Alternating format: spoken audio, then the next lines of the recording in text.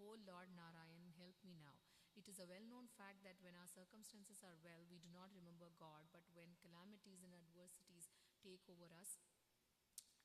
overtake us, we reminded of him. So Bhima ji now turned to God. It occurred to him that he should consult Mr. Nana Sahib Chandorkar, a great devotee of Baba, in this respect. So he wrote to him a letter giving all the details of his malady and asking for his opinion.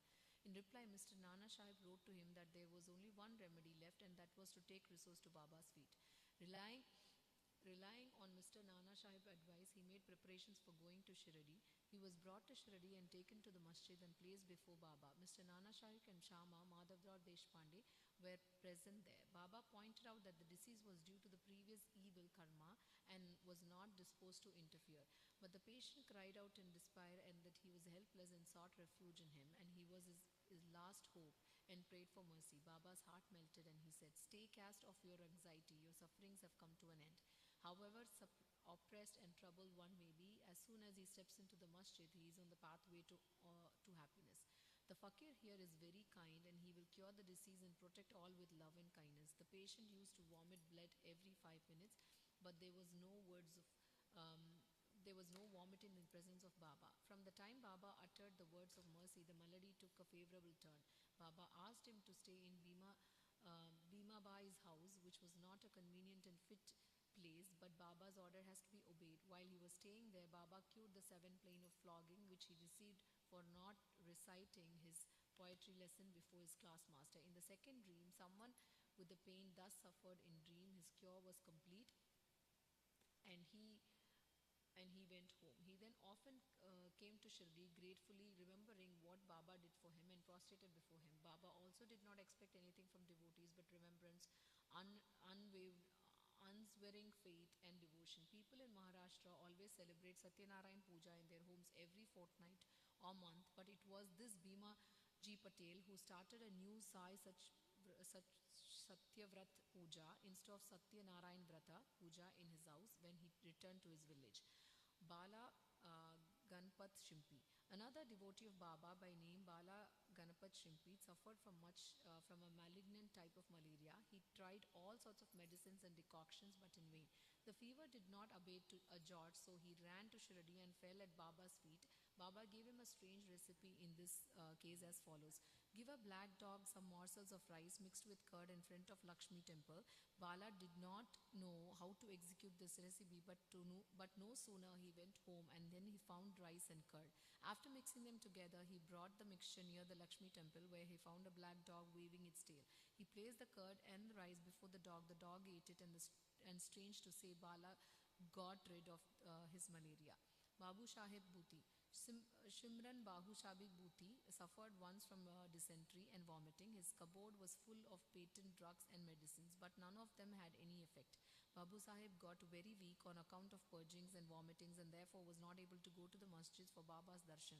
Baba then sent for him and made him sit before him and said, "Now take care, you should not purge anymore," and gestured with his index finger. The vomiting must also stop. Now look at the power of Baba's words. Both maladies disappeared and Bhuti felt well. On another occasion, he had an attack of cholera and suffered from severe thirst. Dr. Pillai tried all sorts of remedies but could give him no relief. Then he went to Baba and consulted him as to what to drink and what allay his thirst and cure the disease. Baba prescribed an infusion of almonds, walnuts, pistachio, boiled in sugared milk. This would be considered a cause for fatal aggravation of the disease but by any other doctor or physician, but in implicit obedience to Baba's orders, the infusion was administered and strange to say, the disease was cured.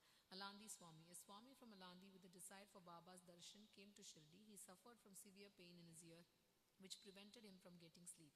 He was operated for this, but it served no purpose. The pain was severe and he did not know what to do. While he was returning, he came to take Baba's leave. When Shama Madhavrao Deshpande requested Baba to do something for pain in Swami's ear, Baba confronted him saying, "Allah acha karega, God will do good." The Swami then returned to Pune and after a week sent a letter to Shirdi stating that the pain in his ear has subsided. Though the swelling was there, in order to get the swelling removed, he went to Mumbai for operation, but the surgeon on examining the ear said that no operation was necessary. Such was the wonderful and potent effect of Baba's words. Kaka Mahajani. Another devotee named Kaka Mahajani once suffered from a diarrhea. In order that order that there should be no break in his services to Baba, Kaka kept a tamya pot with water in some corner of the masjid, and whenever there was a call, he would go out. As Sai Baba knew everything, Kaka did not inform him of his disease, thinking that Baba would of his own cure it soon. The work of constructing the pavement in front of the masjid was permitted by Baba, but when the work actual work began, Baba got wild and shouted out loudly. Everyone ran away, and as Kaka was also doing the same, Baba caught hold of him and made him sit there. In the confusion that followed, somebody left a small pouch of groundnuts there. Baba took a handful of groundnuts, rubbed them in hands, blew away the skins, and gave the clean nuts to Kaka and made him eat that. Scolding and cleaning the nuts and making Kaka eat went on simultaneously. Baba himself ate some of them. Then, when the nuts were finished, Baba asked him to fetch water as he felt thirsty. Kaka brought a pitcher full of water. Then Baba drank some water and made Kaka also drink it. Baba declared, "Now your diarrhea is stopped and you may attend to the work of the pavement." In the meanwhile, other people who had run away returned and started the work. Kaka, whose motions had stopped, also joined them. Are groundnuts medicine for diarrhea? According to the current medical opinion, groundnuts would aggravate the disease and not cure it. The true medicine in this, as in other cases, was Baba's words. Datto Pant of Harda.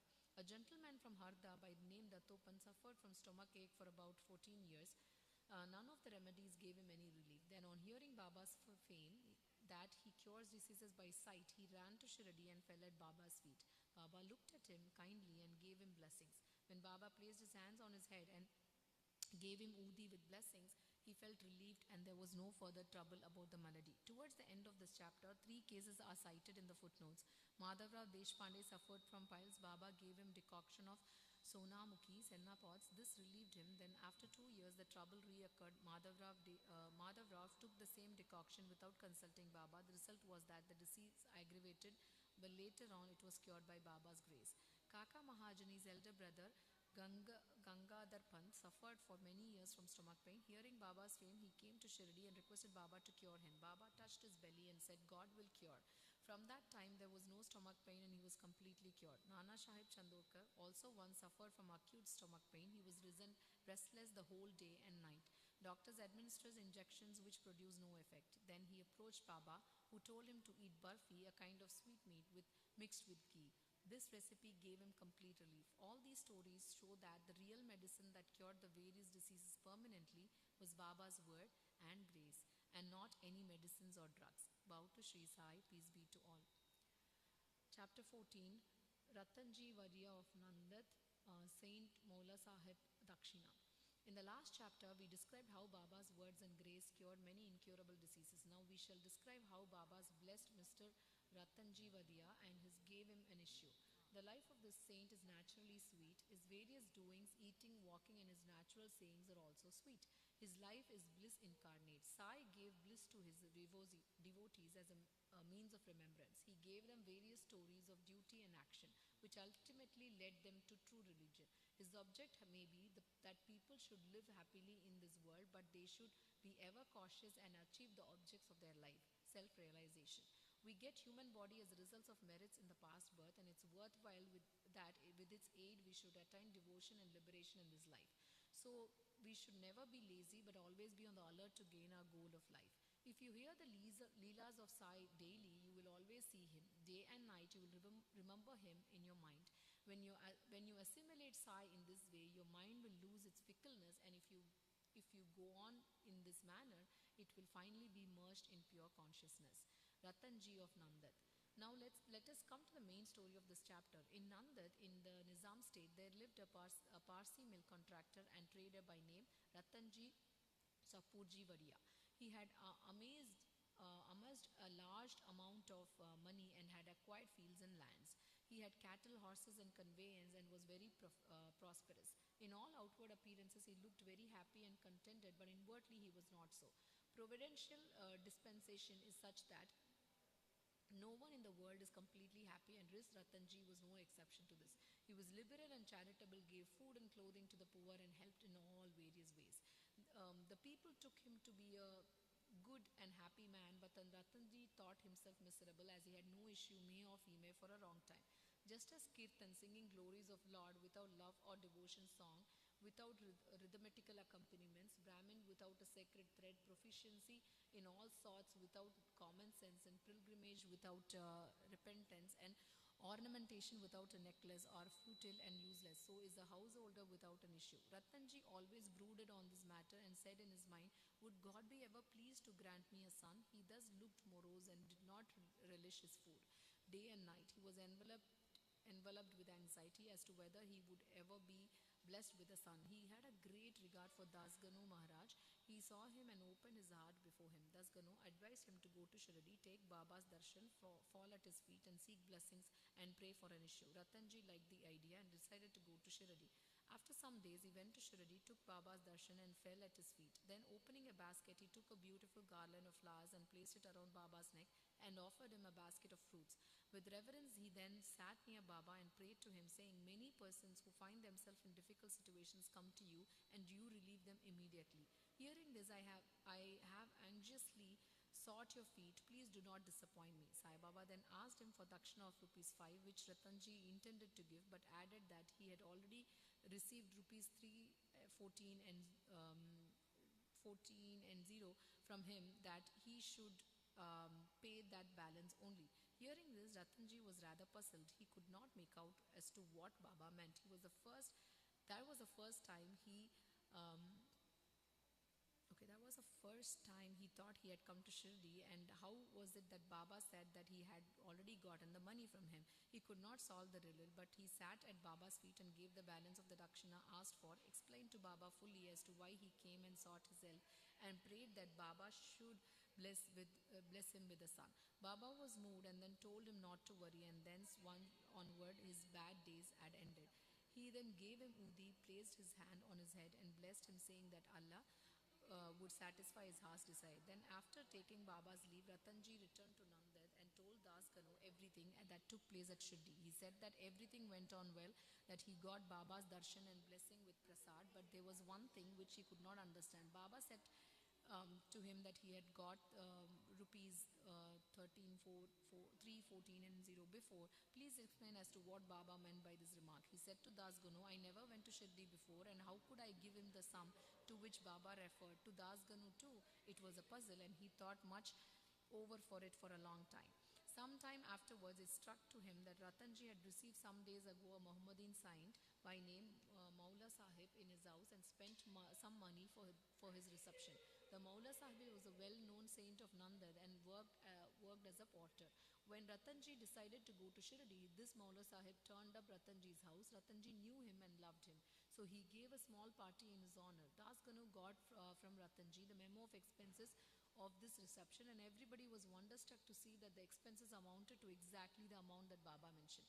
Nothing more, nothing less. They all came to know that Baba was omniscient, and though he lived in Shirdi, he knew that what happened outside far away from Shirdi. In fact, he knew the past, present and future and could identify himself with anybody. In this particular instance, how could he know the reception given to Maula Sahib and the amount spent therefore, unless he could identify himself with him and be one with him? Ratanji was satisfied with his explanation, and his faith in Baba was confirmed and increased. In due time, he was blessed with a son, and his joy knew no bounds. It is said that he had in all a dozen issues, out of which only 4 survived. In a footnote towards the end of this chapter, it is stated that Baba told Rao Bahadur Hari Vinayak Sate, after the death of his first wife, to remarry and that he would get a son. R.B. Sathe married second time. The first 2 issues by this wife were daughters, and therefore he felt very disappointed. But that the third issue was a son. Baba's word did come true, and he was satisfied. Dakshina. Now we shall close this chapter with a few points about Dakshina. It is a well-known fact that Baba always asked for Dakshina from people who went to see him. Somebody may ask a question: if Baba was a fakir and perfectly non-attached, why should he ask for Dakshina and care for money? We shall consider this question broadly now. First, for a long time, Baba did not take anything. He sorted burnt matches and filled his pocket with them. He never asked anybody for anything, whether he be a devotee or otherwise. If anybody placed before him a paisa or two, he purchased oil or tobacco. He was fond of tobacco, for he always smoked a bidi or chilim. Then some persons thought that they should not go to saints empty-handed, and therefore placed some copper coins before Baba. If a paisa was placed before before him, he used to pocket it if it was uh, if it was a 2 paise coin, it was returned immediately. Then after Baba's fame had spread far and wide, people began to flock in numbers and Baba began to ask dakshina from them. It is said in the Shruti, that is Veda, puja of the gods is not complete unless a golden coin was offered. If a coin was necessary in the puja of the gods, why should it not be in the puja of the saints also? Ultimately, the Shastra laid it down that when one goes to see God, king, saint, or guru, he should not go empty handed. He should offer something, preferably money. In this connection, we may notice the precepts recommended by the Upanishads. The Brihadaranyaka Upanishad says that the Lord Prajapati advised the gods, men, and demons by one letter, Dha. The gods understood by this letter that they should practice Dhamma, self control. The men thought or understood that they should practice Dana, charity. The demons understood that they should practice Daya, compassion. To men, charity or giving was recommended. The teacher in the Tatiri, Taittiriya Upanishad exhorts his pupils to practice charity and other virtues. Regarding charity, he says, give with faith or even without it. Give with charity, he says, give with faith or even without it. Give with magnanimity. Liberally, give with modesty, awe, and sympathy. In order to teach the devotees the lessons of charity and to remove their attachment to money and thus to purify their minds, Baba extracted dakshina from them. But there was this peculiarity, as Baba said that he had to give back 100 times more of what he received. There are many instances in which this has happened. To quote an instance, Mr. Ganapatrao Bodas, the famous actor, says in Marathi autobiography that on Baba's pressing him often for dakshina, he emptied his money bag before him. The result of this was Mr. Bodas as that in the later life he never lacked money as it came to him abundantly. There were also secondary meanings of dakshina in many cases in which Baba did not want any amount. To quote two instances, Baba asked rupees 15 as dakshina from Professor G.G. Narke, who replied that he did not have any money. Then Baba said, I know you have no money, but you are reading Yoga Vasishta. Give me dakshina from that. Giving dakshina in this case meant deriving lessons from the book and lodging them in the heart where Baba resides. In second case, Baba asked a certain lady to give rupees 6 as dakshina. The lady felt pained as she had nothing to give. Then her husband explained to her Baba wanted 6 inner enemies to be surrendered to him. Baba agreed with this explanation. It is to be noted that though Baba collected a lot of money by dakshina, he would distribute the whole amount the same day and the next morning. He would become a poor fakir as usual.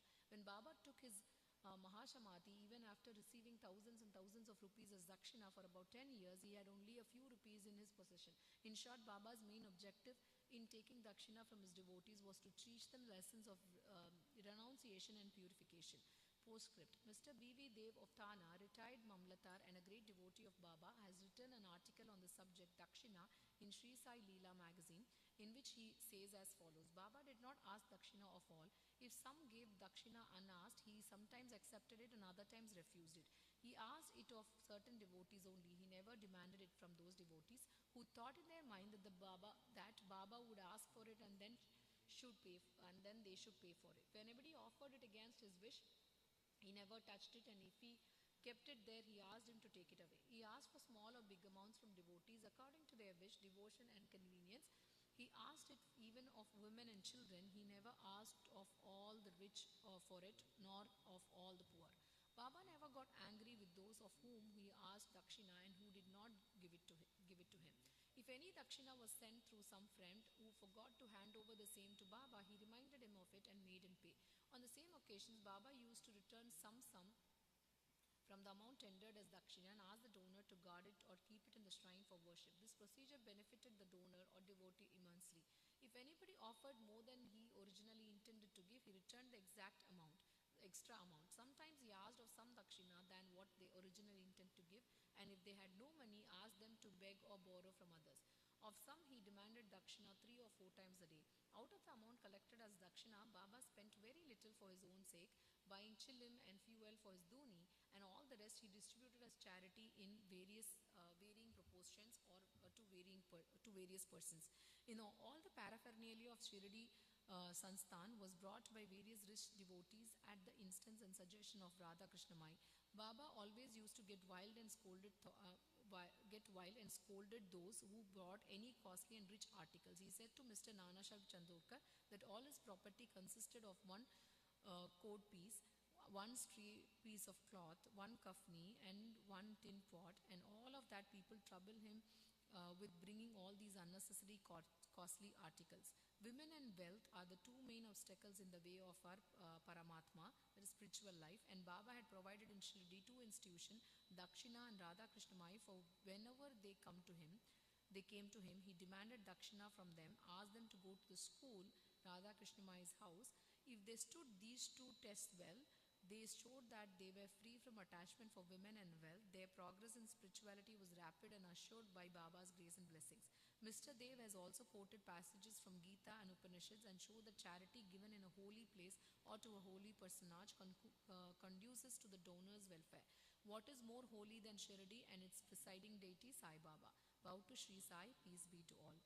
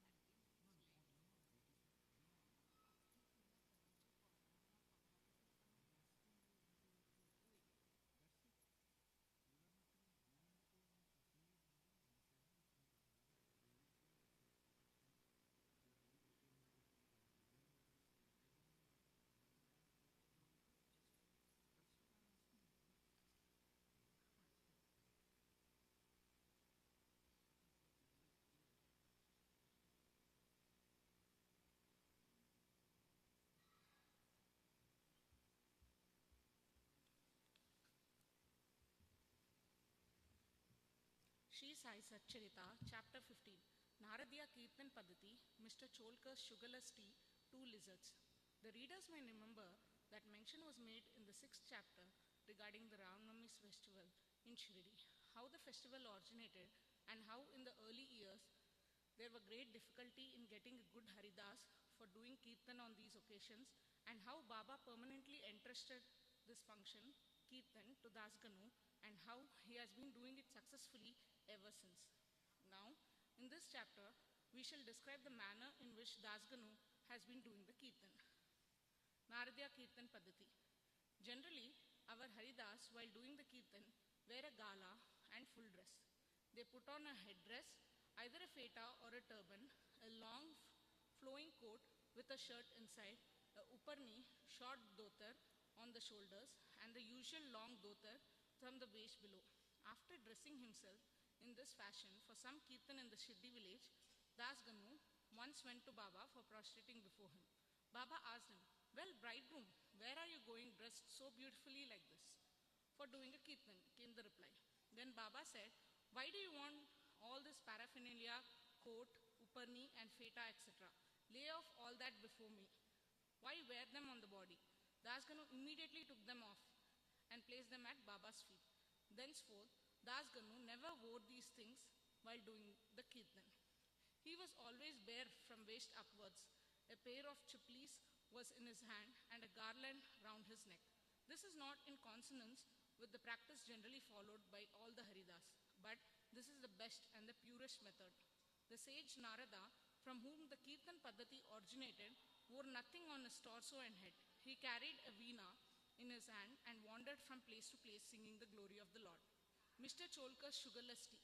Initially, Baba, known in the Pune and Ahmednagar districts, but Nana Sahib Chandorkar by the word of his mouth, and Das Ganu by his splendid Kirtans, spread the fame of Baba in the Konkan Mumbai presidency. In fact, it was Das Ganu, may God bless him, who by his beautiful and inimitable Kirtans made Baba available to many people there. The audience who came to hear the kirtans have different tastes. Some likes the erudition or the learning of the Haridas, some his gestures, some his singing, some his wit and humor, some his preliminary discussion on Vedanta, and some his main theme, and so on. But among them, there are very few who, by hearing the kirtan, get faith and devotion or love for God or saints. The effect of hearing Das Ganu's kirtan on the mind of audience was, however, electric, as it were. We give an instance here. Das Ganu was doing his kirtan and singing the glory of Sai Baba in the Kopaneshwar temple in Thana. One, Mr. Cholkar, a poor man serving as a temporary employee in the civil court in Thana, was amongst the audience. He heard Das Ganu's kirtan most attentively and was much moved. He then and there mentally bowed and vowed to Baba, saying, Baba, I am a poor man, unable to support my family. If, by your grace, I pass the departmental examination and get a permanent post, I shall go to Shirdi, fall at your feet, and distribute sugar candy in your name. As luck would have it, Mr. Cholkar did pass the examination and did get the permanent post, and now it remained for him to fulfill his vow. The sooner, the better. Mr. Cholkar was a poor man with a large family to support, and he could not afford to pay for the expenses of the Shirdi trip. As it is well said, and one can easily cross over Nane Ghat in Thane district or even the Sayadri range, but it is very difficult for a poor man to cross Umbar Ghat, that is the threshold of his house. As Mr. Cholkar was anxious to fulfill his vow as early as possible, he resolved to cut down his expenses and save money. He determined not to use sugar in his diet and began to take his tea without it.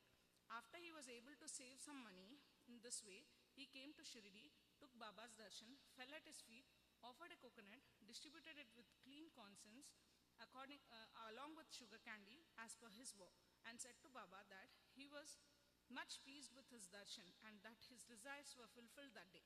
Mr. Cholkar was in the masjid with his host Bapu Sahib Jog.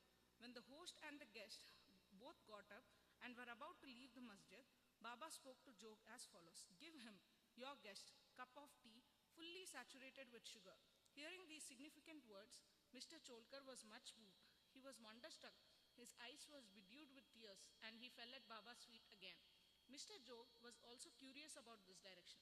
Baba wanted, by his words, to create faith and devotion in Cholkar's mind. He hinted, as it were, that he got the sugar candy as per his vow, and that he knew fully well his secret determination not to use sugar in his diet. Baba meant to say, if you spread your palms with devotion before me, I am immediately with you day and night. Though I am here physically, still I know what you do beyond the seven seas. Go wherever you wish over the wide world. I am with you. My abode is in your heart, and I am within you. Always worship me, who is seated in your heart, as well as in the hearts of all beings. Blessed and fortunate indeed is he who knows me thus. What a beautiful and important lesson Baba had thus imparted to Mr. Cholkar. Two lizards. Now we close this chapter with the story of two little lizards. Once, Baba was sitting in the masjid. A devotee sat in front of him when a lizard tick-ticked. Out of curiosity, the devotee asked Baba whether his tick-ticking of the lizard signified anything good or was it a bad omen. Baba said that the lizard was overjoyed as her sister from Aurangabad was coming to see her. The devotee sat silent, not making out the meaning of Baba's words. Immediately, a gentleman from Aurangabad came on horseback to see Baba. He wanted to proceed further, but his horse would not go as it was hungry and wanted grams. He took out a bag of grams from his shoulders to bring grams and dashed it to the ground to remove dirt. A lizard came out from there and in the presence of all climbed up the wall. Baba asked the questioner devotee to mark her well. She at once went strutted to her sister. Both sisters met each other after a long time, kissed and embraced each other, whirled round, danced with love. Where is Shirdi and where is Aurangabad for the lizard? How should the man on horseback come there from Aurangabad with the lizard? And how should Baba make the prophecy of meeting of the two sisters? All this is really very wonderful and proves the omniscience, the all-knowing nature of Baba. Postscript. He who respectfully reads this chapter or studies it daily will get all his miseries removed by the grace of the Sadguru Sai Baba. Both to Sri Sai, peace be to all. Chapter 16 and 17, Quick Brahmagyan. These two chapters relate to the story of a rich gentleman who wanted Brahmagyan quickly from Sai Baba. Preliminary.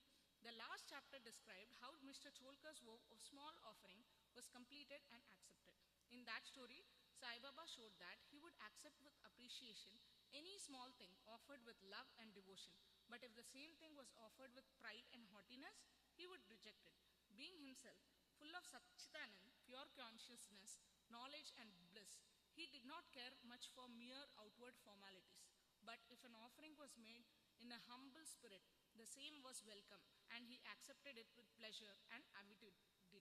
In fact, there is no person more generous and benevolent than a Sadguru like Sai Baba. He cannot be compared to the Chintamani jewel, the Kalpataru, the celestial tree which fulfills our desire, or to the Kamadhenu, the celestial cow which yields what we desire. They only give us what we desire, but the Sadguru gives us the most precious thing, the inconceivable and inscrutable, the reality. Now, let us hear how Sai Baba disposed of rich man who came to him and implored him to give him Brahmagyan. There was a rich gentleman, unfortunately his name and whereabouts are not mentioned, who was very prosperous in his life. He has amassed large quantities of wealth, houses and lands, and had many servants and dependents. When Baba's fame reached his ears, he said to the friend of his that he was not in want of anything, and so he would go to Shirdi and ask Baba to give him Brahmagyan, which if he got, he would be certain would certainly make him more happy. His friend dissuaded him, saying, "It is not easy to know Brahma, and especially so for an avaricious man like you, who is always engrossed in wealth, wife and children. Who will, in the quest of Brahmagyan, satisfy you? Who does not give away even a paisa in charity?" Not minding his friend's advice, the fellow engaged a return journey tonga and came to Shirdi. He went to the masjid, saw Sai Baba, fell at his feet and said, "Baba, hearing that you show Brahma to all those who come to you, I too have come here all the way from a very distinct place. I am much fatigued by this journey, and if I get Brahmagyan from you, my troubles will be well paid and rewarded." Baba then replied, "Oh my dear friend, do not be anxious. I shall show you Brahma. Many people come to me and ask for wealth, health, power, honor, position, cure of diseases, and other temporal matters. Rare is the person who comes to me and asks for Brahmagyan. There is no dearth of persons asking for worldly things, but people interested in spiritual matters are very rare. I think it is fortunate and auspicious moment when person like you come and ask me for Brahmagyan. So, forthwith, I show to you with pleasure Brahma with all its accompaniments and complexities." Saying this, Baba started to show him Brahma. He made him sit there and engaged him in some other talk, and thus made him forget his question for time being. Then he called a boy and told him to go to one Nandu Marwari and get from him a loan of ₹5. The boy left and returned immediately, saying that Nandu was absent and his house was locked. Then Baba asked him to go to Bala Grocer and get from him the said loan. This time also the boy was unsuccessful. This experiment was repeated again twice or thrice with the same result. Sai Baba was, as we know, the living and the moving Brahma incarnate. Then someone may ask, why did he want the paltry sum of ₹5, and why did he try so hard to get it? In reality, he did not want the sum at all. He must have known that Nandu and Bala were absent, and he seemed to have adopted the procedure as a test for the seeker of Brahma. That gentleman had a roll of bundle of currency notes in his pockets, and if he was really earnest, he would not have sat quiet and be a mere onlooker when Baba was frantically trying to get a paltry sum of ₹5. He knew that Baba would keep his word and repay the debt, and that sum wanted was insignificant. Still, he could not make up his mind and advance the sum. Such a man wanted from Baba the greatest thing in the world, that is Brahmagyan. Any other man who really loved Baba would have given him the ₹5 at once instead of being a mere onlooker. It was otherwise with this man. He advanced no money, nor did he be silent, but began to be impatient, and he was in a hurry to return and implored Baba, saying, "Oh Baba, please give me Brahmagyan soon." Baba replied, "Oh my dear friend, didn't you not understand all the procedure that I went through sitting in this place for enabling you to see Brahma? It is in short this. For seeing Brahma, one has to give five things, that is, surrender five things. That is, 1. Five pranas, vital forces, 2. Five senses, 3. Mind, 4. Intellect, and 5. Ego. This path of Brahmagyan or self-realization is hard as treading on the edge of a razor. Sai Baba then gave a rather long discourse on this subject, the purport of which is given below. Qualifications for Brahmagyan or self-realization. All persons do not see or realize the Brahma in their lifetime. Certain qualifications are absolutely necessary. 1. Mumukshu or intense desire to get free. He who thinks that he is bound and that he should get free from bondage and works earnestly and resolutely to that end and does not care for any other thing is qualified for the spiritual life. 2. Virakti or the feeling of non-attachment with the things of this world and the next. Unless a man feel disgusted with the things, emoluments and honors which his actions would bring in this world and the next, he has no right to enter the spiritual realm. 3. Antarmukha, introversion.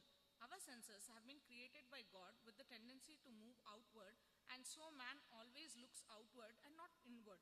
He who wants self-realization and immortal life must turn his gaze inwards and look to his inner self. 4. Catharsis, eliminating all base ideas and emotions. Unless a man has turned away from wickedness and stopped from doing wrong and has entirely composed himself, and unless his mind is at rest, he cannot gain self-realization even by means of knowledge. 5. Right conduct. Unless a man leads a life of truth, penance and insight, a life of celibacy, he cannot get God realization. 6. Preferring Sreyash, the good, to Prayash, the present. There are two sorts of things, that is the good and the pleasant. The former deals with the spiritual affairs and the latter with the mundane matters. Both these are open to man for acceptance. He has to think and choose one of them. The wise man prefers the good to the pleasant, but the unwise, though through greed and attachment, chooses the pleasant. 7. Control of the mind and the senses. The body is the chariot and the self its master. Intellect is the charioteer and the mind is the reins. The senses are the horses and the sense objects are their paths. He who has no understanding and whose mind is unrestrained, has his senses unmanageable like a stray horse of a charioteer, does not reach his destination and get self-realization, but goes through the rounds of births and deaths. But he who has understanding and whose mind is restrained, has his senses under control, like the good obedient horse of a charioteer, reaches the destination, that is the state of self-realization, whence he is not born. The man who has understanding as his charioteer, guide, and is able to rein his mind, reaches the end of the journey, which is the supreme abode of all-pervading Vishnu, Lord. 8. Purification of mind.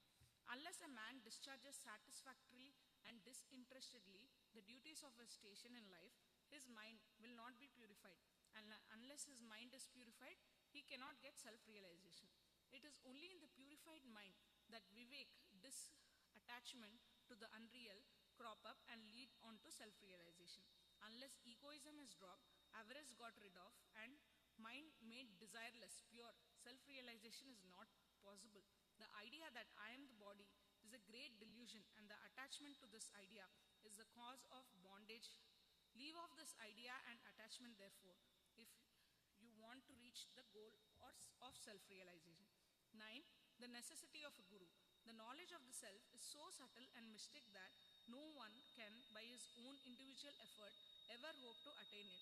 So the help of another person, teacher, who has himself got self-realization is absolutely necessary. What others cannot give with great effort and pains can be easily gained with the help of such a teacher, for he has walked on the path himself and can easily take the disciple step by step on the ladder of spiritual progress. 10. And lastly, grace of Lord is the most essential thing. When the Lord is pleased with anybody, he gives him vivek and vairagya and takes him safe beyond the ocean of mundane existence. The self cannot be gained by the study of Vedas, nor by intellect, nor by learning. He who the self chooses gains it. To him, the self reveals its nature, says the Katha Upanishad. After the dissociation was over, Baba turned to the gentleman and said, "Well, sir, there is in your pocket the Brahma in the form of 50 times of 5, 250 rupees. Please take that out." The gentleman took out from his pocket the bundle of currency notes and to his great surprise found on counting them that there were 25 notes of 10 rupees each. Seeing this omniscience of Baba, he was moved and fell at Baba's feet and craved for his blessings. Then Baba said to him, "Roll up your bundle of Brahma, that is currency notes. Unless you completely get rid of the avarice or the greed, you will not get the real Brahma. How can he whose mind is engrossed in wealth, progeny and prosperity expect to know the Brahma without removing his attachment for them? The illusion of attachment or the love for money is deep eddy whirlpool of pain, full of crocodiles in the form of conceit and jealousy. He who is desireless can alone cross this whirlpool. Greed and Brahma are asunder as poles. They are eternally opposed to each other. Where there is greed, there is no room for thought or meditation of the Brahma. Then, how can a greedy man get dispassion or salvation? For a greedy man, there is no peace, neither contentment nor steadiness. If there is even a little trace of greed in mind, all sadhana, spiritual endeavors, are of no avail. Even the knowledge of well-read man, who is not free from the desires of the fruit or the reward of his actions, is futile and can't help him in getting self-realization. The teachings of the Guru are of no use to the man who is full of egoism and who always thinks about the sense object. Purification of mind is absolutely necessary. Without it, all our spiritual endeavors are nothing but useless show and pomp. It is therefore better for one to take only what he can digest and assimilate. My treasury is full and I can give anyone what he wants, but I have to see whether he is qualified to receive my gift. If you listen to me carefully, you will certainly be benefited. While sitting in this masjid, I never speak any untruth. When a guest is invited into the house, all the members of the household and other friends and relations that happen to be present are entertained along with the guest. So all those who are present in the masjid at the time could partake of the spiritual feast that was served by Baba for the rich gentleman. After getting Baba's blessings, one and all, including the gentleman, left the place quite happy and contented. Special characteristics of Baba.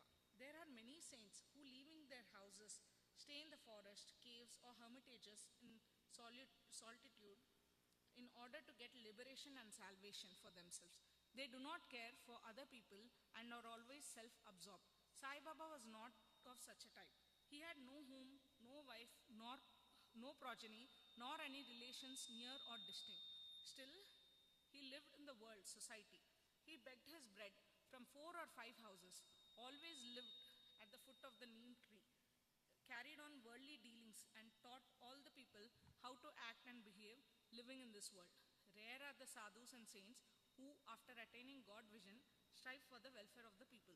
Sai Baba was the foremost of these, and therefore says Hemat Pant, "Blessed is the country, blessed is the family, and blessed are the chaste parents who wear this extraordinary, transcendent, precious and pure jewel Sai Baba was born." Bo to Sri Sai, peace be to all.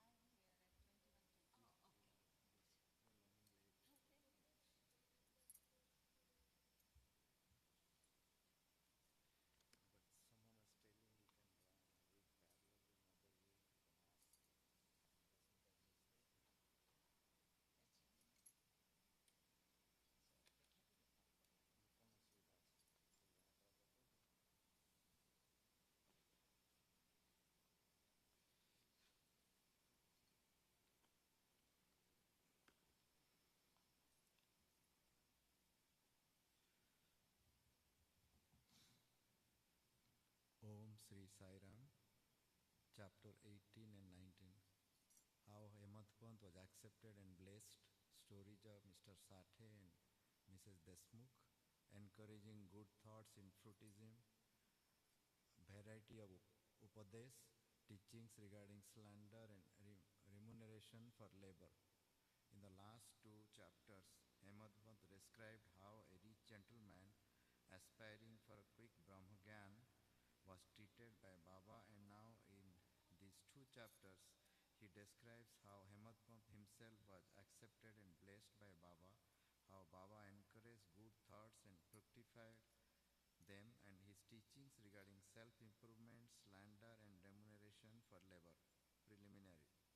It is a well-known fact that the Sadguru looks first to the qualification of his disciples and then gives them suitable instructions without unsettling their minds in the least, and leads them on towards the goal of self-realization. In this respect, some say that what the Sadguru teaches or instructs should not be divulged to others. They think that their instructions become useless if they are published. This view is not correct. The Sadguru is like a monsoon cloud. He pours down profusely, that is, scatters widely his nectar-like teachings. These we should enjoy and assimilate to our heart's content, and then serve others with them without any reservation. This rule should apply not only to what he teaches in our waking state, but to the visions he gives us in our dreams. To quote an instance, Buddha Kausik Rishi published his celebrated Ram Raksha Stotra, which he had seen in his dream. Like a loving mother forcing bitter but beneficial medicines down the throat of her children for the sake of their health, Sai Baba imparted spiritual instruction to his devotees. His method was not veiled or secret, but quite open. The devotees who followed his instructions got their object. Sadgurus like Sai Baba open our eyes, intellect, and show us the divine beauty of the self and fulfill our tender longings for devotion. When this is done, our desire for sense objects vanishes, twin fruits of Vivek and Vairagya come to our hands, and knowledge sprouts even in the sleep. All this we get when we come in contact with Sai, and serve them and secure them their love. The Lord, who fulfills the desires of his devotees, comes to our aid, removes our troubles and sufferings, and makes us happy. This progress or development is entirely due to the help of the Sadguru, who is regarded as the Lord himself. Therefore, we should always be after the Sadguru, hear his stories, fall at his feet, and serve him. Now we come to our main story, Mr. Sate. There was a gentleman named Mr. Sate who had attained some publicity many years ago during Crawford Regime, which was put down by Lord Ray, the governor of Mumbai. He suffered severe losses in trade. Other adverse circumstances gave him much trouble and made him sad and dejected. Being restless, he thought of leaving home and going out to a distant place. Man does not generally think of God, but when difficulties and calamities overtake him, he turns to him and prays for relief. If his demerits have come to an end, God arranges his meetings with the saint, who gives him proper directions regarding his welfare. Mr. Sate had similar experience. His friends advised him to go to Siddhi, where so many people were flocking to get Sai Baba darshan, for getting peace of mind and the satisfaction of their wants. He liked the idea that, and at once came to Sirdi in 1917. Seeing Baba's form, which was like eternal Brahma, self-luminous, fearless and pure, his mind lost his restlessness and became calm and composed. He thought that it was the accumulation of his merits in his former births that brought him to the holy feet of Baba. He was a man of strong will. He at once started to make a Parayan of Guru Charitra. When his reading was finished in the Saptah, Baba gave him a vision that night. It was to this effect, Baba with Guru Charitra in his hand was explaining its contents to Mr. Sate, who was sitting in front and listening carefully. When he woke up, he remembered the dream and felt very happy. He thought that it was extremely kind of Baba, who awakens souls like these that were snoring in ignorance and makes them next day he informed Kaka Sahib Dikshit of his vision and requested him to consult Sai Baba regarding its meaning or significance, whether one saptah reading was sufficient or whether he should begin again. Kaka Sahib Dikshit, when got a suitable opportunity, asked Baba, Deva, what did you suggest to Mr. Sathe by this vision? Whether he should stop or continue the saptah? He is a simple devotee, his desire should be fulfilled. Then Baba replied, he should make one more saptah of the book. If the work is be studied carefully, the devotees will become pure and be benefited. The Lord will be pleased and will risk him from the bondage of the mundanes of existence. At this time, Hemadmat was present there. He was shampooing Baba's legs. When he heard Baba's words, he thought in his mind, what? Mr. Sathe read for a week only and got a reward, and I am reading it for 40 years with no result. His 7 days stay here becomes fruitful, while my 7 years stay goes for nothing. Like a chatak bird, I am ever waiting for the merciful cloud to pour its nectar on me and bless me with his instruction. No sooner did his thoughts cross his mind, Baba knew it then and there. It was the experience of the bhaktas that Baba understood all their thoughts and that he suppressed the evil thoughts and encouraged the good ones. Reading Hemadpant's mind, Baba at once asked him to get up, go to Shama and get from him 15 rupees as dakshina, sit and chit-chat with him for a while and then return. Mercy dawned in Baba's mind and so he issued this order. And who could disobey Baba's order? Hemadpant immediately left the masjid and came to Sama's house. He had just bathed and was wearing a dhotar. He came out and asked Hemadpant, how is it that you are here now? It seems that you have come from the masjid. Why do you look restless and dejected? Why are you alone? Please sit and rest while I shall do my worship and return. In the meanwhile, you please take the pan bida. Let us then have a pleasant chat. After saying this, he went inside and Hemadpant sat alone in the veranda. He saw in the window a well-known Marathi book named Nath Bhagavat. This is a commentary by the saint Eknath on the 11th skandha of the bigger Sanskrit work, the Bhagavad. At the suggestion or recommendation of Sai Baba, Messrs. Bapu Sahib Jog and Kaka Sahib Dikshit read Bhagavad Gita daily with its Marathi commentary named Bhavarta Deepika or Dhyaneshwari and Nath Bhagavat, and also Eknath's other big work, namely Bhavartha Ramayana. When devotees came to Baba and asked him certain questions, he sometimes answered them in part and asked them to go and listen to the readings of the above mentioned works, which are the main treatise of Bhagavad Dharma. When the devotees went and listened, they got full and satisfactory replies to their questions. Hemadpant also used to read daily some portions of the Nath Bhagavat.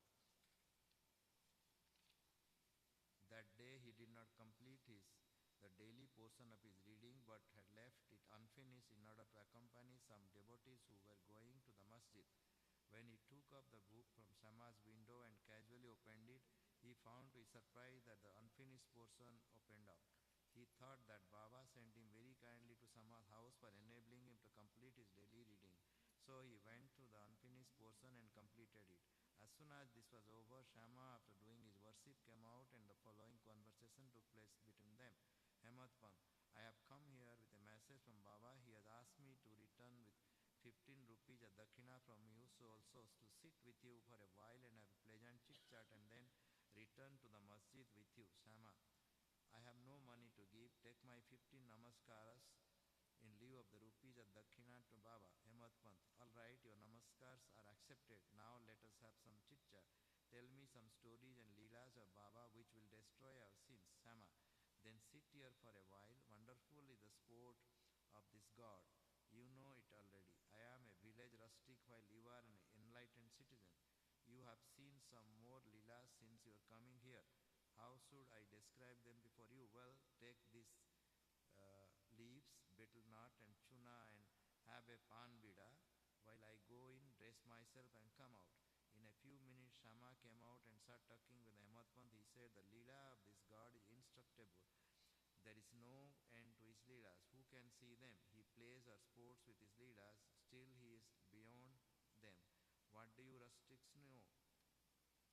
Why does not Baba himself tell stories? Why does he send learned men like you to fools like me? His ways are inconceivable. I can only say that they are not human. With a preface, Sama added, I know, remember a story which I shall relate to you. I know it personally as a devotee and resolute and determined, so it's Baba's immediate response. Sometimes Baba puts the devotees to severe test and then gives them upadesh.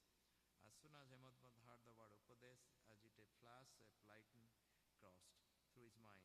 He at once remembered the story of Mr. Sathe's Guru Charitra reading and thought that Baba might have sent him to Sama in order to give peace to his restless mind.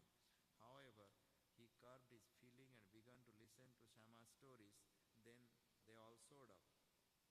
How kind and affectionate Baba was to his devotees. Hemadpant began to feel joy on hearing all this. Then Shama began to tell the following story. Mrs. Radhabai Deshmukh. There was an old woman by name Radhabai. She was the mother of one Khasaba Deshmukh. Hearing Baba's fame, she came to Sirdi with the people of Sangnamar. She took Baba's darshan and was much satisfied. She loved Baba intimately and resolved in her mind that she should accept Baba as her guru and take some upadesh from him. She determined to fast herself unto death, so long as Baba did not accept her and give her any upadesh or mantra. She stayed in her lodging and stopped taking any food or water for 3 days. I was frightened by this ordeal of the old woman and interceded with Baba on herself.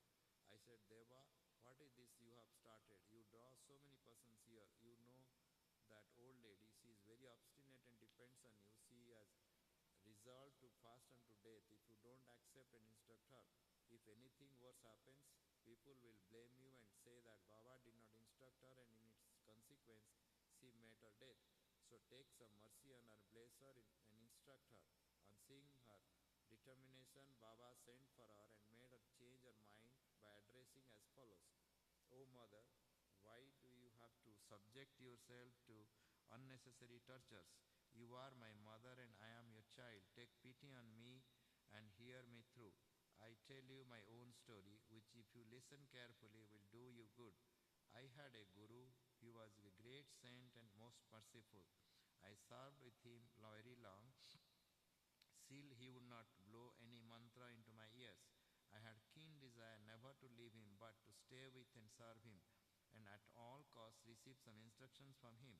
But he had his own way. He first got my head shaved and asked me for 2 paisa as dakshina.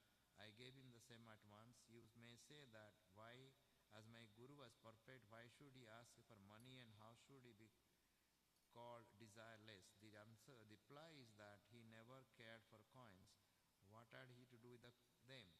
His 2 paisa were firm faith and patience or perseverance. I gave these 2 paisa to him and he was pleased. I resorted to my guru for 12 years. He brought me up. There was no dearth of food and clothing. He was full of love and sin. He was love incarnate. How can I describe it? He loved me most. Rare is a guru like him. When I looked at him, he seemed as if he was in deep meditation, and then we both were filled with bliss night and day. I gazed at him with no thought of hunger and thirst. Without him I felt restless. I had no other subject to meditate, nor any other thing than my guru to attend. He was my sole refuge. My mind was always fixed on him. This nistha is 1 paisa of dakshina. Saburi is the other paisa. I waited patiently and sought my guru. This saburi will ferry you across the sea of this mundane existence. Saburi removes all sins and afflictions, gets rid of calamities in various ways, and casts aside all fear, and ultimately gives you success. Saburi is the mind of virtues, consort of good thought. My guru never expected any other thing from me. He never neglected me but protected me from at all times. I lived with him and was sometime away from him. Still, I never felt the absence of his love. He always protected me by his glance, not As the tortoise feeds her young ones, whether they are near her or away from on the other side of the bank, or by her loving glances. O mother, my guru never taught me any mantra then. How shall I blow my mantra in your ears? Just remember that Guru's tortoise like loving glance gives you happiness. Do not try to get mantra or upadesh from anybody. Make me the sole object of your thoughts and actions, and you will no doubt attain Paramartha. Look at me wholeheartedly, and I in turn look at you. Sitting in this masjid, I speak the truth, nothing but the truth. So, sadhana or proficiency in the six shastras is necessary. Have faith and confidence in your Guru. Believe that Guru is the sole actor or doer. Blessed is he who knows the greatness of his Guru and thinks him to be Hari, Hara, and Brahma incarnate. Instructed in this way, the old lady was convinced. She bowed to Baba and gave up her fast. Hearing this story carefully and attentively and marking the significance and appropriateness, Ahmadmad was most agree surprised. On seeing this wonderful Leela of Baba, he was moved from top to toe. He was overflowing with joy, and his throat was choked, and he was not able to utter a single word. Shama, on seeing him in this condition, asked him, "What is the matter with you? Why are you silent? How innumerable Leelas of Baba shall I describe?" Just at this time, the bell in the masjid began to ring, proclaiming that the noon worship and arti ceremony had begun. Therefore, Shama and Ahmadmand hurried to the masjid. Bapu Sahib Jog had just started the worship.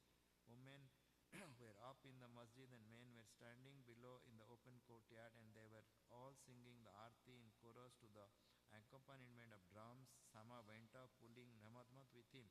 He sat to the right and Ahmadmand in front of Baba. On seeing them, Baba asked Ahmadmand to give the dakshina brought from Shama.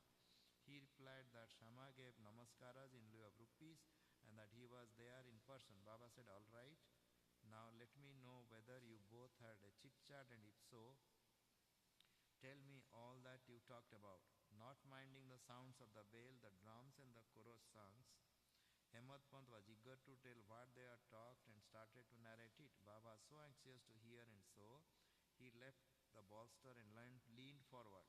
Ahmadmand said that all that they had talked about was very pleasant. Specifically, the story of the old lady was most wonderful, and that on hearing it, he thought that his Leela was inexplicable, and under the guise of that story, he really blessed him. Baba then said, "Wonderful is the story. How were you blessed? I would like to know everything in detail from you.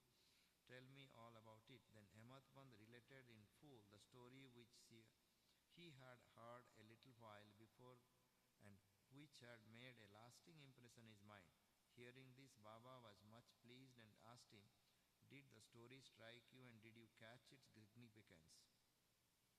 He replied, "Yes, Baba. The restlessness of my mind has vanished, and I have got a true peace and rest and come to know the truth." Then Baba spoke as follows: "My method is quite unique. Remember well this one story, and it will be very useful. To get the knowledge of the self, dhyan is necessary. If you practice it continuously, the vrittis will be pacified. Being quite desireless, you should meditate on God, who is in all creatures, and when the mind is concentrated, the goal will be achieved. Meditate always on my formless nature, which is knowledge incarnate, consciousness and bliss. If you cannot do this, meditate on my form from top to toe, and you see here night and day. As you go on doing this, your vrittis will be single pointed, and the distinction between the dhyata, dhyana, dhyaya will be lost, and the mediator will be one with the consciousness and be merged in the Brahma. The tortoise is on one bank on the river, and the young ones at the other. She gives neither milk nor warmth to them. Her mere loving glance gives them nutrition. The young ones do nothing but remember their mother. The tortoise glance is to the young ones the only source of sustenance and happiness. Similar is the relation between the Guru and the disciples. When Baba Baba uttered these words, the chorus of the Aarti songs were over, and all cried out loudly in unison, Victory, victory be to our Sadguru Sai Maharaj, who is pure consciousness, knowledge and bliss. Dear readers, let us imagine that we are at this time standing amongst the crowd in the masjid, and let us join them in his Jai Jaikar. After the Aarti ceremony was over, Prasad was distributed. Bapu Sahib Jog came forward and as usual, and after saluting Baba, gave into his palm a handful of sugar candy. Baba pushed all this into his hands of Ahmad Pant and said to him, if you take this story to your heart, remember it well, your state will be sweet as the sugar candy. All your desires will be fulfilled and you will be happy. Ahmad Pant bowed down to Baba and implored, do favor me like this, bless and protect me always. Baba replied, hear this story, meditate on it and assimilate its spirit. Then you will always remember, meditate on the Lord, who will manifest himself to you. Dear readers, Ahmad Pant got prasad of sugar candy, and we now get the prasad of sugar candy or nectar of his story. Let us drink to our heart's content, meditate on it and assimilate it, and be strong and happy by Baba's grace. Amen. Towards the end of the 19th chapter, Ahmad Pant had dealt with some other matters which are given below. Baba's advice regarding our behavior. The following words of Baba are of general welfare and invaluable. If they are kept in mind and acted upon, they will always do you good. Unless there is some relationship or connection, nobody goes anywhere. If any men or creatures come to you, do not discourteously drive them away, but receive them well and treat them with due respect. Sri Hari will be certainly pleased if you give water to the thirsty, bread to the hungry, clothes to the naked, and your veranda to strangers for resting. If anybody wants any money from you and you are not inclined to give, do not give, but do not bark at him like a dog. Let anybody speak hundreds of things against you. You do not resent by giving any bitter reply. If you tolerate such things, you will certainly be happy. Let the world go to topsy-turvy. You remain where you are, standing in your own place, looking calmly at the show of all things passing before you. Demolish the wall of difference that separates you from me, and then the road of our meeting will be clear and open. The sense of differentiation as I and thou is the barrier that keeps away the disciples from his master, and unless that is destroyed, the state of union or atonement is not possible. Allah Malik, that is God, is the sole proprietor. Nobody else is in our protector. His method of work is extraordinary, invaluable and inscrutable. His will be done, and he will show us the way and satisfy our heart's desires. It is an account of Rinanubandh that we have some come together. Let us love and serve each other and be happy. He who attains the supreme goal of life immortal and happy, all others none merely exist, that is, live so long as they breathe. Encouraging good thoughts in fruition. It is interesting to note that how Sai Baba encouraged good thoughts. You have to surrender yourself completely to him with love and devotion, and then you will see how he helps you throughout. Some saints have said that when you get a good thought immediately after awakening from sleep, and if you develop the same afterward during the day, your intellect will be unfolded and your mind will attain calmness. Ahmad Pant wanted to try this on one Wednesday night before going to bed. He thought, tomorrow is Thursday, an auspicious day, and the place, that is Sirdi, is so holy, so let me pass a whole day in remembering and celebrating the Ram Naam. And then he slept off. Next morning when he got up, he remembered without any effort the name of Ram and was much pleased. He then, after finishing his morning duties, went to see Baba with flowers.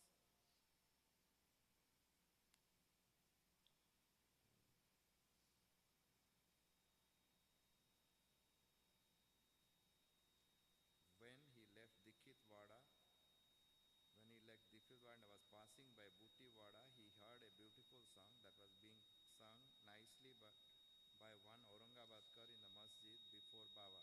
The song was Guru Kripanjan Payo Mere Bhai, etc. by Eknath, in which he say that he got collyrium in the form of his Guru's grace, which is opened his vision and made him see Ram in and out, in sleep, dream, and waking state, and everywhere. There were so many songs, but why was this song particularly chosen by the Aurangabadkar, a devotee of Baba? Is this not a curious coincidence arranged by Baba to amplify the determination of Hematpant to sing unceasingly Ram Nam during the day? All saints agree and lay stress upon the efficacy of uttering Ram's name in fulfilling the ambitions of bhaktas and in protecting and saving them from all calamities. Variety in Upadesh, slanderer condemned. Sai Baba required no special place nor any special time for giving instructions. Whenever any occasion demanded, he gave them freely. Once it has so happened, a bhakta of Baba revealed someone behind his back before other people. On leaving aside merits, he dwelt on the faults of his brother and spoke so sarcastically that the hearers were disgusted. Generally, we see that people have a tendency to scandalize others unnecessarily, and this brings on ill feelings. Saints see scandal in other light. They say that there are various ways of cleansing or removing dirt, namely by means of the water and soap. But a scandal monger has got a way of his own. He removes the dirt of his others by his tongue. So in a way, he obliges the person whom he relieves, and for his he is to be thanked. Sai Baba had his own method of correcting the scandal monger. He knew by his omniscience that what the slanderer had done, and when he met him with noon near the Lendi, Baba pointed out to him a pig that was eating filth near the fence and said to him, "Behold, how with what relish it is gulping filth. Your conduct is similar. You go on revealing your own brethren to your heart's content. After performing many deeds of merit, you are born as a human, and if you act like this, how can Sirdi help you in any way?" Needless to say that the Bhakta took the lesson in his heart and went away. In this way, Baba went on giving instructions whenever necessary. If these are born in our minds and acted upon, the spiritual goal is not far off. There is a proverb which says, "If there be my hurry, who will feed me on my cot?" This proverb is only true in respect of food and clothing, but if anyone believes this, sits idle and does nothing in spiritual matters, he will be ruined. One has to exert himself to his utmost for attaining self-realization. The more he endeavors, the better for him. Baba said that he was omnipresent, transcending land, air, world, light and heaven, and that he was not localized. To remove the misunderstanding of those who thought that Baba was only his body, 3 cubits and a half in length, he incarnated himself in his form, and in any devotee meditated on him day and night with complete self-surrender, he experienced complete union with him, like sweetness and sugar, waves and sea, eye and its sight. He who wants to get rid of the cycle of births and deaths should lead a righteous life with his mind calm and composed. He should not speak harshly to anyone so as to hurt him. He should always engage himself in good actions, should do his duties and surrender himself heart and soul to him. He need not then be afraid of anything. He who trusts him entirely, hears and expounds his leelas and does not think of anything else is sure to attain self-realization. Baba asked many to remember his name and to surrender to him, but to those who wanted to know who they were, he advised Sravan and Manan. To some he advised remembering God's name, to others hearing his leelas, to some worship, to his feet, to others reading and studying Adhyatma, Ramayana, Dhyaneshwari and other sacred scriptures. Some he made sit near his feet, some he sent to Khandoba's temple, and some he advised the repetition of the 1,000 names of Vishnu, and some the study of Chandogya, Upanishad and Gita. There was neither any limit nor any restriction to his instructions. He gave in person or by vision and dreams. To someone addicted to drink, he appeared in his dream, sat on his chest, pressed it and left him after he gave a promise not to touch liquor anymore. To some he explained some mantras like Gurur Brahma in dreams. To some devotee he was practicing Hatha Yoga. He sent word that he should live of Hatha Yoga practices, sit quiet and wait. It is impossible to describe all his ways and methods. In ordinary worldly dealings, he set examples by his actions, one of the which is given below. Remunerations for labor. One day at noon, Baba came near Radhakrishna Mai's house and said, "Bring me a ladder." Some men brought it and set it against the wall of a house, as directed by Baba. He climbed up on the roof of the Baman Gondkar's house, passed over the roof of Radhakrishna Mai's house, and then got down from the other corner. What object Baba had none could know. Radhakrishna Mai was at the time shivering with malaria. It may be to drive off that fever that he may have gone up there. Immediately after getting down, Baba paid 2 rupees to the persons who bought the ladder. Somebody asked Baba why he paid so much for this. He replied that nobody should take the labor of others in vain. The worker should be paid his dues promptly and liberally. If the principle taught by Baba be followed, that is, if the remuneration for labor be paid promptly and satisfactorily, the laborers will turn out better and both laborers and their employers will be profited, and there will be no room for lockouts and strikes, no ill feeling between labor and capital. Bow to Sri Sai, peace to be all. Om Sai Ram.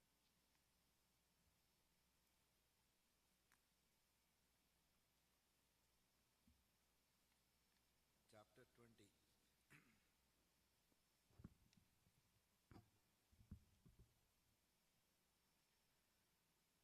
Dasganu's problem solved by Kaka's maidservant. In this chapter, Hemadpant described how Dasganu's problem was solved by Kaka Sahib Dikshit's maidservant. Preliminary. God was originally formless. He assumed a form of the sake of bhaktas. With the help of Maya, he played the part of an actor in the big drama of the universe. Let us remember and visualize Sri Sai. Let us go to the Sirdi and see carefully the program after the noon Aarti. After the Aarti ceremony was over, Sai used to come out of the masjid and standing on the edge, distribute udhi to the devotees with very kind, gracious and loving looks. The bhaktas also got up with equal fervor, clasped his feet and the bliss of udhi. Baba passed handfuls of udhi into the palms of the devotees and marked their foreheads with udhi with his own hands. The love he bore for them in his heart was boundless. Then he addressed the bhaktas. "O Bhau, go home to take your lunch, you Anna, go to the lodgings, you Bapu, enjoy your meal." In this way, he accosted each and every devotee and sent them home. Even now, you can have the pleasure of the sights if you bring to play your imagination. Now, bringing Sai it into our mental vision, let us meditate on him from his feet upwards to his face, prostrating before him, humbly, lovingly and reverently. Isa Upanishad. Dasganu once started to write a Marathi commentary on the Isa Upanishad. Let us first give a brief idea of the Upanishad before proceeding further. It is called Mantropanishad, as it is embodied in the mantras of the Vedic Sanhita. It constitutes the last or the 40th chapter of the Vajasenai Sanhita, and it is therefore called the Vajasenai Sanhitopanishad. Being embodied in Vedic Sanhitas, this is regarded as superior to all our Upanishads, which are in the Brahma Yugas and Aryan Yugas. Not only this, other Upanishads are considered to be commentaries on the truths mentioned briefly in the Isa Upanishad. For instance, the biggest of Upanishads, that is Brihad Aranyaka Upanishad, is considered by Pandit Satwalkar to be running commentary of the Isha Upanishad. Professor R.D. Ranade says the Ishopanishad is quite a small Upanishad, and yet it contains many hints which show an extraordinary piercing insight. Within the short compass of 18 verses, it gives a valuable mystical description of the Atma, a description of the ideal sage who stands unruffled in the midst of the temptations and sorrows, an adumbration of the doctrine or karma yoga as later formulated. The most valuable idea that lies at the root of the Upanishad is that of a logical synthesis between the two opposites of the knowledge and works, which are both required according to the Upanishad to be annulled in a higher synthesis. In another place, he says that the poetry of the Ishopanishads is a co-mixture of moral, mystical, and metaphysical knowledge. From the brief description given above this Upanishad, one can see how difficult it is to translate this Upanishad into a vernacular language and bring out its exact meaning. Dasganu translated in Marathi O.V. Maitre verse by verse, but as he did not comprehend the gist or the essence of the Upanishad, he was not satisfied with his performance. On being dissatisfied, he consulted some learned men regarding his doubts and difficulties and discussed it with them at great length.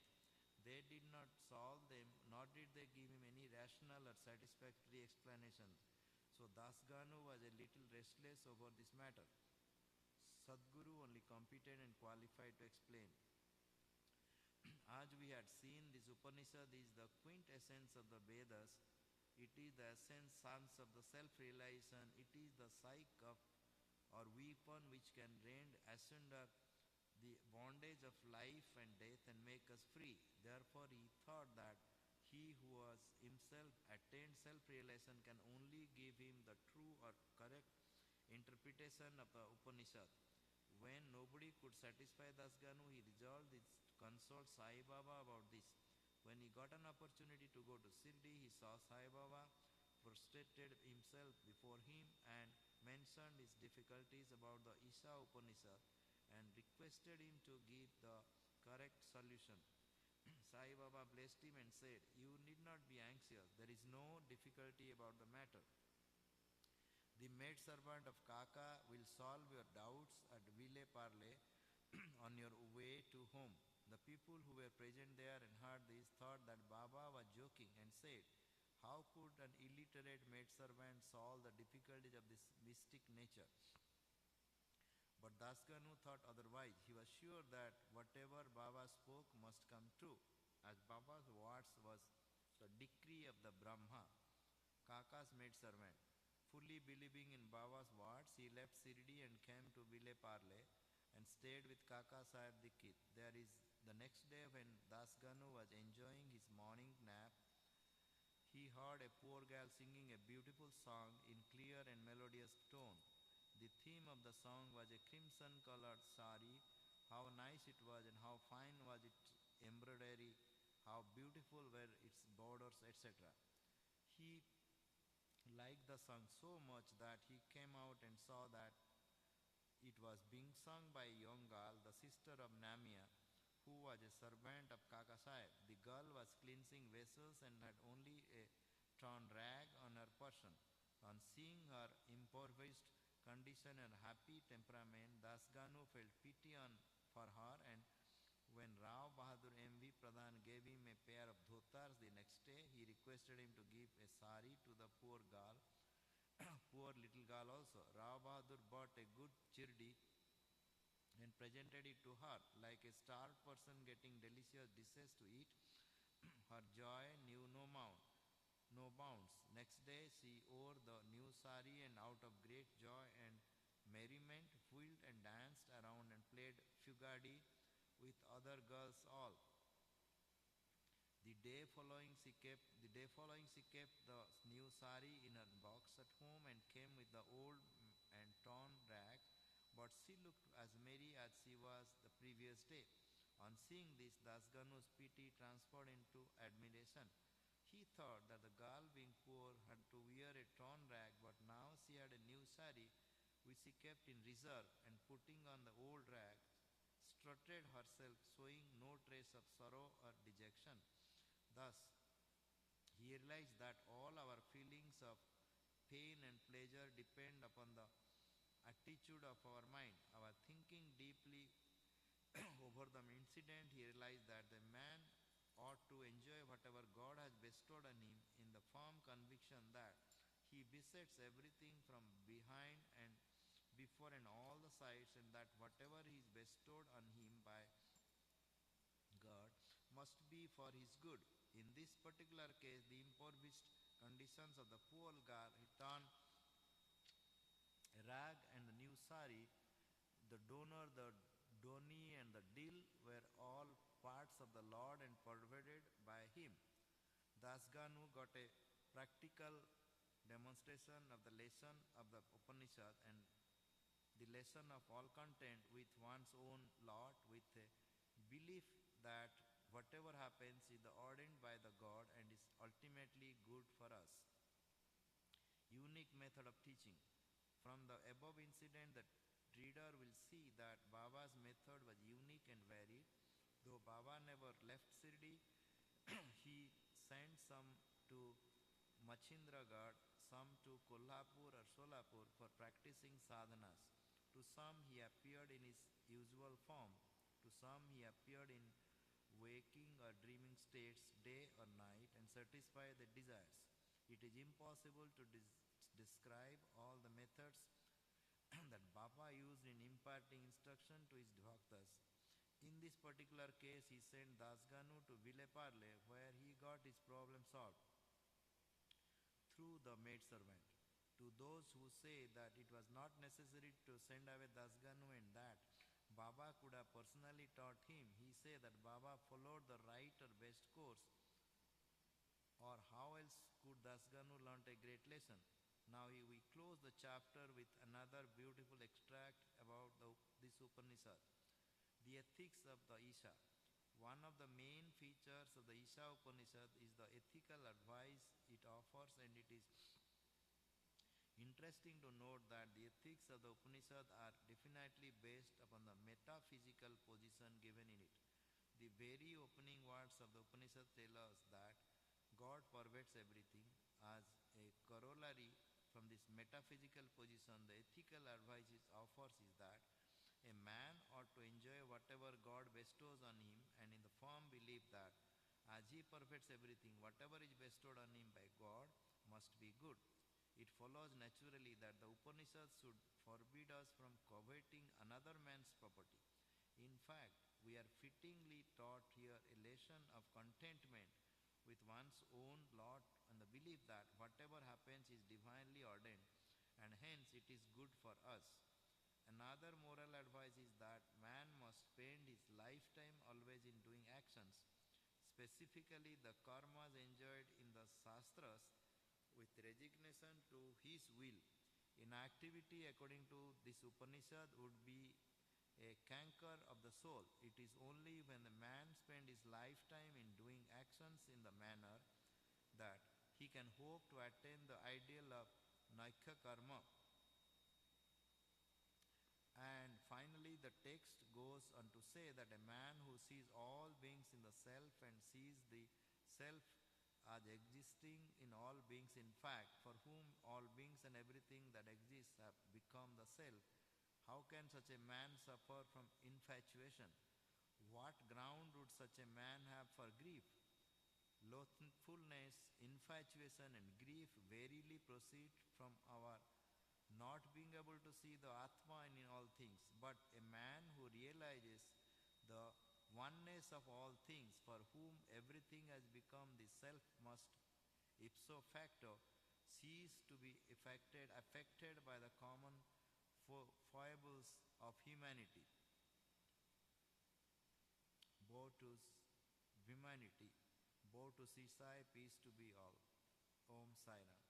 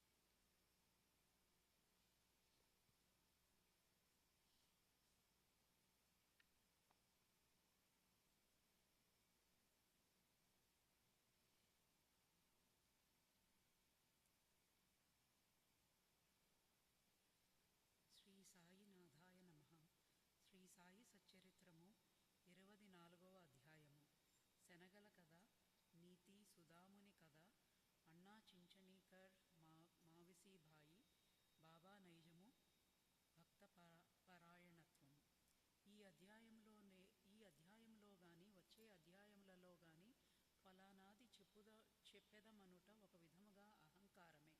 మన సద్గురుని పాదములకు అహంకారమును సమర్పించిన గాని మన ప్రయత్నమందు జయమును పొందము.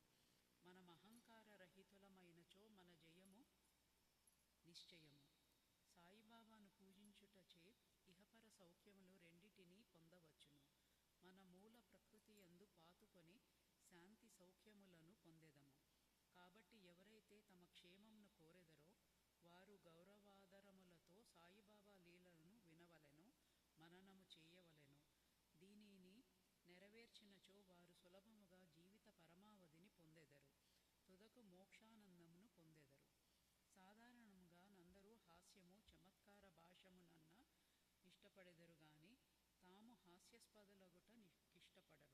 కానీ బాబా చమత్కార మార్గము వేరు. అది అభినయముతో కూడినప్పుడు చాలా సంతోషదాయకముగా నీతిదాయకముగా నుండెడిది. కావున ప్రజలు తాము వెక్కిరింత పాలైనప్పటికీ అంతగా బాధపడేవారు కాదు. హేమండ్ పంతు తన విషయమునే ఈ క్రింద తెలుపుచున్నాడు. శనగల కథ. షిరిడీలో ఆదివారము నాడు సంత జరిగేది. చుట్టుప్రక్కల పల్లెల నుండి ప్రజలు వచ్చి వీధులలో దుకాణములు వేసుకొని వారి సరుకులు అమ్ముచుండెడివారు. ప్రతిరోజు మధ్యాహ్నము 12 గంటలకు మసీదు నిండుచుండెను. ముఖ్యముగా ఆదివారం నాడు క్రిక్కిరిసిపోవుచుండెను. ఒక ఆదివారం నాడు హేమండ్ పంతు సాయిబాబా ముందు కూర్చొని బాబా పాదములొత్తుచు మనస్సునందు జపము చేయుచుండెను. బాబా ఎడమ వైపు శ్యామ, కుడివైపు వామనరావు ఉండిరి. శ్రీమాన్ బూటీ, కాకాసాహెబ్ దీక్షిత్ మొదలగువారు కూడా నుండిరి. శ్యామ నవ్వుచూ అన్నాసాహెబ్తో, నీ కోటుకు శనగ గింజలంటినట్లున్నవి చూడుము అనెను. అట్లనుచు హేమండ్ పంతు చొక్కా చేతులను తట్టగా శనగ గింజలు నేల రాలెను. హేమండ్ పంతు తన చొక్కా ఎడమ చేతి ముందు భాగమును సాచెను. అందరికీ ఆశ్చర్యం కలుగునట్లు కొన్ని శనగ గింజలు క్రిందకు దొర్లుట ప్రారంభించెను. అక్కడున్న వారు వానిని ఏరుకొనిరి. ఈ సంఘటన హాస్యమునకు తావిచ్చెను. అక్కడున్న వారందరూ ఆశ్చర్యపడిరి. ఎవరికి తోచినట్లు వారు శనగలు చొక్కా చేతిలో నెట్లు ప్రవేశించియుండునో ఊహించనారంభించిరి. శనగలు చొక్కాలో నెట్లు దూరి ఎచ్చట నిలవగలిగినవో హేమండ్ పంతు కూడా గ్రహించలేకుండెను. ఎవరికి సరియైన సమాధానము తోచక జవాబు నివ్వనప్పుడు అందరూ ఈ అద్భుతమున ఆశ్చర్యపడుచుండగా బాబా, వీనికి అన్నాసాహెబ్కు తానొక్కడే తిను దుర్గుణమొకటి కలదు. ఈనాడు సంత రోజు శనగలు తినుచూ ఇక్కడకు వచ్చినాడు. వాని నైజము నాకు తెలియను. ఈ శనగలే దానికి నిదర్శనము. ఈ విషయంలో నేమి ఆశ్చర్యమున్నది అనిరి. హేమండ్ పంతు, బాబా, నేనెప్పుడూ ఒంటరిగా తిని ఎరుగను. అయితే ఈ దుర్గుణమును నాపై నేల మోపెదవు. ఈనాటికి ఎన్నడూనూ షిరిడీలోని సంత నేను చూచియుండలేదు. ఈ దినము కూడా నేను సంతకు పోలేదు. అట్లయినచో నేను శనగల నెట్లు కొనియుంటిని. నేను కొననప్పుడు నేనెట్లు తినియుందును? నా దగ్గరనున్న వారికి పెట్టకుండా నేనెప్పుడేమియూ తిని ఎరుగను. బాబా, అవును, అది నిజమే. దగ్గరున్న వారికిచ్చెదవు. ఎవరునూ దగ్గర లేనప్పుడు నీవు గాని నేను గాని ఏమి చేయగలము? కానీ నీవు తినుటకు ముందు నన్ను స్మరింతువా? నేనెల్లప్పుడూ నీ చెంతలేనా? నీవేదైనా తినుటకు ముందు నాకర్పించుచున్నావా?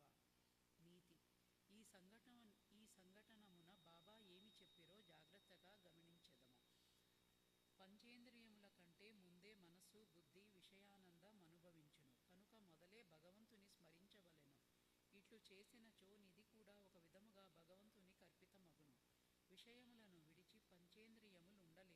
కనుక ఆ విషయములను మొదట గురుని కర్పించినచో వాని యందు అభిమానము సహజముగా అదృశ్యమైపోవును. ఈ విధముగా కామము, క్రోధము, లోభము మొదలగు వాని గూర్చిన వృత్తులన్నిటినీ ఆలోచనలను మొట్టమొదట గురుని కర్పించవలెను. ఈ అభ్యాసమునాచరించినచో దేవుడు వృత్తులన్నీయు నిర్మూలనమగుటకు సహాయపడును. విషయములను అనుభవించు ముందు బాబా మన చెంతనే యున్నట్లు భావించినచో ఆ వస్తువును అనుభవించవచ్చునా లేదా యను ప్రశ్న ఏర్పడును. ఏది అనుభవించుటకు తగదో దానిని విడిచిపెట్టెదము.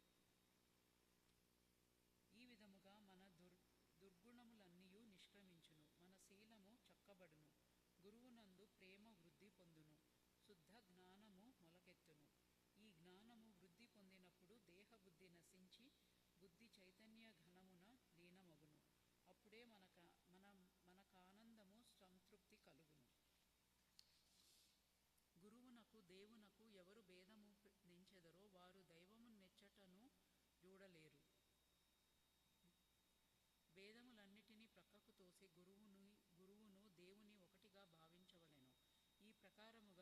సేవించినచో భగవంతుడు నిశ్చయముగా ప్రీతి చెందును.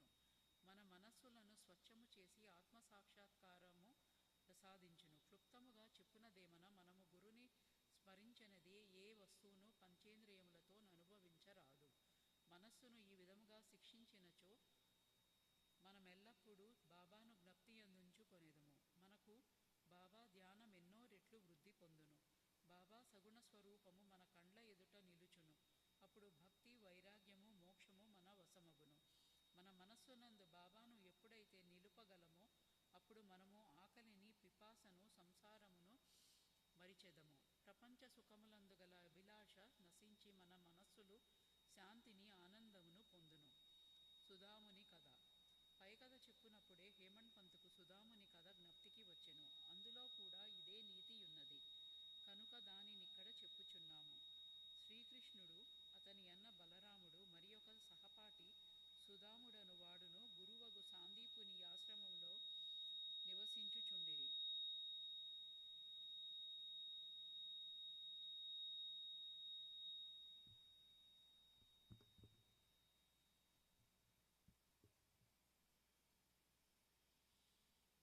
శ్రీకృష్ణ బలరాములను అడవికి పోయి కట్టెలు తీసుకుని రమ్మని గురువు పంపెను. సాందీపుని భార్య సుధాముని కూడా అదే పని మీద ముగ్గురి కొరకు శనగలిచ్చి పంపెను. కృష్ణుడు సుధాముని అడవిలో గలసి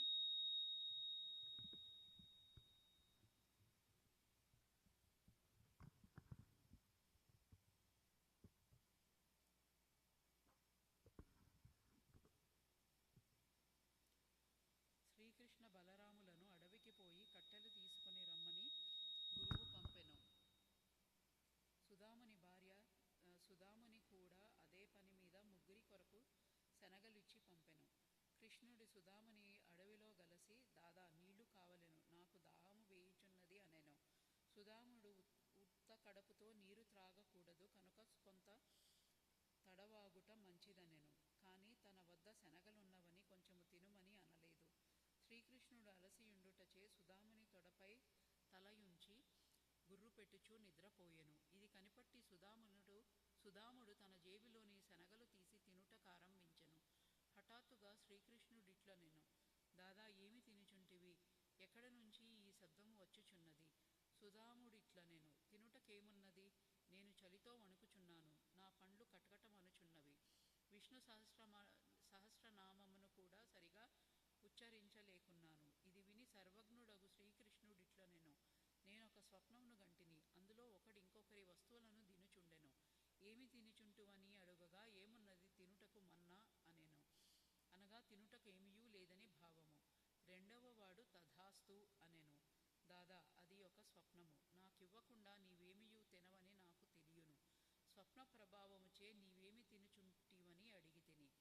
శ్రీకృష్ణుడు సర్వగుణుడని గాని అతని లీలలు గాని తెలిసియున్నచో సుధాముడట్లు చేసియుండెడు. కాబట్టి అతను చేసిన దానిని తానే అనుభవింపవలసి వచ్చెను. శ్రీకృష్ణుని ప్రియ స్నేహితుడైనప్పటికీ అతని ఉత్తరకాలమంతయు గర్భ దారిద్ర్యముచే బాధపడవలసి వచ్చెను. కొన్నాళ్లకు భార్య కష్టము చేసి సంపాదించి ఇచ్చి పంపిన పిడికెడు అటుకులు సమర్పించగానే శ్రీకృష్ణుడు సంతసించి ఒక బంగారు పట్టణమును అనుభవించుటకిచ్చెను. ఎవరికైతే దగ్గరనున్న వారికియ్యకుండా తిను అలవాటుండునో వారు దీనిని జ్ఞప్తియందించుకొనవలెను. శృతి కూడా దీనినే నొక్కి చెప్పుచున్నది. మొదటి భగవంతునికి అర్పించి ఆ భుక్త శేషమునే మనము అనుభవించవలెను. బాబా కూడా దీనినే హాస్యరూపముగా యుక్తితో బోధించెను. అన్నా చించణీకరు మావసీబాయ్. హేమంత్ పంతునిచ్చట ఇంకొక హాస్య సంఘటనమును ఇందులో బాబా చేసిన మధ్యవర్తిత్వమును వర్ణించెను. దామోదర్ ఘనశ్యామ్ బాబ్రే ఉరఫ్ అన్నా చించణీకర్ యను భక్తుడొకడు గలడు. అతడు సరళుడు, మోటువాడు, ముక్కుసూటిగా మాట్లాడువాడు, ఎవరినీ లక్ష్యపెట్టువాడు కాడు, ఉన్నదున్నట్లు చెప్పెడివాడు, ఎప్పటిదప్పుడే తేల్చువాడు, బయటికి కఠినుని వలె హఠము చేయువాని వలె గాన్పించినను వాడు మంచి హృదయము గలవాడు, నక్క జిత్తులవాడు కాడు. అందుచే బాబా వానిని ప్రేమించుచుండెను. అందరూ సేవ చేయునట్లే అతడు కూడా మధ్యాహ్నము బాబా ఎడమ చేతిని ఈ కట్టడా పైన వేసి యున్న దానిని తోముచుండెను. కుడివైపున ఒక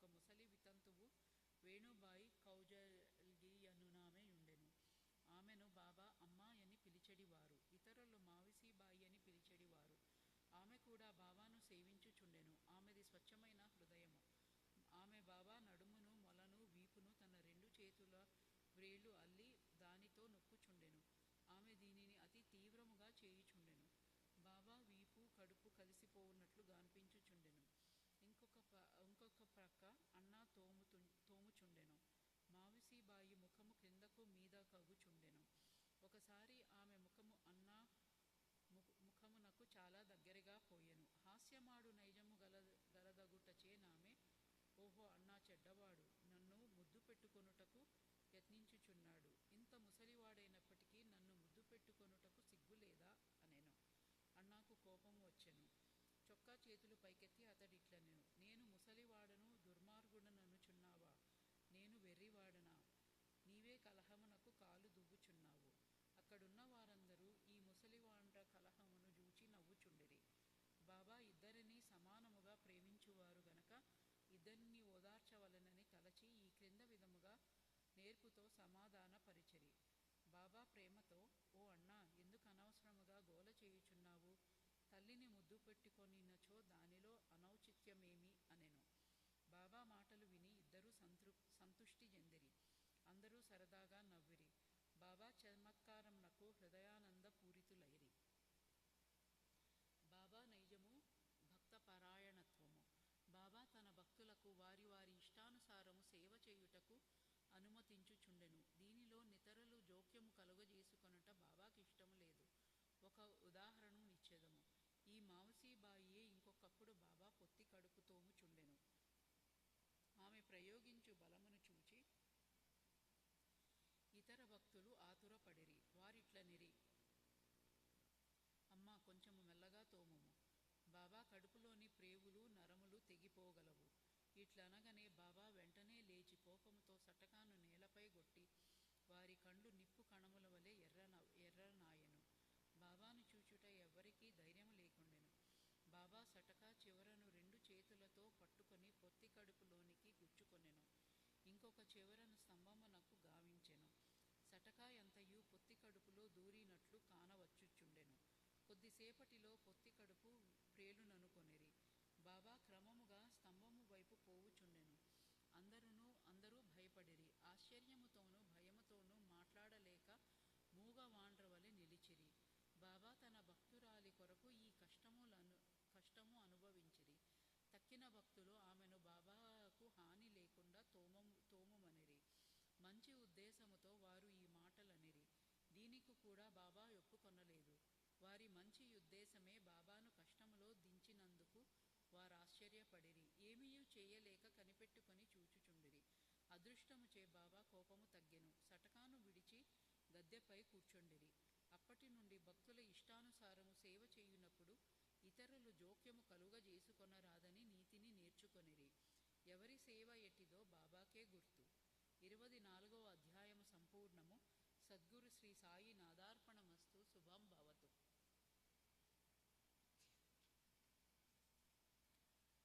శ్రీ సాయినాథాయ నమః. శ్రీ సాయి సచ్చరిత్రము 25వ అధ్యాయము. దామోదర్ సావల్రాం రాస్నే. జట్టి వ్యాపారములు. ఆమ్రలీల ప్రార్థన.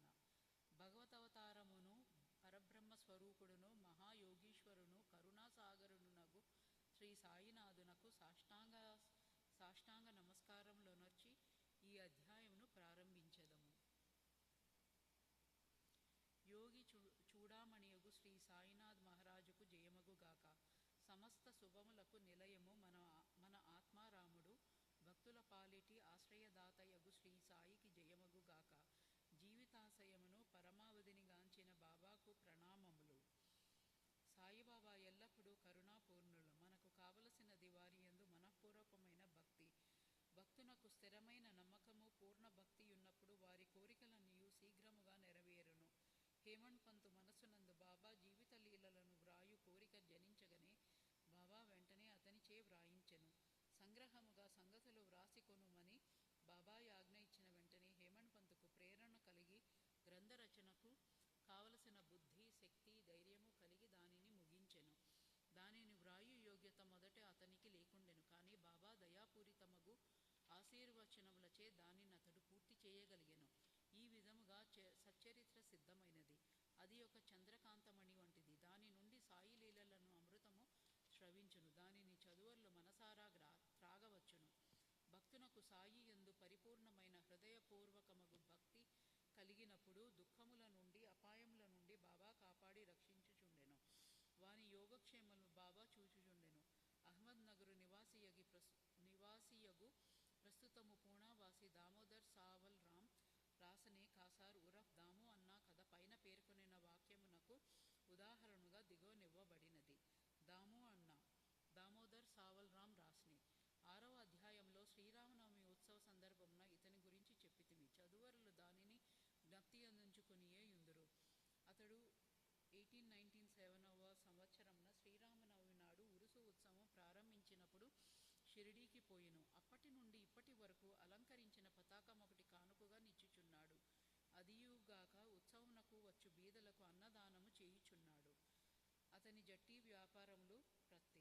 బొంబాయి స్నేహితుడొకడు దాము అన్నకు ప్రత్తిలో జట్టి వ్యాపారము చేసి భాగస్వామిగా సుమారు 2 లక్షల రూపాయలు లాభము సంపాదించవలెనని వ్రాసెను. వ్యాపారము లాభకరమైనదనియు నెంత మాత్రము ప్రమాదకరము కాదనియు గనుక అవకాశము పోగొట్టుకొనవలదనియు అతడు వ్రాసెను. దాము అన్న యా బేరమును చేయుటయా మానుటయా అని ఆందోళన పడెను. జట్టి వ్యాపారమును చేయుటకు వెంటనే నిశ్చయించుకొనలేకుండెను. దాని గురించి బాగుగా ఆలోచించి తాను బాబా భక్తుడగుటచే శ్యామకొక జాబు సవివరముగా వ్రాసి బాబానడిగి వారి సలహాను తెలుసుకొనుమనెను. ఆ మరుసటి దినము ఆ ఉత్తరము శ్యామకు ముట్టెను. శ్యామ దానిని తీసుకొని మసీదుకు బోయెను. బాబా ముందర పెట్టెను. బాబా ఆ కాగితమేమని అడిగెను. సమాచారమేమనెను. శ్యామ అహ్మదునగరు నుండి దాము అన్న ఏదో కనుగొనుటకు వ్రాసినాడనెను. బాబా ఇట్లనెను: ఏమి వ్రాయుచున్నాడు? ఏమి ఎత్తువేయుచున్నాడు? భగవంతుడిచ్చిన దానితో సంతృష్టి చెందక ఆకాశమునకెగుర ప్రయత్నించుచున్నట్లున్నది. వాని ఉత్తరము చదువుము. బాబా చెప్పినదే ఆ ఉత్తరములో గల సమాచారమని. శ్యామ: దేవా, నీవిక్కడనే ప్రశాంతముగా కూర్చొని భక్తులను ఆందోళన పాలు చేసెదవు. వారు వ్యాకులగుటతో వారినిచ్చట కీడ్చుకొని వచ్చెదవు. కొందరిని ప్రత్యక్షముగాను కొందరిని లేఖల రూపముగాను తెచ్చెదవు. ఉత్తరములోని సంగతులు తెలిసి నన్నేల చదవమని బలవంత పెట్టుచున్నావు అనెను. బాబా: ఓ శ్యామ, దయచేసి చదువుము. నా నోటికి వచ్చినది నేను మాట్లాడెదను. నన్ను విశ్వసించు వారెవరు అనెను. అప్పుడు శ్యామ ఉత్తరమును చదివెను. బాబా జాగ్రత్తగా విని కనికరముతో నిట్లనెను: సేటుకు పిచ్చి ఎత్తినది. అతని గృహమందే లోటు లేదని వ్రాయుము. తనకున్న సగము రొట్టెతో సంతృష్టి చెందుమని వ్రాయుము. లక్షలార్జించుటకు ఆయాస పడవద్దని చెప్పుము. శ్యామ జవాబు పంపెను. దాని కొరకు ఆతురతతో దాము అన్న కనిపెట్టుకొని ఉండెను. జాబు చదువుకొని అతడు తన యాసయంతయు అడియాసయైనదనెను. కాని స్వయముగా వచ్చి మాట్లాడుటకు ఉత్తరము వ్రాయుటకు భేదము గలదని శ్యామ వ్రాయుటచే తానే స్వయముగా షిరిడీ వెళ్ళి బాబాతో స్వయముగా మాట్లాడవలనని అనుకొనెను. అందుచే షిరిడీకి వెళ్ళెను. బాబాకు నమస్కరించెను. బాబా పాదములో ఒత్తుచూ కూర్చుండెను. అతనికి బాబాను బహిరంగముగా జట్టి వ్యాపారం గురించి అడుగుటకు ధైర్యము చాలకుండెను. బాబా సహాయపడినచో వ్యాపారములో కొంత భాగము బాబాకిచ్చినచో బాగుండుననుకొనెను. ఇట్లు రహస్యముగా దాము అన్న తన మనసున ననుకొనెను. బాబాకు తెలియనిదేమియూ లేదు. అరచేతనున్న ఉసిరికాయ వలె భూత భవిష్యత్ వర్తమానములు కూడా బాబా తెలిసినవారు. బిడ్డకు తీపి వస్తువులు కావలియును, కాని తల్లి చేదు మాత్రలిచ్చును. తీపి వస్తువులు ఆరోగ్యమును జేర్చును, చేదు మాత్రలారోగ్యమును వృద్ధి చేయును. తల్లి తన బిడ్డ యొక్క మేలును కాంక్షించి బుజ్జగించి చేదు మాత్రలే ఇచ్చును. బాబా దయగల తల్లి వంటి వారు. తన భక్తుల భవిష్యత్ వర్తమానముల లాభముల గురించి బాగుగా తెలిసినవారు. దాము అన్న మనసును గనిపెట్టి బాబా ఇట్లనెను: ప్రపంచ విషయములలో తగులుకొనుటకు నాకిష్టము లేదు. బాబా యొక్క అసమ్మతి గ్రహించి దాము అన్న ఆ పనిని మానుకొనెను. ధాన్యముల బేరము. పిమ్మట దాము అన్న ధాన్యము వ్యాపారము చేయ తలపెట్టెను. ఈ ఆలోచన కూడా బాబా గ్రహించి, నీవు 5 సేర్ల చొప్పున కొని 7 సేర్ల చొప్పున అమ్మవలసి వచ్చును. కనుక నీ వ్యాపారము కూడా మానుకొనుమనెను. కొన్నాళ్ల వరకు ధాన్యము ధర హెచ్చుగానే ఉండెను. కానీ 1 మాసము 2 మాసములు వర్షములు విశేషముగా కురిసెను. ధరలు హఠాత్తుగా పడిపోయెను. ధాన్యములో నిల్వ చేసిన వారెల్లా నష్టపడిరి. ఈ దురదృష్టం నుండి దాము అన్న కాపాడబడెను. ప్రత్తి జట్టి వ్యాపారము కూడా కూలిపోయెను. ఆ దళారి ఇంకొక వర్తకుని సహాయముతో వ్యాపారము చేసెను. మదుపు పెట్టిన వారికి గొప్ప నష్టము వచ్చెను. బాబా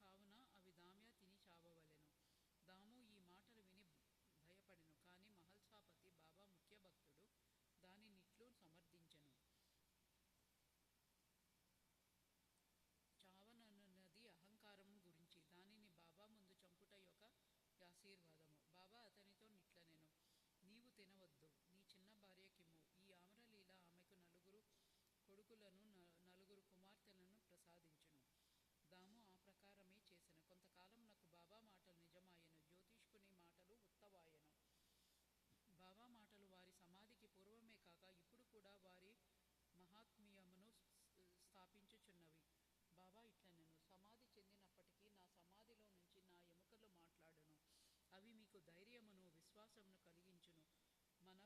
మనఃపూర్వకముగా నన్ను శరణుజొచ్చిన వారితో నా సమాధి కూడా మాట్లాడును. వారి వెన్నంటి కదులును. నేను మీ వద్ద నున్ననేమోయని మీరాందోళన పడవద్దు.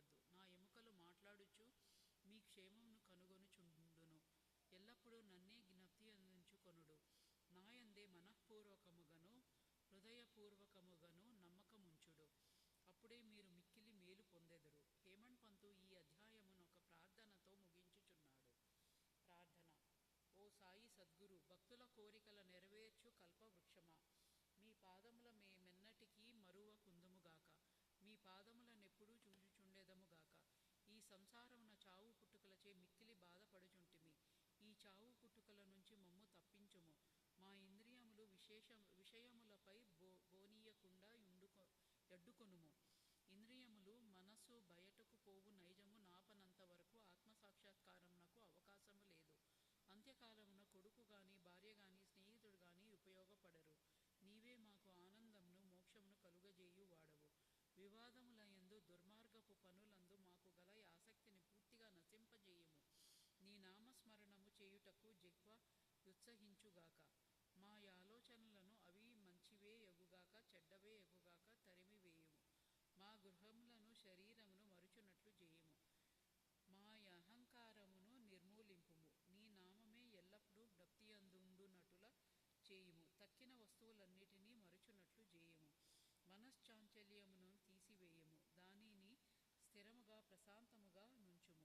నీవు మమ్ములను గట్టిగా పట్టియుంచినచో ఈ అజ్ఞానాంధకారం నిష్క్రమించును. నీ వెలుతురునందు మేము సంతోషముగా నుండెదము. మమ్ములను నిద్ర నుండి లేపుము. నీ లీలామృతము తాగు భాగ్యము నీ కటాక్షము చేతను గత జన్మలలో మేము చేసిన పుణ్యము వలనను కలిగినది. నోటు. దాము అన్న ఇచ్చిన వాంగ్మూలము ఈ సందర్భమున గమనించదగినది. ఒకనాడనేక మందితో నేను కూడా బాబా పాదముల వద్ద కూర్చొని ఉన్నప్పుడు నా మనసున 2 సంశయములు కలిగెను. ఆ రెండిటికి బాబా ఇట్లు జవాబిచ్చెను. సాయిబాబా వద్ద అనేక మంది గుమిగూడుచున్నారు. వారందరూ బాబా వలన మేలు పొందెదరా? దీనికి బాబా ఇట్లు జవాబిచ్చెను. మామిడి పండ్ల వైపు పూత పూసియున్నప్పుడు చూడుము. పువ్వులన్నీయు పండ్లు అయినచో ఎంత మంచి పంట యగును. కానీ ఎట్లు జరుగునా? పువ్వుగానై చాలా మట్టుకు రాలిపోవును. గాలికి కొన్ని పిందెలు రాలిపోవును. కొన్ని మాత్రమే మిగులును. ఇది నా గురించి అడిగినది. బాబా భౌతిక శరీరము విడిచిన పిమ్మట నా జీవితమనే ఓడనెట్లు నడుపగలను? అది ఎటో కొట్టుకొని పోవునా? అయినచో నా గతి ఏమి? దీనికి బాబా జవాబిట్లు ఇచ్చెను. ఎక్కడైనను ఎప్పుడైనను నా గురించి చింతించినచో నేనక్కడనే యుండెదను. 1918కి ముందు వారి వాగ్దానము ప్రకారము వారు నెరవేర్చుచుండిరి. 1918 తర్వాత కూడా నెరవేర్చుచున్నారు. ఇప్పటికీ నాతోనే ఉన్నారు. ఇప్పటికీ నాకు దారి చూపుచున్నారు. ఇది 1910-1911 కాలంలో జరిగెను. నా సోదరులు వేరుపడిరి. నా సోదరి కాలధర్మము నొందెను. దొంగతనము జరిగెను. పోలీసు విచారణ జరిగెను. ఇవన్నీయూ నన్ను కల్లోలపరిచినవి. నా సోదరి చనిపోగా నా మనసు వికలమయ్యెను. నేను జీవితమును సుఖములను లక్ష్య పెట్టలేదు. నేను బాబా వద్దకు పోగా వారు ఉపదేశముతో శాంతింపజేసి అప్పా కులకర్ణి ఇంటిలో బొబ్బట్లతో విందుగావించిరి. నా నుదుట చందనము పూసిరి. నా ఇంటిలో దొంగతనము జరిగినది. నాకు 30 సంవత్సరముల నుండి ఒక స్నేహితుడుండెను. అతడు నా భార్య యొక్క నగల పెట్టె దొంగిలించెను. అందులో శుభమగు నత్తు నాసికాభరణము ఉండెను. బాబా ఫోటో ముందేడ్చితిని. ఆ మరుసటి దినమే ఆ మనిషి నగల పెట్టెను తిరిగి ఇచ్చివేసి క్షమాపణ కోరెను. 25వ అధ్యాయము సంపూర్ణము. సద్గురు శ్రీ సాయి నాదార్పణమస్తు. శుభం భవతు. శ్రీ సాయినాథాయ నమః. శ్రీ సాయి సచ్చరిత్రము 26వ అధ్యాయము. అంతరిక పూజ. భక్త పంతు హరిశ్చంద్ర పితులే గోపాల అంబాడేకర్. ఈ విశ్వమందు కనిపించు ప్రతి వస్తువు కేవలము భగవంతుని మాయచే సృష్టింపబడినది. ఈ వస్తువులు నిజముగా నుండి ఉండలేదు. నిజముగా నుండున్నది ఒక్కటే, అది ఏ భగవంతుడు. చీకటిలో తాడును గాని దండమును గాని చూచి పామును కొన్నట్లు ప్రపంచంలో కనిపించు వస్తువు బాహ్యమునకు అగుపడినట్లు గాన్పించును. కానీ అంతర్గతముగా నున్న సత్యమును తెలుసుకొనలేము. సద్గురువే మన బుద్ధి అను అక్షులను తెరిపించి వస్తువులను సరిగా జూచునట్లు చేయును. మన కగుపడునది నిజస్వరూపము కాదని గ్రహించెదము. కాబట్టి సద్గురుని అసలైన దృష్టిని కలుగజేయమని ప్రార్థింతుముగాక. ఇదే సత్యదృష్టి. ఆంతరిక పూజ. హేమంత్ పంత్ మనకొక కొత్త రకము పూజా విధానంను బోధించుచున్నారు. సద్గురుని పాదముల కడుగుట ఆనంద భాషములనే వేడి నీళ్లును ఉపయోగించదముగాక. స్వచ్ఛమైన ప్రేమయను చందనమును వారి శరీరమునకు పూసెదముగాక. దృఢ విశ్వాసమను వస్త్రముతో వారి శరీరమును కప్పెదముగాక. అష్టసాత్విక భావములనెడు 8 తామర పుష్పములు సమర్పించెదముగాక. ఏకాగ్ర చింతమను ఫలమును సమర్పించెదముగాక. భావమను బుక్క వారి శిరముపై జల్లి భక్తి అనే మొలత్రాడును కట్టెదముగాక. మన శిరస్సును వారి బొటను వేళ్లపై నుంచెదముగాక. సద్గురుని ఈ ప్రకారముగా నగలతో అలంకరించి మన సర్వస్వమును వారికి సమర్పింతుముగాక. అట్టి ఆనందకరమైన పూజ చేసిన పిమ్మట ఇటులు ప్రార్థించెదముగాక. మా మనస్సును అంతర్ముఖము చేయుము, దానిని లోపల వైపు పోవునట్లు చేయుము. నిత్యానిత్యములకు గల తారతమ్యమును తెలుసుకొను శక్తి దయచేయుము. ప్రపంచ వస్తువులందు మాకు గల ఆసక్తిని పోగొట్టి మాకు ఆత్మసాక్షాత్కారము కలుగునట్లు చేయుము. మేము మా శరీరమును ప్రాణమును సర్వమును నీకు నర్పించెదము.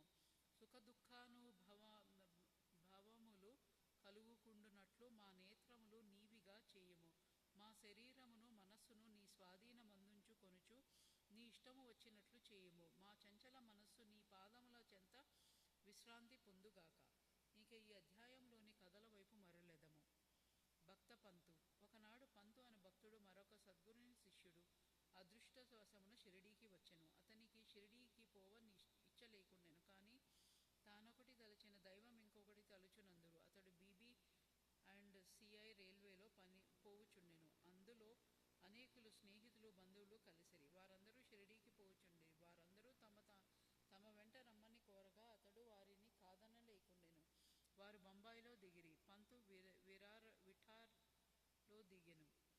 అచ్చట తన గురువును దర్శించి షిరిడీకి పోవుటకు అనుమతి పొంది ఖర్చుల నిమిత్తము డబ్బును కూర్చుకొని అందరితో కలిసి షిరిడీకి వచ్చెను. అందరూ ఉదయమై షిరిడీ చేరి 11 గంటలకు మసీదుకు పోయిరి. బాబా పూజ కొరకు చేరిన భక్తుల గుంపును చూచి అందరూ సంతసించిరి. కానీ పంతుకు మూర్ఛ వచ్చి హఠాత్తుగా క్రింద పడెను. వారందరూ భయపడిరి. అతనికి చైతన్యము కలిగించుటకు ప్రయత్నించిరి. అతని ముఖముపై నీళ్లు చల్లగా బాబా కటాక్షముచే తెలివి వచ్చెను. నిద్ర నుంచి లేచిన వాని వలె లేచి కూర్చుండెను. సర్వజ్ఞుడగు బాబా అతడు ఇంకొక గురువు తాలూకు శిష్యుడని గ్రహించి నిర్భయముగా నుండుమని ధైర్యము చెప్పుచు తన గురువునందే భక్తి నిలుచున్నట్లు నీ క్రింద విధముగా పలికెను. ఏమైనను కానిండు, పట్టు విడవరాదు. నీ గురువుని యందే ఆశ్రయము నిలుపుము. ఎల్లప్పుడూ నిలకడగా నుండుము. ఎప్పుడూ వారి ధ్యానమందే మునిగి ఉండుము. పంతు ఈ మాటలొక్క ప్రాముఖ్యమును గ్రహించెను. ఈ విధముగా తన గురువుని జ్ఞప్తికి తెచ్చుకొనెను. అతడు తన జీవితంలో బాబా చేసిన ఈ మేలును మరువలేదు. హరిశ్చంద్ర పిట్లే. బొంబాయిలో హరిశ్చంద్ర పిట్లే అనున అతడు ఉండెను. అతనికి మూర్ఛ రోగముతో బాధపడుచున్న కొడుకొకడు గలడు. ఇంగ్లీషు మందులను ఆయుర్వేదము మందులను కూడా వాడెను గాని జబ్బు కుదరలేదు. కావున యోగుల పాదములపై బడుటయనే సాధన యొక్కటే మిగిలెను. 15వ అధ్యాయమందు చక్కని కీర్తనలచే దాసగడు బాబా కీర్తిని బొంబాయి ప్రెసిడెన్సీలో వెల్లడి చేసెనని తెలుసుకొంటిమి. 1910లో పితలే అట్టి కథలు కొన్నిటిని వినెను. వాని నుండి ఇతరులు చెప్పిన దాని నుండి బాబా తన దృష్టి చేతను స్పర్శ చేతను బాగు కానట్టి జబ్బులను బాగు చేయునని గ్రహించెను. సాయిబాబాను జూచుటకు మనసులో కోరిక పుట్టెను. సర్వ విధముల సన్నాహమై బహుమానములు వెంట తీసుకొని పండ్ల బుట్టలను పట్టుకొని భార్యాబిడ్డలతో షిరిడీకి వచ్చెను. అతడి మసీదుకు పోయెను. బాబాకు సాష్టాంగ నమస్కారం చేసెను. తన రోగి కొడుకును బాబా పాదములపై వైచెను. బాబా ఆ బిడ్డ వైపు చూడగానే ఒక వింత జరిగెను. పిల్లవాడు వెంటనే కళ్ళు గిర్రున తిప్పి చైతన్యము తప్పి నేలపై పడెను. అతని నోట చొంగ కారెను. అతని శరీరమున చెమటలు పట్టెను. అతడు చచ్చిన వాని వలె పడెను. దీనిని చూచి తల్లిదండ్రులు మిక్కిలి భయపడిరి. అటువంటి మూర్ఛలు వచ్చుచుండెను గాని ఈ మూర్ఛ చాలాసేపు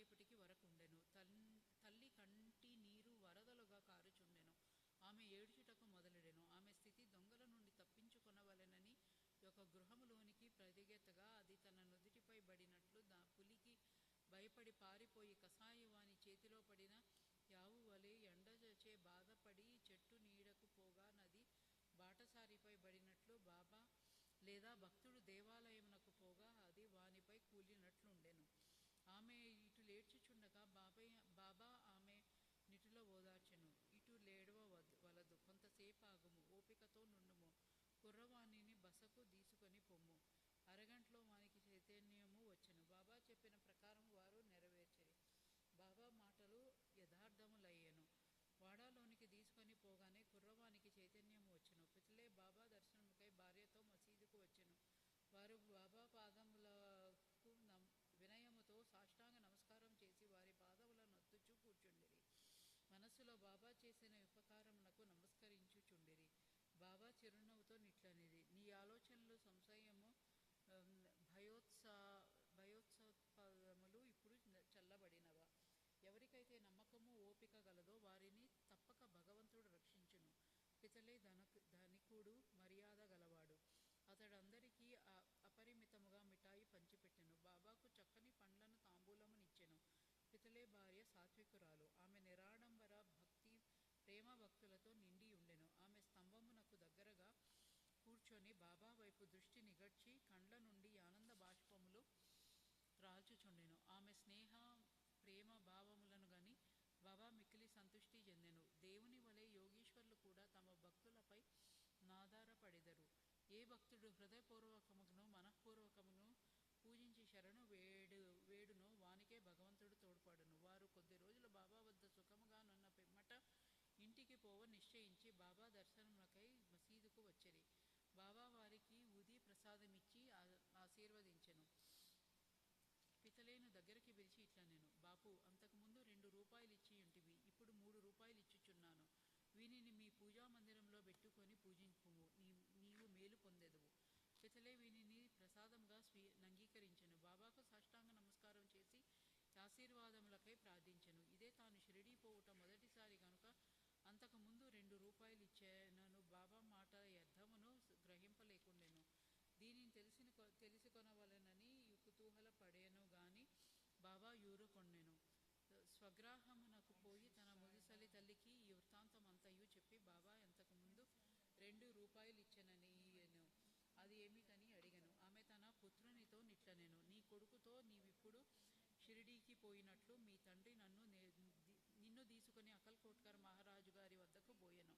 ఆ మహారాజు కూడా సిద్ధ పురుషుడు, పూర్ణయోగి, సర్వజ్ఞుడు, దయాళువు. మీ తండ్రి నిర్మలమైన భక్తుడు కనుక ఆయన పూజను స్వామి ఆమోదించిరి. వారు మీ తండ్రిని 2 రూపాయలిచ్చి మందిరములో పెట్టి పూజింపుమనిరి. మీ తండ్రిగారు చనిపోవు వరకు వానిని పూజించుచుండిరి. అటు పిమ్మట పూజ ఆగిపోయినది. రూపాయలు పోయినవి. కొన్ని సంవత్సరముల పిమ్మట రూపాయల సంగతి పూర్తిగా మరిచితిమి. నీవు అదృష్టవంతుడొకటచే అకల్కోటకర్ మహారాజు శ్రీ సాయి రూపంలో కనిపించి నీ కర్తవ్యమును జ్ఞప్తికి తెచ్చి నీ కష్టములను తప్పించ జూచుచున్నారు. కాబట్టి ఇక మీదట జాగ్రత్తగా నుండుము. సంశయములను, దూరాలోచనములను విడువుము.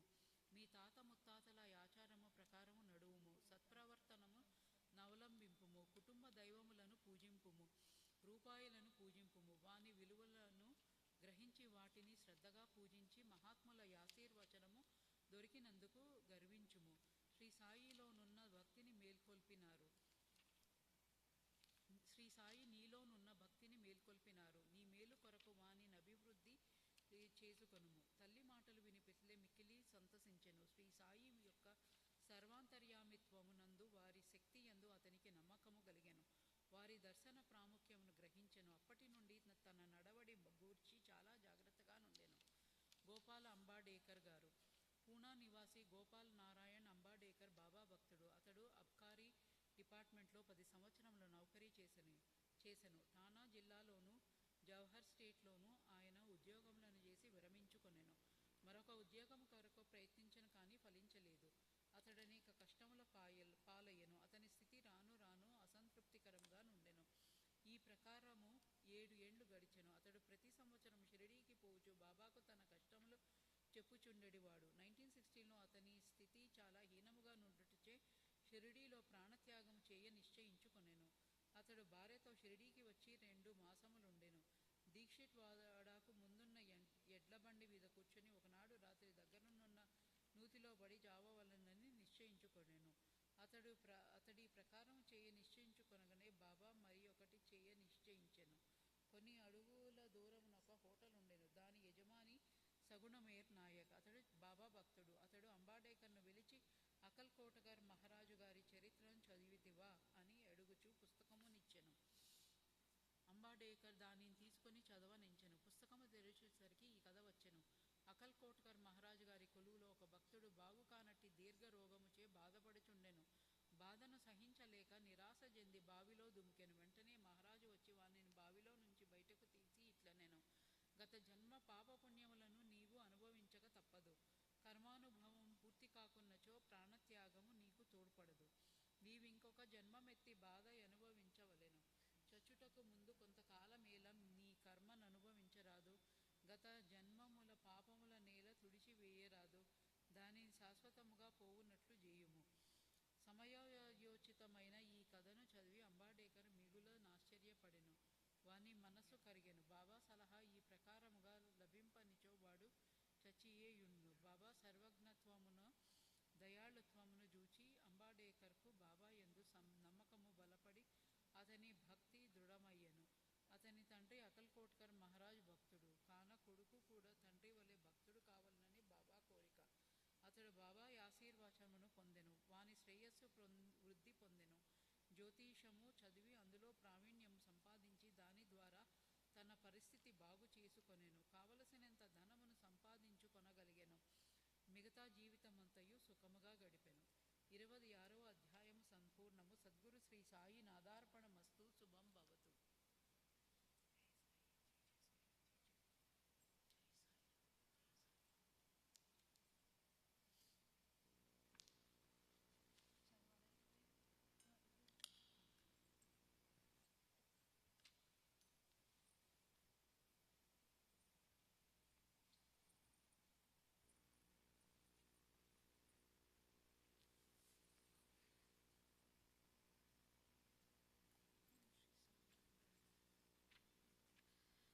శ్రీ సాయి సచ్చరిత్రము 27వ అధ్యాయము. ప్రస్తావన. గ్రంథములను పవిత్రము చేసి కానుకగా నిచ్చుట. శ్యామ విష్ణు సహస్రనామ పుస్తకము. గీతా రహస్యము. కబర్డే దంపతులు. ప్రస్తావన. బాబా మత గ్రంథములను తమ స్వహస్తములతో స్పృశించి పవిత్రము చేసి వానిని తమ భక్తులకు పారాయణము కొరకు ప్రసాదించుట మొదలగునవి ఈ అధ్యాయంలో చెప్పుకొందుము. మానవుడు సముద్రములో మునుగగనే అన్ని తీర్థములలోనూ పుణ్య నదులలోనూ స్నానము చేసిన పుణ్యము లభించును. అటులనే మానవుడు సద్గురుని పాదార విందములను ఆశ్రయింపగానే త్రిమూర్తులకు బ్రహ్మ విష్ణు మహేశ్వరులకు నమస్కరించిన ఫలముతో పాటు పరబ్రహ్మమునకు నమస్కరించిన ఫలితము కూడా లభించును. కోరికలను నెరవేర్చు కల్పతరువు.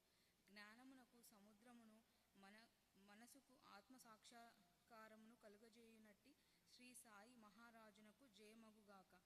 ఓ సాయి, నీ కథలందు శ్రద్ధను కలుగజేయుము. చాతక పక్షి మేఘజలము త్రాగి ఎట్లు సంతసించునో అటులనే నీ కథలను చదువువారును వినువారును మిక్కిలి ప్రీతితో వానిని గ్రహింతురుగాక. నీ కథలు వినునప్పుడు వారికి వారి కుటుంబములకు సాత్విక భావములు కలుగునుగాక. వారి శరీరములు చెమరించుగాక. వారి నేత్రములు కన్నీటిచే నిండుగాక. వారి ప్రాణములు స్థిరపడుగాక. వారి మనస్సులు ఏకాగ్రమగునుగాక. వారికి గగుర్పాటు కలుగుగాక. వారు వెక్కుచూ ఏడ్చి వణికెదరుగాక. వారిలో గల వైశ్యములు తమ భేదములు నిష్క్రమించుగాక. ఇట్లు జరిగినచో గురువుగారి కటాక్షము వారిపైన ప్రసరించినదనుకొనవలెను. ఈ భావములు నీలో కలిగినప్పుడు గురువు మిక్కిలి సంతసించి ఆత్మసాక్షాత్కారమును దారిచూపును. మాయాబంధముల నుండి స్వేచ్ఛ పొందుటకు బాబాను హృదయపూర్వకముగా శరణాగతి వేడవలెను. వేదములు నిన్ను మాయయనే మహాసముద్రమును దాటించలేవు. సద్గురువే ఆ పని చేయగలరు. సర్వజీవకోటియందును భగవంతుని చూచునట్లు చేయగలరు.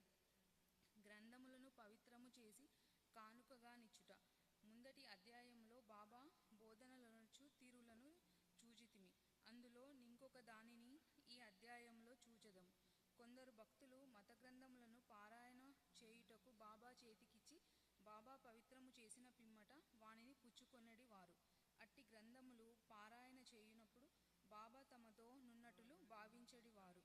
ఒకనాడు కాకా మహాజని ఏకనాథ భాగవతమును తీసుకొని షిరిడీకి వచ్చెను. శ్యామ ఆ పుస్తకమును చదువుటకై తీసుకొని మసీదుకు పోయెను. అచట బాబా దానిని తీసుకొని చేతితో తాకి కొన్ని పుటలను త్రిప్పి శ్యామకిచ్చి దానిని తన వద్ద నుంచుకొనమన్నెను. అది కాకా పుస్తకమనియో నందుచే దానిని అతనికి ఇచ్చివేయవలెననియో శ్యామ చెప్పెను. కాని బాబా దానిని నేను నీకు ఇచ్చితిని, దానిని జాగ్రత్తగా నీ వద్ద నుంచుము, అది నీకు పనికి వచ్చునని అనిరి. ఈ ప్రకారముగా బాబా అనేక పుస్తకములు శ్యామ వద్ద నుంచెను. కొన్ని దినముల పిమ్మట కాకా మహాజని తిరిగి భాగవతమును తెచ్చి బాబాకిచ్చెను. బాబా దానిని తాకి ప్రసాదముగా మహాజనికి ఇచ్చి దానిని భద్రపరిచెను. అది అతనికి మేలు చేయుననిరి. కాకా సాష్టాంగ నమస్కారముతో స్వీకరించెను. శ్యామ విష్ణు సహస్రనామ పుస్తకం. శ్యామ బాబాకు మిక్కిలి ప్రియభక్తుడు. బాబా అతనికి మేలు చేయ నిశ్చయించి విష్ణు సహస్రనామమును ప్రసాదముగా నిచ్చెను. దానిని ఈ క్రింది విధముగా జరిపెను. ఒకప్పుడు ఒక రామదాసి, సమర్థ రామదాసు భక్తుడు షిరిడీకి వచ్చెను. కొన్నాళ్ళు అక్కడే ఉండెను. ప్రతిరోజు ఉదయమే లేచి ముఖము కడుకొని స్నానము చేసి పట్టుబట్టలు ధరించి విభూతి పూసుకొని విష్ణు సహస్రనామమును ఆధ్యాత్మ రామాయణమును శ్రద్ధతో పారాయణ చేయుచుండెను. అతడి గ్రంథములను అనేక సారులు పారాయణ చేసెను. కొన్ని దినముల పిమ్మట బాబా శ్యామకు మేలు చేయ నిశ్చయించి విష్ణు సహస్రనామ పారాయణము చేయింపదలిచెను. కావున రామదాసిని పిలిచి తనకు కడుపు నొప్పిగా నున్నదనియు సోనాముఖి తీసుకొననిదే నొప్పి తగ్గదనియు కనుక బజారుకు పోయి ఆ మందును తీసుకొని రమ్మని కోరెను. పారాయణము ఆపి రామదాసి బజారుకు పోయెను. బాబా తమ గద్దె దిగి రామదాసి పారాయణము చేయు స్థలమునకు వచ్చి విష్ణు సహస్రనామ పుస్తకమును తీసుకొని తమ స్థలమునకు తిరిగి వచ్చి ఇట్లనెను. ఓ శ్యామ, ఈ గ్రంథము మిగుల విలువైనది, ఫలప్రదమైనది కనుక నీకిది బహూకరించుచున్నాను. నీవు దీనిని చదువుము. ఒకప్పుడు నేను మిగుల బాధపడితిని. నా హృదయము కొట్టుకొనెను. నా జీవితం అపాయములో నుండెను. అట్టి సందిగ్ధ స్థితియందు నేను ఈ పుస్తకమును నా హృదయమునకు హత్తుకొంటిని. శ్యామ, అది నాకు గొప్ప మేలు చేసెను. అల్లాయే స్వయముగా వచ్చి బాగు చేసెనని అనుకొంటిని. అందుచే దీనిని నీకు ఇచ్చుచున్నాను. దీనిని కొంచెము ఓపికగా చదువుము. రోజు నాకొక నామమును చదివినను మేలు కలుగజేయును. శ్యామ తనకా పుస్తకము అక్కరలేదు.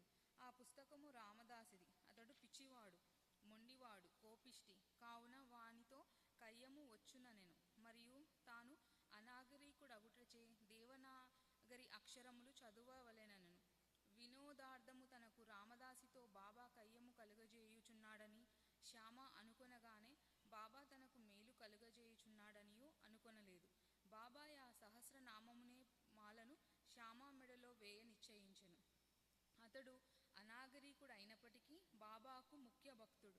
బాబా ఈ ప్రకారం అతనిని ప్రపంచ బాధల నుండి తప్పించగోరెను. భగవన్నామ ఫలితం అందరికీ విషదమే. సకల పాపముల నుండి, దురాలోచనల నుండి, చావు పుట్టుకల నుండి అది మనలను తప్పించును. దీనికంటే సులభమైన సాధన మింకొకటి లేదు.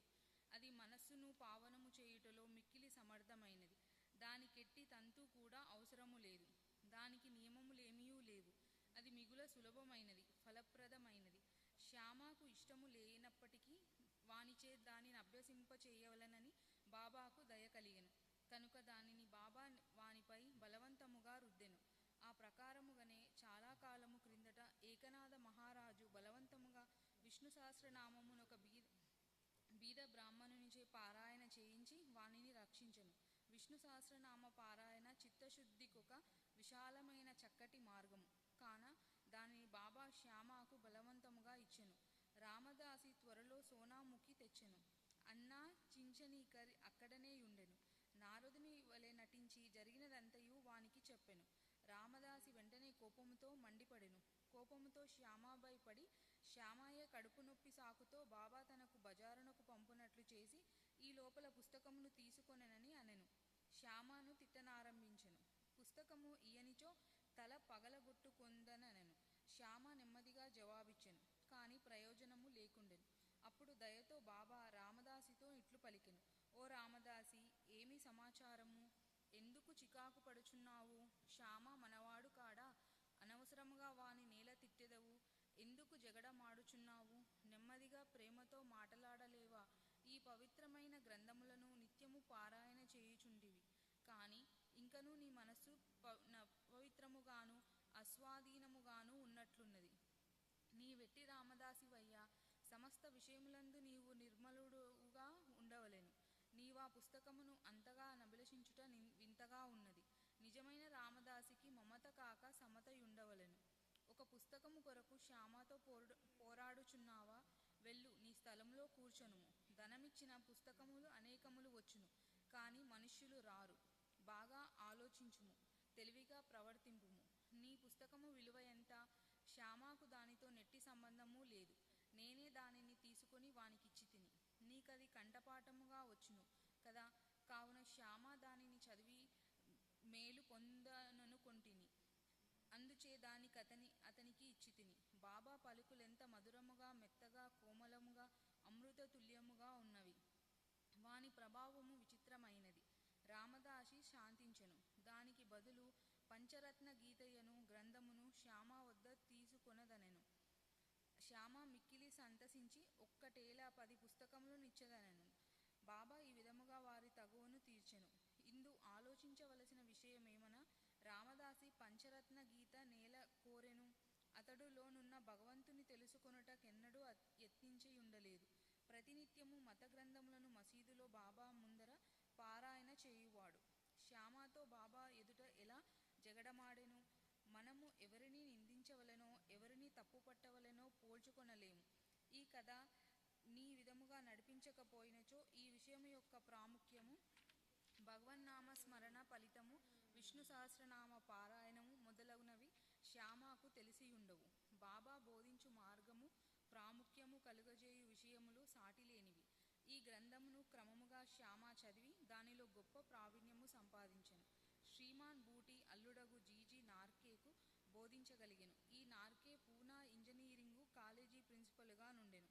గీతా రహస్యము, బ్రహ్మ విద్య నధ్యాయమును చేయువారిని బాబా ఎల్లప్పుడూ ప్రేమించువారు, ప్రోత్సహించువారు. ఇచ్చట దానికొక ఉదాహరణ మిచ్చెదము. ఒకనాడు బాపు సాహెబ్ జోగ్కు ఒక పార్సెలు వచ్చెను. అందులో తిలక్ వ్రాసిన గీతా రహస్యము ఉండెను. అతడా పార్సెల్ను తన చంకలో పెట్టుకొని మసీదుకు వచ్చెను. బాబాకు సాష్టాంగ నమస్కారము చేయునప్పుడది క్రిందపడెను.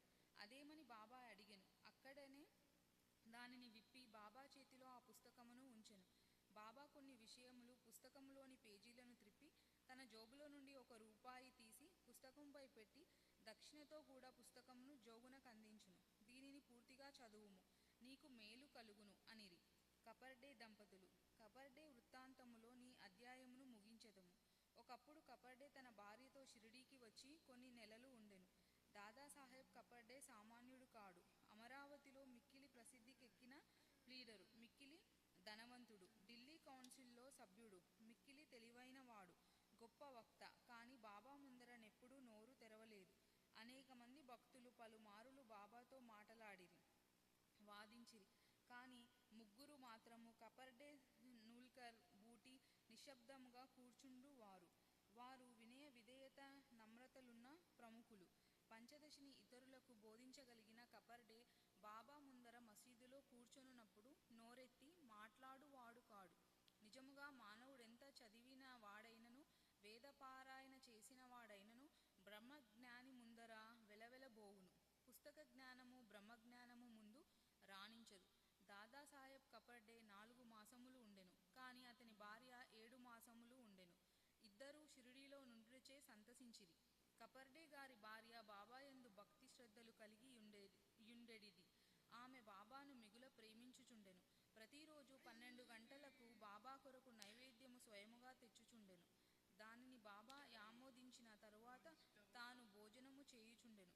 ఆమె యొక్క నిలకడను, నిశ్చల భక్తిని బాబా ఇతరులకు బోధించుచుండెను. ఆమె ఒకనాడు మధ్యాహ్న భోజనమున సమయమున ఒక పళ్ళెములో సాంజ, పూరి, అన్నము, పులుసు, పరమాన్నము మొదలగునవి మసీదుకు తెచ్చెను. గంటల కొలది యూరకనేయుండు బాబా ఆనాడు వెంటనే లేచి భోజన స్థలంలో కూర్చుండి ఆమె తెచ్చిన పళ్ళెముపై యాకు తీసి త్వరగా తిననారంభించెను. శ్యామ ఇట్లడిగెను. ఎందుకీ పక్షపాతము? ఇతరుల పళ్ళెముల నెట్టి వైచేదువు? వాని వైపు చూడనైన చూడవు కాని దీనిని నీ దగ్గరకు ఈడ్చుకొని తినుచున్నావు. ఈమె తెచ్చిన భోజనం ఎందుకంత రుచికరము? ఇది మాకు సమస్యగానున్నది. బాబా ఇట్లు బోధించెను. ఈ భోజనము యథార్థముగా మిక్కిలి అమూల్యమైనది. గత జన్మలో నీమె ఒక వర్తకుని ఆవు. అది బాగా పాలిచ్చుచుండెను. అచటి నుండి నిష్క్రమించి ఒక తోటమాలి ఇంటిలో జన్మించెను. తదుపరి ఒక క్షత్రియుని ఇంటిలో జన్మించి ఒక వర్తకుని వివాహమాడెను. తర్వాత ఒక బ్రాహ్మణుని కుటుంబంలో జన్మించెను. చాలా కాలము పిమ్మట ఆమెను నేను చూచితిని. కావున ఆమె పల్లెము నుండి ఇంకను కొన్ని ప్రేమయుతమగు ముద్దలను తీసుకొని నుండు. ఇట్లు అనుచు బాబా ఆమె పల్లెము ఖాళీ చేసెను. నోరు చేతులు కడుకొని త్రేన్పులు తీయుచు తిరిగి తన గద్దెపై కూర్చుండెను. అప్పుడు ఆమె బాబాకు నమస్కరించెను. బాబా కాళ్ళను పిసుకుచుండెను. బాబా ఆమెతో మాట్లాడతొడంగెను. బాబా కాళ్ళను తోముచున్న ఆమె చేతులను బాబా తోముటకు ప్రారంభించెను. గురు శిష్యులు ఒండరులు సేవ చేసుకొనుట చూచి శ్యామ ఇటులనెను. చాలా బాగా జరుగుచున్నది. భగవంతుడును భక్తురాలును ఒకరికొకరు సేవ చేసుకొనుట మిగుల వింతగా ఉన్నది. ఆమె యథార్థమున ప్రేమకు సంతసించి బాబా మెల్లగా మృదువైన ఆకర్షించు కంఠముతో రాజారాం యను మంత్రమును ఎల్లప్పుడూ జపించు మనుచు ఇట్లా అనెను. నీవిట్లు చేసినచో నీ జీవిత ఆశయమును పొందెదవు. నీ మనస్సు శాంతించును. నీకు మేలు అగును. ఆధ్యాత్మికము తెలియని వారికి ఇది సామాన్య విషయము వలె కాన్పించును. కానీ అది ఎట్లుగాదు. అది శక్తిపాతము, అనగా గురువు శిష్యునకు శక్తి ప్రసాదించుట. బాబా యొక్క మాటలెంత బలమైనవి, ఎంత ఫలవంతమైనవి! ఒక్క క్షణములోనవి ఆమె హృదయములో ప్రవేశించి స్థిరపడెను. ఈ విషయము గురువునకు శిష్యునకు గల సంబంధమును బోధించుచున్నది. ఇద్దరూ పరస్పరము ప్రేమించి సేవ చేసుకొనవలెను. వారిద్దరికి మధ్య భేదము లేదు. ఇద్దరూ ఒకటే. ఒకరు లేనిదే మరి ఒకరు లేరు. శిష్యుడు తన శిరస్సును గురువు పాదముల మీద పెట్టుట బాహ్య దృశ్యమే గాని యథార్థముగా వారిరువురు లోపల ఒకటే. వారి మధ్య భేదము పాటించువారు పక్వమునకు రానివారు, సంపూర్ణ జ్ఞానము లేనివారు. 27వ అధ్యాయము సంపూర్ణము. సద్గురు శ్రీ సాయినాథార్పణమస్తు. శుభం భవతు.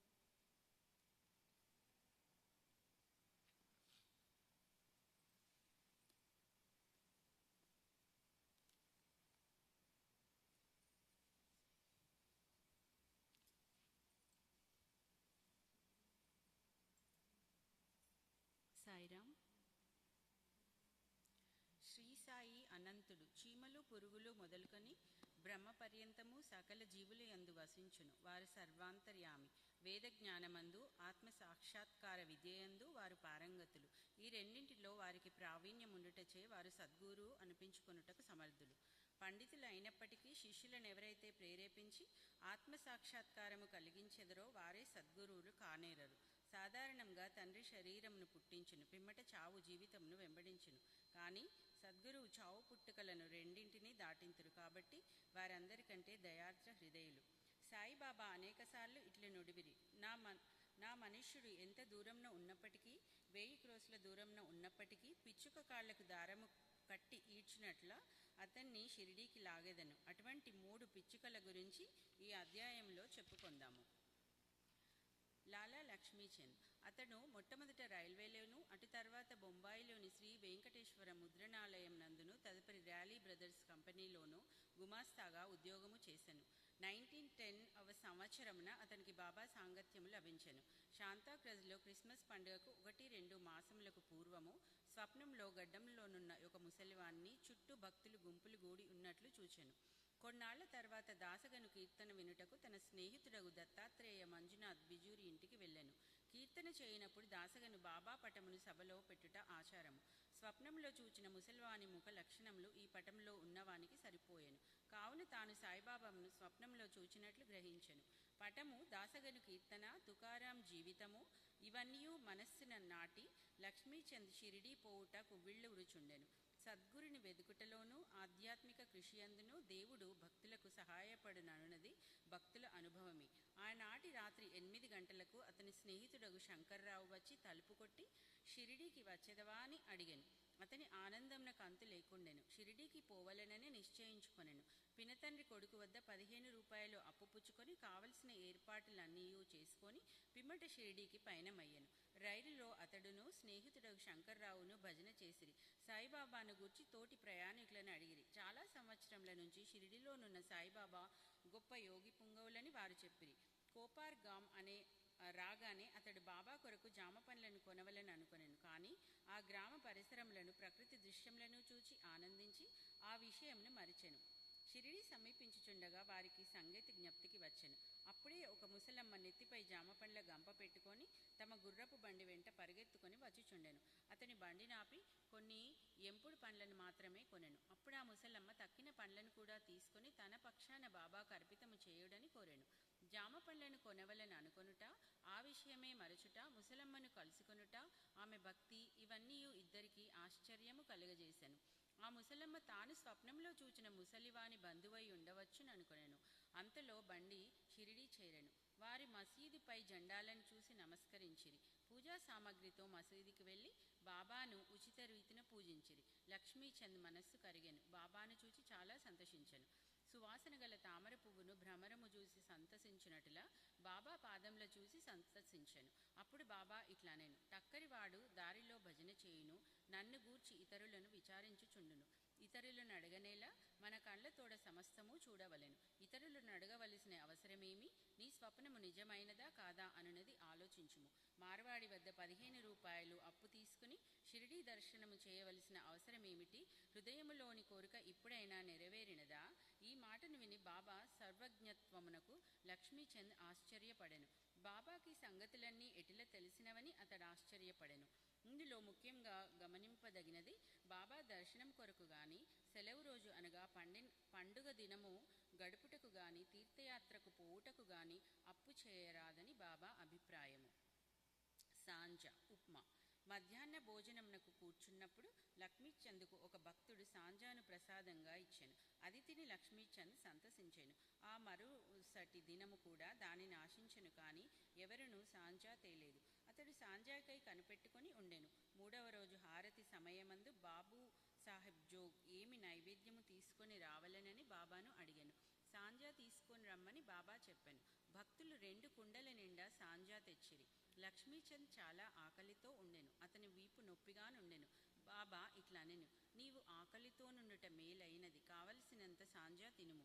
నీ వీపు నొప్పికి ఏదైనా ఔషధము తీసుకొనుము. బాబా తన మనస్సును కనుగొనెనని లక్ష్మీచంద్ రెండవసారి ఆశ్చర్యపడెను. బాబా ఎంత సర్వజ్ఞుడు కదా! దోషదృష్టి. ఆ సమయముననే లక్ష్మీచంద్ చావడి ఉత్సవమును జూచెను. అప్పుడు బాబా దగ్గుచే బాధపడుచుండెను. ఎవరిదో దోషదృష్టి ప్రసరించుటచే బాబాకు బాధ కలిగినదనుకొనెను. ఆ మరుసటి ఉదయము లక్ష్మీచంద్ మసీదుకు పోగా బాబా శ్యామాతో ఇట్లనెను, ఎవరిదో దోషదృష్టి నాపై పడుటచే నేను బాధపడుచున్నాను. ఇట్లు లక్ష్మీచంద్ మనస్సులో ఏమి భావించుచుండెనో అది అంతయు బాబా వెల్లడి చేయుచుండెను. ఈ విధంగా సర్వజ్ఞతకు కారుణ్యమునకు కావలసిన నిదర్శనములను కని లక్ష్మీచంద్ బాబా పాదములపై పడి, మీ దర్శనము వలన నేనెంతో సంతోషించితిని. ఎల్లప్పుడూ నా యందు దయా దాక్షిణ్యములు చూపి నన్ను రక్షింపుము. నాకీ ప్రపంచంలో మీ పాదములు తప్ప ఇతర దైవము లేదు. నా మనస్సు ఎల్లప్పుడూ మీ పాద పూజయందు, మీ భజనయందు ప్రీతి చెందును కాక. మీ కటాక్షముచే నన్ను ప్రపంచ బాధల నుండి కాపాడుదురు కాక. నేనెల్లప్పుడూ మీ నామమునే జపించుచు సంతోషంగా ఉందును కాక అని ప్రార్థించెను. బాబా ఆశీర్వాదమును ఊదీ ప్రసాదములను పుచ్చుకొని లక్ష్మీచంద్ సంతోషంతో తృప్తితో స్నేహితునితో కలిసి ఇంటికి తిరిగి వచ్చెను. దారిలో బాబా మహిమలను కీర్తించుచుండెను. సదా బాబాకు నిజమైన భక్తుడుగా నుండెను. షిరిడీకి పోవు పరిచితుల ద్వారా పూలమాలలు, కర్పూరము, దక్షిణ పంపుచుండెను.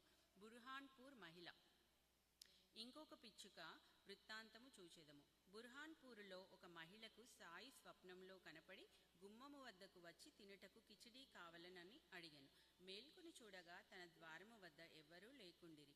చూచిన దృశ్యమునకు చాలా సంతసించి ఆమె అందరికీ తెలియచేసెను. తన భర్తకు కూడా తెలిపెను. అతడు పోస్టాఫీసులో ఉద్యోగము చేయుచుండెను. అతనికి అకోలాకు బదిలీ చేసిరి. భార్యాభర్తలు షిరిడీకి పోవ నిశ్చయించుకొని ఒక శుభ దినమందు షిరిడీకి బయలుదేరిరి. మార్గమధ్యమున గోమతీ తీర్థమును దర్శించి షిరిడీ చేరి అచట 2 మాసములుండిరి. ప్రతిరోజు మసీదుకు పోయి బాబాను దర్శించి పూజించి మిక్కిలి సంతసించుచుండిరి. వారు బాబాకు కిచిడీ ప్రసాదము సమర్పించవలెనని షిరిడీకి వచ్చిరి. కానీ అది 14 రోజుల వరకు తటస్థించలేదు. ఆమెకు కాలయాపన ఇష్టము లేకుండెను. 15వ రోజు ఆమె కిచిడీతో మసీదుకు 12 గంటలకు వచ్చెను. మసీదులో అందరూ భోజనమునకు కూర్చునిరి కనుక తెరవేసి ఉండెను. తెరవేసి ఉండినప్పుడు ఎవరు లోపల ప్రవేశించుటకు సాహసించరు, కానీ ఆమె నిలువలేకపోయెను. ఒక చేతితో తెర పైకెత్తి లోపల ప్రవేశించెను. బాబా ఆనాడు కిచిడీ కొరకు కనిపెట్టుకొని ఉన్నట్లు తోచెను. ఆమె కిచిడీ అచట పెట్టగానే బాబా సంతోషముతో ముద్ద మీద ముద్ద మృంగుట ప్రారంభించెను. బాబా ఆతురతను చూచి అందరూ ఆశ్చర్యపడిరి. ఈ కిచిడీ కథను విన్నవారు బాబాకు తన భక్తులపై అసాధారణ ప్రేమ యుండుననుటకు విశ్వసించిరి. మేఘశ్యాముడు. ఇక అన్నిటికంటే పెద్దదైన మూడవ పిచ్చుక గురించి వినుడు. విరంగాం నివాసియగు మేఘశ్యాముడు హరి వినాయక సాటే గారి వంట బ్రాహ్మణుడు.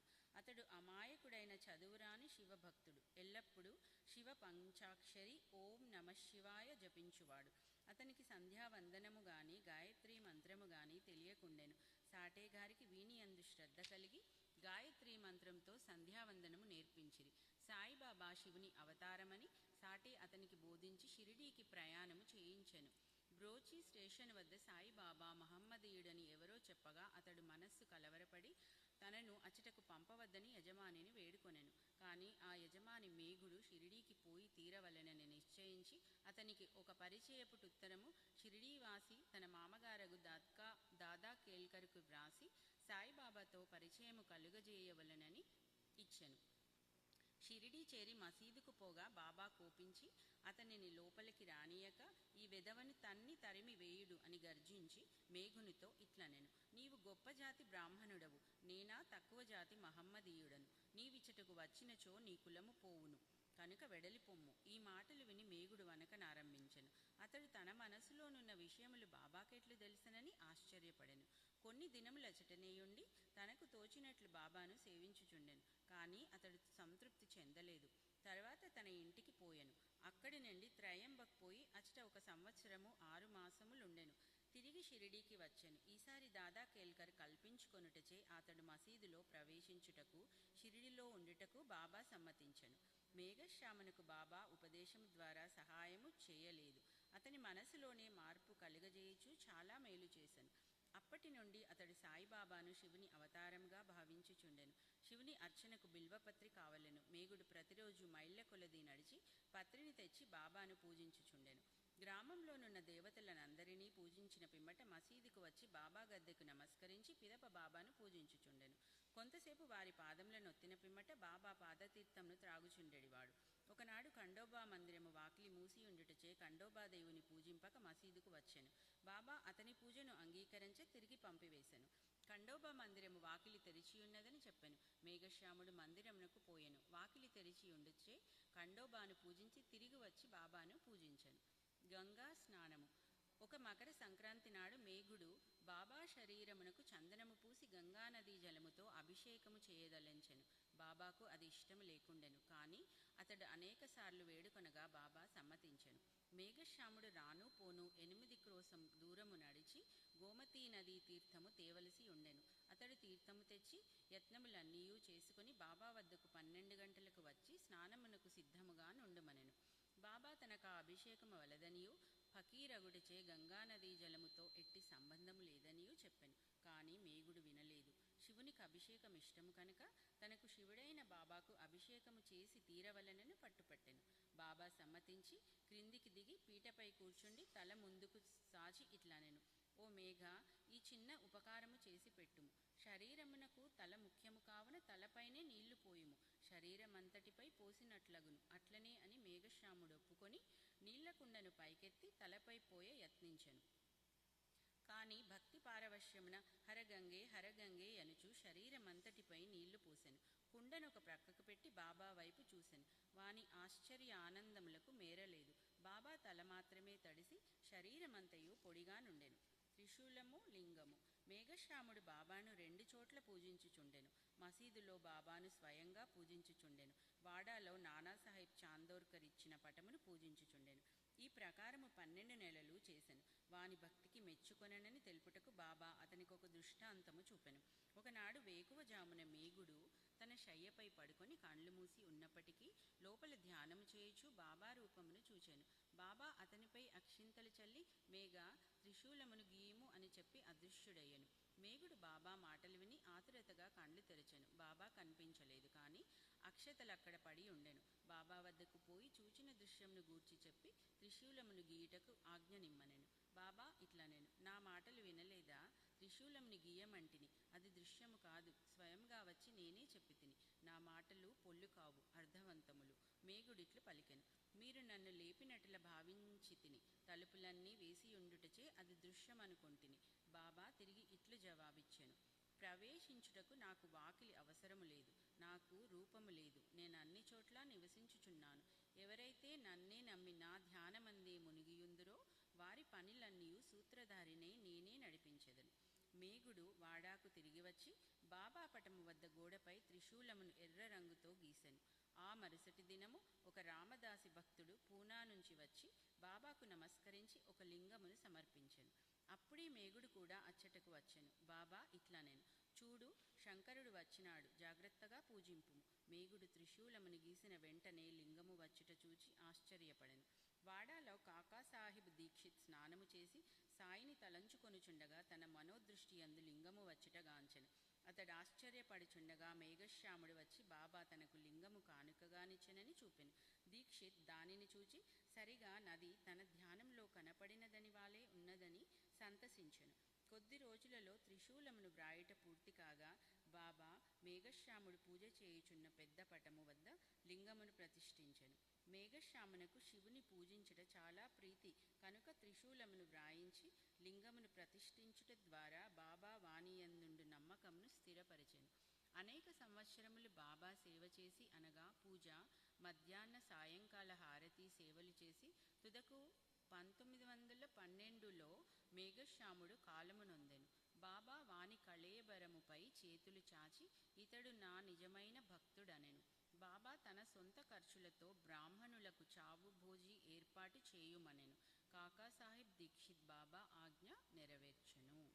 ఓం శ్రీ సద్గురు సాయినాథ్ మహారాజ్ కీ జై.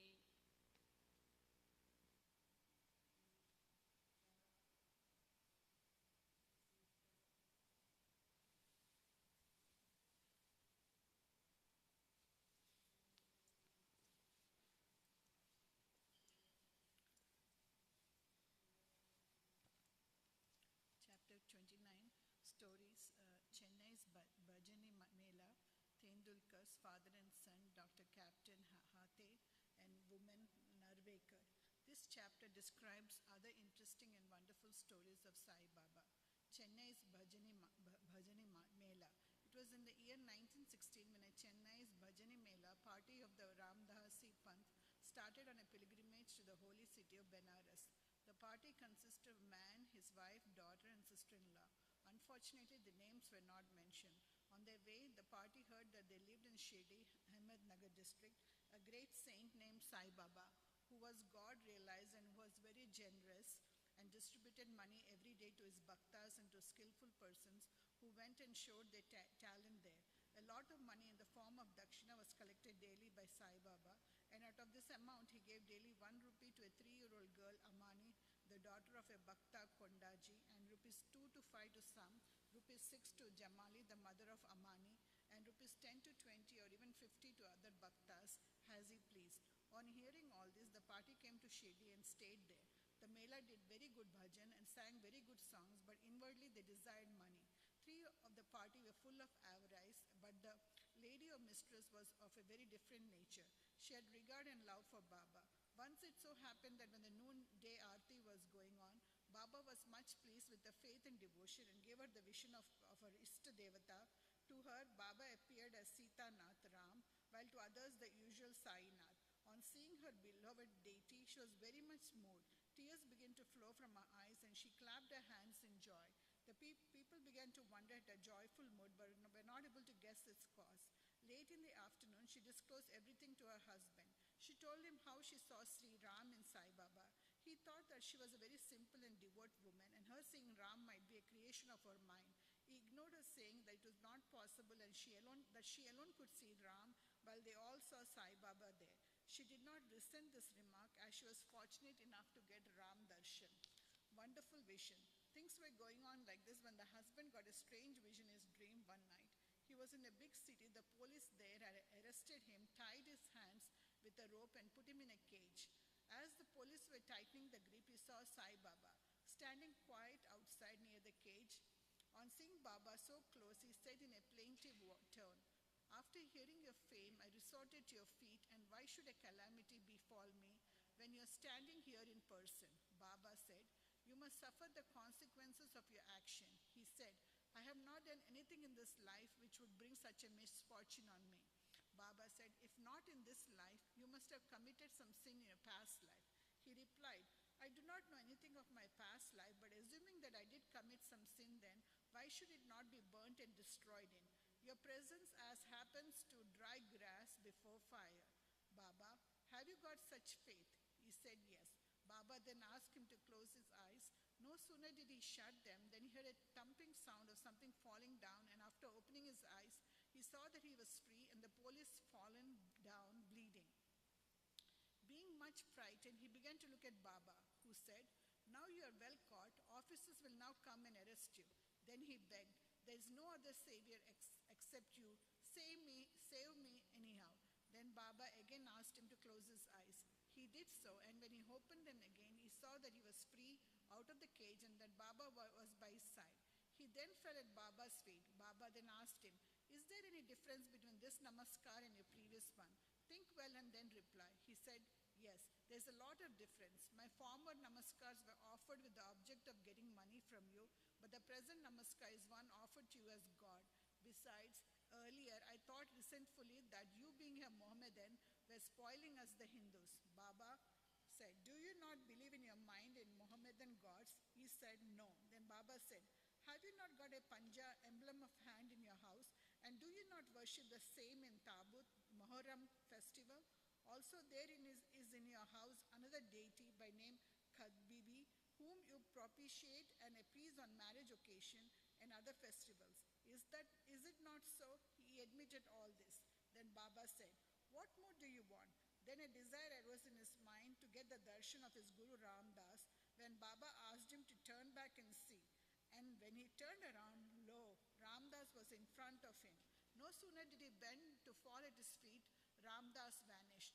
Then he inquisitively asked Baba, "You look old. Do you know your age?" "Baba, what do you say? I am old? Just race with me and see." On saying this, Baba began to run, and he too followed. Baba disappeared in the dust raised by his footsteps while running, and at that moment, man was awakened.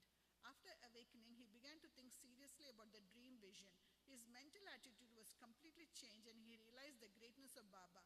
After this, his doubting tendencies disappeared, and true devotion to Baba's feet descended on his mind. The vision was a mere dream, but the questions and answers therein were most significant and interesting. Next morning, when all the persons assembled in the masjid for the arti, Baba gave him a prasad, 2 rupees worth sweetmeats, and also 2 rupees from his pocket, and blessed him. He made him stay there for a few more days and gave him his blessing, saying, "Allah, God, will give you plenty and he will do you all good." He did not get more money there, but he got far better things, namely Baba's blessing, which stood him in good stead all along. The party got plenty of money afterwards, and their pilgrimage was successful, as they did not suffer any trouble or inconvenience during their journey. They all returned home safe, thinking of Baba's words and blessings, and the Anand bliss they experienced by his grace. This story illustrates one of the methods which Baba followed in some cases to improve and reform his devotees. Tendulkar family. They lived in Bandra, a suburb of Mumbai, a Tendulkar family, all the members of which were devoted to Baba. Mrs. Savitri Bai Tendulkar has published a Marathi book named Sri Sainath Bhajanmala, containing 800 abhangs and padas, describing the Leelas of Baba. It's a book worth reading by those who are interested in Baba. The son, Babu Tendulkar, was studying hard day and night and wanted to appear for the medical exam. He consulted some astrologers. On examining his horoscope, they told him that the stars were not favorable that year, and he should appear for the examination next year when he would be certainly successful. This cast a gloom over him and made him restless. A few days afterwards, his mother went to Shirdi and saw Baba. Amongst other things, she mentioned the gloomy and morose condition of her son, who was to appear for the examination in a few days. On hearing this, Baba said to her, "Tell your son to believe me, to throw aside horoscopes and predictions of astrologers and palmists, and go on with his studies. Let him appear for the examination with a calm mind. He's sure to pass this year. Ask him to trust me and not to get disappointed." The mother returned home and communicated Baba's message to her son. Then he studied hard and in due course appeared for the examination. In the written papers he did well, but being overtaken by doubts, he thought that he would not secure sufficient marks for passing. So he did not care to appear for the oral examination. But the examiner was after him. He sent word through a fellow student stating that he had passed in the written exam and that he should appear for the oral. The son, being thus encouraged, appeared for the oral examination and was successful in it also. Thus he got through the examination that year successfully by Baba's grace, though the stars were against him as indicated. It is to be noted here that doubts and difficulties surround us just to move us and confirm her faith. We are tested as it were. If we only hold on steadily to Baba with full faith and continue our endeavors, our efforts will be ultimately crowned with success. The father of this boy, Raghunath Rao, was serving in some foreign mercantile firm in Mumbai. As he grew old, he was not able to attend to his work properly, and so he had to take leave and rest. As he did not improve during the period of leave, a further extension of leave or premature retirement from service was inevitable. The chief manager of the firm decided to retire him on pension as he was an old and a reliable servant. The question regarding the amount of pension to be given was under consideration. He was given rupees 150 per month, and his pension, that is half the amount, namely rupees 75, would not be enough to meet the expenses of the family. So they were all anxious about this matter. 15 days before the final settlement, Baba appeared to Mrs. Tendulkar in a dream and said, "I wish that rupees 100 should be settled as pension. Will this satisfy you?" She replied, "Baba, why ask me this? We fully trust in you." Though Baba said rupees 100, still he was given 10 rupees more, that is rupees 110, as a special case. Such wonderful love and care did Baba exhibit towards his bhaktas. Captain Hate. Captain Hate was staying in Bikaner, was a great devotee of Baba. Once Baba appeared to him in his dream and said, "Did you forget me?" Hate then immediately held Baba's feet and replied, "If a child forgets his mother, how could he be saved?" Then Hate went into garden and took fresh valpadi vegetables, and after arranging siddha, ghee, wheat flour and dal, etc., and dakshina, was about to offer all this to Baba when he was awakened and came to know that the whole thing was a dream.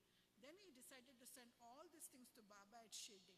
When he came to Gwalior some days afterwards, he sent rupees 12 by money order to a friend with instructions that rupees 2 should be spent in buying siddha articles and valpapadi vegetables, and those should be offered to Baba with rupees 10 as dakshina. The friend went to Shirdi and purchased the things mentioned, but the valpapadi was not available. In a short time, a woman turned up with a basket on her head which curiously enough contained the valpapadi vegetables. It was purchased, and then all the things were offered to Baba on behalf of Captain Hate. Mrs. Nimonkar prepared the Naivedya, rice and valpapadi vegetables next day and offered the same to Baba. All the people were surprised to see that Baba, while dining, took and ate valpapadi and did not touch rice and other things. Hate's joy knew no bounds when he learned this from his friend. Consecrated rupee. At another time, Captain Hate wished that he would have in his house a rupee consecrated by Baba with his touch. He came across a friend who was bound for Shirdi. Through him, Hate sent his rupee. The friend went to Shirdi and after usual salutation gave first his dakshina, which Baba accepted. Then he gave Hate's rupee, which Baba took in his hand and began to gaze at it. He held it in front, tossed it up with his right thumb and played with it. Then he said to the friend, "Return this to his owner with the prasad of Uddi. Tell him that I want nothing from him. Ask him to live in peace and contentment." The friend returned to Gwalior, handed over the consecrated rupee to Hate and told him all that happened at Shirdi. This time, Hate was much pleased and realized that Baba always encouraged good thoughts as he wished intently. Vaman Narvekar.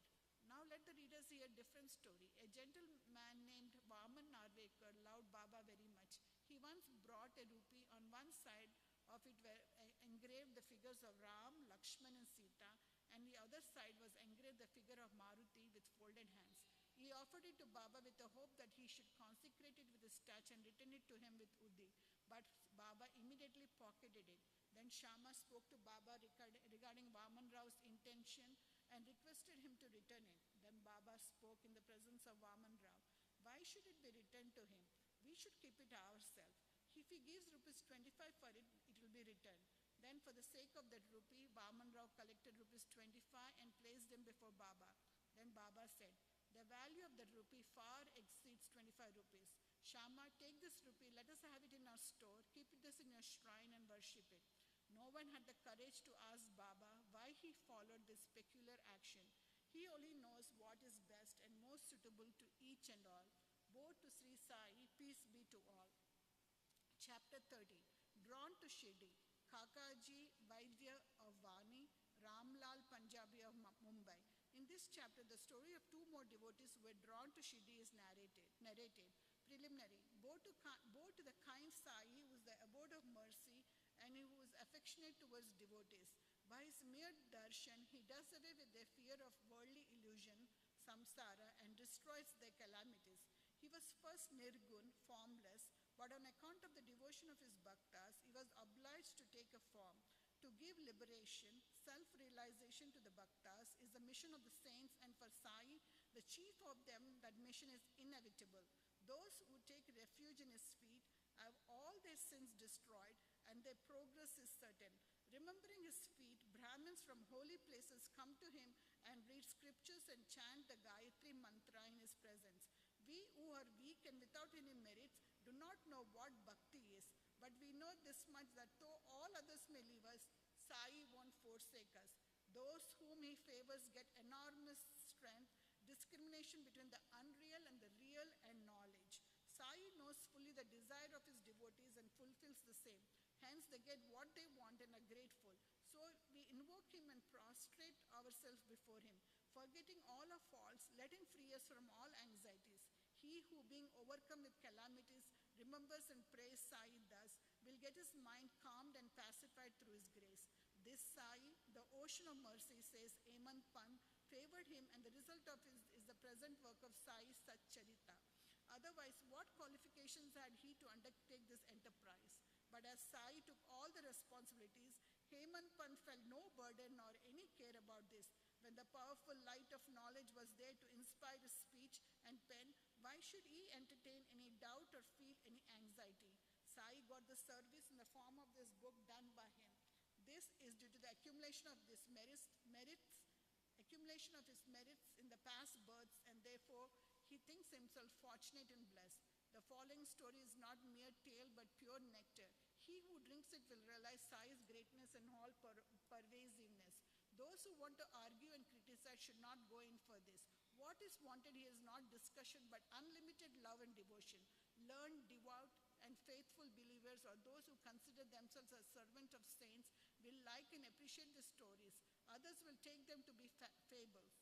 The fortunate bhaktas of Sai will find the Sai Leelas as the Kalpataru, wish-fulfilling tree. Drinking in or devouring this nectar of Sai Leelas will give liberation to the ignorant jivas, satisfaction to the householders, and a sadhana to the aspirants. Now we come to the story of this chapter. Kakaji Vaidya. There lived in Bani, Nasik district, a man named Kakaji Vaidya. He was the priest of the goddess Saptashringi there. He was so overpowered by adverse circumstances and calamities that he lost peace of mind and became quite restless. Under such circumstances, one evening he went to the temple of the goddess and prayed unto her from the bottom of his heart and invoked her aid to free him from anxiety. The goddess was pleased with his devotion, and the same night appeared to him in his dream and said to him, "You go to Baba, and then your mind will become calm and composed." Kakaji was anxious to know from her who this Baba was, but before he could get an explanation, he was awakened. Then he began to think as to who might be this Baba to whom goddess had asked him to go. After some thinking, he resolved that this Baba might be Trambakeshwar, Lord Shiva. So he went to the holy place Trambak, Nasik district, and stayed there for 10 days. During this period, he bathed early in the morning, chanted the Rudra hymns, did the Abhishek, pouring fresh water over Pindi, and did other religious rites. But with all this, he was as restless as before. Then he returned to his place and again invoked the goddess most pitifully. That night, she again appeared in his dream and said, "Why did you go to Trambakeshwar in vain? I mean by Baba Sri Sai Samarth of Shirdi." The question before Kakaji now was how and when he went to go to Shirdi and how to see Baba.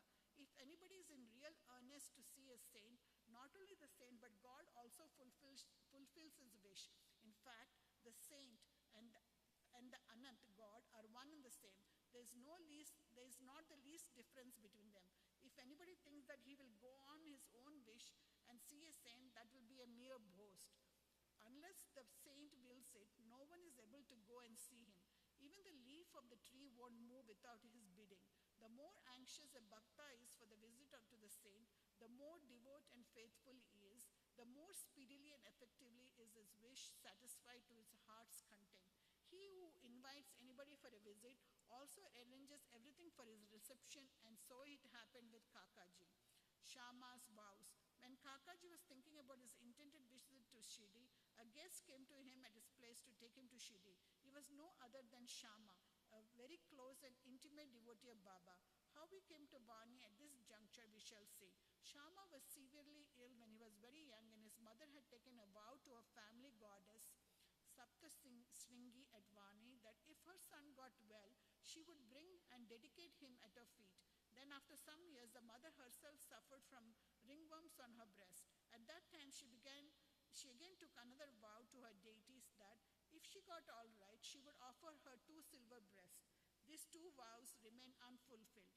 At her deathbed, she called her son Shama and drew his attention to the vows, and after taking a promise from him that he would fulfill them, she breathed her last. After some time, Shama forgot about these vows, and thus 30 years elapsed. About this time, a famous astrologer had come to Shirdi and stayed there for a month. His predictions in the case of Sriman Bhuti and others came true, and everybody was satisfied. Shama's younger brother, Bapaji, consulted him and was told about his mother's vows, which his elder brother had promised to fulfill at her deathbed and not yet fulfilled. Hence, the goddess was displeased with them, and that was bringing troubles on them. Bapaji told this to his brother Shama, who was then reminded of the unfulfilled vows. On thinking that any further delay would be dangerous, he called a goldsmith and got a pair of silver breasts prepared. Then he went to the masjid, prostrated himself before Baba, and placing before him the 2 silver breasts, requested him to accept them and free him from the vows as to him he was his Saptashringi goddesses. Then Baba insisted upon him to go himself to the temple of Saptashringi and offered them at the feet of the goddesses. Thus, after taking Baba's permission in Uddi, he left for Vani, and while searching for the priest, reached Kakaji's house. Kakaji was then very anxious to visit Baba, and Shama went there to see him at that very time. What a wonderful coincidence was this.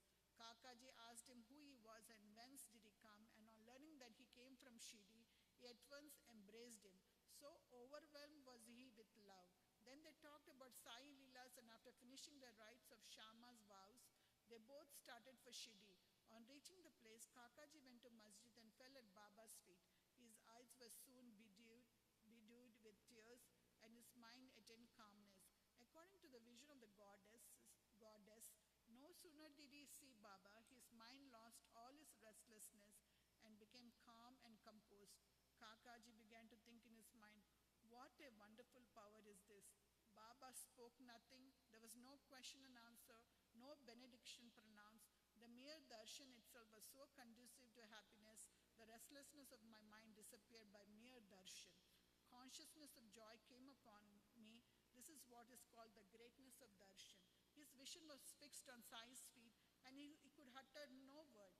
Hearing Baba's Leelas, his joy knew no bounds. He surrendered himself completely to Baba, forgot his anxiety and cares, and got undiluted happiness. He lived happily there for 12 days, and after taking Baba's leave, Uddi and blessings, returned home. Kushal Chand of Rahata.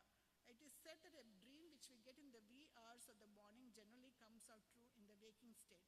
This may be so, but regarding Baba's dream, there is no restriction of time. To quote an instant, Baba told Kakaseb Dikshit one afternoon to go to Rahata and fetch Kushal Chand to Shirdi, as he had not seen him since long. Kakaseb accordingly took a tonga and went to Rahata. He met Kushal Chand and gave him Baba's message. On hearing it, Kushal Chand was surprised and said that while he was taking a noon nap after meals, Baba appeared in his dream and asked him to come to Shirdi immediately, and that he was anxious to go. As he had no horse of his own nearby, he sent his son to inform Baba. When his son was just out of the village border, Dikshit Tonga turned up. Dikshit then said that he was sent specially to bring him. Then they both went in the Tonga back to Shirdi. Kushal Chand saw Baba and all were pleased. Seeing this Leela of Baba, Kushal Chand was much moved. Ramlal Punjabi of Mumbai. Once a Punjabi Brahmin of Mumbai named Ramlal got a dream in which Baba appeared and asked him to come to Shirdi. Baba appeared to him as Mahant, saint, but he did not know his whereabouts. He thought that he should go and see him, but as he had not his address, he did not know what to do. But he who calls anybody to him also makes the necessary arrangements for the same. The same happened in this case. The same afternoon, when he was strolling in the streets, he saw a picture of Baba in a shop. The features of the Mahant he saw earlier in a dream tallied exactly with those of the picture. Then, on making enquiries, he came to know that the picture was of Sai Baba of Shirdi. He went soon after this to Shirdi and stayed there till his death. In this way, Baba brought his devotees to Shirdi for darshan and satisfied their wants, material as well as spiritual. Both to Sri Sai, peace be to all.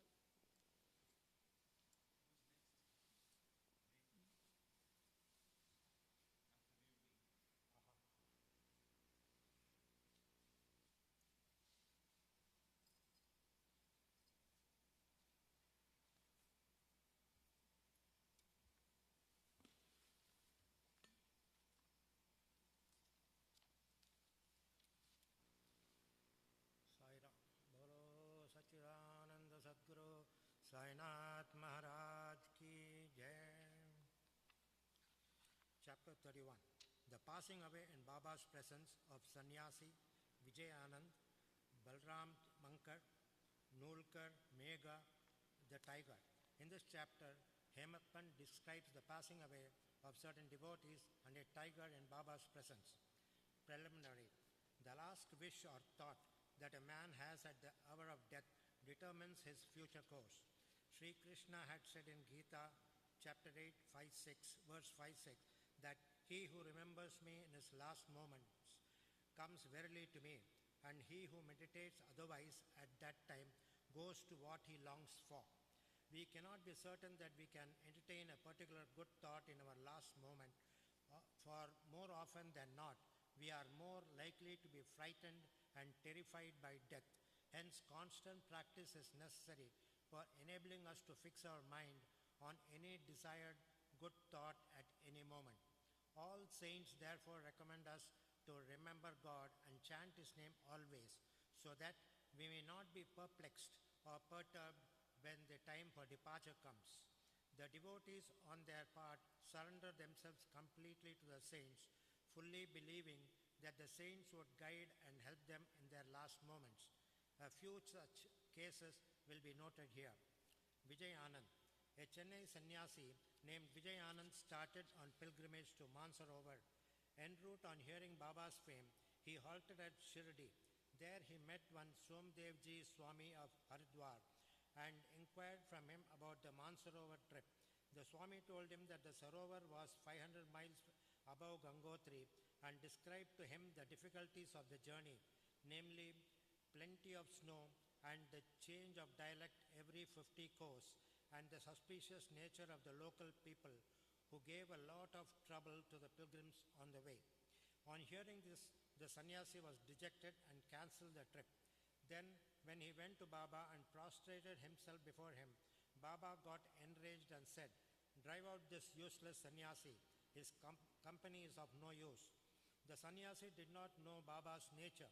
He felt discomforted, but sat there watching things that were going on. It was the morning darbar and the masjid was overcrowded. Baba was being worshipped in various ways. Some were washing his feet, some taking the teerth, holy water, and drinking it heartily, and some touching their eyes with it. Some were applying sandal paste, and some scents to his body. And all were doing these things forgetting the distinction of caste and creed. Though Baba got enraged with him, he was filled with affection for Baba and he did not feel like leaving the place. He stayed in Shirdi for 2 days when he got a letter from Chennai stating that his mother was very ill. He felt very dejected and wanted to be by his mother's side, but he could not leave without Baba's permission to return home. The omniscient Baba, knowing the future, said to him, "If you so loved your mother, why did you take sannyas? Attachment makes misuse of an ochre robe. Go and sit quiet at your lodging, wait with patience for a few days. In the Vada there are many robbers. Bolt your doors and be very vigilant. The thieves will carry everything. Wealth and prosperity are transient, and the body is subject to decay and death. While knowing this, do your duty, leaving all attachment with the things of this world and next. He who does this and surrenders himself to the feet of Hari, the Lord, will become free from all troubles and attain bliss. The Lord runs and helps him who remembers and meditates on him with love and affection. Your store of past merits is considerable, so you have come here. Now attend to what I say and realize the goal of your life. Begin from tomorrow the study of Bhagavad. Do 3 saptas, that is 3 readings during 3 weeks, conscientiously. The Lord will be pleased with you and will destroy your sorrows, your illusions will vanish, and you will get eternal peace. On seeing that his end was approaching, Baba prescribed this remedy and made him read Rama Vijaya, which pleases the god of death. Next morning, after bathing and other purifying rites, he commenced to read Bhagavat at a secluded spot in the Lendi garden. He completed 2 readings and thereafter felt much exhausted. He returned to the Vada and stayed in his lodging for 2 days, and on the 3rd day he breathed his last in Fakir Bade Baba's lap. Baba asked the people to preserve the body for a day for a reason. The police afterwards came and on making proper inquiries gave permission for the disposal of the body. It was buried in a proper place with due rites. In this way, Baba helped the sannyasi and ensured him Sadgati, that is salvation. Balram Mankar. There was a householder devotee of Baba by name Balram Mankar. When his wife passed away, he got dejected and entrusting his household to his son, left home and came to Shirdi and lived with Baba. Baba, being pleased with his devotion, Baba wanted to give a good turn to his life, and he did it in this way. He gave him ₹12 and asked him to go and live in Machindragarh, district Satara. Mankar was first unwilling to go and stay away from Baba, but Baba convinced him that he was giving the best course for him and asked him to practice meditation thrice a day in the Gad. On believing in Baba's words, Mankar went to the Gad. He was much pleased with the serenity, pure water, healthy air, and the surroundings of the place and began to practice assiduously the meditations as recommended by Baba. After some days, he got a revelation. Generally, bhaktas get revelation in their samadhi or trance states, but in Mankar's case, he got it when he came down to his ordinary consciousness from his trance. Baba appeared to him in person. Not only that Mankar saw him, but he also asked him why he was sent there. Baba replied, "In Shirdi, many thoughts and ideas began to rise in your mind, and I sent you here to bring your unsteady mind to rest. You thought that I was in Shirdi with a body composed of the 5 elements and 3.5 cubits in length. Now you see and determine for yourself whether the person you see here now is the same you saw at Shirdi. It is for this reason that I sent you here." Then after the period was over, Mankar left the Gad and proceeded to his native place Bandra. He wanted to travel by rail from Pune to Dadar, but when he went to the booking office, he got a ticket. He found it very crowded. He went to the booking office to get a ticket. He found it very much crowded. He could not get his ticket soon when a villager with a langoti, piece of cloth on his waist and kambli on his shoulder turned up and said, "Where are you going?" To Dadar, replied Mankar. Then he said, please take this Dadar ticket of mine as I have some urgent work here. I have cancelled my Dadar trip. Mankar was very glad to receive the ticket and was taking out money from his pocket when the rustic disappeared in the crowd. Mankar tried to find out in the crowd, but in vain. He waited for him till the train left the station, but found no trace of him. This was the second revelation Mankar got in a strange form. Then Mankar, after visiting his home, again returned to Shirdi and remained there at Baba's feet, following his bidding and advice. In the end, he was very fortunate to leave this world in the presence of Baba. Tatya Sahib Nulkar. Hemant Pant gives no particulars regarding Tatya Sahib Nulkar except the bare mention of the fact that he gave up his ghost in Shirdi. A brief summary of his account that appeared in the Sai Leela magazine is given here. Tatya Sahib was a sub-judge at Pandharpur in 1909 when Nana Sahib Chandorkar was Mamlatdar there, but both met often and exchanged words. Tatya Sahib did not believe in saints while Nana Sahib respected them. Nana Sahib often told him the Leelas of Sai Baba and pressed him to go to Shirdi and see Baba. Nulkar finally agreed to go to Shirdi on two conditions. One, he must get a Brahmin cook, and two, he must get good Nagpur oranges for presentation. Both these conditions were providentially fulfilled. A Brahmin came to Nana Sahib for service, and he was sent to Tatya Sahib, and a fruit parcel containing 100 beautiful oranges was received by Tatya Sahib, the consigner being unknown. As the conditions were fulfilled, Tatya Sahib had to go to Shirdi. At first, Baba was much enraged with him, but by and by, Tatya Sahib got such experiences that he was convinced that Baba was God incarnate. So he was enamored of Baba and stayed there till his death. As his end was approaching, sacred literature was read out to him, and at the last hour, Baba's Padatirth was brought and given to him for drinking. Baba, on hearing of his death, said, "Oh, Tatya went ahead of us. He won't be reborn." Megha. The story of Megha has been already described in chapter 28. When Megha died, all the villagers followed the funeral procession. Baba also accompanied them and showered flowers on Megha's body. After the obsequies were performed, tears flowed from Baba's eyes, and like an ordinary mortal, Baba showed himself overcome with grief and sorrow. Then, covering the body with flowers and crying like a near relation, Baba returned to the masjid. Many saints have been giving Sadgati to men, but Baba's greatness is unique. Even an animal like a tiger came to Baba's feet for being delivered from demerits. It is this story which will be narrated now. Tiger. 7 days before Baba passed away, a wonderful incident occurred at Shirdi. There came a country cart and stopped in front of the masjid. A tiger was on the cart, fastened with iron chains, with its agonized face turned to the rear. It was suffering from some painful malady. Its keepers, 3 dervishes, had been taking it from place to place and making money by exhibiting it. It was the means of their subsistence. They tried all sorts of remedies to cure it from the malady it was suffering from, but all in vain. Then they heard of Baba's fame and came to him with the animal. They got it down with chains in their hands and made it stand at the door.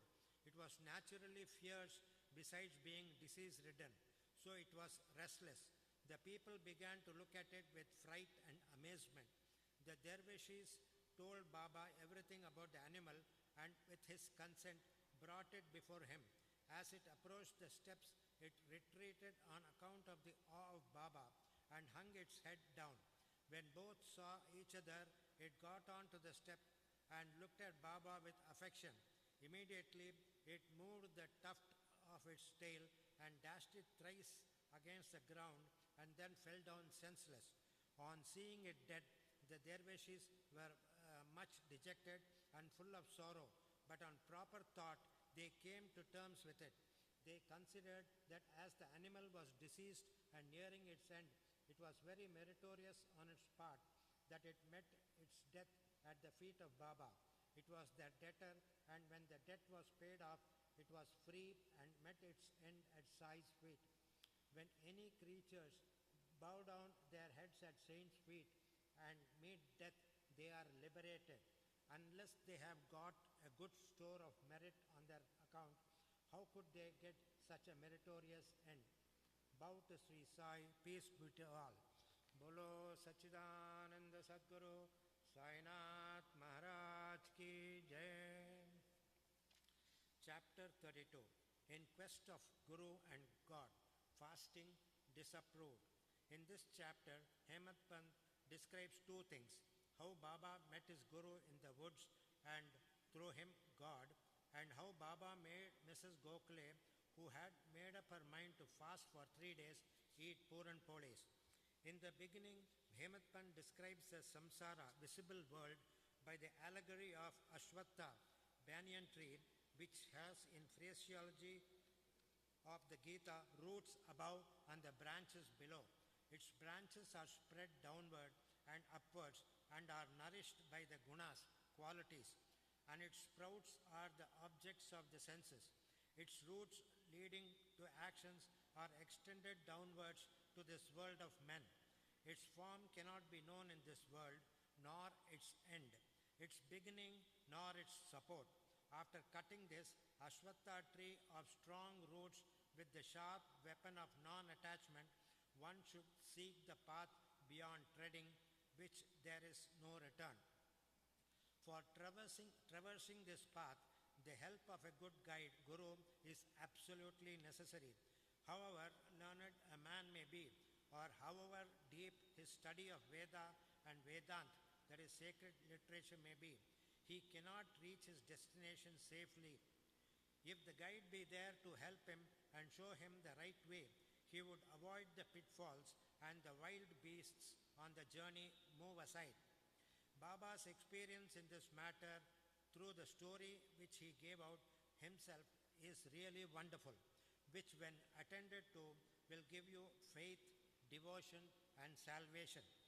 The quest. Once 4 of us were studying religious scriptures and other books, and being thus enlightened, we began to discuss the nature of Brahma. One of us said that we should raise the self with self-efforts and not depend on others.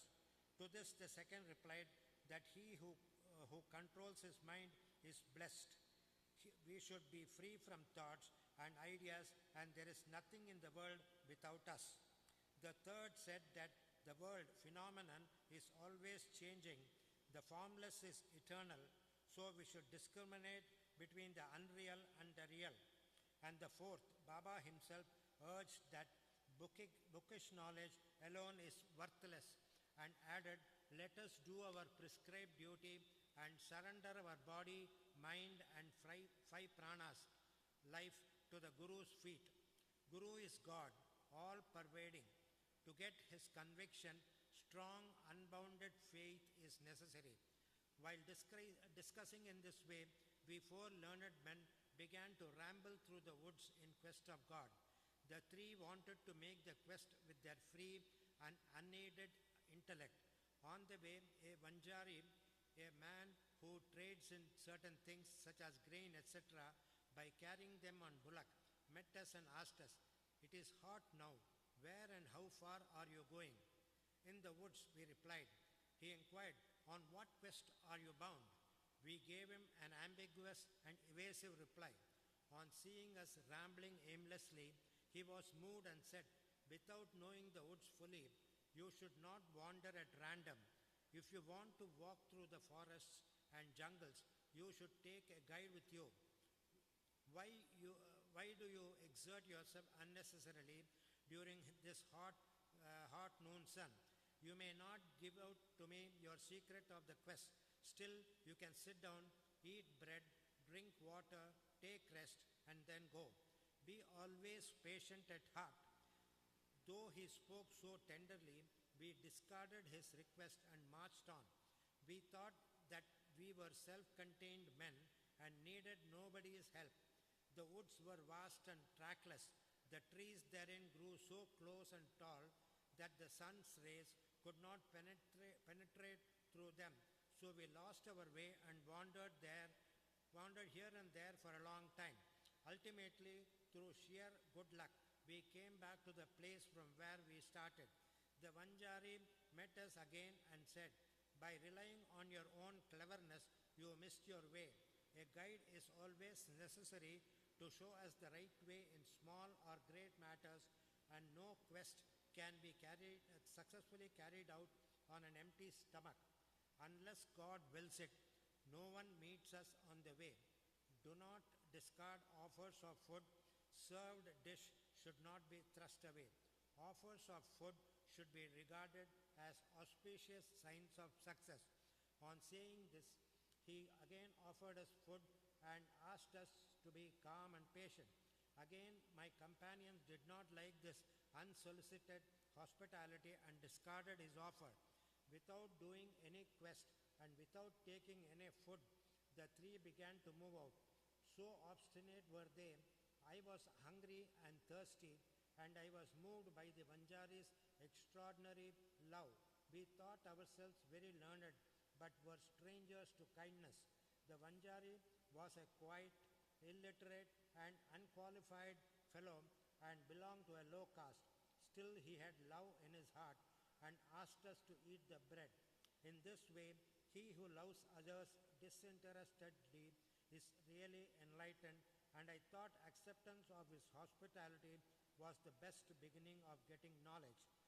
So very respectfully, I accepted the loaf of bread offered, ate it, and drank water.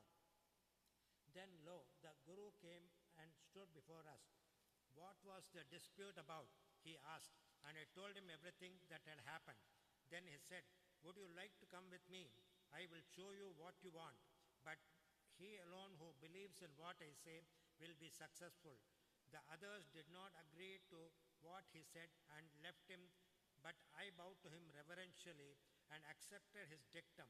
Then he took me to a well, tied my feet with a rope, and hung me head downwards and feet up from a tree near the well. I was suspended 3 feet above the water, which I could not reach with my hands or with my mouth. After suspending me in this manner, he went away, no one knew where. After 10 or 12 ghatakas, that is 4 or 5 hours, he returned, and after taking me out quickly, asked me how I fared. In bliss supreme I was. How can a fool like me describe the joy I experienced? I replied. On hearing my answer, the Guru was much pleased with me, drew me near me, and stroking my head with his hand, kept me with him. He took care of me as tenderly as a mother bird does of her young ones. He put me into his school. How beautiful it was! Then I forgot my parents. Therefore, there I forgot my parents. All my attachment was snapped, and I was liberated easily. I thought that I could embrace him and keep staring at him always. If this image was not fixed in my eyes, I would rather be blind. Such was the school. No one who entered it once could return empty-handed. My Guru became my all in all, my home, mother and father, everything. All my senses left their places and concentrated themselves in my eyes, and my sight was centered on him. Thus my Guru was the sole object of my meditation, and I was conscious of none else. While meditating on him, my mind and intellect were silent, and I had thus to keep quiet and bow to him in silence. There are other schools where you see an altogether different spectacle. The disciples go there to seek knowledge and spend their money, time and labor, but ultimately they don't gain much. The Guru there boasts of his secret knowledge and his straightforwardness. He makes a show of his sacredness and holiness. He speaks a lot and sings his own glory, but his own words do not touch the disciples' heart, and they are not convinced. So far as self-realization is concerned, he has not reached that. How can such schools be of any use to the disciples, and how can they be benefited? The master, that is Guru, mentioned above was of different type. By his grace, realization flashed upon me of itself without effort or study. I had nothing to seek. Everything became to me as clear as broad daylight. The Guru alone knows how the inverse suspension with head down and feet up can give happiness. Among the four, one was Karmakandi, ritualistic, who only knew how to observe and abstain from certain rites. The second was Jnani, who was puffed up with pride of knowledge. And the third was a Bhakta, who surrendered himself completely to God, believing that he was the sole doer. When they were discussing and arguing, the question of God came up, and then they, depending on their unaided knowledge, went in search of him. Sai, who was discrimination and dispassion incarnate, was one of the four. On being himself Brahma incarnate, some may ask, why did he mix with them and act foolishly? He did this for setting an example to follow. Though an incarnation himself, he respected a low Vanjari by accepting his food with the firm belief that food is Brahma, and showed how those who rejected Vanjari's hospitable offer suffered, and how it was impossible to get jnana without a guru. The Shruti Taittiriya Upanishad exhorts us to honor and worship mother, father and preceptor, and to study, learn and teach the sacred scriptures. These are the means of purifying our minds, and unless this purification is effected, self-realization is not possible. Neither the senses nor the mind and intellect reach the self. Modes of proof such as perception and inference will not help us in the matter. It is the grace of the Guru that counts. The objects of our life, such as dharma, artha and kama, are attainable with our effort. But the fourth object, moksha, that is liberation, can only be had with the help of the Guru. In the life story of Sri Sai, many personalities appear and play their part. Astrologers come and give us their predictions. Princes, noblemen, ordinary and poor men, sannyasis, yogis, singers and others come for darshan. Even a mahar comes and makes his salutation, says, Sai is the Maibap, true parents, who will do away with our rounds of births and deaths. So many others, such as jugglers, gondolas, who sing devotional songs, the blind and the lame, Nath Panthis, dancers and other players come and are given suitable reception. The Vanjari also appeared at the right time and played the part assigned to him. Let us now revert to the other story, fasting and Mrs. Gokhale.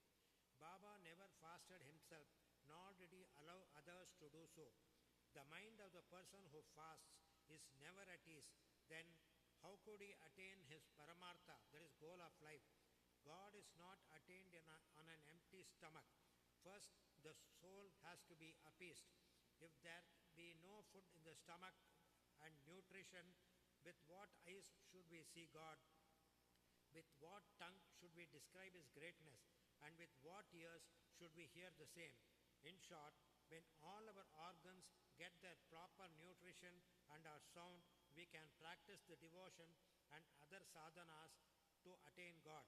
Therefore, neither fasting nor overeating is good. Moderation in diet is really wholesome, both to the body and the mind. One Mrs. Gokhale came to Shirdi with an introductory letter from Mrs. Kashibai Kanitkar, a devotee of Baba, to Dada Kelkar. She came to Baba with a determination to sit at Baba's feet and observe a 3 days fast. The previous day, Baba said to Dada Kelkar that he would not allow his children to starve during the Shimga, that is, holy holidays, and that if they had to starve, why was he there? Next day, when the woman went with Dada Kelkar and sat at Baba's feet, Baba at once said to her, where is the necessity of fasting? Go to Dada Bhatt's house, prepare the dish of puran polis, beat rotis with gram flour and jaggery, feed his children and yourself too. Shimga holidays were on. Mrs. Kelkar was then going through her menses, and there was nobody to cook in Dada Bhatt's house. So Baba's advice was very timely. Then Mrs. Gokhale had to go to Dada Bhatt's house and prepare the dish as directed. She cooked that day, fed others and herself. What a good story and how beautiful its import. Baba's Sarkar. Baba gave a story of his boyhood as follows. When I was a youngster, I was in search of bread and went to Beed. There I got embroidery work. I worked hard, sparing no pains. The employer was very much pleased with me. 3 other boys worked before me. The first got rupees 50, the second rupees 100, and the third rupees 150. And I was given twice the total of this amount, namely rupees 600. After seeing my cleverness, the employer loved me, praised me, and honored me with a full dress, a turban for the head and a shela for the body, etc. I kept this dress intact without using it. I thought that what a man might give does not last long, and it is always imperfect. But what my Sarkar God gives lasts to the end of time. No other gift from any man can be compared to his. My Sarkar says, take, but everybody comes to me and says, give. Nobody attends carefully to the meaning of what I say. My Sarkar's treasury, spiritual wealth is full. It is overflowing, I say. Dig out and take away this wealth in cartloads. The blessed son of a true mother should fill himself with this wealth. The skill of my fakir, the leela of my lord, and the aptitude of my Sarkar is quite unique. What about me? Body, earth will mix with earth, breath with air. This time won't come again. No matter where I go or where I sit, Maya always troubles me much. Still, I am always anxious for my men. He who does anything that is spiritual endeavor will reap its fruit, and he who remembers these words of mine will get invaluable happiness. Bow to Sri Sai, peace be to all. Bolo Sachidananda Sadguru Sainath Maharaj ki Jai.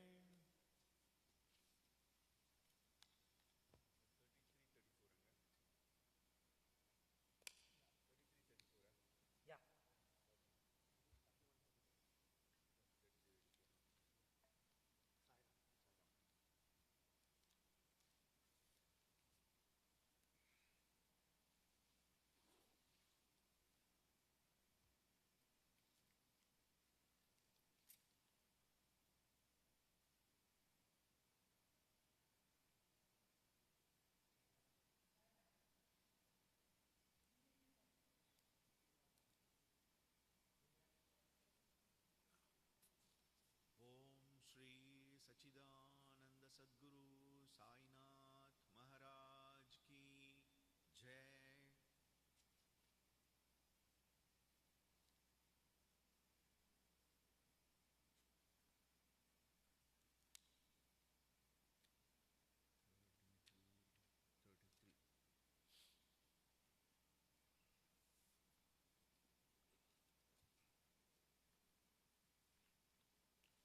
Greatness of Udi. Scorpion sting and plague cases cured. Jamner miracle. Narayan Rao sickness. Bala Bhau Sutar. Appa Sahib Kulkarni. Hari Bhau Karnik. In the last chapter we described the greatness of the Guru. Now in this we will describe the greatness of Udi. However, both are interlinked. The greatness of Udi is due to spiritual grandeur of Baba. Preliminary. Let us now bow before the great saints. Their merciful glances will destroy mountains of sins and do away with all the blemishes of our character. Their talk gives us a good teaching and confers us confer on us invaluable happiness. Their minds do not know any difference, such as this is ours and that is yours. Such differentiation never arises in their minds. Their debts, obligations will never be repaid by us in this birth, as well as in many future births. Udi. It is well known that Baba took dakshina from all, and out of amount thus collected, he spent on charity and purchased fuel. This fuel he put in the dhuni, the sacred fire, which he kept ever burning. The ashes from this fire was called Udi, and it was freely distributed to the devotees at the time of their departure from Shirdi. What did Baba teach us by this Udi? Baba taught us by this Udi that all the visible phenomena in this universe are all transient as the ash. Our body is composed of matter, of the 5 elements will fall down. After all their enjoyments are over and be reduced to ashes. In order to remind the devotees of the fact that their bodies will be reduced to ashes, Baba distributed Udi to them. Baba also taught by the Udi that the Brahma is the only reality and the universe is ephemeral, and that no one in this world, be he a son, a father or wife, is really ours. We come here in this world alone and we have to go from here alone. It has been found that the Udi cured many physical and mental maladies, but Baba wanted to repeat into the devotees' ears the principles of discrimination between the unreal and the real. He taught the non-attachment of the unreal by his Udi and Dakshina. The former Udi taught us discrimination, and the latter Dakshina taught us non-attachment. Unless we have these two things, it is not possible for us to cross over the sea of mundane existence. So Baba asked for Dakshina, and that while the devotees took leave, he gave Udi as prasad, smeared some of it on their foreheads and placed his boon-conferring hand on them. When Baba was in a cheerful mood, he used to sing merrily. One such song was about Udi. The meaning of this song was, "O playful Ram, come, come and bring with you sacks of Udi." Baba used to sing in very clear and tender tones. So besides the spiritual implication of Udi, it had also its material significance. It conferred health, prosperity, freedom from anxiety and many other worldly gains. So the Udi has helped us to gain both our ends, material as well as spiritual. We shall now begin with the stories about the Udi. Scorpion sting. Narayan Motiram Jani of Nasik was a devotee of Baba. He was serving under the another devotee of Baba by name Ramachandra Vaman Modak. Once he went to Shirdi with his mother and saw Baba. Then Baba himself told her that her son should start independent business. Some days later, this prophecy turned true. Narayan Jani left service and started a boarding house, Anand Ashram, which thrived well. Once, a friend of the Narayan Rao was stung by a scorpion and the pain caused by it was severe and unbearable. Udi is most efficacious in such cases. It is to be applied on the point of pain, and so Narayan Rao searched for it but found none. Then he stood before Baba's picture and invoked Baba's aid, chanted Baba's names, and taking out a pinch of the ashes of the jaw stick burning in front of Baba's picture and thinking it as a Baba's Udi, applied it on the seat of the pain and the sting. As soon as he moved his fingers, the pain vanished and both the persons were moved and felt delighted. Bubonic plague case. Once a devotee in Bandra come to know that his daughter, who was staying in another place, was down with bubonic plague. He had no Udi with him, so So he sent word to Nana Sahib Chandorkar to send the same. Nana Sahib got this message en route, Thane railway station, when he was traveling with his wife to Kalyan. He had no udi with him then. He therefore took up some dust from the road, meditated upon Sai Baba, invoked his aid and applied it to his wife's forehead. The devotee was very glad to learn that his daughter, who was suffering for 3 days, began to improve from the very moment Nana Sahib invoked Baba's aid near Thane railway station.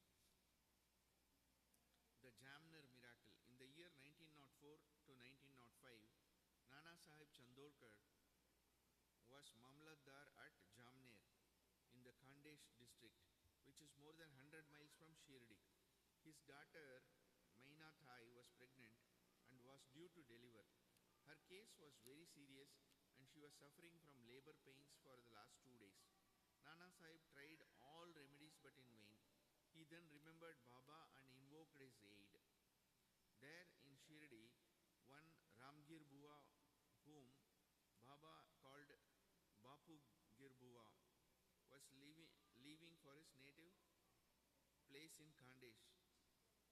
Baba called him and told him to stop at Jamner on his way home and give the Udi and Arti to Nana Sahib. Ramgir Bua said that he had only 2 rupees with him and this amount was barely sufficient for the railway fare to Jalgaon, and it was not possible for him to go from Jalgaon to Jamner, a distance of about 30 miles. Baba assured him that he need not care as everything would be provided for. Then Baba asked Shama to write a well-known Arti composed by Madhav Adkar. Arti and translation of this is given at the end of this work, and gave a copy of it with Udi to Ramgir Bua to be delivered to Nana Sahib. Then, relying on Baba's words, Ramgir Bua left Shirdi and reached Jalgaon at about 2:45 a.m. He had only 2 annas left with him and he was in a plight. To his great relief, he heard somebody calling out, "Who is Babu Girbua of Shirdi?" He went to him and told him that he was Babu Girbua. Then the person professing to be sent by Nana Sahib took him to an excellent Tonga with a pair of horses. They both drove in it. Tonga ran fast and early in the morning they came to a brooklet. The man took the horses for watering them and he asked Ramgir Bua to partake of some eatables. On seeing the beard, moustache and the livery of that person, Ramgir Bua suspected him to be a Muslim and was unwilling to take any refreshments from him, but he satisfied Ramgir Bua by saying that he was a Hindu, a Kshatriya of Gardwal, and that Nana Sahib had sent these refreshments and there should be no difficulty in its acceptance. Then both of them took the refreshments and started again. They reached Jamner at dawn. Ramgir Bua alighted to attend the call of nature and returned in a few minutes, but found that there was no Tonga, no driver. He was dumbfounded. Then he went to the neighboring Kacheri and on making enquiries learnt that the Mamlatdar was at home. He went to Nana Sahib's house and gave to Nana Sahib Baba's Udi and Arti. At this time, Maina Thai's case was in a most serious condition and all were in deep anxiety about her. Nana Sahib called out his wife and asked her to give the Udi mixed with water to their daughter to drink. He thought that Baba's help was most opportune. In a few minutes came the news that the delivery was safe and the crisis had passed away. When Ramgir Bua thanked Nana Sahib for the peon, Tonga and refreshments etc., the latter was greatly surprised that he had sent none to the station and was not aware of any person coming to Shirdi. Mr. B.V. Dev of Thana, retired Mamlatdar, made inquiries about this matter with Baburao Chandorkar, son of Nana Sahib and Ramgir Bua of Shirdi, and after satisfying himself wrote an elaborate article, part prose and part poetry, in Sri Sai's Leela magazine, volume 13, number 11, 12 and 13, B.V. Narasimha Swami also had taken down the statements of Mainatai, Babu Sahib Chandorkar and Ramgir Bua, dated 1st June 1936, 16th September 1936 and 1st December 1936 respectively, and published them in his Devotees Experience Part 3. Following is quoted from Ramgir Bua's statement. One day Baba called me to him and gave me a packet of udi and a copy of Baba's Aarti.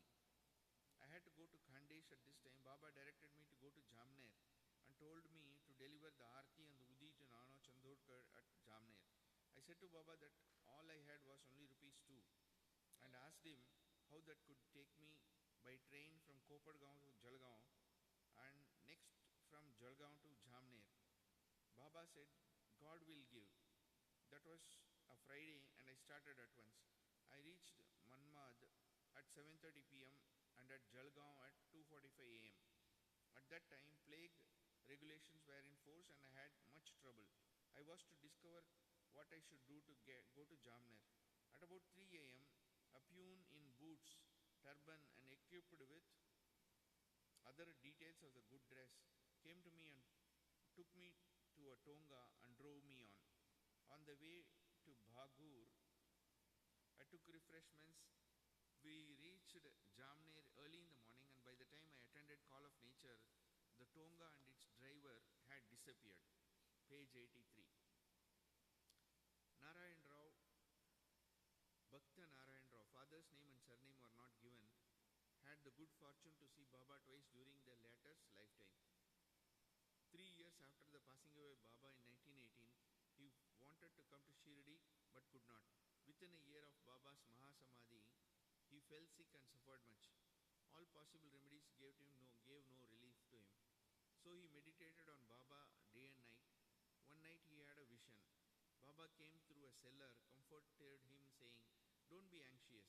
You will improve from tomorrow and within a week you will be on your legs."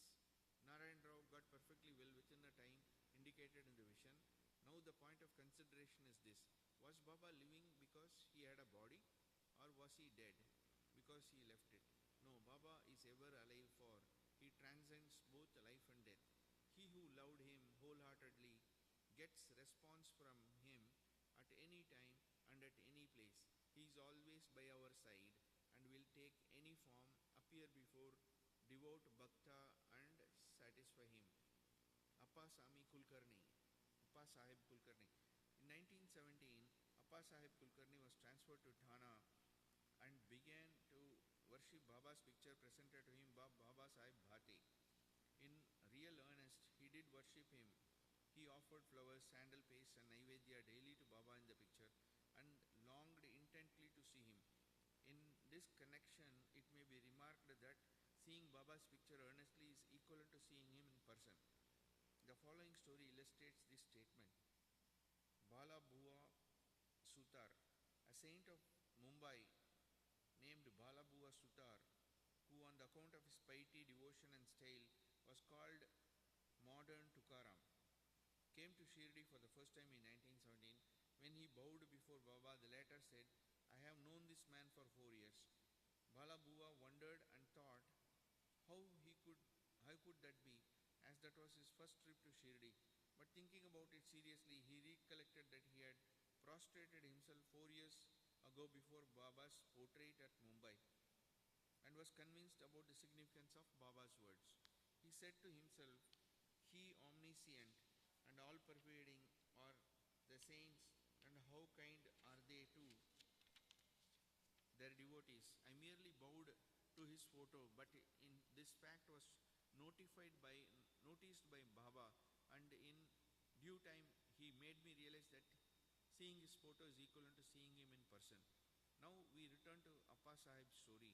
While he was in Thana, he had to go on a tour to Bhiwandi and was expected to return after a week.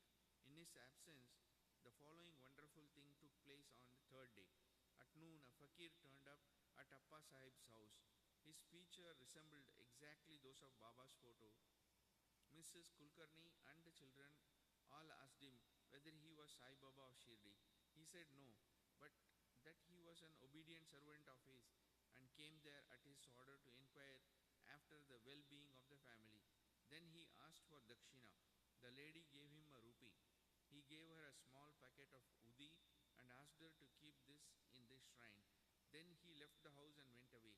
Now hear the wonderful Leela of Sai. Appa Sahib could not proceed with his tour as his horse fell sick at Bhiwanti. He returned home that afternoon and learnt from his wife that about Fakir's visit. He got very restless as he did not have the darshan of Fakir. Moreover, he did not like that only 1 rupee was paid to him as dakshina. He said that had he been present, he would have paid him not less than 10 rupees.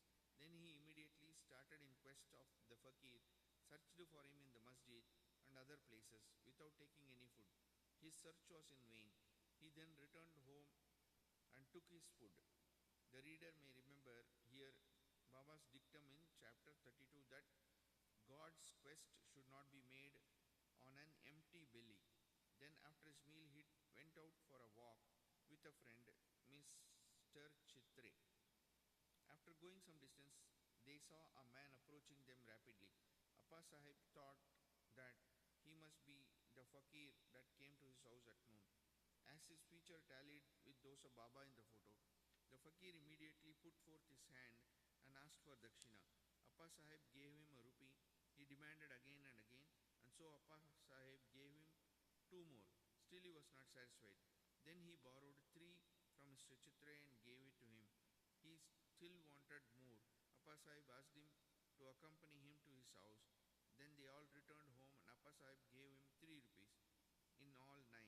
He looked unsatisfied and demanded again. Then Appa Sahib told him that he had a currency note of rupees 10.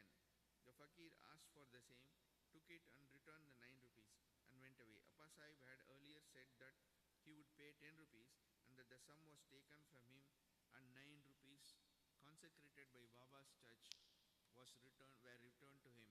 The figure 9 is significant. It denotes a 9 type of devotion, wide chapter 21. It may also be noted that here that Baba gave 9 coins to one Lakshmi Bai Shinde in his last moment. Appa Sahib examined the udi packet and found that it contained some flower leaves and akshata. Then sometimes afterwards he got a hair from Baba when he saw him at Shirdi. He put the udi packet and the hair in tabis and wore it always on his arm. Appa Sahib realized the power of udi. Though he was very efficient, he got rupees 40 as the pay in the beginning. But after he secured Baba's photos and his udi, he got many times more and also got much power and influence. And along with these temporal benefits, his spiritual progress was also rapid. So those who are fortunate enough to get Baba's udi should after bath apply it on the forehead and take some of it mixed with water as holy tirth. Hari Bhuva Karnik. In 1917, Hari Bhuva Karnik of Dahanu, Thana district, came to Shirdi on the Guru Purnima day in the month of Ashada and worshipped Baba with all formalities. He offered clothes and dakshina and after taking Baba's leave, got down the steps of masjid.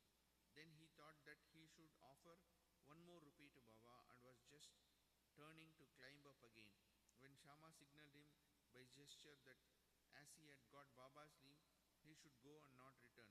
So he returned for home.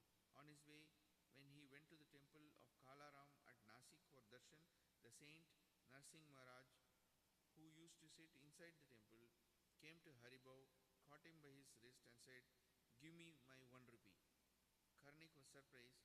He paid the rupees most willingly and thought that Sai Baba recovered the rupee, which he intended in his mind to give, through Saint Narsingh Maharaj. This story illustrates the fact that all saints are one and illustrates they work in unison. Bow to Sri Sai, peace be to all. Chapter 34. Greatness of Udi continued. Doctor's nephew Dr. Pillai, Shama's sister-in-law, Irani girl, Harda gentleman, and Mumbai lady. This chapter continues the subject, greatness of Udi, and describes cases in which the application of Udi was most efficacious. Doctor's nephew. In Malegaon, district Nasik, there lived a doctor, qualified and degree holder. His nephew suffered from an incurable disease, tubercular bone abscess. The doctor, along with his relatives and medical practitioners, tried all sorts of remedies and even surgery. There was no relief and no end to the little boy's sufferings. Friends and relatives advised the parents of the boy to seek divine aid and recommended them to go to Sai Baba, who was known to have cured such incurable disease by his mere glance. The parents therefore came to Shirdi. They prostrated themselves before Baba, placed the boy before him, and pleaded humbly and implored him to save their son. The merciful Baba comforted them and said, "Those who resort to this masjid shall never suffer anything in this life to the end of time. Now do not worry. Apply Udi on the abscess, and within a week he will recover. Believe in God. This is no masjid, but Dwarakamai. He who steps here will soon get health and happiness, and his sufferings will come to an end." The Baba was made to sit before Bhai was made to sit before Baba, who moved his hands on the affected parts and cast his loving glance on him. The patient was pleased, and with the application of Udi, he began to recover and was all right after some days. The parents then left Shirdi with their son, thanking Baba for the cure, who was affected by Udi and Baba's gracious looks. After knowing this, the doctor, the uncle of the boy, became wonderstruck and desired to see Baba.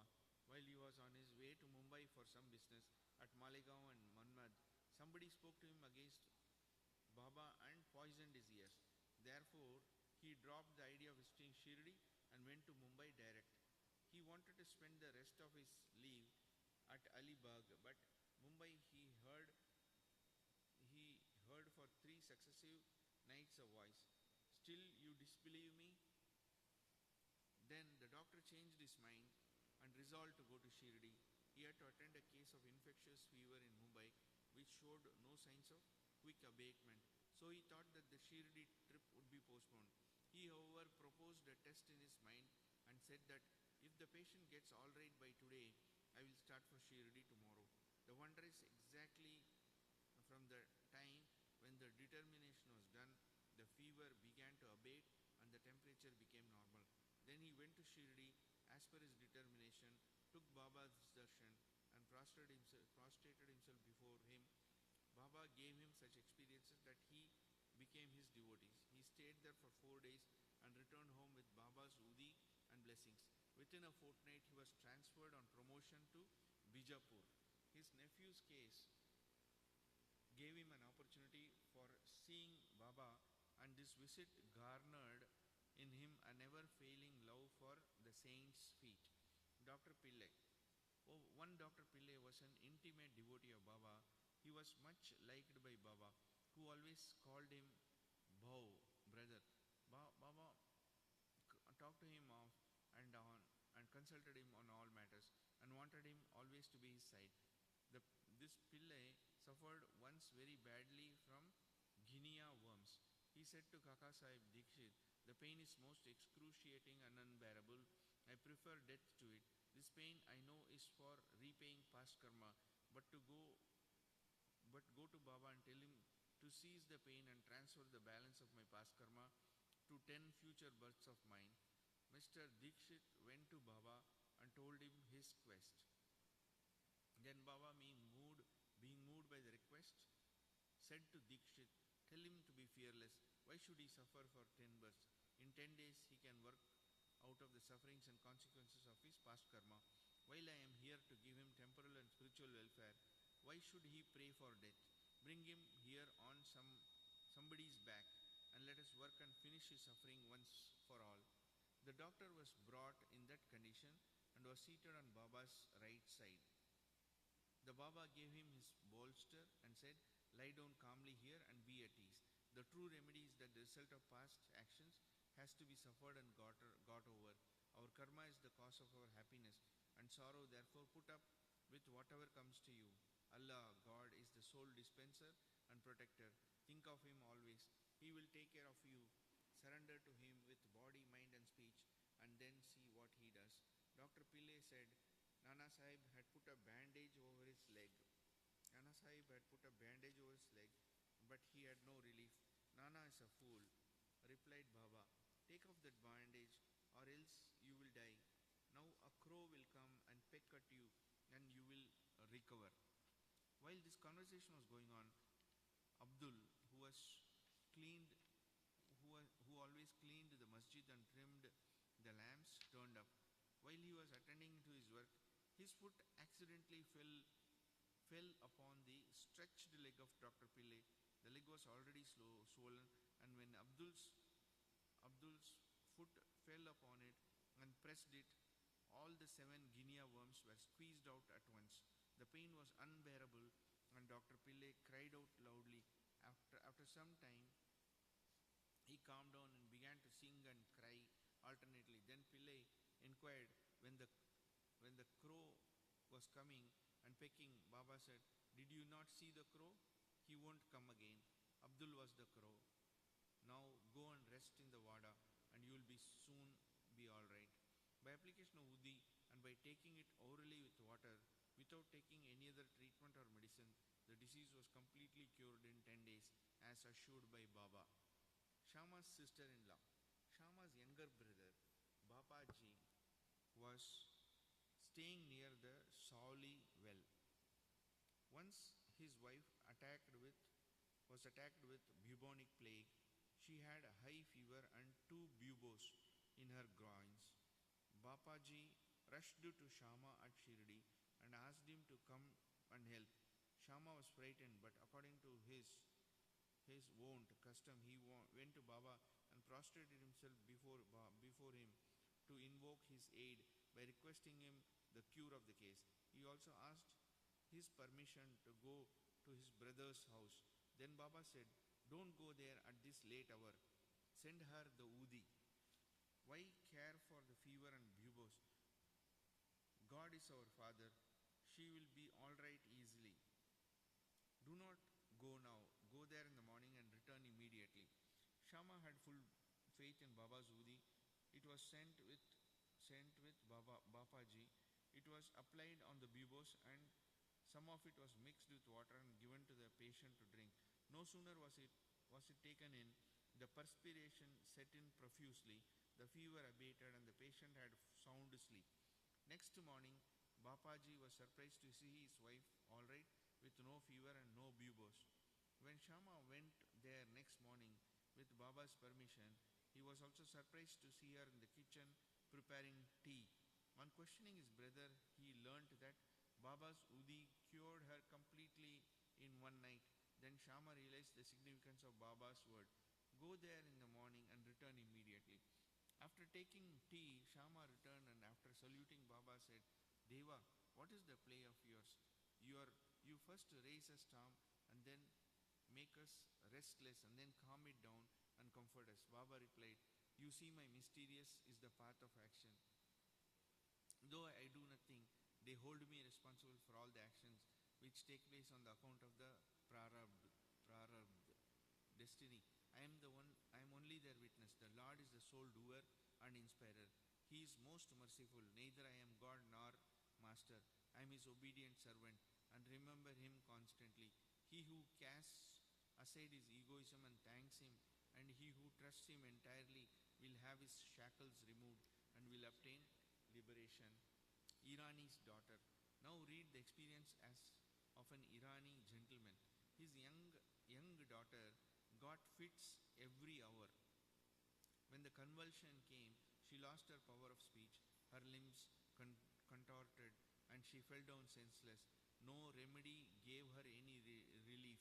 Some friends recommended Baba's Udi to her father and asked him to get it from Kaka Sahib Dikshit at Vile Parle, suburb of Mumbai.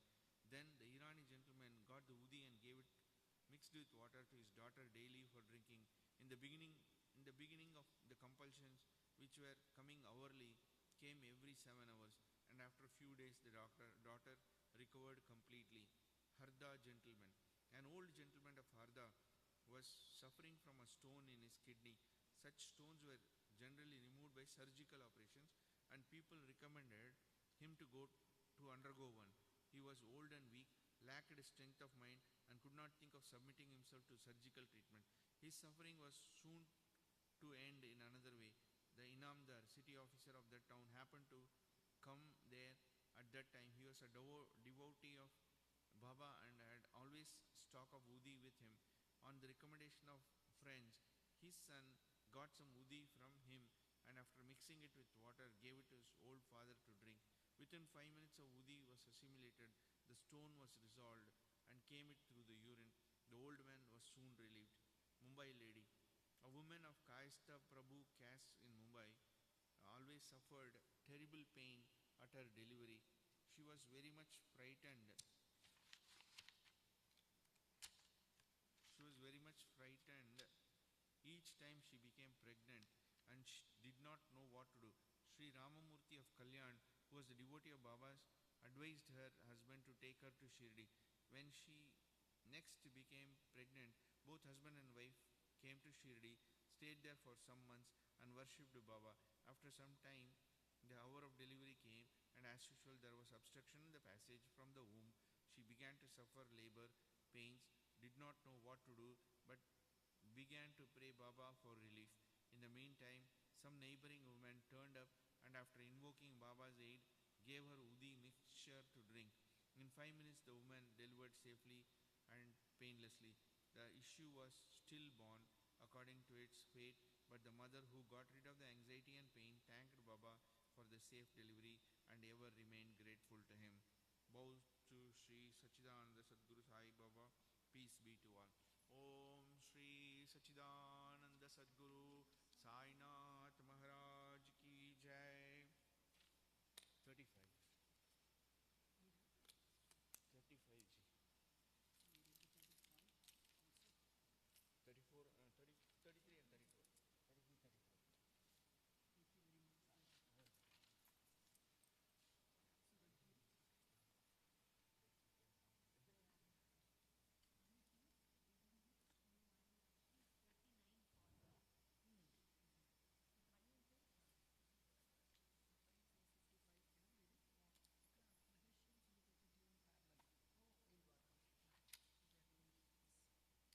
Tested and never found wanting. Kaka Mahan and his friend and Master Bandra in Sarnia case.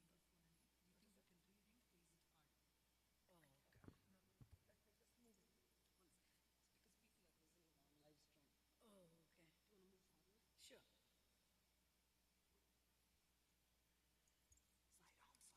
Thank you.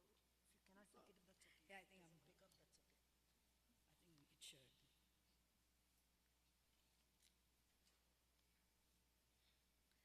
This chapter also continues the subject of the importance and effectiveness of the Uti. It also gives two cases in which Baba was tested and not found wanting. These cases will be taken up first. Preliminary, in spiritual matters or endeavors, sectarianism is the greatest bar to our progress. Those who believe that God is without form are heard saying that to believe that God is with the form is an illusion, and that the saints are only human beings. Then why should they bend their heads before them and offer dakshina? Persons belonging to other sects will also raise these objections and say, why should they bow and offer allegiance to other saints, leaving their Sadgurus? Similar objections regarding Sai Baba were heard before and even now. Some said that when they went to Shirdi, Baba asked for dakshina from them. Is it good that saints should collect money in this fashion? If they do so, where is their sainthood?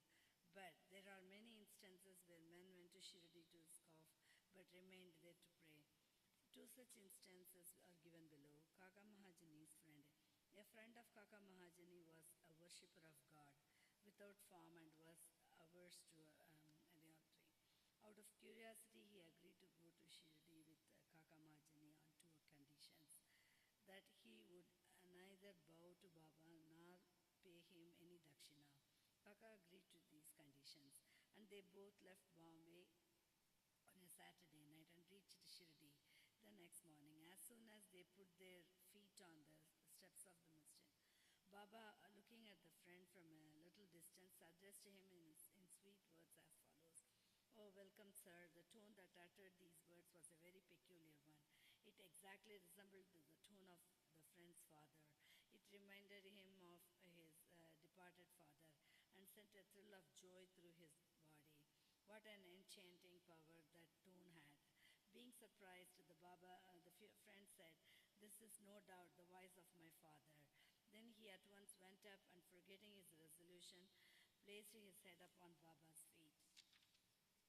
Then Baba asked for dakshina twice, once in the morning and again at noon, at the time of their taking leave. But he asked it from Kaka only and not from the friend. The latter whispered to Kaka, "Baba asked for dakshina from you twice. I'm with you. Why does he omit me?"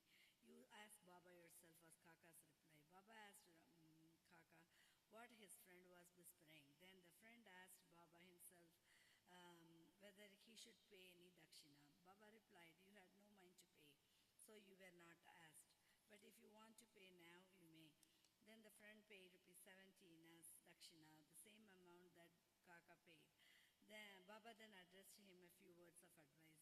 "You do away, destroy the Thales wall, a sense of difference between us, so that we can see and meet each other face to face." Then Baba allowed them to depart. Though the weather was cloudy and threatening, Baba assured them of their safe journey, and both of them reached Mumbai safely. When he reached home and opened the door and windows of his house, he found two sparrows fallen dead on the ground, and one was just flying out through the window. He thought that if he had left the windows open, two sparrows would have been saved, but thought again that they had met their lot, and that Baba had sent him back soon just to save the third sparrow. Kaka Mahajan is master. Kaka was the manager in the firm of Thakur Damse Jitbai, a solicitor of Bombay. Both the master and the manager were intimate friends. Mr. Thakur knew that Kaka was often going to Shirdi, staying there for some days and returning when Baba permitted him. Out of curiosity and just to test Baba, Mr. Taka decided to go to Shirdi with Kaka. During Shimoga days, as Kaka's return was uncertain, he took another man with him as an associate. The three started together, and Kaka bought 2 seers of raisins, dried grapes with seed, on the way for presentation to Baba. They reached Shirdi in due time and went to the masjid for darshan. Then Baba's Tarkan was there. Mr. Takar asked him why he came there for darshana. Tarkar replied. Mr. Tarkar asked if miracles took place there. Tarkar replied that to see miracles was not his attitude, but the earnest intentions of the bhaktas were satisfied here. Then Kaka prostrated himself before Baba and offered the raisins to him. Baba ordered them to be distributed. Mr. Taka got a few of them. He did not like the raisins, as he was advised by his doctor not to eat them without washing and cleaning them, so he was in a fix. He did not like to eat them, nor could he reject them. To keep up formalities, he put them into his mouth, but did not know what to do with the seeds. He could not spit them out on the floor of the masjid, so he pocketed them against his wish. He then said in his mind that if Baba was a saint, how could he be ignorant of his dislike for the raisins, and how could he force them on him? When this thought arose in his mind, Baba again gave him some more raisins. He could not eat them, but held them in his hand. But then Baba asked him to eat them up. He obeyed and found to his surprise that they were all seedless.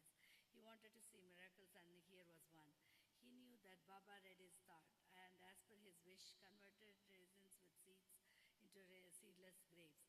What a wonderful power. Again, to test further, he asked Tarkar, who was sitting by and who also got some raisins, what kind of grapes you got. He replied, the variety with seeds. Mr. Thakur was still more surprised to hear this. Then, to confirm his growing faith, Thakur thought in his mind that if Baba was a real saint, the raisins should now be given to Kaka first. Reading this thought also, So Baba ordered that distribution should be commenced from Kaka. These proofs were sufficient for Takar. Then Shama introduced Mr. Takar as the master of Kaka, upon which Baba said, how could he be his master? He has got a different master altogether. Kakar appreciated this reply. After forgetting his resolve, Takar saluted Baba and returned to the Wada. After the noon aarti was over, they all went to the masjid for taking Baba's leave for their departure. Shama spoke for them. Baba then spoke as follows. There was a fickle-minded gentleman. He had health and wealth and was free from both physical and mental afflictions. But he took on him needless anxieties and burdens and wandered hither and thither, thus losing his peace of mind. Sometimes he dropped the burdens and at other times carried them again. His mind knew no steadiness. On seeing his state, I took pity on him and said, now please keep your faith on one place, one point you like. Why roam like this? Stick quietly to one place. Takar at once came to know that that was an exact description of himself. He wished that Kaka should also return with him, but no one expected that Kaka would be allowed to leave Shirdi so soon. Baba read also his thought of this and permitted Kaka to return with his master. Takar got one more proof of Baba's capacity to read another's mind. Then Baba asked Kaka for rupees 15 as dakshina and received it. To Kaka he said, if I take 1 rupee as dakshina from anybody, I have to return it tenfold to him. I never take anything gratis.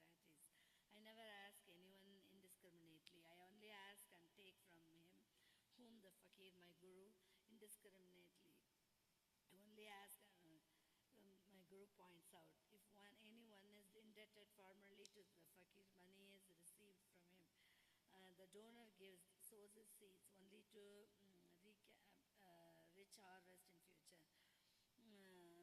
Wealth should be the means to work out dharma. If it is used for personal enjoyment, it is wasted. Unless you have given it before, you do not get it now. So the best way to receive is to give. The giving of dakshina advances vairagya, non-attachment, and thereby bhakti and jnana. Give one and receive tenfold. On hearing these words, Mr. Thakur himself gave rupees 15 in Baba's hand, forgetting his resolve not to do so. He thought he did well in coming to Shirdi, as all his doubts were solved, and he learned so much. Baba's skill in handling such cases was unique. Although he did all those things, he was totally non-attached to them. Whether anybody saluted him or not, whether anybody gave him dakshina or not, it was the same to him. None he disrespected. He felt no pleasure if he was worshipped, and he felt no pain if he was disregarded. He transcended the pairs of opposites, pleasure and pain, etc. Insomnia case. A Kayastha Prabhu gentleman of Bandra suffered from insomnia for long. As soon as he laid himself down for sleep, his departed father appeared to him in his dream and abused and scolded him severely. This broke his sleep and made him restless and the whole night. Every night this went on, and the man did not know what to do. One day he consulted a devotee of Baba in this respect. He recommended the as the only infallible remedy he knew. He gave him the udi and asked him to apply a little of it to his forehead before going to bed and keep the udi packet under his pillow. He tried this remedy and found to his great surprise joy and that he got sound sleep and that there was no disturbance of any kind. He continued the remedy and always remembered Sai. Then he got a picture of Sai Baba which he hung on the wall near his pillow and started worshipping it daily on Thursdays, offering garland, naivedya, etc. Then he got on well and forgot altogether his past struggles. Balaji Patil Nivaskar. This man was a great devotee of Baba. He rendered most excellent and interested service. Every day he swept and kept clean all the passages and streets in Shirdi through which Baba passed in his daily routine. This work was after him equally well done by another female devotee named Radha Krishnamai, and after her by Abula. When Balaji reaped his corn every year, he brought the whole quantity and presented it to Baba. He He returned with what Baba gave him and maintained himself and his family with it. This course was followed by him for many years and after him by his son. Power and efficacy of Udi. Once it happened that at Balaji's death anniversary yesterday, a certain number of guests were invited and the dinner was prepared for them. But at the dinner time, it was found that thrice the number of people invited had turned up.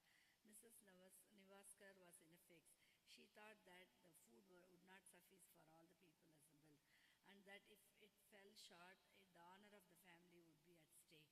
Her mother in law comforted her by saying, "Don't be afraid, it is not ours but Sai's food.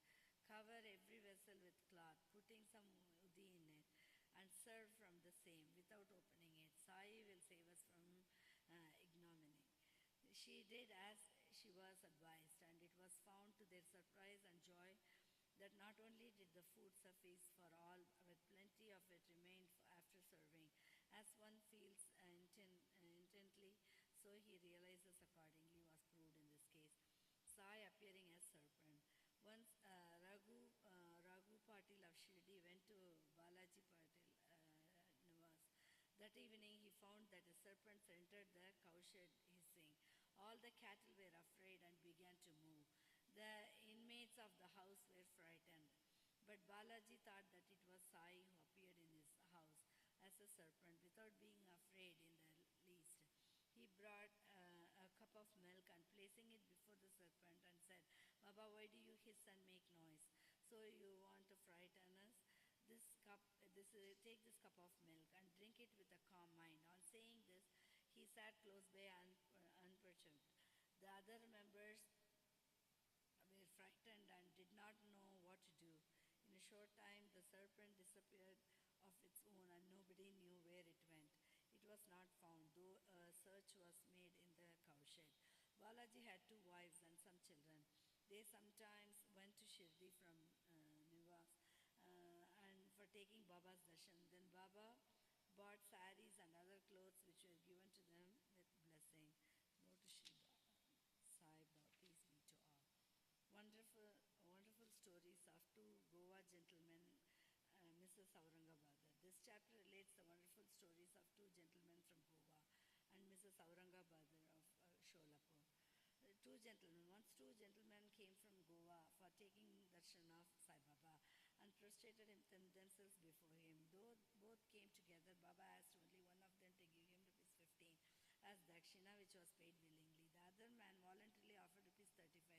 This sum was rejected by Baba to the astonishment of all. Shama, who was present, asked Baba, "What is this? Both came together. Once dakshina you accept. The other, though voluntarily paid, you refuse. Why this distinction?" Baba replied, "Shama, you know nothing. I take nothing from anybody. The Masjid Mai, the presiding deity of the masjid, calls for the dead. The donor pays it and becomes free. Have I any home, property, or family to look after? I require nothing. I am ever free. Death, enmity, and murder have to be atoned for, as there is no escape to there." Baba then continued in his characteristic way as follows. At first, he was poor and he took a oath to his God that he would pay his first month's salary if he got an appointment. He got one on ₹15 per month, and then he steadily got promotions. From ₹15 he got ₹30, 60, 100, 200, and ultimately ₹700 per month. But in his prosperity he forgot clean the vow he took. The force of his karma has driven him here, and I asked that amount ₹15 from him as dakshina. Another story. While wandering by the seaside, I came to a huge mansion and sat on its veranda. The Brahmin owner gave me a good reception and fed me sumptuously. He showed me a neat and clean place near a cupboard for sleeping. I slept there. While I was sound asleep, the man removed a laterite slab and broke the wall and entered in and scissored off all the money from my pocket. When I woke up, I found that ₹30,000 were stolen. I was greatly distressed and sat weeping and moaning. The money was in currency notes, and I thought that Brahmin had stolen it. I lost all interest in food and drink and sat for a fortnight on the veranda, bemoaning my loss. After the fortnight was over, a passing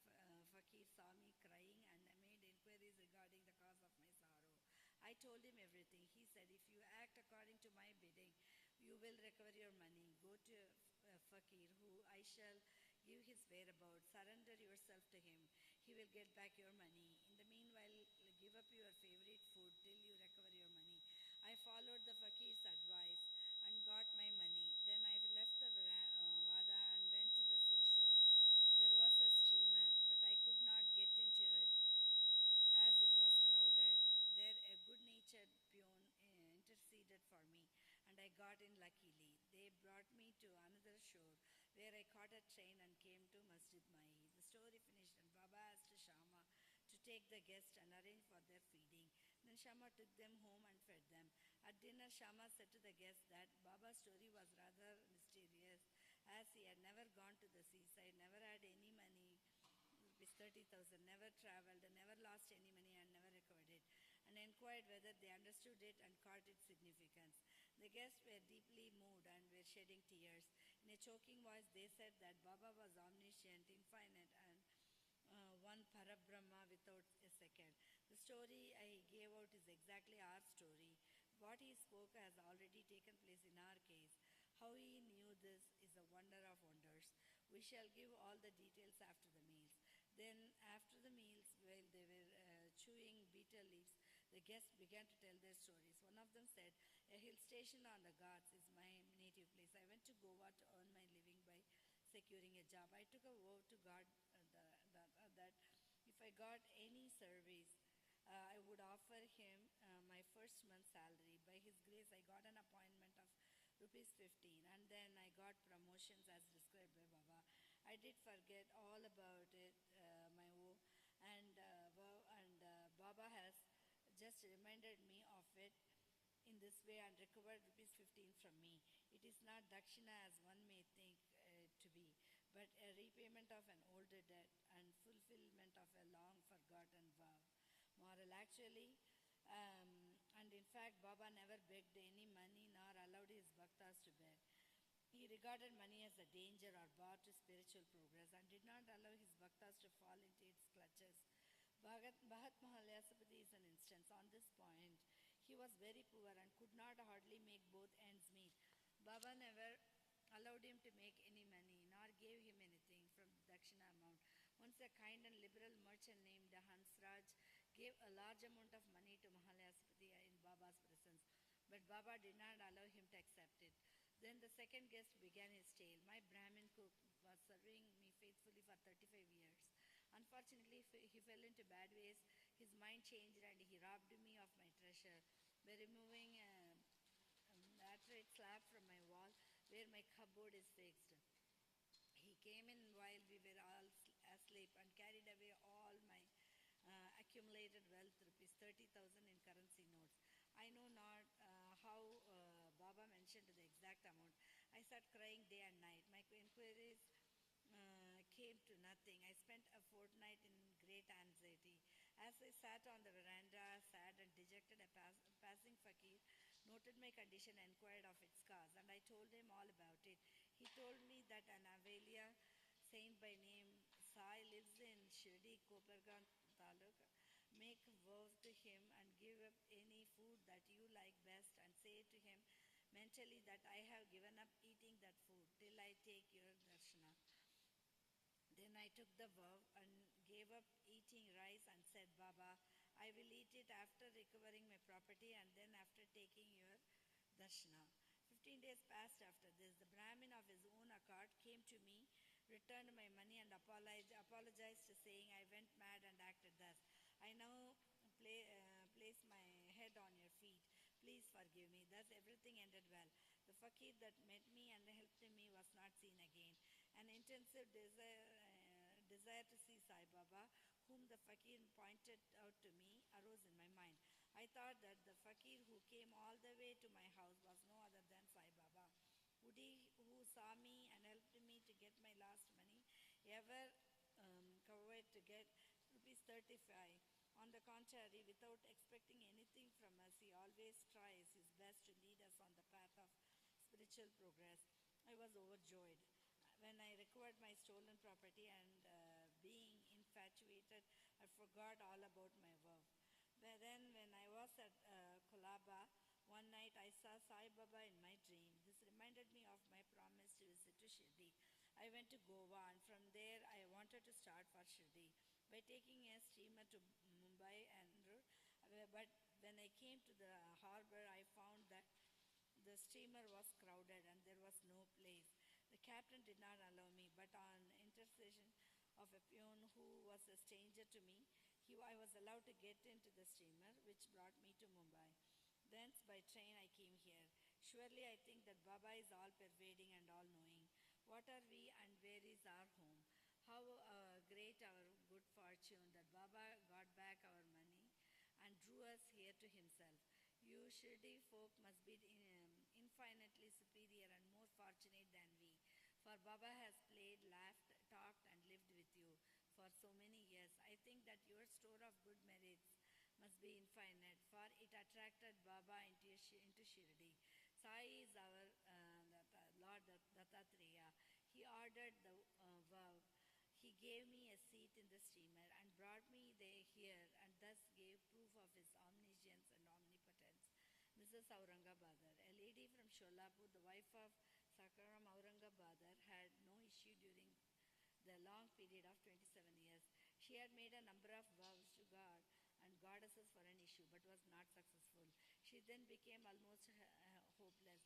To make a last attempt in this matter, she came to Shirdi with her stepson Vishwanath and stayed there for 2 months serving Baba. Whenever she went to the masjid, she found it full and Baba surrounded by devotees. She wanted to see Baba alone, fall at his feet and open her heart and pray for an issue. But she got no suitable opportunity.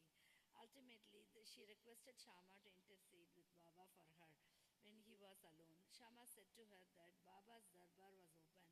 Still, he would try for her and that the Lord might bless her. He asked her to sit ready with a coconut and joss sticks on the open courtyard at the time of Baba's meals, and that when he beckoned to her, she should come up. One day after dinner, when Shama was rubbing Baba's wet hands with the towel, and when the latter pinched Shama's cheek, Shama, pain anger, said, Baba, is it proper for you to pinch me like this? We don't want such a mischievous God who pinches us thus. Are we your dependents? Is this the fruit of our intimacy? Baba replied, Oh Shama, during the 72 generations that you were with me, I never pinched you till now, and now you resent my touching you. Shama, we want a God that will give us ever kisses and sweets to eat. We do not want any respect from you or heaven, balloon, etc. Let our faith unto your feet be ever wide awake. Baba, yes, I have indeed come for that. I have been feeding and nursing you and have got love and affection for you. Then Baba went up and took his seat. Shama beckoned to the lady. She came up, bowed, and presented the coconut and joss sticks. Baba shook the coconut which was dry. The kernel within rolled and made a noise. Baba said, Shama, this is rolling. See what it says. Shama, this woman prays that a child might be similarly rolling and quickening in the womb. So give her the coconut with your blessing. Baba, will the coconut give her any issue? How people foolish and fancy such things. Shama, I know the power of your word and blessing. Your word will give her a string or series of children. You are wrangling and not giving real blessing. The parley went on for a while. Baba repeatedly ordering to break the coconut and Shama pleading for the gift of the entire fruit to the lady. Finally, Baba yielded and said, she will have an issue. When? Asked Shama. In 12 months. Was the reply. At this, the coconut was broken into two parts. One was eaten by the two and the other was given to the lady. Then Shama turned up to the lady and said, Dear ma'am, you are a witness to my words. If within 12 months you do not get any issue, I will break a coconut against this Deva's head and drive him out of this masjid. If I fail in this, I will not call myself Madhav. You will soon realize what I say. She delivered a son in 1 year's time, and son was brought to Baba in his fifth month. The pair, both husband and wife, prostrated themselves before Baba, and the grateful father, Mr. Aurangabadar, paid a sum of rupees 500, which was spent in constructing a shed for Baba's horse. Shyam Karna, bow to Shri Sai, peace be to all.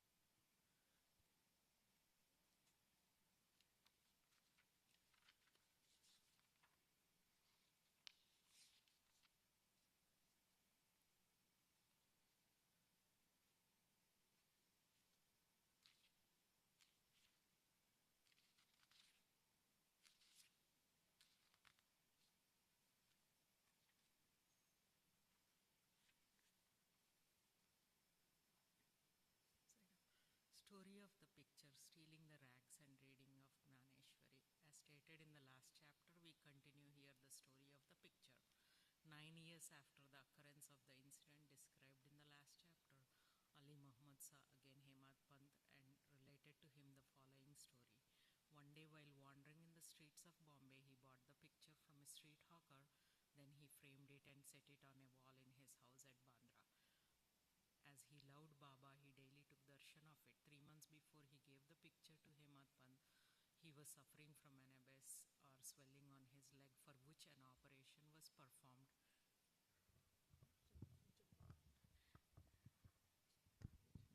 And he was convalescing in the house of his brother-in-law, Mr. Noor Muhammad Peerboy, in Bombay. For 3 months in his house in Bandra was closed and nobody was living there. Only the pictures of the famous Baba Abdul Rahman, Maulana Sahib Muhammad Hussain Baba Sai, Baba Tajuddin and a few other saints were there. The wheel of time did not even spare these. He was lying sick and suffering in Bombay. Why should the picture suffer there in Bandra? It seems that they have also their ins and outs. All the pictures met their fate, but how Sai Baba's picture escaped it, nobody had been able to explain to me till now.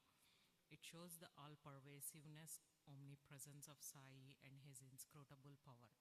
He had got a small picture of Saint Baba Abdul Rahman from Muhammad Hussain Tharyoptam many years ago. He gave it to his brother-in-law Noor Muhammad Peerboy and it was lying in his stable for 8 years. Once the latter saw it, took it to a photograph and got it enlarged to life size and distributed copies of the same amongst his relations and friends, including Ali Muhammad, who fixed it up in his Bandra house.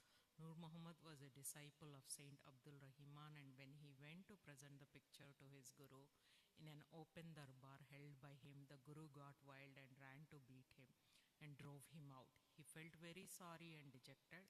He thought that he lost so much of his money and had also incurred his guru's displeasure and anger. As his guru did not like image worship, he took the enlarged picture with him to the Apollo Bandar and after hiring a boat, took it and drowned it in the sea. He requested the friends and relations to return their copies and after getting them, 6 in all back, had them thrown by a fisherman in the Bandra Sea. At this time, Ali Muhammad was in his brother-in-law's house. He was told by him that his suffering would come to an end if he would soon drown the pictures of the saints in the sea. On hearing this, Ali Muhammad sent his Mehta to his Bandra house and got all the pictures of the saints in his house thrown into the sea. When Ali Muhammad returned home after 2 months, he was surprised to find Baba's picture on the wall as before. He did not understand how his Mehta took away all the pictures except this. He immediately took it out and kept it in his cupboard, fearing that if his brother-in-law saw it, he would do away with it. While he was thinking how it should be disposed of and who would keep it and guard it well, Sai Baba himself, as it were, suggested to him that he should see and consult Maulana Ismu Jafir and abide by his opinion. He saw the Maulana and told him everything. After mature consideration, they both decided that the picture should be presented to Anna Sahib Hemad Pant and that he would protect it well. Then they both went to Hemad Pant and presented him story shows how Baba knew all the past, present, and future, and how skillfully he pulled the wires and fulfilled desires of his devotees. The following story shows that Baba liked very much those persons who took real interest in matters spiritual, and that he removed all their difficulties and made them happy. Stealing the rags and reading of Gnaneshwari. Mr. B.V. Dio, who was Mamtadar of Thana district, wished for a long time to read Gnaneshwari, the well-known Marathi commentary on the Bhagavad Gita by Gnaneshwari, along with other scriptures. He could read daily one chapter of the Bhagavad Gita and some portion of other books, but when he took Gnaneshwari in hand, some difficulties cropped up and he was precluded from reading it. He took 3 months' leave, went to Shirdi, and thence to his home at Pound for rest. He could read their other books, but when he opened Ganeshwari, some evil or stray thought came crowding up in his mind and stopped him in the effort. Try however he might, he was not able to read even a few lines of the book with ease. So he resolved in his mind that when Baba would create love for the book and would order him to read it, he would begin, and not till then. Then in the month of February 1914 AD, he went with his family to Shirdi. There Jog asked him whether he daily read Gnaneshwari. Dio replied that he was desirous of reading it, but he was not successful, and that only when Baba would order him to read it, he would commence. Jog then advised him to take a copy of the book and present it to Baba, and to start the reading after it was consecrated and returned by him. Dio then replied that he did not want to resort to this device, as Baba knows his heart. Would he not know his desire and satisfy it by giving him a clear order to read? Dio then saw Baba and offered 1 rupee as dakshina. Baba asked for rupees 20, which he gave. At night he met one Balakram and inquired from him as to how he secured Baba's devotion and grace. Balakram told him that he would communicate everything next day after Aarti. When Dio went for darshana the next day, Baba asked for rupees 20, which he gave willingly.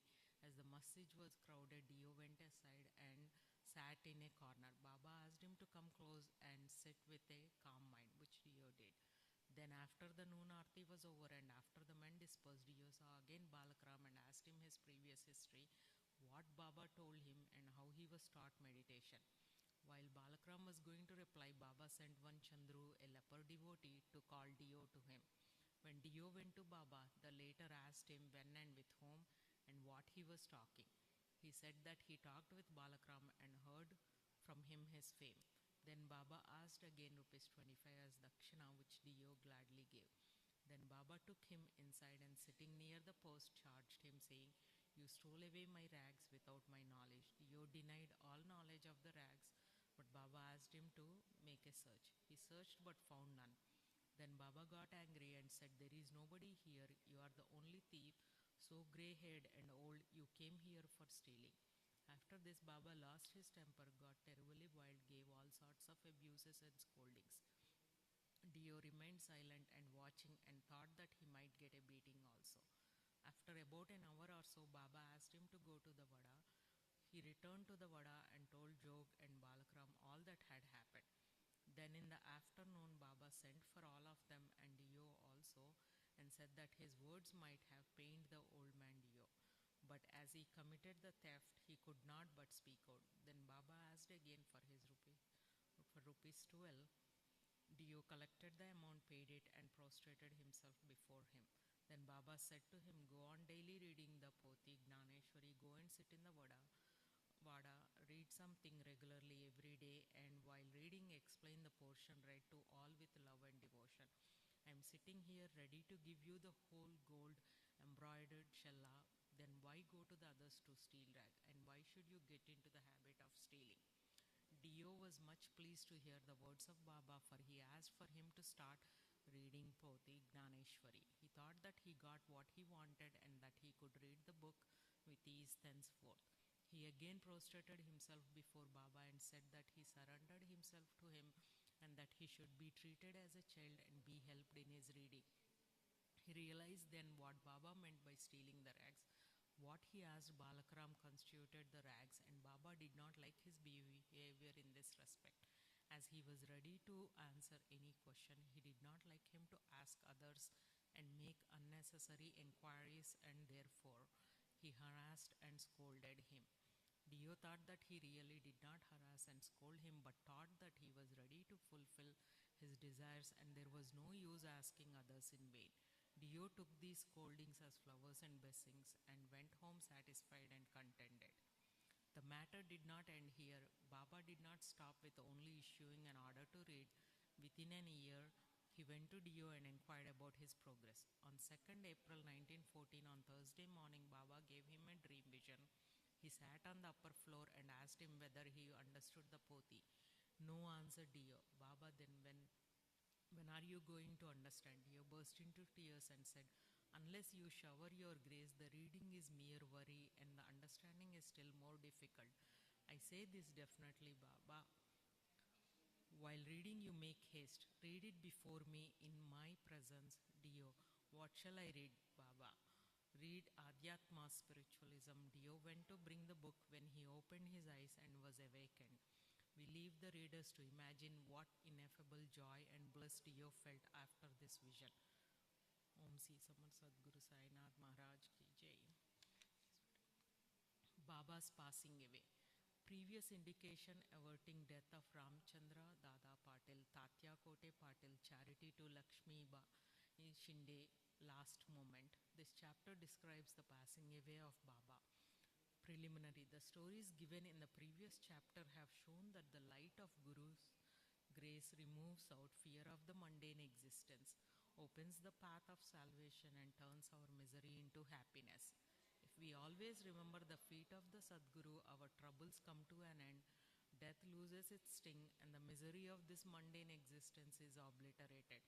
Therefore, those who care for their welfare should carefully listen to these stories of Sai Samartha, which will purify their minds. In the beginning, Hematpant dwells on Dr. Pandit's worship and his marking Baba's forehead with Tripundra, that is 3 horizontal lines. But as this has been already described in chapter 11, this has been omitted here. Previous indication. The readers up till now heard the stories of Baba's life. Let them now hear attentively Baba's passing away. Baba got a slight attack of fever on 28 September 1918 AD. The fever lasted for 2 or 3 days, but afterwards Baba gave up his food and thereby he grew weaker and weaker. On the 17th day, that is Tuesday, the 15th October 1918, Baba left his mortal coil at about 2:30 p.m. 2 years before this, in 1916, Baba gave an indication of his passing away, but nobody understood it then. It was as follows. On the Vijayadashmi Dasara day, Baba at once got into wild rage in the evening when people were returning from Simalogam, taking off his headdress, kafni and langota, etc. He tore them and threw them in the duni before him. On being fed by this offering, the fire in the duni began to burn brighter and Baba shone still brighter. He stood there stark naked and with his burning red eyes shouted, "You fellows, now have a look and decide finally whether I am a Muslim or a Hindu." Everybody was trembling with fear and none dared to approach Baba. After some time, Bagoji Shinde, the leper devotee of Baba, went boldly near him and succeeded in tying a langota around his waist and said, "Baba, what is all this? Today is the Simalangana Dasara holiday." Baba, striking the ground with his satka, said, "This is my crossing the border." Baba did not cool down till 11 p.m. and the people doubted whether the Chavadi procession would ever take place that night. After an hour, Baba resumed his normal condition and dressing himself as usual, attended the Chavadi procession as described before. By this incident, Baba gave a suggestion that Dasara was the proper time for him to cross the border of life, but none understood its meaning. Baba gave also another indication as follows. Averting death of Ramchandra and Tatya Patil. Sometime after this, Ramachandra Patil became seriously ill. He suffered a lot. He tried all remedies, but finding no relief, despaired of his life and was waiting for the last moment. Then one midnight, Baba suddenly stood near his pillow. Patil held his feet and said, "I have lost all hopes of life. Please tell me definitely when I shall die." Merciful Baba said, "Don't be anxious. Your hundi has been withdrawn and you will soon recover. But I am afraid of Tatya Patil. He will pass away away on Vijayadashmi of Shaka 1840, 1918 AD. Do not divulge this to anybody nor to him, for he will be terribly frightened. Ramachandra Dada got well, but he felt nervous about Tatya's life, for he knew that Baba's word was unalterable and that Tatya would breathe his last within 2 years. He kept this hint secret, told it to none but one Bala Shimpe. Only those two persons, Ramchandra Dada and Bala Shimpe, were in fear and suspense regarding Tatya's life. Ramchandra Dada soon left his bed and was on his legs. Time passed quickly. The month of Bhadrapada of Shaka 1840-1918 was ending and Ashwin was in sight. True to Baba's word, Tatya fell sick and was bedridden, and so he could not come for Baba's darshana. Baba was also down with fever. Tatya had full faith in Baba and Baba in Lord Hari, who was his protector. Tatya's illness began to grow from bad to worse, and he could not move at all, but always remembered Baba.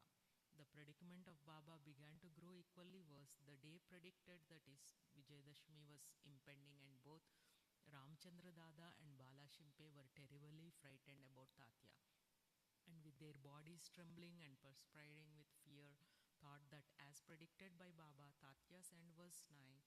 Vijayadashmi dawned, and Tatya's pulse began to beat very slow, and he was expected to pass away shortly. But a curious thing happened. Tatya remained his death was averted, and Baba passed away in his stead. It seemed as if there was an exchange. People said that Baba gave up his life for Tatya.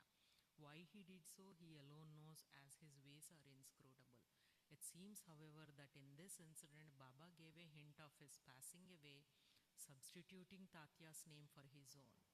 Next morning, 16th October, Baba appeared to Das Ganu at Pandharpur in his dream and said to him, "The masjid collapsed. All the oilmen and grocers of Shirdi teased me a lot, so I leave the place. I therefore came to inform you here. Please go there quickly and cover me with bakal flowers." Das Ganu got the information also from Shirdi letters. So he came to Shirdi with his disciples and started bhajan and kirtana and sang the Lord's name all throughout the day before Baba's samadhi, himself weaving a beautiful garland of flowers studded with Lord Hari's name. He placed it on Baba's samadhi and gave a mass feeding in Baba's name. Charity to Lakshmi Bai. Dasara of Vijayadashmi is regarded by all the Hindus as the most auspicious time, and it is befitting that Baba should choose this time for his crossing the borderline. He was ailing some days before this, but he was ever conscious internally just before the last moment. He sat up erect without anybody's aid and looked better. People thought that danger had passed off and he was getting well. He knew that he was to pass away soon, and therefore he wanted to give some money as charity to Lakshmi Bai Shinde, Baba pervading all creatures. This Lakshmi Bai Shinde was a good and well-to-do woman. She was working in the masjid day and night, except Bhagavat Mahalspati, Tatya and Lakshmi Bai. None was allowed to step in the masjid at night. Once, while Baba was sitting in the masjid with Tatya in the evening, Lakshmi Bai came and saluted Baba. The later said to her, "Oh Lakshmi, I am very hungry." Off she went, saying, "Baba, wait a bit. I return immediately with bread." She did return with bread and vegetables and placed the same before Baba. He took it up and gave it to a dog. Lakshmi Bai then asked, "What is this, Baba?" "I ran in haste, prepared bread with my own hands for you, and you threw it to a dog without eating a morsel of it. You gave me trouble unnecessarily." Baba replied, "Why do you grieve for nothing? The appeasement of the dog's hunger is the same as mine. The dog has got a soul. The creatures may be different, but the hunger of all is the same. Though some speak and others are dumb, know for certain that he who feeds the hungry really serves me with food. Regard this as an axiomatic truth. This is an ordinary incident, but Baba thereby propounded a great spiritual truth and showed its practical application in daily life without hurting anybody's feelings. From this time onward, Lakshmi Bai began to offer him daily bread and milk with love and devotion. Baba accepted and ate it appreciatingly. He took a part of this and sent the remainder through Lakshmi Bai to Radha Krishna Mai, who always relished and ate Baba's remnant prasad. This bread story should not be considered as a digression. shows how Sai Baba pervaded all the creatures and transcended them. He is omnipresent, birthless, deathless, and immortal. Baba remembered Lakshmi Bai's service. How could he forget her? Just before leaving the body, he put his hand in his pocket and gave her just 5 and then rupees 4, in all rupees 9. This figure 9 is indicative of the 9 types of devotion described in chapter 21, or it may be the dakshina offered at the time of Simangolona. Lakshmi Bai was a well-to-do woman, and so she was not in want of any money. So Baba might have suggested to her and brought prominently to her notice the 9 characteristics of a good disciple mentioned in the 6th verse of chapter 10. Skanda 11 of the Bhagavad, wherein first 5 and then 4 characteristics are mentioned in the first and second couplets. Baba followed the order, first paid rupees 5 and then rupees 4, in all rupees 9. Not only 9 but many times 9 rupees passed through Lakshmi Bai's hand, but Baba's this gift of 9 she will ever remember. Being so watchful and conscious, Baba also took other precautions in his last moment in order that he should not be embroiled or entangled with love and affection for his devotees. He ordered them all to clear off. Kaka Sahib Dikshit, Bapu Sahib Bhuti and others were in the masjid anxiously waiting upon Baba, but he asked them to go to the Vada and return after meals. They could not leave Baba's presence, nor could they disobey him. So with heavy hearts and heavy feet they went to the Vada. They knew that Baba's case was very serious and that they could not forget him.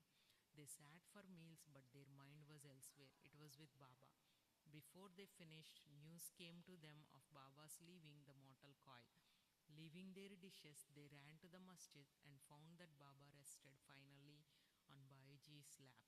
He did not fall down on the ground, nor did he lie on his bed, but is sitting quietly on his seat and doing charity with his own hand, threw off the mortal coil. Saints embody themselves and come into this world with a definite mission, and after that is fulfilled, they pass away as quietly and easily as they came. Sri Sama Sadguru Sainath Maharaj ki jai.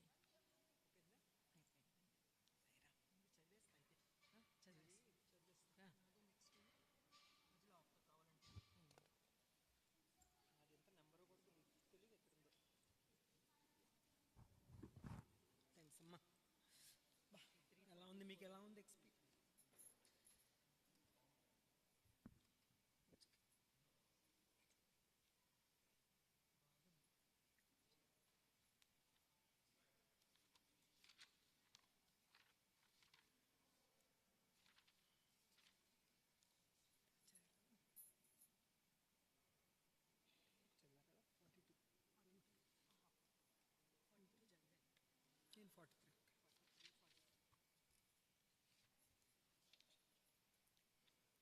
Shri Sai సచ్చరిత్రము 43-44 అధ్యాయములు. బాబా సమాధి చెందుట, ముందుగా సన్నాహము, ఇటుకరాయి విరుగుట, 72 గంటల సమాధి, బాపు సాహెబ్ జోగ్ సన్యాసము, అమృతతుల్యముగు బాబా పలుకులు, నేననగా ఎవరు. 43 మరియు 44 అధ్యాయములు కూడా బాబా శరీర త్యాగం చేసిన కథనే వర్ణించినవి కనుక వాటిని ఒక చోట చేర్చట జరిగినది. ముందుగా సన్నాహము. హిందువులలో ఎవరైనా మరణించుటకు సిద్ధముగా ఉన్నప్పుడు మత గ్రంథములు చదివి వినిపించుట సాధారణ ఆచారము. ఏలన ప్రపంచ విషయముల నుండి అతని మనస్సును మరలించి భగవద్ విషయములందు లీనమునర్చినచో అతడు పరమును సహజంగాను సులభంగాను పొందును. పరీక్షన్ మహారాజు బ్రాహ్మణ ఋషిబాలునిచే శపింపబడి వారం రోజుల్లో చనిపోటుకు సిద్ధముగా ఉన్నప్పుడు గొప్ప యోగి అగుడు శికుడు భాగవత పురాణమును ఆ వారంలో బోధించెను. ఈ అభ్యాసం ఇప్పటికీ అలవాటులో ఉన్నది. చనిపోటుకు సిద్ధముగా ఉన్నవారికి గీత, భాగవతము మొదలగు గ్రంథములు చదివి వినిపించెదరు. కానీ బాబా భగవంతుని అవతారముడిచే వారికి అట్టిది అవసరము లేదు. కానీ బాబా ఇతరులకు ఆదర్శముగా ఉండుటకు ఈ అలవాటును పాటించిరి. త్వరలోనే దేహత్యాగం చేయనున్నారని తెలియగానే వారు విజయను అతని పిలిచి రాజవిజయమును గ్రంథమును పారాయణ చేయమన్రి. అతడు వారములో గ్రంథమును ఒకసారి పఠించెను. తిరిగి దానిని చదవమని బాబా ఆజ్ఞాపింపగా అతడు రాత్రింబవళ్ళు దానిని చదివి 3 దినములలో 2 పారాయణములు పూర్తి చేసెను. ఈ విధముగా 11 దినములు గడిచెను. అతడు తిరిగి 3 రోజులు చదివి అలసిపోయాను. బాబా అతనికి సెలవిచ్చి పొమ్మనను. బాబా నెమ్మదిగా ఉండి ఆత్మానుసంధానంలో మునిగి చివరి క్షణమునకై ఎదురుచూచుచుండిరి. 2-3 దినములు ముందుగా ఉండి బాబా గ్రామము బయటకు పోవుట, భిక్షాటనం చేయుట మొదలైనవి మాని మసీదులో కూర్చుండిరి. చివరి వరకు బాబా చైతన్యంతో ఉండి అందరినీ ధైర్యంగా ఉండమని సలహా ఇచ్చిరి. వారెప్పుడు పోయేదరో ఎవరికీ తెలియనీయలేదు. ప్రతిదినము కాకాసాహెబ్ దీక్షితు, శ్రీమాన్ బుట్టియు వారితో కలిసి మసీదులో భోజనం చేయుచుండెడివారు. ఆనాడు 1918 అక్టోబర్ 15వ తారీఖు హారతి పిమ్మట వారిని వారి వారి బసలకు పోయి భోజనం చేయమన్రి. అయినను కొంతమంది లక్ష్మీబాయి సిండే, భాగోజీ సిండే, బాయాజీ, లక్ష్మీబాలా షింపి, నానాసాహెబ్ నిమోన్కరు అక్కడనే ఉండిరి. దిగువ మెట్ల మీద శ్యామ కూర్చుని ఉండెను. లక్ష్మీబాయి సిందేకి 9 రూపాయలను దానము చేసిన పిమ్మట బాబా తనకు ఆ స్థలము బాగులేదనియు, అందుచేత తనను రాత్తో కట్టిన బూటీ మేడలోనికి తీసుకుని పోయి అచ్చట బావుగా ఉండుననియూ చెప్పాను. ఈ తిద్దుపలుకులాడుచు బాబా బయాజీ తాచాకోతేపై ఒరిగి ప్రాణము విడిచాను. భాగోజీ దీనిని కనిపెట్టాను. దిగువ కూర్చుని ఉన్న నానాసాహెబ్ నిమోన్కర్కు ఈ సంగతి చెప్పాను. నానాసాహెబ్ నీళ్లు తెచ్చి బాబా నోట్లో పోసాను. అవి బయటకు వచ్చాను. అతడు బిగ్గరగా ఓ దేవా అని అరిచాను. అంతలో బాబా కండు తెరిచి మెల్లగా హా అనేను. బాబా తన భౌతిక శరీరం విడిచిపెట్టినని తేలిపోయాను. బాబా సమాధి చెందినను సంగతి షిరిడి గ్రామంలో కార్చిచ్చు వలె వ్యాపించెను. ప్రజలందరూ స్త్రీలు, పురుషులు, బిడ్డలు మసీదుకు పోయి ఏడ్వసాగిరి. కొందరు బిగ్గరగా ఏడ్చిరి, కొందరు వీధుల్లో నేర్చుచుండిరి, కొందరు తెలియతొప్పి పడిరి. అందరూ కండ్ల నుండి నీళ్లు కాలువ వలె పారుచుండెను. అందరూ విచారగ్రస్తులయ్యిరి. కొందరు సాయిబాబా చెప్పిన మాటలు జ్ఞాపకం చేసుకుని మొదలెడిరి. మునుముందు 8 ఏండ్లు బాలునిగా ప్రత్యక్షమైదురని బాబా తమ భక్తులతో చెప్పిరని ఒకరండ్రి. ఇవి యోగేశ్వరుని వాక్కులు గనక ఎవ్వరూ సందేహింపక్కర్లేదు. ఏలన కృష్ణావతారంలో శ్రీ మహావిష్ణువి కార్యమును వనర్చెను. సుందర శరీరముతో ఆయుధములు గల చతుర్భుజములతో శ్రీకృష్ణుడు దేవకీదేవికి కారాగారమైన 8 ఏండ్ల బాలుడిగానే ప్రత్యక్షమైంది. ఈ అవతారమును శ్రీకృష్ణుడు భూమి భారమును తగ్గించెను. ఈ అవతారం భక్తులను నిద్రించుటకై వచ్చినది కనుక సంశయింప కారణమేమున్నది? యోగుల జాడ్య అగమ్య గోచరములు. సాయిబాబా తన భక్తులతోడి సంబంధము మీ యొక్క జన్మతోడిదే కాదు, ఇది గడిచిన 72 జన్మల సంబంధము. ఇట్టి ప్రేమ బంధములు కలిగించిన ఆ మహారాజు ఎచ్చటికో పర్యటనకు పోయినట్లనిపించడం వలన వారు శీఘ్రముగానే తిరిగి వత్తునని దృఢ విశ్వాసమును భక్తులకు కలదు. బాబా శరీరమునిట్లు సమాధి చేయాలని విషయం గొప్ప సమస్యమాయను. కొందరు మహమ్మదీయులు బాబా శరీరమును ఆరుబయట సమాధము చేసి దానిని గోరీ కట్టవలనరు. కుషాల్ చంద్, అమీర్ శక్కర్ కూడా ఈ అభిప్రాయమునే వెలిపించిరి. కానీ రామచంద్ర పాటిల్ అను గ్రామంలోని వారందరితో నిశ్చితమైన దృఢ కంఠస్వరంతో మీ ఆలోచన నాకు సమ్మతము కాదు, బాబా శరీరం రాతివాడాలో పట్టవలసిందే అనను. అందుచే గ్రామస్తులు 2 వర్గములుగా విడిపోయి ఈ వివాదం 36 గంటలు నడిపిరి. బుధవారం ఉదయమున గ్రామంలోని జ్యోతిష్కుడును శ్యామ మేనమామయ్యగు లక్ష్మణ్ మామా జోషికి బాబా స్వప్నంతో గాన్పించి చేయి పట్టి లాగి ఇట్లనను, త్వరగా లెమ్ము, బాపూసాహెబ్ నేను మరణించిందని అనుకొంచున్నాడు, అందుచే అతడు రాడు, నీవు పూజ చేసి కాకడా హారతి నిమ్ము. లక్ష్మణ్ మామ సనాతనాచార పరాయణుడైన బ్రాహ్మణుడు. ప్రతిరోజు ఉదయము బాబాను పూజించిన పిమ్మట తక్కిన దేవతలను పూజించుండెడు వాడు. అతనికి బాబా అందు పూర్ణ భక్తి విశ్వాసములు ఉండెను. ఈ దృశ్యమును చూడగానే పూజాద్రవ్యముల పళ్ళెమును చేత ధరించి మౌల్వీలు ఆటంకపరుచుచున్నను పూజను హారతిని చేసిపోయాను. మిట్ట మధ్యాహ్నము బాపూసాహెబ్ జోగ్ పూజాద్రవ్యములతో అందరితో మామూలుగా వచ్చి మధ్యాహ్న హారతిని నెరవేర్చును. బాబా తొలి పలుకులను గౌరవించి ప్రజలు వారి శరీరమును వాడాలో ఉంచుటకు నిశ్చయించి అతడి మధ్య భాగమున త్రవ్వుట ప్రారంభించిరి. మంగళవారం సాయంకాలము రహతా నుండి సభ ఇన్స్పెక్టర్ వచ్చెను. ఇతరులు తక్కిన స్థలం నుండి వచ్చిరి. అందరూ దానిని ఆమోదించిరి. ఆ మరుసటి ఉదయము అమీర్ భాయి బొంబాయి నుండి వచ్చెను. కోపర్గాం నుండి మామలతాదారు వచ్చెను. ప్రజలు భిన్నాభిప్రాయములతో ఉన్నట్లుగా తోచెను. కొందరు బాబా శరీరమును బయటకే సమాధి చేయవలని పట్టుబట్టిరి. కనుక మామలతాదారు ఎన్నిక ద్వారా నిశ్చయించవలను. వాడా ఉపయోగించుటకు 2 రెట్ల కంటే ఎక్కువ ఓట్లు వచ్చాను. అయినప్పటికీ జిల్లా కలెక్టర్తో సంప్రదించవలనని అతడు అనెను. కనుక కాకాసాహెబ్ దీక్షిత్ అహ్మద్నగర్ పోటుకు సిద్ధపడను.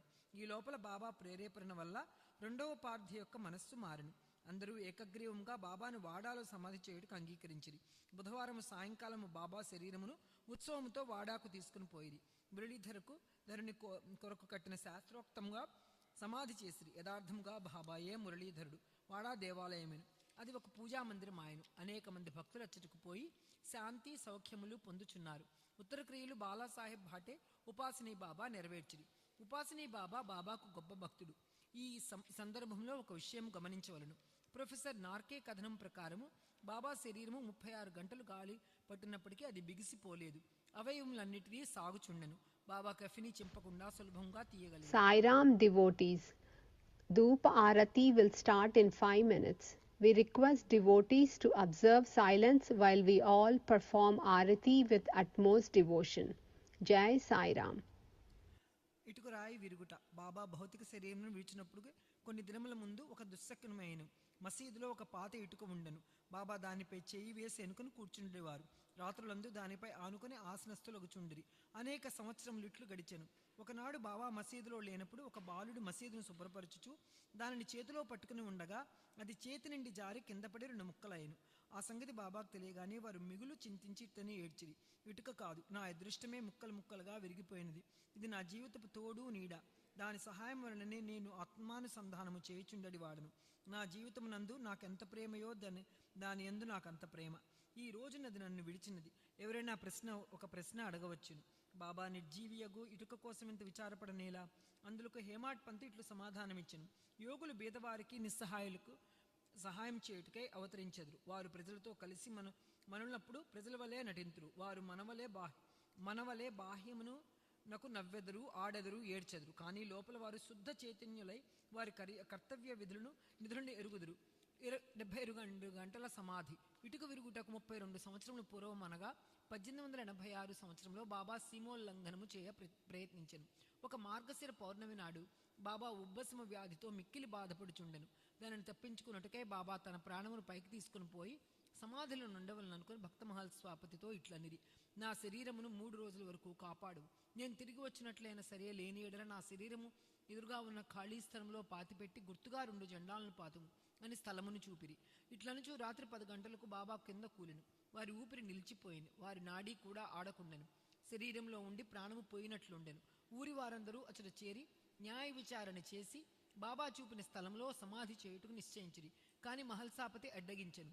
తన ఒడిలో బాబా శరీరం ఉంచుకుని 3 రోజులట్లే కాపాడుచూ కూర్చుండెను. 3 దినముల పిమ్మట తెల్లవారుజామున 3 గంటలకు బాబా శరీరములో ప్రాణం ఉన్నట్లు కనిపించెను. ఊపిరి ఆడ ప్రారంభించెను. కడుపు కదలెను. కండ్లు తెరిచెను. కాళ్ళు చేతులు సాగదించుచు బాబా లేచెను. దీన్ని బట్టి చదువు ఆలోచించిన విషయం ఏమైనా, బాబా 3 మూరల శరీరమా లేక లోపల ఉన్న ఆత్మయ? పంచభూతాత్మగు శరీరము నాశనమగును. శరీరము శాశ్వతము కానీ లోనున్న ఆత్మ పరమ సత్యము, అమరము, శాశ్వతము. ఈ శుద్ధ సత్తాయే బ్రహ్మయు. అది ఏ పంచేంద్రియములను మనస్సును స్వాధీనము అందు ఉంచుకున్నది, పరిపాలించినది. అది ఏ సాయి. అది ఏ ఈ జగత్తునందు గల వస్తువులన్నిటి అందు వ్యాపించి ఉన్నది. అది లేని స్థలము లేదు. అది తాను సంకల్పించుకున్న కార్యమును నెరవేర్చుకు భౌతిక శరీరము వాహించెను. దీన్ని నెరవేర్చిన పిమ్మట శరీరమును విడిచెను. సాయి ఎల్లప్పుడూ ఉండువారు. అట్లనే పూర్వము గాణుగాపురంలో వెలసిన దత్తదేవుని అవతారముగు శ్రీ నరసింహ సరస్వతియు వారి సమాధి చెందుటకు బాహ్యమునే కాని సమస్త చేతనానందములు కూడా వారిని నియమించువారును పరిపాలించును వారే. ఈ విషయం ఇప్పటికీ సర్వస్వ శరణాగతి చేసిన వారికి కానీ మనస్ఫూర్తిగా భక్తితో పూజించే వారికి కానీ అనుభవమీయమైన సంగతి. ప్రస్తుతము బాబా రూపం చూడ వీలులేనప్పటికీ మనం షిరిడీకి వెళ్ళినచో వారి జీవితం పటము మసీదులో ఉన్నది. దీనిని శ్యామారావు జయకర్ అనే ఒక చిత్రకారులకు బాబా భక్తుడిని రాసి ఉన్నాడు. భావుకుడు భక్తుడైన ప్రేక్షకునికి ఈ పటము ఆనాటికి బాబాను భౌతిక శరీరముతో చూచినంత తృప్తి కలగజేయును. బాబాకు ప్రస్తుతము భౌతిక శరీరం లేకున్నప్పటికీ వారక్కడనే కాక ప్రతి చోటున నివసించుచు పూర్వములనే తమ భక్తులను మేలు చేయుచున్నారు. బాబా వంటి యోగులు ఎన్నడూ మరణించరు. వారు మానవుని వలె కనిపించిన నిజముగా వారే దైవము. బాపు సాహెబ్ జోగ్ సన్యాసం పుచ్చుకొనిన కథతో హేమాడ్ పంతు ఈ అధ్యాయములను ముగించుచున్నారు. సఖారాం హరి ఉరఫ్ బాపు సాహెబ్ జోగ్ పూణే నివాసియగు సుప్రసిద్ధ వార్కరి విష్ణుబువా జోగ్ గారికి చిన్న ఆయన. 1909 సంవత్సరంలో సర్కారు ఉద్యోగం నుండి విరమించిన తర్వాత పీడబ్ల్యూడీ సూపర్వైజర్తో భార్యతో షిరిడీకి వచ్చి నివసించుచుండెను. వారికి సంతానము లేకుండెను. భార్యాభర్తలు బాబాను ప్రేమించి బాబా సేవ ఎందే కాలమందియు గడుపుచుండిరి. మేఘశ్యాముడు చనిపోయిన పిమ్మట బాబుసాహెబ్ జోగ్ మసీదులోను చావడిలోనూ కూడా బాబా మహాసమాధి ఎందు వరకు హారతి ఇచ్చుచుండెను. అదేనుగాక ప్రతిరోజు సాఠేవాడలో జ్ఞానేశ్వర్యు ఏకనాథ భాగవతమును చదివి వినవచ్చిన వారందరికీ బోధించుచుండెను. అనేక సంవత్సరములు సేవ చేసిన పిమ్మట జోగ్ బాబాతో, నేనెన్నాళ్ళు నీ సేవ చేసి నా మనస్సు ఇంకనూ శాంతము కాలేదు. యోగులతో సహవాసము చేసినను నేను బాగా కాకుండా కారణమేమి, ఎప్పటికి కటాక్షం ఇచ్చదు అనను. ఈ ప్రార్థన విని బాబా కొద్ది కాలంలోనే నీ దుష్కర్మల ఫలితము నశించును, నీ పాపపుణ్యములు భస్మమగును. ఎప్పుడు నీ అభిమానం పోగొట్టుకుని మోహమును రుచిని జయించదవో, ఆటంకములన్నిటికూ కడచదవో, హృదయపూర్వకంగా భగవంతుని సేవించుచు సన్యాసమును పుచ్చుకున్నదవో, అప్పుడు నీవు ధన్యుడవుదవు అనరు. కొద్ది కాలము పిమ్మట బాబా పలుకులు నిజమాయను. అతని భార్య చనిపోయిను. అతనికి ఇంకొక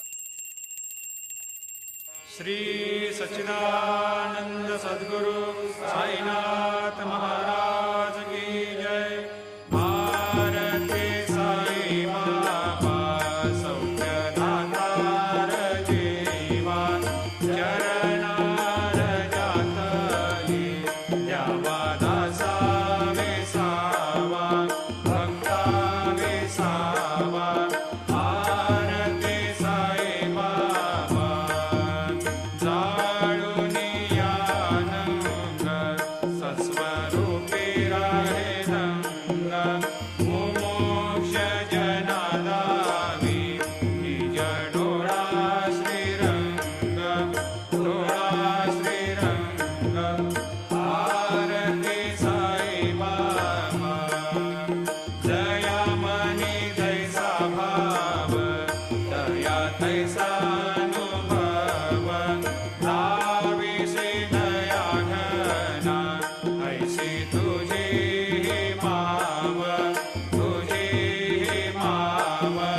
भारती साई बाबा तुमचे नाम ध्याता, हरे संस्कृती व्यथा, अगाध तव करणी मार्ग दाविसी अनाथा, दाविसी अनाथा। भारती साई बाबा कलियुगी अवतार, सगुण परब्रह्म साचार, अवतीर्ण झाला शिव स्वामी दत्त दिगंबर, दत्त दिगंबर।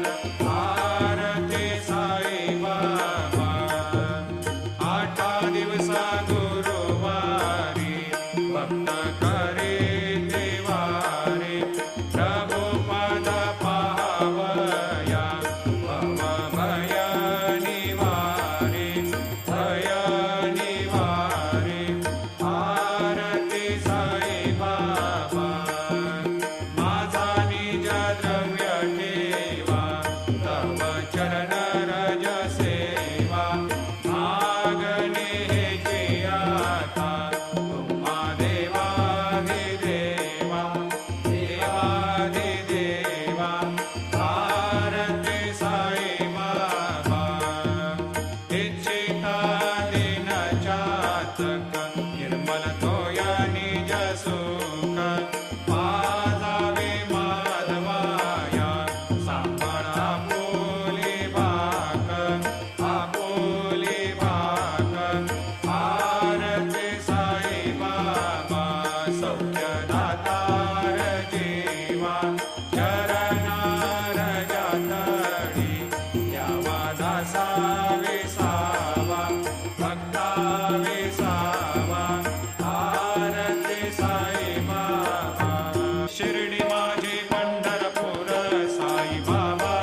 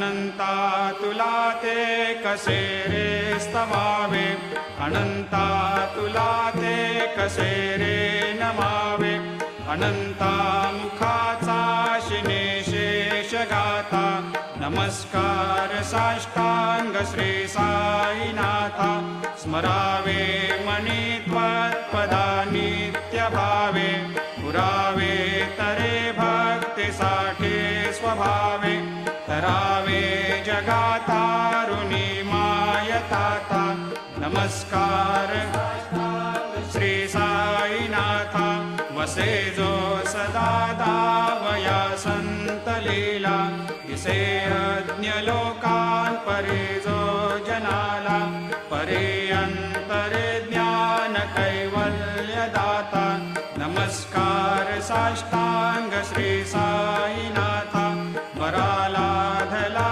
जन्म हा मानवाचा नरासार्थका साधनीभूत साचा धरो साई प्रेमा गळाया अहंता नमस्कार साष्टांग श्री साईनाथा धरावे करे सान अल्पज्ञ बाला करावे अमाधन्य चुंबो निगाला मुखे गाल प्रेमे कराग्रास आता नमस्कार श्री साईनाथा सुरादिक ज्यांच्या पदा वंदिताते सुरादिक ज्यांते समानत्व देते प्रयागादि तीर्थे पदे नम्र होता नमस्कार साष्टांग श्री साईनाथा तुझ्या ज्या पदा पाहता गोप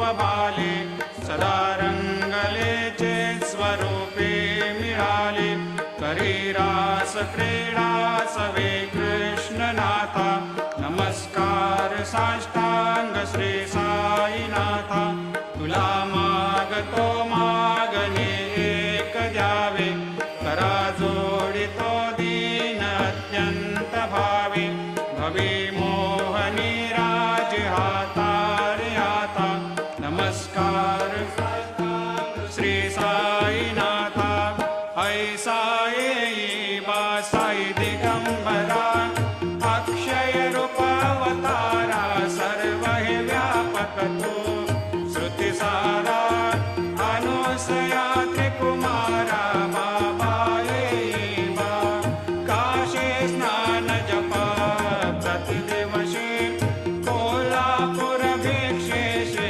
निर्मल नदी तुंगा जलप्राशी निद्रा माहुर देशे ऐसा येई बा झोळे लोंबत से वाम करे त्रिशूल डमरो धारे भक्ता वरद सदा सुखकारे देशिल मुक्ति चारे ऐसा येई बा पायी पादुका जपमाला कमंडलो मृगछाला धारण कर सेवा नाग जटा मुकुट शोभतो माथा ऐसा येई बा तत्पर तुझाया जे ध्याने अक्षय त्यांचे सदने लक्ष्मी वास करे दिन रजने रक्षसे संकट वारुणी ऐसा येई बा या परिध्यान तुझे गुरुराया दृश्य करी नयनाया पूर्णानंद सुखे काया लाविषि हरि गुणदाया ऐसा येई बा साई दिगंबरा अक्षय रूपावतारा सर्व हि व्यापक तू श्रुति सारा अनुसया त्रिकुमारा बाबा येई बा सदा सस्वरूपं चिदानन्दकन्दं जगत्सम्भवस्थान संहार हेतुं स्वभक्तेच्छया मानुषं दर्शयन्तं नमामीश्वरं सद्गुरुं साईनाथं भवद्वांतविध्वंसमार्तण्डमीड्यं मनोवागतीतं मुनिर्ध्यानगम्यं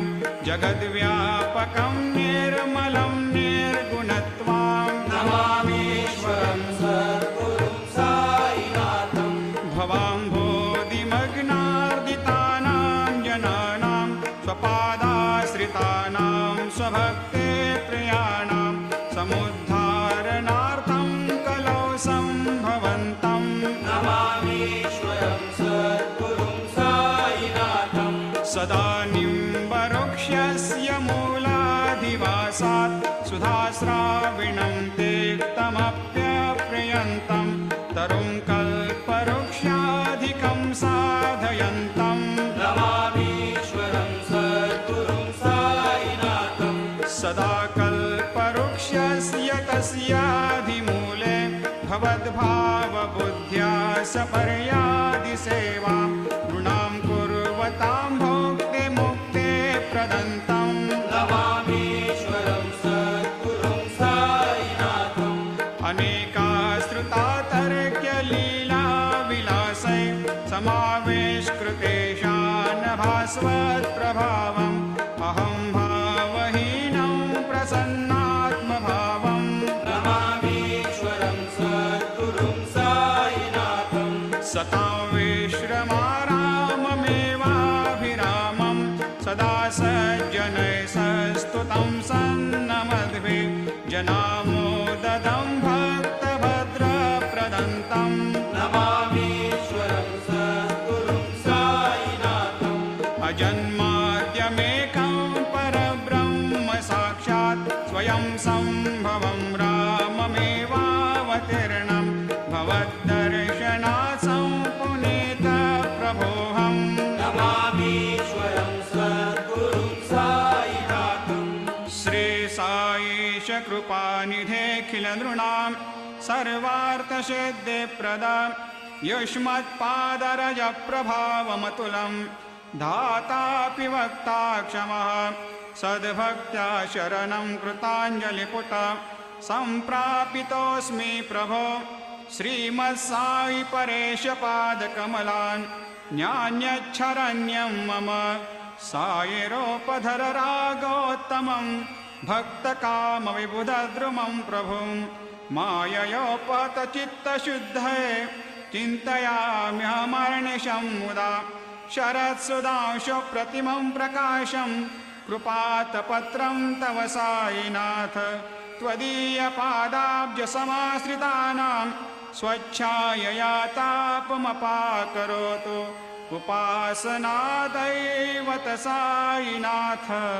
स्तवैर्मयोपासनिना स्तुतस्त्वं रमेन्मनोन्मे तव पादयुग्मे भृङ्गो यथाब्जे मकरन्दलुब्धा अनेकजन्मार्जितपापसंशयो भवेद्भवत्पादसरोजदर्शनात् क्षमस्व सर्वान्धपरान्धपुञ्जकान् प्रसेद साये सद्गुरोदयानिधे श्रीसाईनाथ चरणामृतपोतचित्तास्तत्पादसेवनरतः सततं च भक्त्या संसारजन्यदुनितोर्धवनिर्गतास्ते कैवल्यधाम परमं समवाप्नुवन्ते स्तोत्रमेतत्पठेद्भक्त्या यो नरस्तन्मनः सदा सद्गुरो साईनाथस्य कृपापात्रं भवेद्ध्रुवम्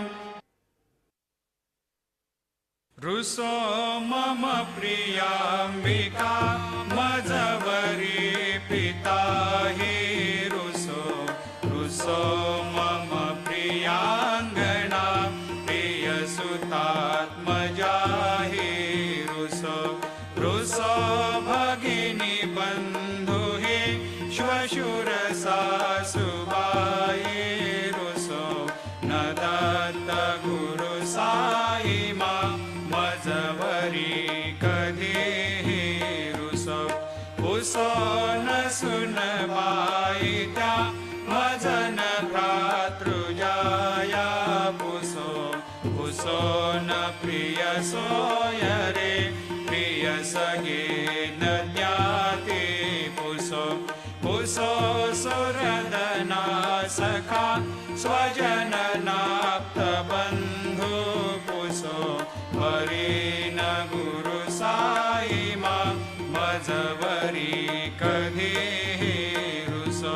पुसो न बलामुले तरुण हृदयहीना पुसो पुसो न गुरुधाकुटे मजन थोरसाने पुसो पुसो न च भले बुरे सुजन साधुहीना पुसो परी न गुरु साईमा मजवरी कधीही रुसो चतुरतत्त्ववेद विबुध प्राज्ञ ज्ञानी रुसो रुसो हि विदुषे श्रिया कुशल पंडिता हि रुसो रुसो महीपते यते भजक तापसे रुसो न दत्त गुरु साईमा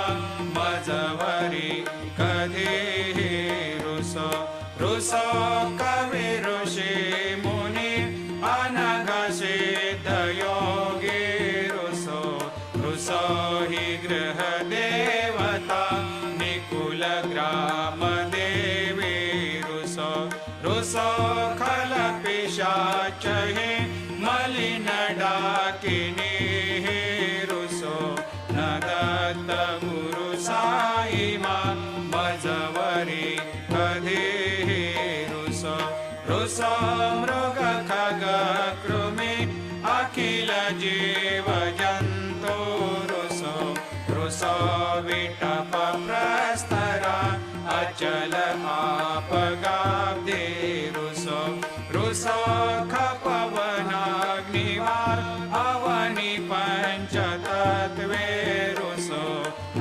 दत्त गुरु साईमा मजवरी कधीही रुसो रुसो विमल किन्नरा अमल यक्षिणी रुसो रुसो शशि खगादे गगनि तारका रुसो रुसो अमर राज हे अदय धर्म राजा रुसो न दत्त गुरु साईमा मजवरी कधीही रुसो रुसो मन सरस्वती चपल चित्तते रुसो रुसो वपुदिशा किला कठिन काल तो हे रुसो रुसो सकल विश्व हे मयि तु ब्रह्म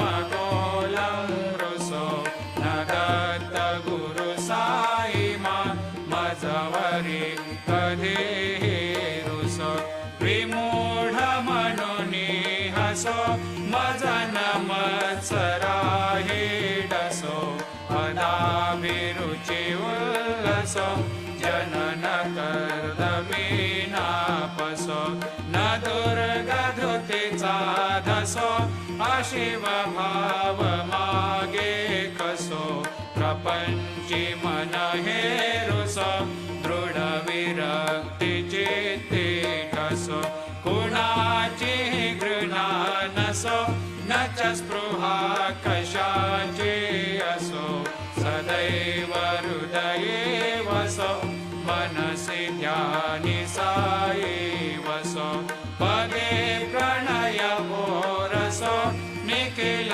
दृश्य बाबादिसो न दत्त गुरु साईमा उपरि नेलारुसो हरि ओं यज्ञेन यज्ञमयजन्त देवा स्थानि धर्माणि प्रथमान्यासन्न ते हनाकं महिमान् सजन्त यत्र पूर्वे साध्या सन्ति देवाः ॐ राजाधिराजाय प्रसह्य साहिने नमो वयं वै श्रवणाय कुर्महे समे कामान् कामकामाय मह्यं कामेश्वरो वै श्रवणो दधातु कुबेराय वै श्रवणाय महाराजाय नमः ॐ स्वस्ते साम्राज्यं भोज्यं स्वराज्यं वैराज्यं पारमेष्ठ्यं राज्यं महाराज्यमाधिपत्यमयं समन्तपर्या ईशात् सार्वभौमः सार्वायुषान्त्राधात् परार्धात् पृथिव्यै समुद्रपर्यन्ताया एकराळिति तदप्येष श्लोकोऽभिगीत मरुतः परिवेष्टारो मरुतस्यावसङ्ग्रहे आवीक्षितस्य कामप्रेर्विश्वे देवा सभासदैते श्रीनारायण वासुदेवाय सच्चिदानन्द सद्गुरु साईनाथ महाराज की जय। करचरणकृतं वा कायजं कर्मजं वा श्रवणनयनजं वा मानसं वा अपराधं विहितमविहितं वा सर्वमेतत्क्षमस्व। जय जय करुणाब्धे श्री प्रभो साईनाथ श्री सच्चिदानंद सद्गुरु साईनाथ महाराज की जय। राजा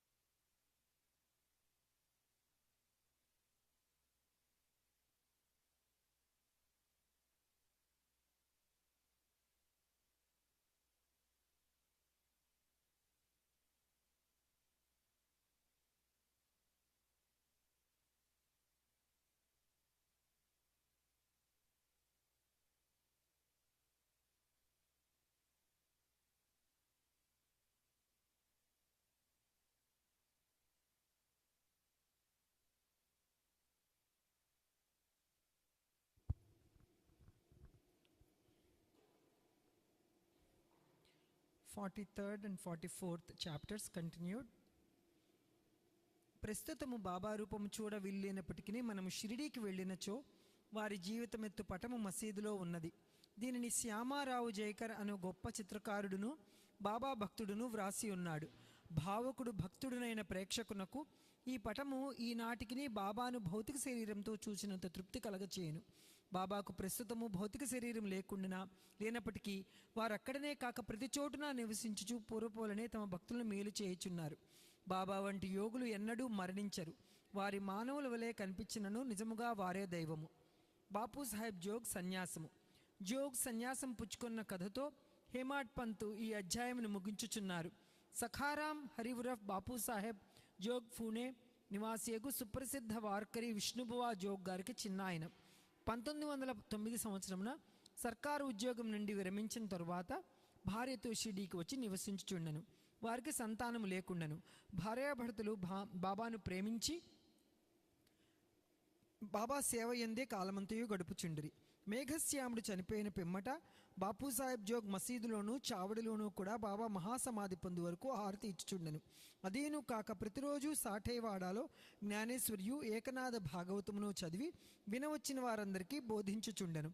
అనేక సంవత్సరములు సేవ చేసిన పిమ్మట జోగ్ బాబాతో, నేనెన్నాళ్ళు నీ సేవ చేసితిని, నా మనస్సు ఇంకనూ శాంతము కాలేదు. యోగులతో సహవాసము చేసినను నేను బాగు కాకుండాటకు కారణమేమి, ఎప్పుడు కటాక్షించదువు అనను. ఈ ప్రార్థన విని బాబా కొద్ది కాలంలో నీ నిష్కర్మల ఫలితము నిశించును, నీ పాపపుణ్యములు భస్మమగును. ఎప్పుడు నీ అభిమానును పోగొట్టుకుని మోహమును రుచిని జయించదవో, ఆటంకములన్నింటినీ కడిచదవో, హృదయపూర్వకంగా భగవంతుని సేవించుచు సన్యాసమును పుచ్చుకొనదవో, అప్పుడు నీవు ధన్యుడవదవు అనిది. కొద్ది కాలము పిమ్మట బాబా పలుకులు నిజమాయను. అతని భార్య చనిపోయెను. అతనికి ఇంకొక అభిమానమేదియు లేకుండాచే అతడు స్వేచ్ఛాపరుడై సన్యాసమును గ్రహించి తన జీవిత పరమావధిని పొందెను. అమృతతుల్యమగు బాబా పలుకులు. దయాదాక్షిణ్యమూర్తగు సాయిబాబా పెక్కుసారులు మసీదులో ఈ దిగువ మధుర వాక్యములు పలికిరి. ఎవరైతే నన్ను ఎక్కువగా ప్రేమించెదరో వారు ఎల్లప్పుడూ నన్ను దర్శించెదరు. నేను లేక ఈ జగత్తంతయు వారికి శూన్యము. నా కథలు తప్ప మరి ఏమియూ చెప్పడు. సదా నన్నే ధ్యానము చేయును. నా నామమునే ఎల్లప్పుడూ జపించుచుండును. ఎవరైతే సర్వస్వ శరణాగతి చేసి నన్నే ధ్యానింతురో వారికి నేను రుణస్థుడను. వారికి మోక్షమిచ్చి వారికి రుణము తీర్చుకొనదును. ఎవరైతే నన్నే చింతించుచు నా గూర్చియే దీక్షతో నిందురో, ఎవరైతే నాకర్పించినదో ఏమీయో తినరో అట్టి వారిపై నేను ఆధారపడి ఉందును. ఎవరికైతే నా సన్నిధానమునకు వచ్చెదరో వారి నదీ సముద్రంలో కలిసిపోనట్లు నాలో కలిసిపోవుదురు. కనుక నీవు గర్వము అహంకారము లేసమైనా లేకుండా నీ హృదయంలో ఉన్న నన్ను సర్వస్వ శరణాగతి వేడమను. నేననగా ఎవ్వరూ సాయిబాబా ఎన్నోసార్లు బోధించిరి. వారిట్లండ్రి, నన్ను వెతుకుటకు నీవు దూరము కానీ మరి ఒక్కడికి చోటకు కానీ పోనక్కరలేదు. నా నామము నీ ఆకారము విడిచినచో నీలోనే కాక అన్ని జీవులలోనూ చైతన్యము లేదా అంతరాత్మ అని ఒకటి ఉండును. అదే నేను. దీనిని నీవు గ్రహించి నీలోనే కాక అన్నిట్లోనూ నన్ను చూడుము. దీనిని అభ్యసించినచో సర్వవ్యాపకత అనుభవించి నాలో ఐక్యము పొందదువు. హేమాడ్ పంత్ చదువులను ప్రేమతో నమస్కరించి వేడునదేమనగా, వారు విన విధేయతలో దైవమును యోగులను భక్తులను ప్రేమింతురుగాక. బాబా పెక్కు సారులు ఎవరైతే ఇతరులను నిందించుదురో వారు నన్ను హింసించిన వారగుదురు. ఎవరైతే బాధలు అనుభవించదరో ఓర్చుకొందరో వారు నాకు ప్రీతి కూర్చెదరు అని చెప్పిరి కదా. బాబా సర్వవస్తు జీవ సముదాయములో ఐక్యమై ఉన్నారు. భక్తులకు నలుప్రక్కలా నిలిచి సహాయపడదరు. సర్వజీవులను ప్రేమించుడు తప్ప వారు మరి ఏమినో కోరరు. ఇటు శుభ్రమైన పరిశుభ్రమైన అమృతం వారి పెదవులంటూ శ్రవించుచుండును. హేమాడ్ పంత్ ఇట్లు ముగించుచున్నారు. ఎవరు బాబా కీర్తిని ప్రేమతో పాడెదరో, ఎవరు దానిని భక్తితో వినదరో ఉభయులను సాయిలో ఐక్యమగుదురు. చాప్టర్ 45. 45వ అధ్యాయము. కాకాసాహెబ్ సంశయము. ఆనందరావు అనుభవము. కొయ్యబల్ల మంచము బాబాదే, మహల్సాపతిది కాదు. గత 3 అధ్యాయములలో బాబా దివంగతులగుట చేత కూర్చి చెప్పితిమి. వారి భౌతిక శరీరము మన దృష్టి నుండి నిష్క్రమించను, కానీ వారి అనంత స్వరూపము లేదా సాయి శక్తి ఎల్లప్పుడూ నిలిచియే ఉండును. అప్పటి వరకు వారి జీవితకాలంలో జరిగిన లీలను చెప్పితిమి. వారు సమాధి చెందిన పిమ్మట కొత్త లీలలు జరుగుచున్నవి. దీనిని బట్టి బాబా శాశ్వతముగా ఉన్నారనియు తమ భక్తులకు పూర్వమూలే తోడ్పడుచున్నారనియు తెలియచున్నది. ఎవరైతే బాబా సమాధి చెందకముందు వారిని చూచెదరో వారు నిజముగా అదృష్టవంతులు. అట్టి వారిలో ఎవరైనా ప్రపంచ సుఖములందు వస్తువునందు మమకారము పోగొట్టుకునచో వారి మనస్సులు భగవత్సరము కాపునుచో అది వారి దురదృష్టమని చెప్పవచ్చును. అప్పుడే కాదు, ఇప్పుడు కూడా కావలసింది బాబా యందు హృదయపూర్వకమైన భక్తి. మన బుద్ధి ఇంద్రియములు మనస్సు బాబా సేవలో ఐక్యము కావాలను. కొన్నిటిని మాత్రమే సేవలో లయమును చేసి తక్కిన వారిని వారు సంచరించినట్లు చేసినచో ప్రయోజనము లేదు. పూజ కానీ ధ్యానము కానీ చేయ పూనుకొనచో దానిని మనఃపూర్వకంగా ఆత్మశుద్ధితోనూ చేయవలను. పతివ్రతకు తన భర్త యందు గల ప్రేమను భక్తుడు గురువు నందు చూపవలసిన ప్రేమతో పోల్చెదరు. అయినప్పటికీ మొదటిది రెండవ దానితో పోల్చుటకే వీలు లేదు. జీవిత పరమావధి పొందుటకు తండ్రి కానీ తల్లి కానీ సోదరుడు కానీ ఇంకా తదితర బంధువులెవరూ తోడ్పడరు. ఆత్మ సాక్షాత్కారమును దారిని మనమే వెతుక్కుని ప్రయాణం సాగించవలను. నిత్యానిత్యములకు భేదములు తెలుసుకుని ఇహలోక పరలోకంలోని విషయ సూక్ష్యములు త్యజించి మన బుద్ధిని మనస్సుని స్వాధీనమందించుకుని మోక్షమునకే కాంక్షించవలను. ఇతరులపై ఆధారపడుట కంటే మన స్వశక్తి అందే మనకు పూర్తి నమ్మకము ఉండవలను. ఎప్పుడైతే మనము నిత్యానిత్యములకు భేదము పాటించదము, ప్రపంచము అబద్ధమని తెలుసుకునేదము, దానివల్ల ప్రపంచ విషయములందు మోహం తగ్గి మనకు నిర్వ్యామోహము కలుగును. క్రమముగా గురువే పరబ్రహ్మ స్వరూపనియు కావున వారొక్కరే నిజమనియు గ్రహించదము. వారు ఈ జగత్తును జయించిన వారిని ప్రపంచమునకు అతీతులను. అప్పుడు వారిని ప్రతి జీవరాశి యందు చూడగలిగి పూజించదము. ఇదే అద్వైత భజనము లేదా పూజ.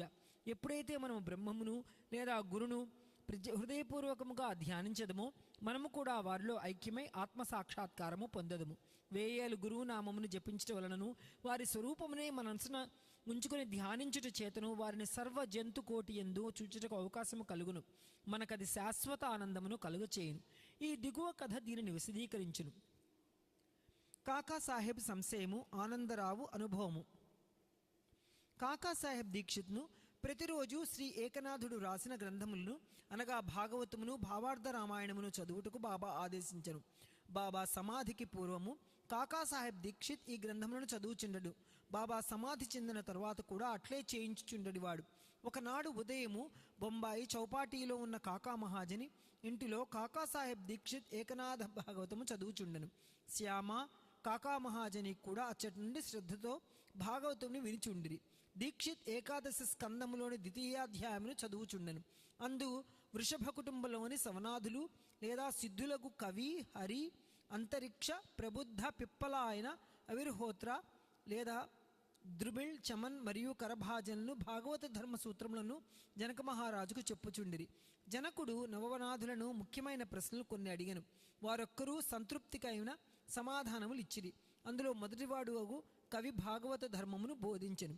హరిభక్తుని లక్ష్మములను, అంతరిక్షుడు మాయను దాటుటను, పిప్పలాయనుడు పరబ్రహ్మమును, అవిర్హోత్రుడు కర్మను, ద్రుమిళుడు భగవంతుని అవతారములను, వారి లీలలను, చమస్ భక్తుడు కాని వాడు చనిపోయిన పిమ్మట పొందు స్థితిని, కరభాజనుడు యుగ యుగములందు భగవంతుని ఉపాసించు వేర్వేరు విధానములను సంతృప్తికరముగా బోధించిరి. వాని సారాంశమేమన కలియుగంలో మోక్షము పొందుటకొక్కటే మార్గము కలదు. అది ఏమన గురుని లేదా హరి పాదార విందములను స్మరించుట. పారాయణ ముగిసిన పిమ్మట కాకాసాహెబు నిరుత్సాహంతో శ్యామాతో నిట్లనియే, నవనాథులు భక్తి విషయములు చెప్పినది ఎంత అద్భుతంగా ఉన్నది, దానిని ఆచరించుట ఎంత కష్టము. నవనాథులు పూర్వజ్ఞానులే గాని మన వంటి మూర్ఖులకు వారి వర్ణించిన భక్తిని పొందుట వీలులగునా? అనేక జన్మలెత్తినను మనము దానిని సంపాదించలేము. అట్లయిన మనకు మోక్షం వచ్చుటెట్లు? కాబట్టి అట్టి దానిని మనము ఆశించరాదని తెలియచున్నది. కాకాసాహెబ్ నిరుత్సాహము, నిరాశలు శ్యామ ఇష్టపడలేదు.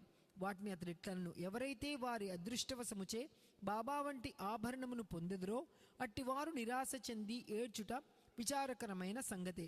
వారికి బాబా యందు నిశ్చలమైన విశ్వాసమే ఉన్నచో వారు నిరాశ పొందనేలా? నవనాథుల భక్తి బలమైనదే ఉండవచ్చును, కానీ మనది మాత్రము ప్రేమానురాగములతో నిండి ఉండలేదా?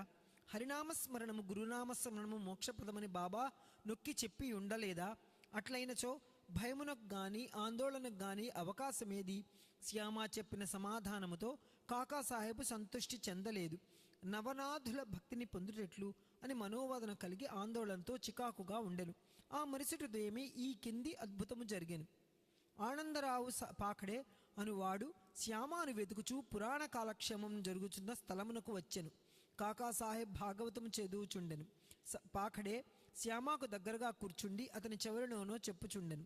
అతడు మెల్లగా తాను కాంచిన స్వప్నదరస్యమును శ్యామాకు చెప్పుచుండెను. ఇది పురాణ కాలక్షేపమునకు కొంచెం ఆటంకు కలుగు చేసెను. కాకాసాహెబ్ పురాణము చదువుట మాని విషయమేమని అడిగెను. శ్యామ ఇట్లా అడిగెను, నిన్న నీ సంశయము తెలిపి తిని, దానికి సమాధానమిదియే. బాబా సాకడేకి చూపిన స్వప్న దృశ్యము వినుము. రక్షకమైన భక్తిగాక వేరేదియూ దానిని సాధించలేదు. గురుని పాదములు భక్తితో ధ్యానించిన చాలును అని బాబా ఒక్కి చెప్పి ఉన్నారు. అందరూ ముఖ్యంగా కాకాసాహెబ్ ఈ దృశ్యమును వివరంగా కొనగోరిరి.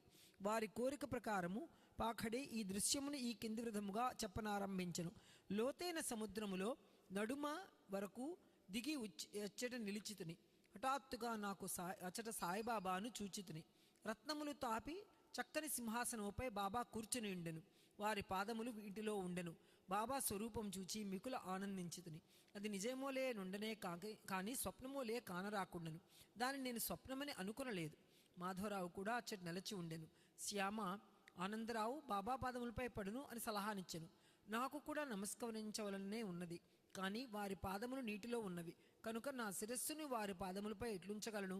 నేను నిస్సహాయుడును అని నేనంటిని. అది విని ఇతడు బాబాతో ఇట్లను, ఓ దేవా, నీటిలో ఉన్న నీ పాదములను బయటకు తీయుము. వెంటనే బాబా తన పాదములను బయటకు తీసిరి. క్షణమైన ఆలస్యము చేయక నేను వారి పాదములకు మ్రొక్కితిని. దీనిని చూచి బాబా నిన్ను దీవించేట్లను, ఇక పొమ్ము, నీవు క్షేమమును పొందెదువు. భయము గాని ఆందోళన గాని అవసరము లేదు. శ్యామకు పట్టుపంచ ఒకటి దానము చేయుము, దానివల్ల మేలు పొందెదువు. బాబా ఆజ్ఞానుసారము పాఖాడే పట్టుదేవతను తెచ్చెను. మాధవరావు ఇవ్వవలసిందని కాకాసాహెబ్ను వేడను. శ్యామ అందులో కొప్పుకొనలేదు. ఏలన బాబా తనకు అట్టి సలహానివ్వలేదు కనుక కొంత వివాదము జరిగిన పిమ్మట కాకాసాహెబు చీట్లు వేసి తెలుసుకొనుటకు సమ్మతించెను. సంశయ విషయములందు చీటీ వేసి సంశయమును తీర్చుకునుట కాకాసాహెబ్ స్వభావం. పుచ్చుకొనుము, నిరాకరించుము అను 2 చీటీలు వేసి బాబా పాదుకుల వద్ద పెట్టిరి. ఒక బాలునితో అందులో దానిని తీయించిరి. పుచ్చుకొనుము అనే చీటీని ఇంచుటచే మాధవరావు ధోవతి ఇచ్చిరి. దానిని శ్యామ అంగీకరించెను. ఇద్దరును సంతుష్టి పొందిరి. కాకాసాహెబు సంశయము తీరిను. ఇతర యోగుల మాటలను కూడా గౌరవించవలసిందని ఈ కథ ప్రబోధించుచున్నది. కానీ మన తల్లియగు గురువునందు పూర్ణమైన భక్తి విశ్వాసములను ఉండవలను. వారి బోధల ప్రకారము నడువవలను. ఎందుకనగా మన కష్టసుఖములు ఇతరుల కంటే వారికే బాగుగా తెలిసి ఉండును. నీ హృదయ ఫలకమునందు బాబా చెప్పిన ఈ దిగువ పలుకులను చెక్కుము. ఈ లోకములో అనేక మంది యోగులు కలరు, కానీ మన గురువసలైన తండ్రి ఇతరులు అనేక సుబోధులు చేయవచ్చును, కానీ మనము మన గురువు యొక్క పలుకులను మరువరాదు.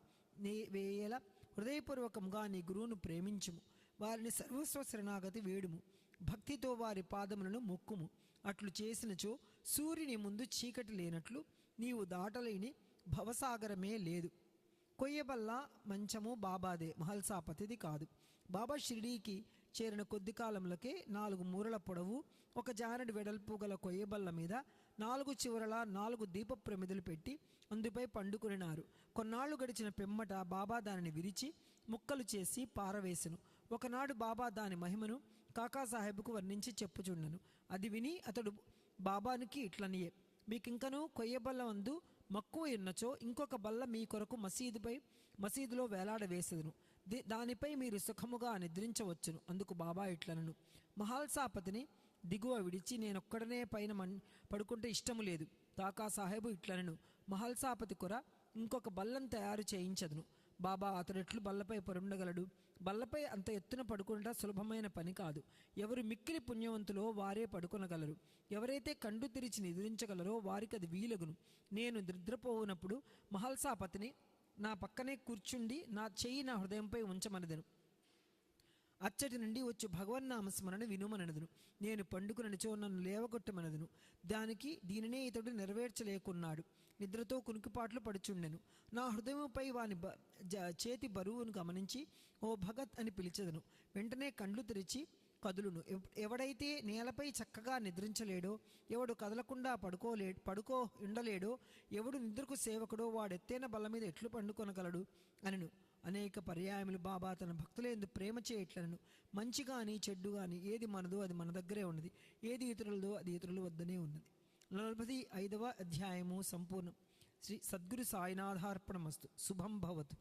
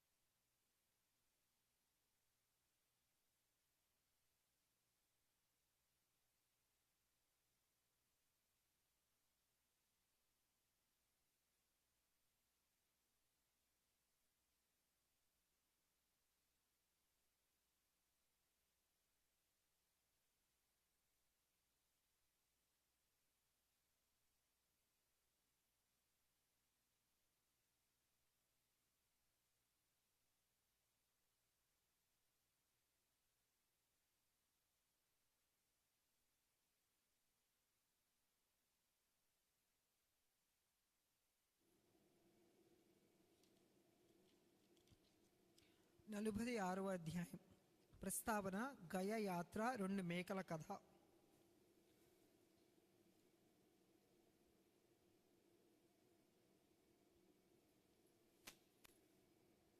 ఈ అధ్యాయంలో శ్యామ కాశీ గయా ప్రయాగ యాత్రలకు వెళ్ళుట, బాబా ఫోటో రూపమున అతని కంటే ముందు వెళ్ళుట చెప్పెదము. బాబా 2 మేకల పూర్వజన్మ వృత్తాంతమును జ్ఞప్తికి తెచ్చుట కూడా చెప్పుకుందుము. ప్రస్తావన. ఓ సాయి, నీ పాదములు పవిత్రములైనవి. నిన్ను జ్ఞప్తి అందుచు కొనుట మిగుల పావనములు. కర్మబంధం నుండి తప్పించి నీ దర్శనము కూడా మిక్కిలి పావనమైనది. ప్రస్తుతము నీ రూపం అగోచరమైనప్పటికీ భక్తులు నీయందే నమ్మకంచినచో వారు నీ సమాధి చెందకముందు చేసిన లీలలను అనుభవించెదరు. నీవు కంటికి అగుపడని చిత్రమైన దారముతో నీ భక్తులను దగ్గర ఉండి కానీ ఎంతో దూరం నుండి కానీ ఈడ్చెదవు. వారిని దయగల తల్లివలే కౌగిలించుకున్నదువు. నీవెక్కడ ఉన్నావో నీ భక్తులకు తెలియదు. కానీ నీవు చతురతతో తీగలను లాగుటచే వారి వెనుకనే నిలబడి తోడ్పడుచున్నావని తొట్టతొదుకు గ్రహించెదరు. బుద్ధిమంతులు, జ్ఞానులు, పండితులు అహంకారముచే సంసారమనే గోతులో పడెదరు.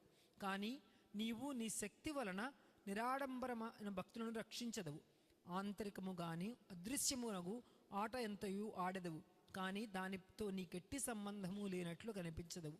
నీవే పనులన్నీయూ నెరవేర్చుకున్నప్పటికీ ఏమీయూ చేయని వలె నటించదవు. నీ జీవితమును ఎవరూ తెలియచాలరు. కాబట్టి మేము పాపముల నుండి విముక్తి పొందుట ఎట్లా శరీరమును, వాక్కును, మనస్సును నీ పాదములకు సమర్పించి నీ నామమునే జపించవలను. నీ భక్తుల కోరికలను నీవు నెరవేర్చదువు. ఎవరికైతే కోరికలుండవో అట్టి వారికి నీవు బ్రహ్మానందము నిచ్చెదవు. నీ మధురమగు నామము జపించుటచే భక్తులకు సులభ సాధనము. ఈ సాధన వల్ల మన పాపములు స్తమో గుణములు నిష్క్రమించును. సాత్విక గుణములు, ధార్మికత్వము ప్రాముఖ్యము వహించును. దీనితో నిత్యానిత్యములకు గల భేదము, నిర్వ్యామోహము, జ్ఞానము లభించును. మన మట్టి సమయమందు గురువునే అనగా ఆత్మనే అనుసంధానమును చేసదము. ఇదే గురువునకు సర్వస్వ శరణాగతి. దీనికి తప్పనిసరి ఒకే గుర్తు, మన మనస్సు నిశ్చలము, శాంతమగుట. ఈ శరణాగతి గొప్పదనము, భక్తి జ్ఞానములు విశిష్టమైనవి. ఎందుకన శాంతి, అభిమాన రాహిత్యము, కీర్తి, తదుపరి మోక్షము ఒకటి వెంటనే వచ్చును. ఒకవేళ బాబా ఎవరి భక్తిని ఆమోదించనుచో రాత్రింబవళ్ళు అతని చెంతనే ఉండి ఇంటి వద్దను దూరదర్శనము గాని వారిని వెంబడించుచుండును. భక్తుడు తన ఇష్టమొచ్చిన చోటుకే పోనిమ్ము. బాబా చెరుకు భక్తుని కంటే ముందుగా పోయి ఏదో ఊహించరా రూపము ఉండును. ఈ దిగువ కథ దానికి ఉదాహరణము.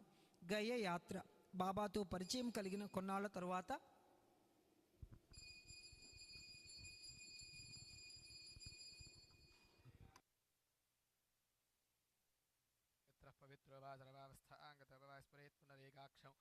సభాహ్యాభ్యంతరశుచి పుండరీకాక్షాయ నమో నమః.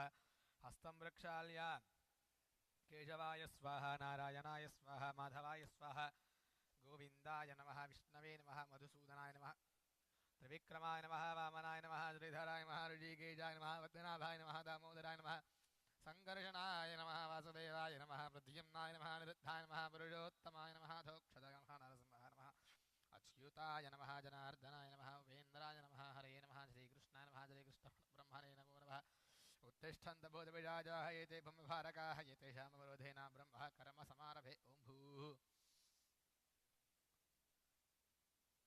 ओमापूज्य धीरसमृतं ब्रह्म भूर्भुवस्वरो ममोपात्तदुर्दक्षयद्वारा परमेश्वरप्रीत्यर्थं शुभे यभने मुहूर्ते महाविष्णोः आज्ञया प्रवृत्तमानस्याद्य ब्रह्मणः द्वितीयपरार्धे श्वेतवराह कल्पे वैवस्वतमन्वन्तरे कलियुगे प्रथमपादे क्रौञ्चद्वीपे रमणकवर्षे ऐन्द्रखण्डे अस्मिन् वर्तमानव्यवहारिकचान्द्रमाण स्वस्ति श्रीपराभवनाम संवत्सरे उत्तरायणे वसन्तऋतौ चैत्रमासे कृष्णपक्षे चतुर्थ्यां वासरः भानुवासरे शुभनक्षत्रे शुभयोगे शुभकरण एवं गुणविशेषेण विशिष्टायां शुभतिथौ परमेश्वरमुद्दिश्य परमेश्वरप्रीत्यर्थं महागणाधिपतिदेवता अनुग्रहमुद्दिश्य अनुग्रहप्रीत्यर्थम्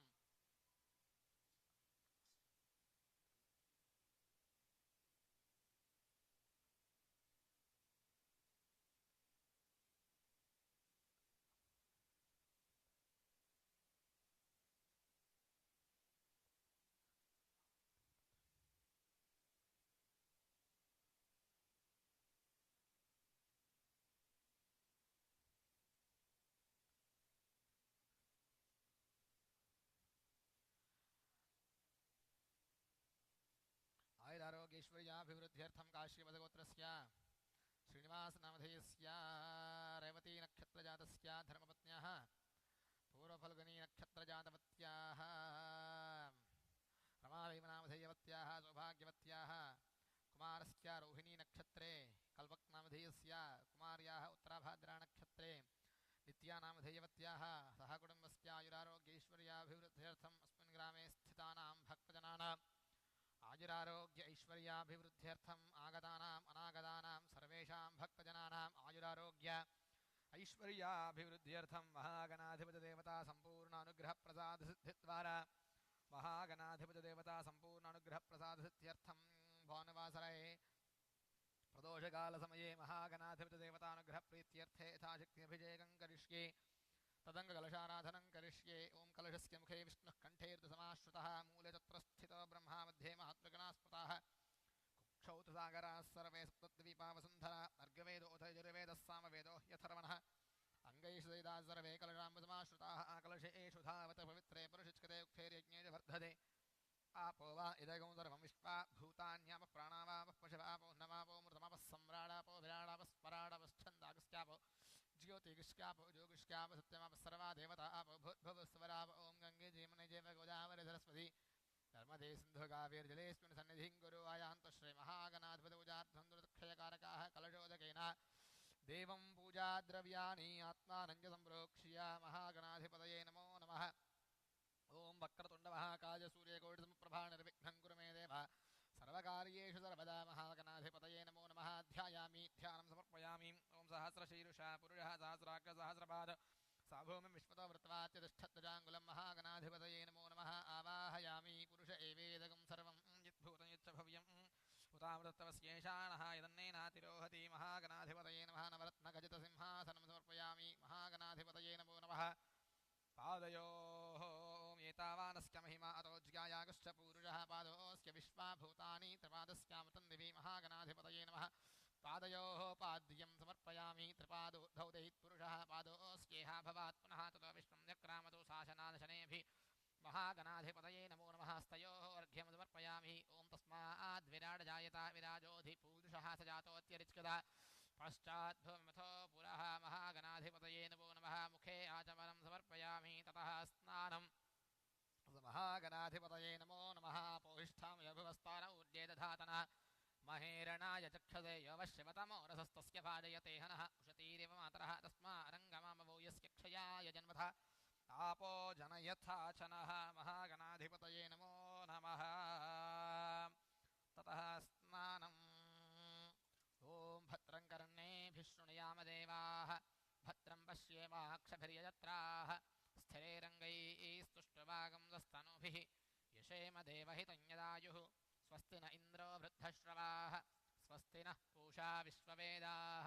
स्वस्ति नस्तार्क्ष्यो अरिष्टनेमिः स्वस्ति नो बृहस्पतिर्दधातु ॐ शान्तिः शान्तिः शान्तिः ॐ लं नमस्ते गणपतये त्वमेव प्रत्यक्षं तत्त्वमसि त्वमेव केवलं कर्तासि त्वमेव केवलं धर्तासि त्वमेव केवलं हर्तासि त्वमेव सर्वं खल्विदं ब्रह्मासि त्वं साक्षादात्मासि नित्यम् अर्थं वच्मि सत्यं वच्मि अवत्वं माम् अववक्तारम् अवश्रोतारम् अवदातारम् अवधातारम् अवानोचानमवशिष्यम् अवपश्चात्तात् अवपुरस्तात् अवोत्तरात्तात् अवदक्षिणात्तात् अवचोर्ध्वात्तात् अवाधरात्तात् सर्वतो मां पाहि पाहि समन्तात्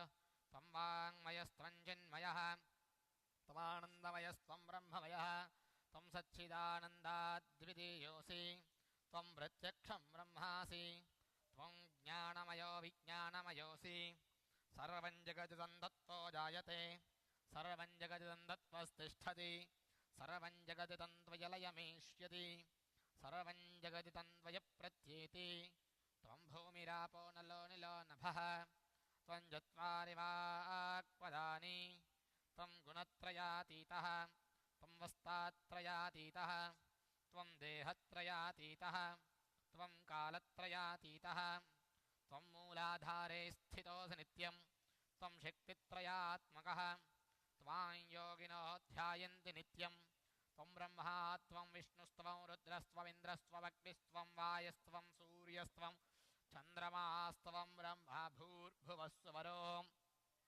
गणादीन् पूर्वमुच्चार्य वर्णादीन् तदनन्तरम् अनुस्वारः परतरः अर्धेन्दुलसितं तारेण रुद्धम् एतत्तव मनुस्वरूपं गकारः पूर्वरूपम् अकारो मध्यमरूपम् अनुस्वारश्चान्त्यरूपं बिन्दुरुत्तररूपं नादः सन्धानं संहिता सन्धिः सैषा गणेशविद्या गणकऋषिः विद्युद्गायत्री छन्दः श्रीमहागणपतिर्देवता ॐ गं गणपतये नमः एकदन्ताय विद्महे वक्रतुण्डाय धीमहि तन्नो दन्तः प्रचोदयात् एकदन्तं चतुर्हस्तं भाषमङ्कुशधारिणं रथं च वरदं हस्तैर्बिभ्राणं मूषिकध्वजं रक्तं लम्बोदरं शूर्पकर्णकं रक्तवासितं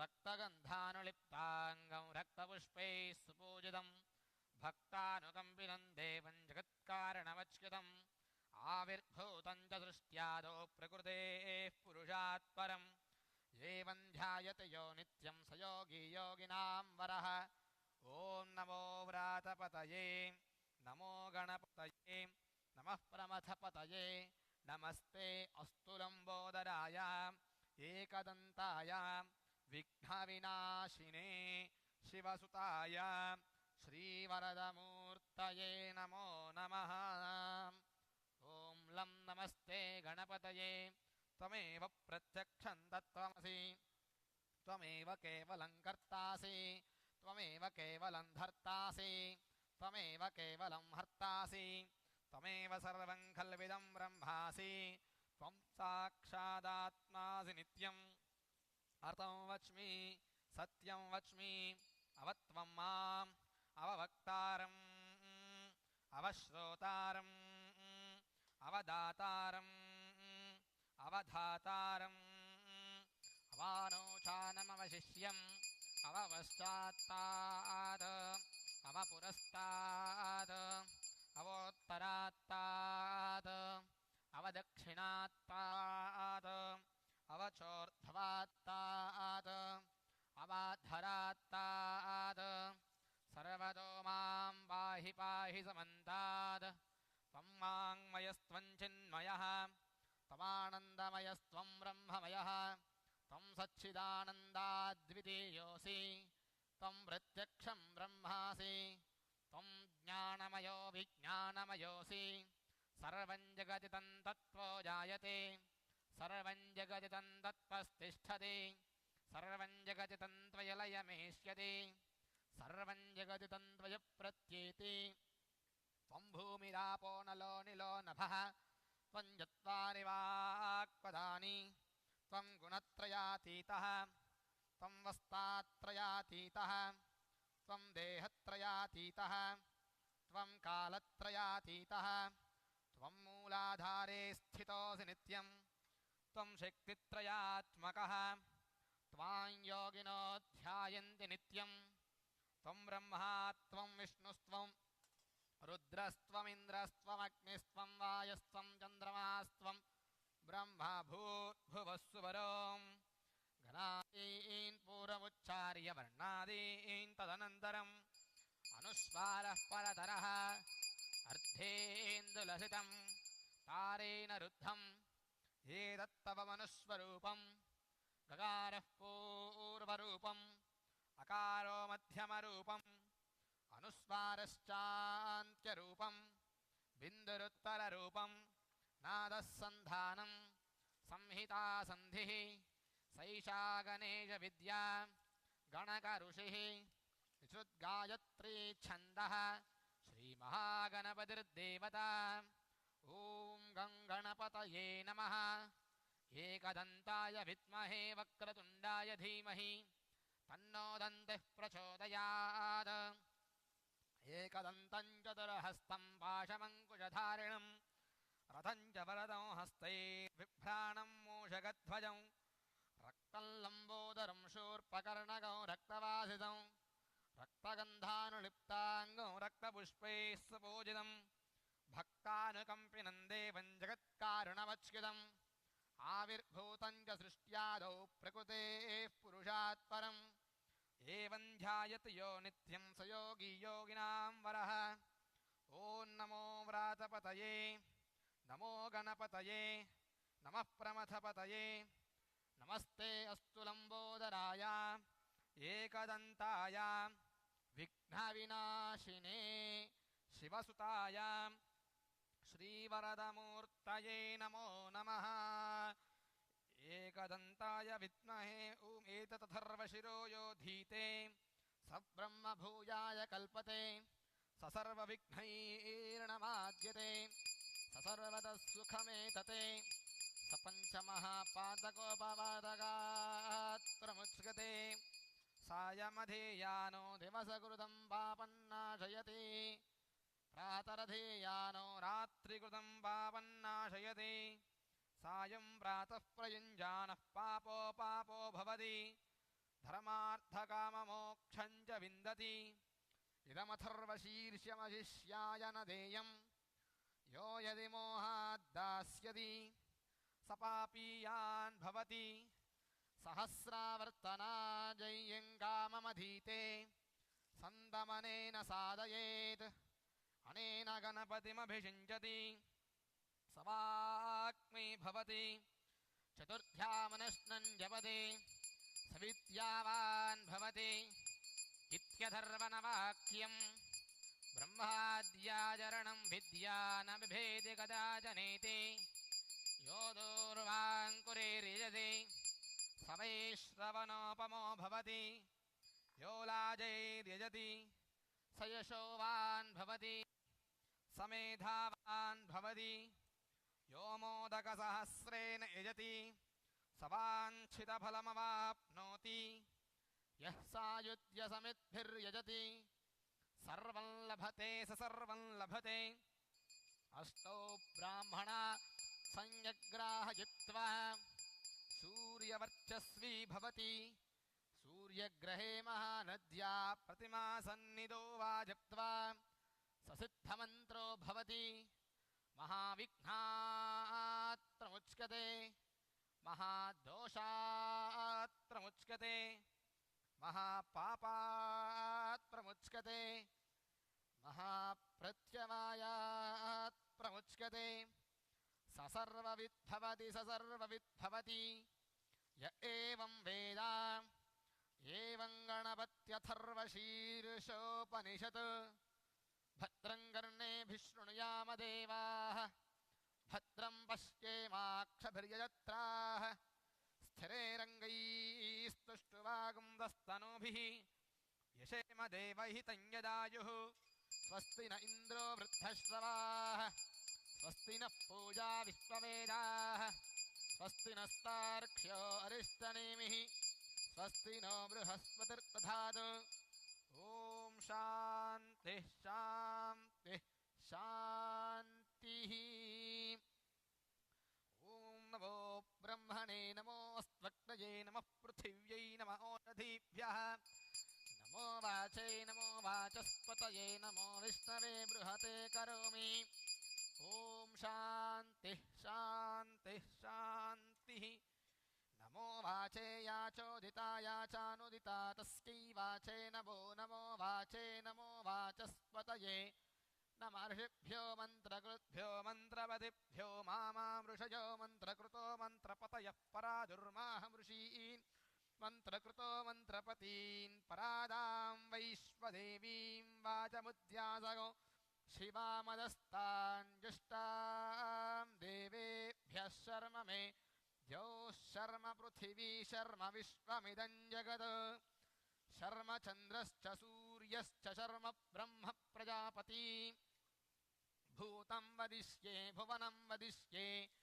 तेजो वदिष्ये यशो वदिष्ये तपो वदिष्ये ब्रह्म वदिष्ये सत्यं वदिष्ये तस्मा अहमिदमुपस्तरणमुपस्तृण उपस्तरणं मे प्रजायै पशूनां भूयासदपस्तरणमहं प्रजायै पशूनां भूयासं प्राणापानो मृत्योर्मापातं प्राणापानौ मामाहादिष्टं मधुमनिष्ये मधुजनिष्ये मधुवक्ष्यामि मधुवदिष्यामि मधुमतीन् देवेभ्यो वाचमुद्यासगो शुश्रूषेण्यां मनुष्येभ्यस्तं मा देवा अवन्तु शोभायै पितरोऽनुमदन्तु ॐ शान्तिः शान्तिः शान्तिः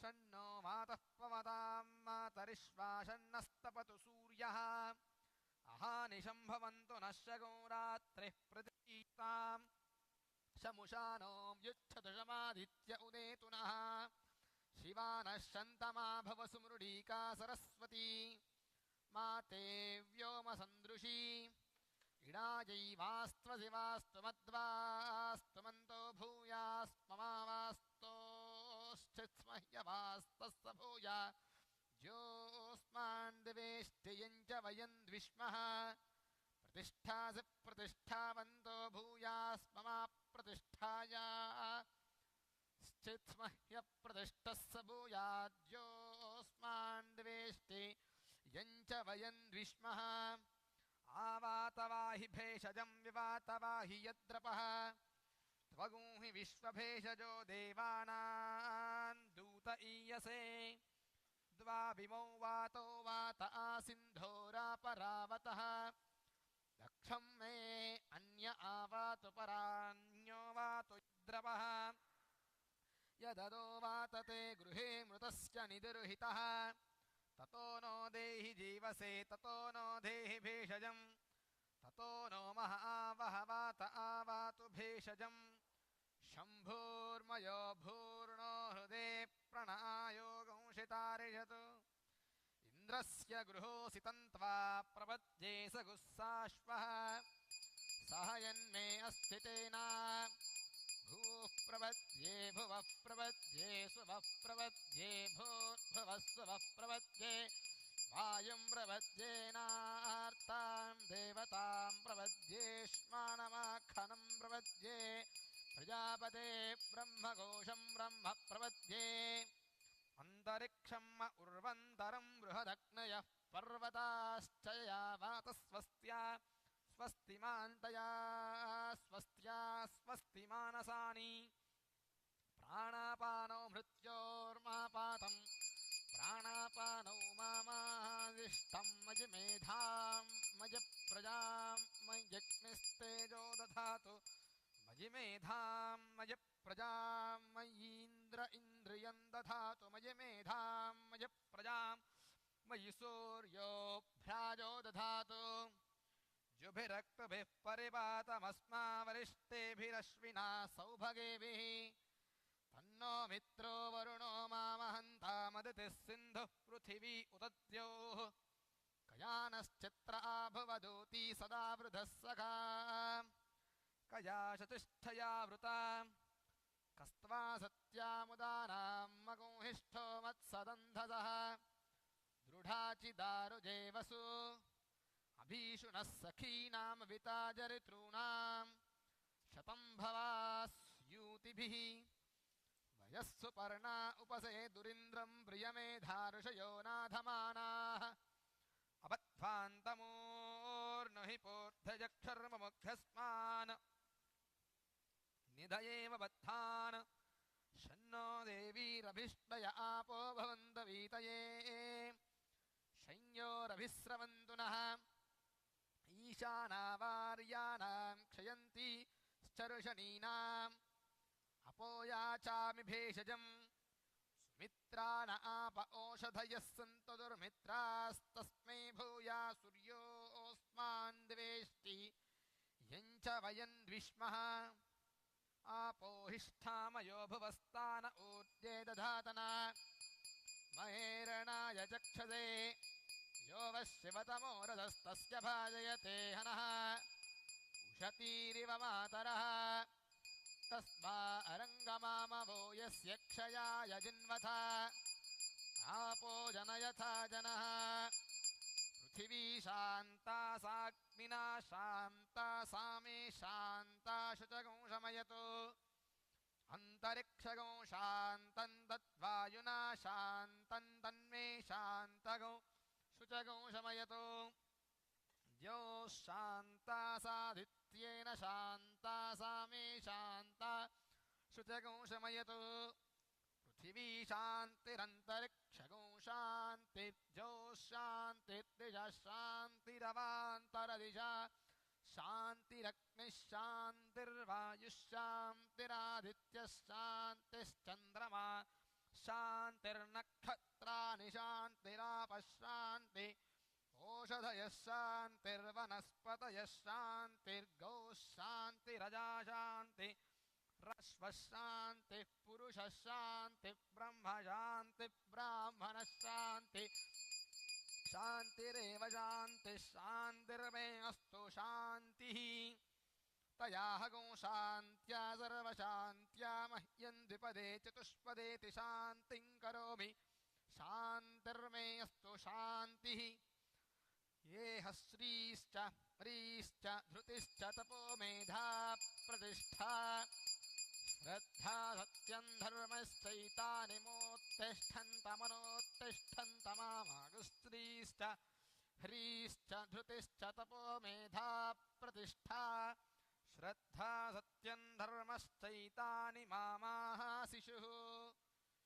उदायुषा स्वायुषो दोषधीनागुरसेनोत्तर्जन्यस्य युष्मेनोदस्था अमृतागो अनो तच्छक्षुर्देवहितं पुरस्ताच्छुक्रमुच्चरतु पश्येम शरदः शतं जीवेम शरदः शतं नन्दाम शरदः शतं मोदाम शरदः शतगं शृणवाम शरदः शतं प्रब्रवाम शरदः शतमजीता स्याम शरदः शतं योक्षसूर्यन् दृशे य उदगान्महतोर्णवात् बिभ्राजमानः शरीरस्य मध्या समावृषभो लोहिताक्षः सूर्यो विपश्चिन्मनसा पुनातो ब्रह्मणश्चोदन्यसि ब्रह्मण आनीस्थो ब्रह्मण आवपनमसि धारितेयं पृथिवी ब्रह्मणा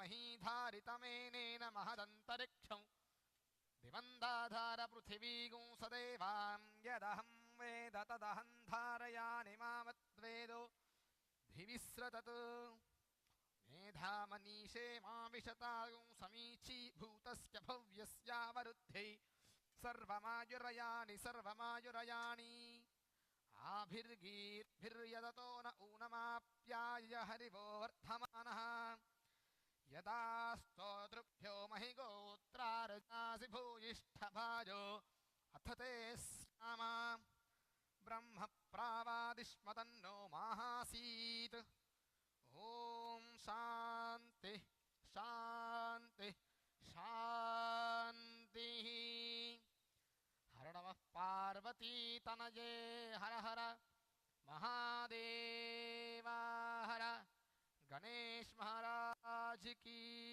जय.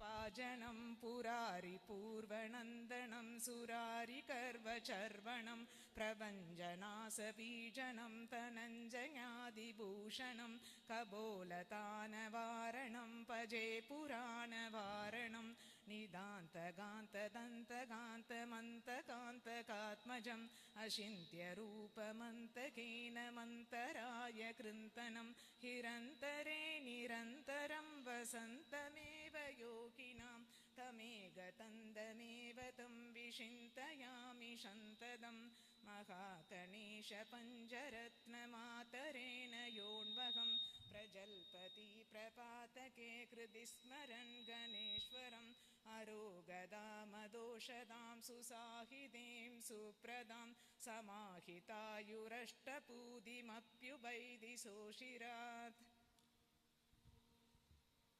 प्रणम्य शिरसा देवं गौरीपुत्रं विनायकं भक्तावासस्मरे नित्यम् आयुकामार्थसिद्धये प्रथमं वक्रतुण्डं च एकदन्तं द्वितीयं कृष्णपिङ्गाक्षं गजवक्रं चतुर्थकं लम्बोदरं पञ्चमं च षष्ठं विकटमेव च सप्तमं विघ्नराजेन्द्र धूम्रवर्णं तदाष्टमं नवमं भालचन्द्रं च दशमं तु विनायकम् एकादशं गणपतिं द्वादशं तु गजाननं द्वादशैतानि नामानि त्रिसन्ध्यं यः पठेन्नरः न च विघ्नभयं तस्य सर्वसिद्धिकरं प्रभो विद्यार्थी लभते विद्यां धनार्थी लभते धनं पुत्रार्थी लभते पुत्रान् मोक्षार्थी लभते गतिं जपेत् गणपतिस्तोत्र षडभिमास्नं फलं लभेत् संवत्सरेण सिद्धिं च लभते नात्रयं चयः अष्टभ्यो ब्राह्मणेभ्यश्च लिखित्वाय च समर्थयेत्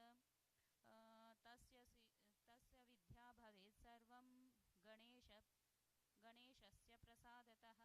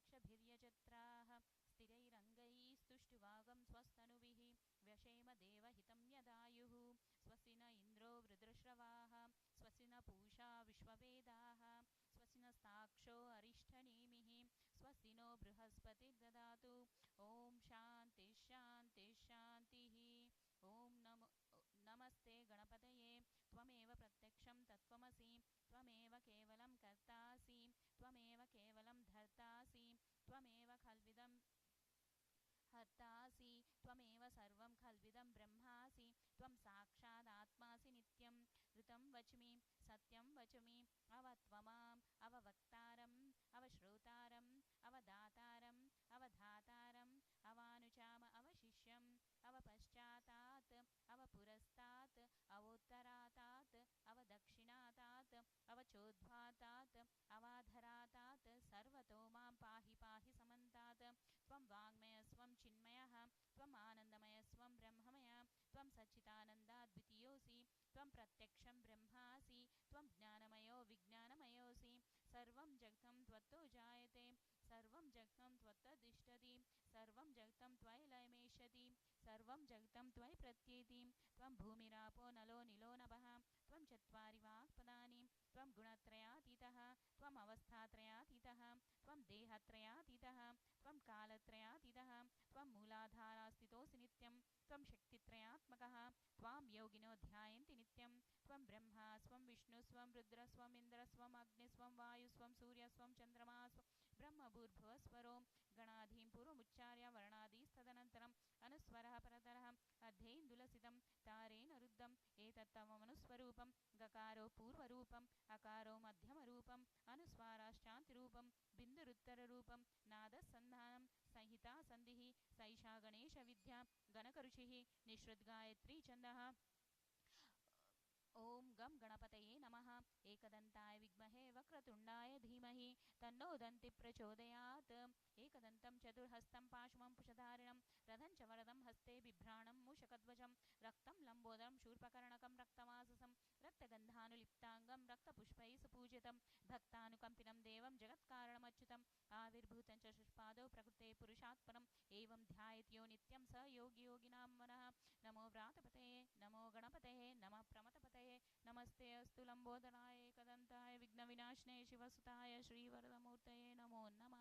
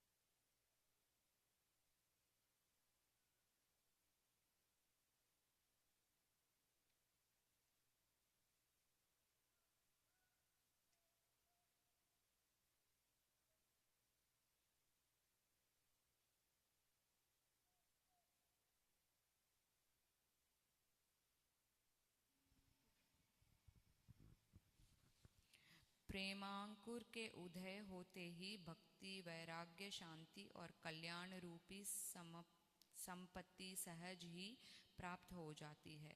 जब तक किसी वस्तु के लिए प्रेम उत्पन्न नहीं होता तब तक उसे प्राप्त करने की भावना की उत्पन्न नहीं होती। इसलिए जहाँ व्याकुलता और प्रेम है वहाँ भगवान स्वयं प्रकट होते हैं। भाव में ही प्रेम अंतर्निहित है और वही मोक्ष का कारणीभूत है। यदि कोई व्यक्ति कलुषित भाव से भी किसी सच्चे संत के चरण पकड़ ले तो भी यह निश्चित है कि वह अवश्य तर जाएंगे। ऐसे ही कथा नीचे दर्शी गई है। श्री शेवड़े अकालकोट शोलापुर जिला के श्री पटनेकर वकालत का अध्ययन कर रहे थे। एक दिन उनकी अपने सहपाठी श्री शेवड़े से भेंट हुई। अन्य और भी विद्यार्थी वहां एकत्रित हुए और सब ने अपने अपने अध्ययन संबंधी योग्यता का परस्पर परीक्षण किया। प्रश्नोत्तरों से विविध हो गया कि सबसे कम अध्ययन श्री शेवड़े का है और वे परीक्षा में बैठने के अयोग्य है। जब सब मित्र ने मिलकर उनका उपहास किया तब शेवड़े ने कहा कि यद्यपि मेरा अध्ययन अपूर्ण है तो भी मैं परीक्षा में अवश्य उत्तीर्ण हो जाऊंगा। मेरे साईं बाबा की सबको सफलता देने वाले हैं। मेरे साईं बाबा ही सबको सफलता देने वाले हैं। श्री सपटनेकर का यह सुनकर आश्चर्य हुआ और उन्होंने श्री शेवड़े से पूछा कि ये साईं बाबा कौन है जिनका तुम इतना गुणगान कर रहे हो। उन्होंने उत्तर दिया कि वे एक फकीर है जो शिरडी अहमदनगर की एक मस्जिद में निवास करते हैं। वे महान सत्पुरुष है। ऐसे अन्य संत भी हो सकते हैं परंतु वे उनसे अद्वितीय है। जब तक पूर्व जन्म के शुभ संस्कार संचित न हो तब तक उनसे भेंट होना दुर्लभ है। मेरी तो उन पर पूर्ण श्रद्धा है। उनके श्रीमुख से निकला वचन कभी असत्य नहीं होते। उन्होंने ही मुझे विश्वास दिलाया कि मैं अगले वर्ष परीक्षा में अवश्य उत्तीर्ण हो जाऊंगा। मेरा भी अटल विश्वास है कि मैं उनकी कृपा से परीक्षा में अवश्य ही सफलता पाऊंगा। श्री सपटनेकर को अपने मित्र के ऐसे विश्वास पर हंसी आ गई और साथ ही श्री साईं बाबा का भी उन्होंने उपहास किया। भविष्य में सब शेवड़े दोनों परीक्षाओं में उत्तीर्ण हो गए। तब सपटनेकर को यह जानकर बड़ा आश्चर्य हुआ। श्री सपटनेकर परीक्षा में उत्तीर्ण होने के पश्चात अकालकोट में रहने लगे और वहीं उन्होंने सभी वकालत प्रारंभ कर दी। 10 वर्षों के पश्चात सन 1913 में उन्होंने इकलौते पुत्र की गले की बीमारी से मृत्यु हो गई जिससे उनका हृदय विचलित हो उठा। मानसिक शांति प्राप्त करने हेतु उन्होंने पंढरपुर, गानागापुर और गंगापुर और अन्य तीर्थ स्थानों की यात्रा की परंतु उन्हें अशांति पूर्वक ही बनी रही। उन्होंने वेदांत का भी श्रवण किया परंतु वह भी व्यस्त ही सिद्ध हुआ। अचानक उन्हें शेवड़े के वचनों तथा श्री साईं बाबा के प्रति उनके विश्वास की स्मृति हो आई और उन्होंने विचार किया कि मुझे भी शिरडी जाकर बाबा के दर्शन करना चाहिए।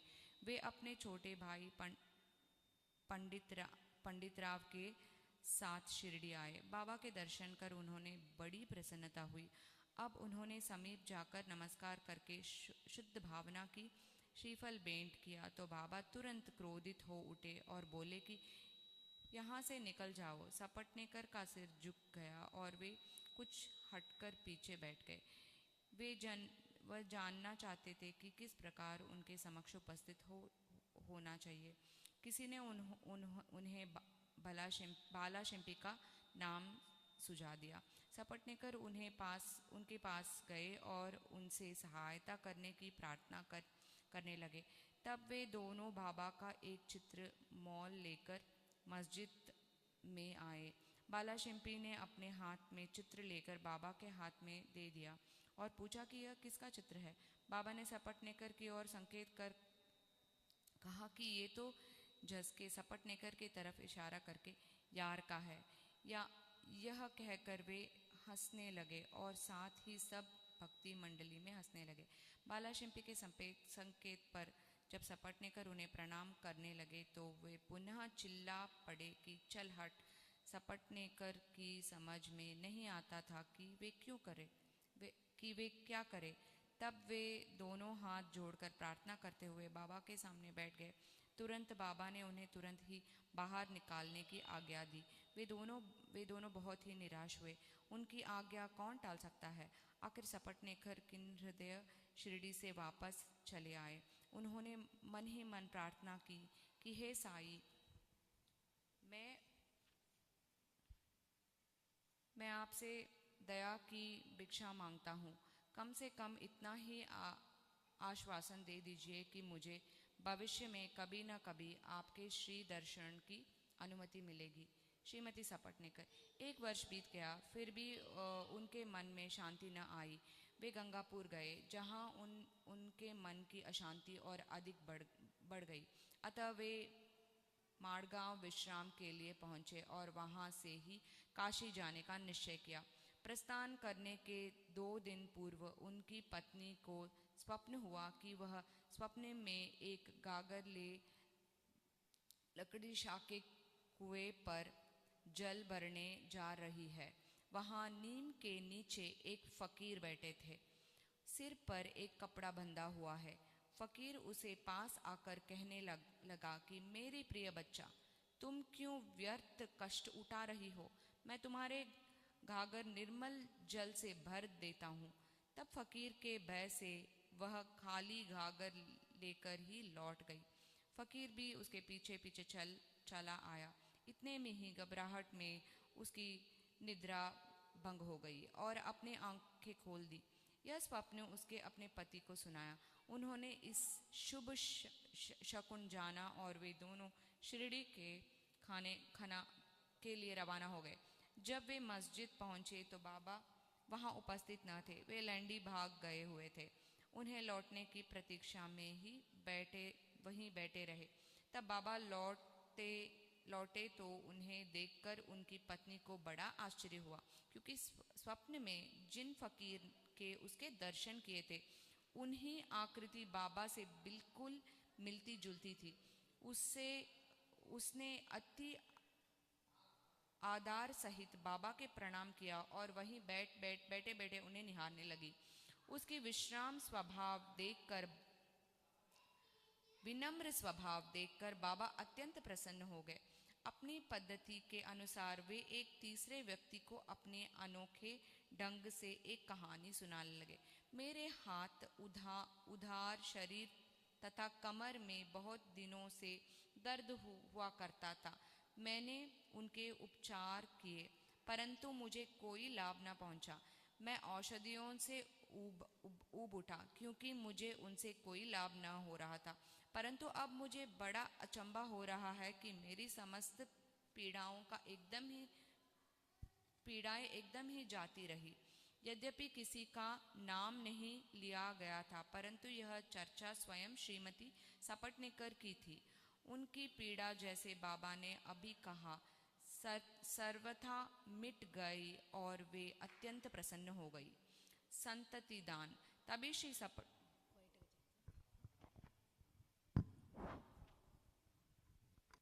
महागणाधिपति देवतानुग्रह उद्देश्य महागणाधिपति देवतानुग्रह प्रीत्यर्थं अभिषेका संकट चतुर्थ्या महावरमणी अभिषेकानंदरेष्टोत्तरशतनामावली पूजां करिष्ये। Any Archana sponsors? Shri Mahaganadhipati देवताभ्यो नमो नमः। ओम यत्पुरुषेण हविषा देवा यज्ञमतन्वता वसन्तोऽस्यासीदाज्यं ग्रीष्मयिद्मः शरद्धविः। श्री महागणाधिपतये नमो नमः। स्नानं समर्पयामि। समर्पयामि स्नानानन्तरं शुद्धाचमनं समर्पयामि श्रीमहागणाधिपतये नमो नमः स्नानमुरपयामि स्नानानन्तरं शुद्धाचमनं समर्पयामि ॐ सप्तास्यासन् परिधयः त्रिसप्तः समिधः कृताः देवायत्यज्ञं तन्वानाः अवध्नन् पुरुषं वशं श्रीमहागणाधिपतये नमो नमः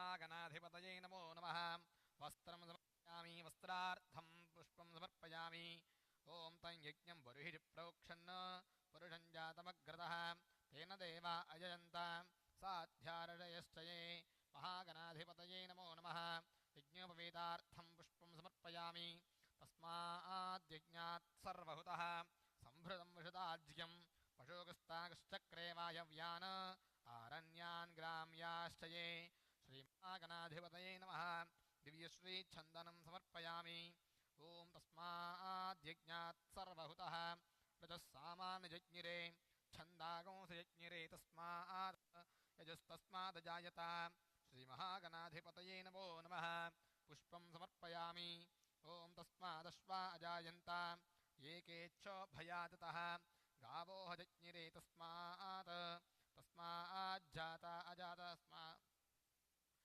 तस्माद्यज्ञात् सर्वहुतः रजस्सामान्यजज्ञिरे छन्दागंसयज्ञिरे तस्मात् यजस्तस्मादजायत महागणाधिपतये नमो नमः पुष्पं समर्पयामि तस्मादश्वा अजायन्त एकेच्छोभयाततः गावो हजज्ञिरे तस्माज्जाता अजावयः ॐ महागणपतये नमः ॐ गौरीपुत्रा ॐ विनायकाय नमः ॐ गौरीपुत्राय नमः ॐ विघ्नराजाय नमः ॐ गणेश्वराय नमः ॐ स्कन्दाग्रजाय नमः ॐ अव्ययाय नमः ॐ पूषाय नमः ॐ दक्षाय नमः मध्यक्षाय नमः ॐ द्विजप्रियाय नमः ॐ अग्निगर्भच्छिदे नमः ॐ इन्द्रश्रीप्रदाय नमः ॐ वाणीप्रदाय नमः ॐ सर्वबुद्धिप्रदायकाय नमः ॐ सर्वतनयाय नमः ॐ सर्वरीप्रियाय नमः ॐ सर्वात्मकाय नमः ॐ सृष्टिकर्त्रे नमः ॐ देवानेकार्चिताय नमः ॐ शिवाय नमः ॐ शुद्धाय नमः ॐ बुद्धिप्रियाय नमः ॐ शान्ताय नमः ॐ ब्रह्मचारिणे नमः ॐ गजाननाय नमः ॐ दैमातुनाय नमः ॐ मुनिस्थित्याय नमः ॐ भक्तविघ्नविनाशनाय नमः ॐ एकदन्ताय नमः ॐ चतुर्बाहवे नमः ॐ चतुराय नमः ॐ शक्तिसंयुताय नमः ॐ लम्बोदराय नमः ॐ शूर्पकर्णाय नमः ॐ हेरम्बाय नमः ॐ ब्रह्मविदुत्तमाय नमः ॐ कालाय नमः ॐ ग्रहपतये नमः ॐ कामिने नमः ॐ सोमसूर्याग्निलोचनाय नमः ॐ पाशाङ्कुशधराय नमः ॐ चण्डाय नमः ॐ गुणातीताय नमः ॐ निरञ्जनाय नमः ॐ अकल्मषाय नमः ॐ स्वयं सिद्धार्चिताय नमः ॐ बीजापूरफलासक्ताय नमः ॐ अव्यक्ताय नमः ॐ गदिने नमः ॐ वरदाय नमः ॐ शाश्वताय नमः ॐ कृतिने नमः ॐ विद्वत्प्रियाय नमः ॐ वीतभयाय नमः ॐ चक्रिणे नमः ॐ इक्षुचापद्रुधे नमः ॐ अजाय नमः ॐ उत्पलकराय नमः ॐ श्रीपदये नमः ॐ स्तुतिहर्षिताय नमः ॐ कुलाद्रिभेत्रे नमः ॐ जटिलाय नमः ॐ चन्द्रचूडाय नमः ॐ अमरेश्वराय नमः ॐ नागयज्ञोपवीतवदे नमः ॐ श्रीकण्ठाय नमः ॐ विबुधेश्वराय नमः ॐ रामाच्युतपदाय नमः ॐ व्रतिने नमः ॐ स्थूलकण्ठाय नमः ॐ त्रयीकर्त्रे नमः ॐ सामघोषप्रियाय नमः ॐ पुरुषोत्तमाय नमः ॐ स्थूलतुण्डाय नमः ॐ अग्रगण्याय नमः ॐ ग्रामिणे नमः ॐ गणप्रियाय नमः ॐ स्थिराय नमः ॐ वृद्धाय नमः ॐ सुभगाय नमः ॐ शूराय नमः ॐ वागीशाय नमः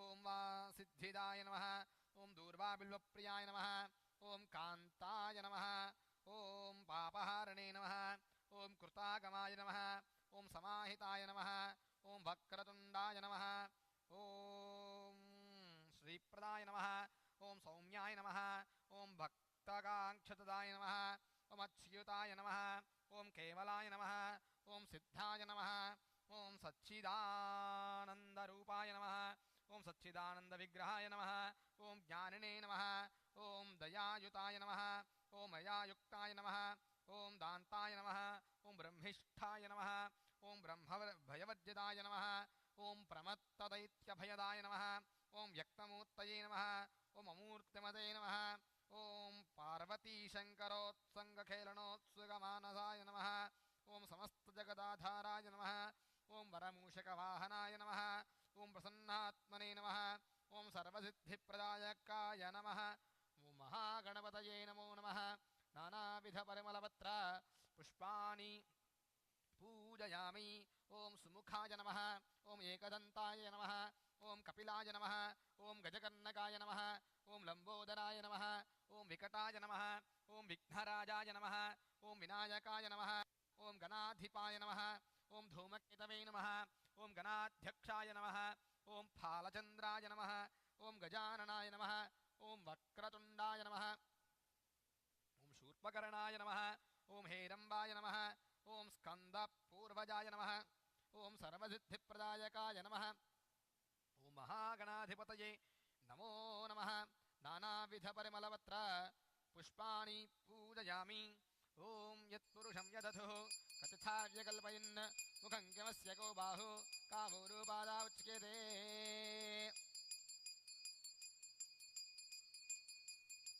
మహాగణాధిపతయే నమో నమః. ధూపమాఘ్రాపయామి. బ్రాహ్మణోऽस्य ముఖమాసీత్ బాహురాజన్యः కృతः ఊరోతదస్య యద్వైశ్యः మధ్యాగం శూద్రో అజాయత. మహాగణాధిపతయే నమః. సాక్షాత్ దీపం దర్శయామి. ధూపదీపాంతే శుద్ధాచమనం సమర్పయామి. నైవేద్యం ఓం భూర్భువస్సువః తత్సవితుర్వరేణ్యం భర్గో దేవస్య ధీమహి ధియో యో నః ప్రచోదయాత్. చంద్రమా మనసో జాతః చక్షుః సూర్యో అజాయత.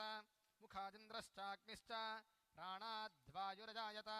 మహాగణాధిపతయే నమో నమః. అపంత్వా సత్యేన పరిషించామి. అమృతమస్తు అమృతోపస్తరణమసి. మహాగణాధిపతయే నమో నమః. నారికేళ సకల భాగ కదలీఫల అమృతఫల దధ్యాన్న మోదక సహిత మధుమోదకేన నివేదయామి. ఓం ప్రాణాయ స్వాహ, ఓం పానాయ స్వాహ, ఓం యానాయ స్వాహ, ఓం ఉదానాయ స్వాహ, ఓం సమానాయ స్వాహ, ఓం మధ్యే మధ్యే అమృతపానీయం సమర్పయామి. అమృతాపిధానమసి. ఉత్తరాపోషణం సమర్పయామి. హస్తౌ ప్రక్షాళయామి, పాదౌ ప్రక్షాళయామి. హస్తపాద ప్రక్షాళనానంతరం శుద్ధ ఆచమనం సమర్పయామి. నాభ్యాసీదంతరిక్షం శీర్ష్ణోద్యో సమవర్తత. పద్భ్యాం భూమిత్యశ్రోత్రాత్ తథా లోకాగో అకల్పయన్. శ్రీమహాగణాధిపతయే నమో నమః. తాంబూలం సమర్పయామి. తాంబూలచర్వణానంతరం శుద్ధాచమనం సమర్పయామి. వేదాహమేతం పురుషం మహాంతం ఆదిత్యవర్ణం తమదస్తు పారే. సర్వాణి రూపాణి విదిత్య ధీరః నామాని కృత్వాభివదనిధాస్తే. సమ్రాజంచ విరాజంచ అభిశ్రేర్యాజనో గృహే. లక్ష్మీరాశ్వస్యా ముఖే తయా మాసగం సజామసే. సంతతశ్రీరస్తు సమసదన్మంగళాని భవతు నిత్యతశ్రీరస్తు. నిత్యమంగళాని భవంతు. ఆనందసుందర నీరాజనం దర్శయామి. రక్షాన్ ధారయామి. నమస్కరామి.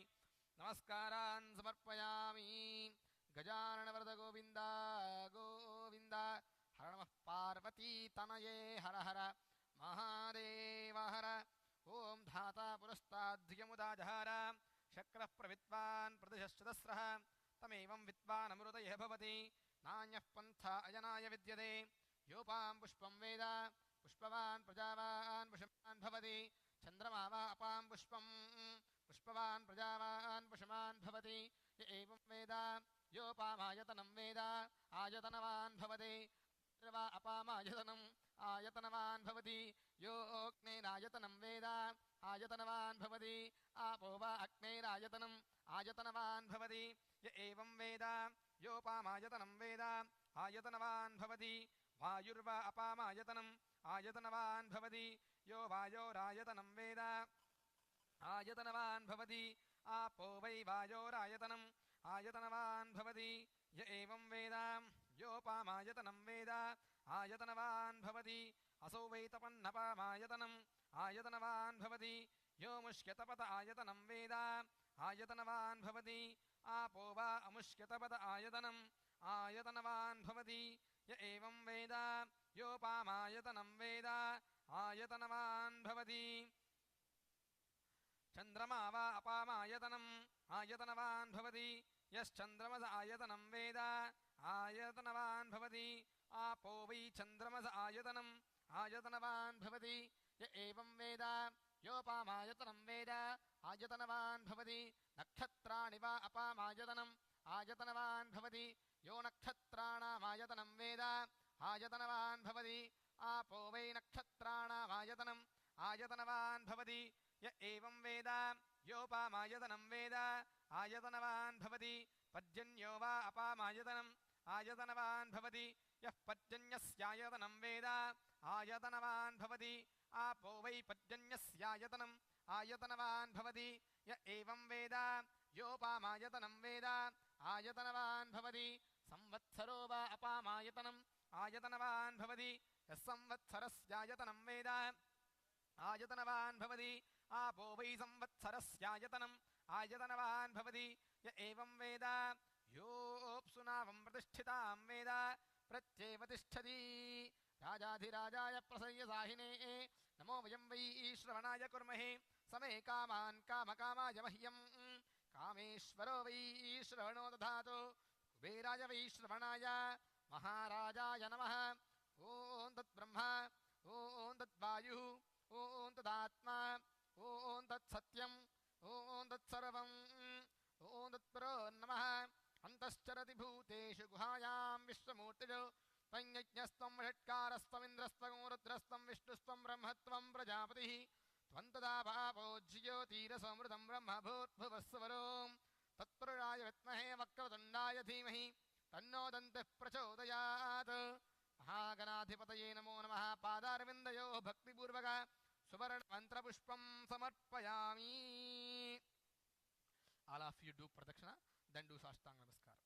Om yani gani ja papani janvantara krutani ja tani tani pranasyante pradakshina pade pade papo hum papa karma hum papatma papa sambhava trahiman karvaya deva sharana gatavatsala अन्यथा शरणन्नास्त्यत्वमेव शरणं मम तस्मात् कारुण्य भावेन रक्ष रक्ष गणाधिप आत्मप्रदक्षिणा नमस्कारान् समर्पयामि पुरसा शिरसा दृष्ट्या मनसा वचसा तथा पद्भ्याङ्कराभ्यां कर्णाभ्यां प्रणामोष्टाङ्गमुच्यते महागणाधिपतये नमो नमः साष्टाङ्गपूर्वक नमस्कारान् समर्पयामि समस्तराज्यवजार भक्त्यवजार शक्त्यवजार मन्त्रवजार शास्त्रवजार देव्यवजार पूजान् समर्पयामि देवदेवोत्तमा देवता सार्वभौम अखिलाण्डकोटि ब्रह्माण्डनायक श्रीमहागणाधिपतये नमो नमः विघ्नाधिपा अभिषेकानन्तरे चतुर्वेदप्रिये चतुर्वेदसेवामवधारय अग्निमीळे पुरोहितं यज्ञस्यादेव मृत्युजं होतारौ रत्नधातामं स्वस्ति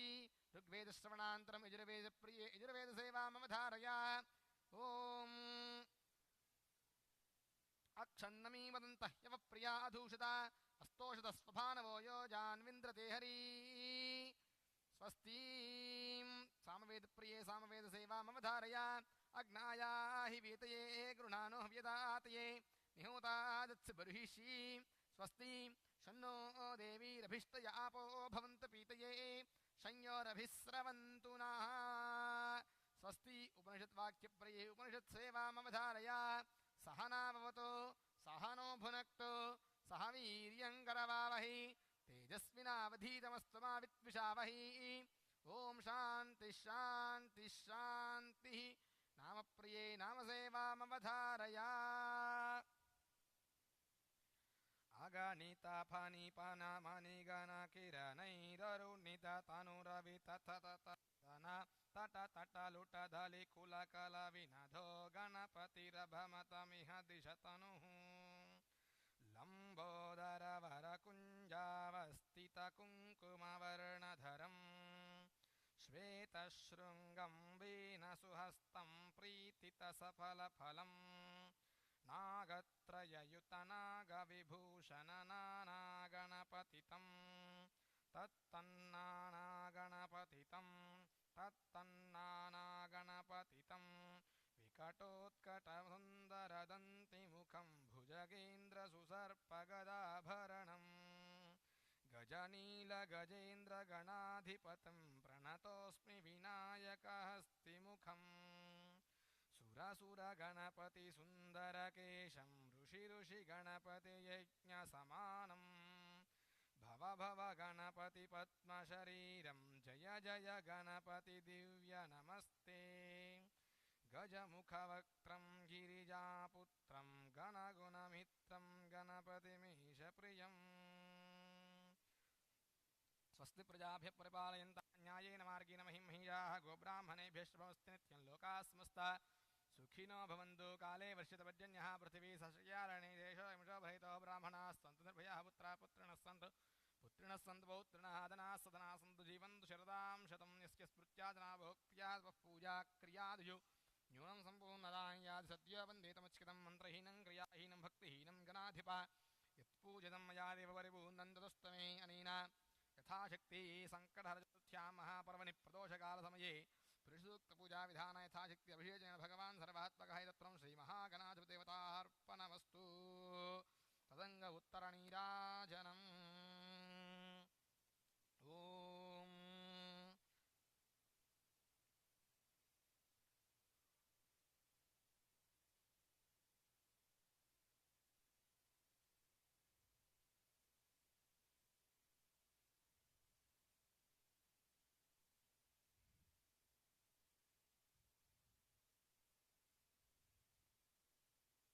ॐ अष्टाचक्रानवद्वारां देवानां पूरयोध्यां तस्यागो हिरण्मयः कोजः स्वर्गो लोको ज्योतिषावृतः हरिजां मे गोपाय अमृतत्वाय जीवसे जातान्यनिष्यमानाञ्च अमृते सत्ये प्रतिष्ठिताम् अधर्वपितुं मे गोपाय रसमन्नविहायुषे अदभ्यायोषीततनो अविजन्नः पितुं कृणो षड्गस्य वशोन्मे गोपाय विपादो ये चतुष्पदः अष्टाशपास्त्यैहाग्ने एतैकजभा आशुगाः सप्रदसभां मे गोपाय ये च सभ्याः सभासदः तानिन्द्रियावतः कुरु सर्वमायुरुपासताम् अहे बुद्धियमन्त्रं मे गोपाय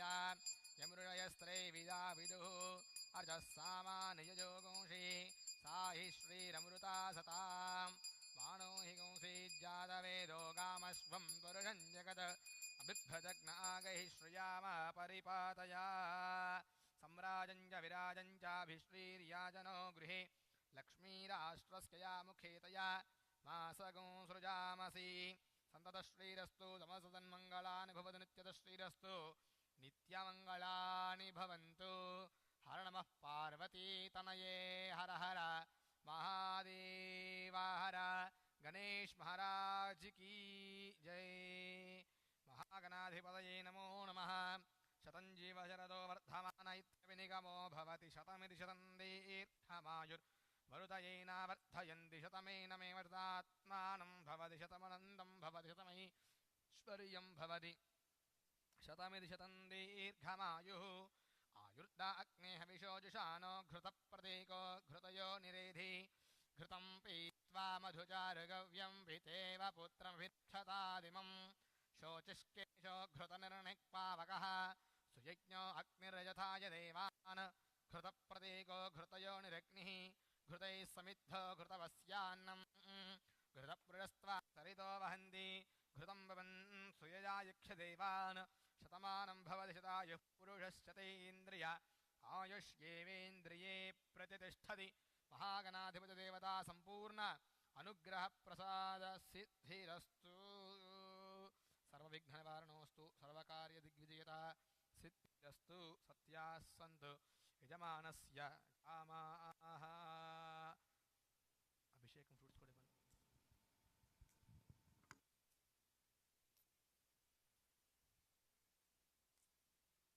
महागणाधिपतिदेवता सम्पूर्ण अनुग्रहप्रसादसिद्धिद्वारा आयुरारोग्य ऐश्वर्याभिवृद्धिरस्तु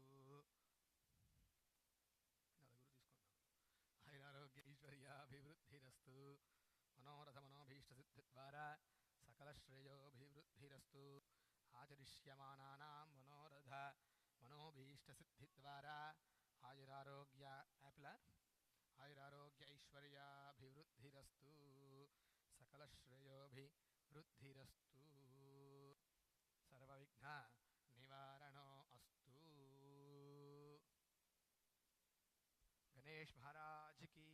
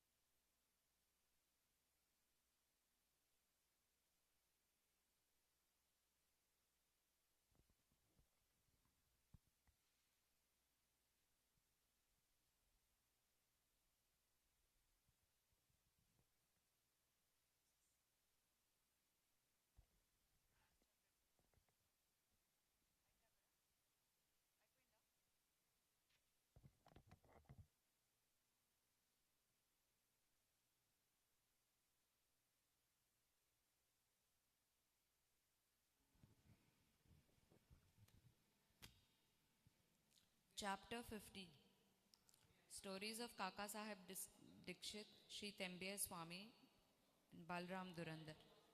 Chapter 50 of the original Satcharita has been incorporated in Chapter 39 as it dealt with the same subject matter. Now, Chapter 51 of the Satcharita has been treated here as Chapter 50. This chapter gives the stories of Kaka Saheb Dikshit, Sri Tembiya Swami, and Balram Durandar. Preliminary.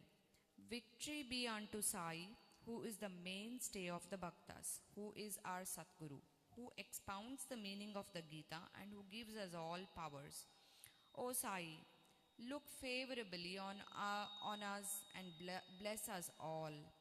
The sandalwood trees grow on the Malaya mountains and ward off heat. The clouds pour their rainwater and thereby cool and refresh all the people.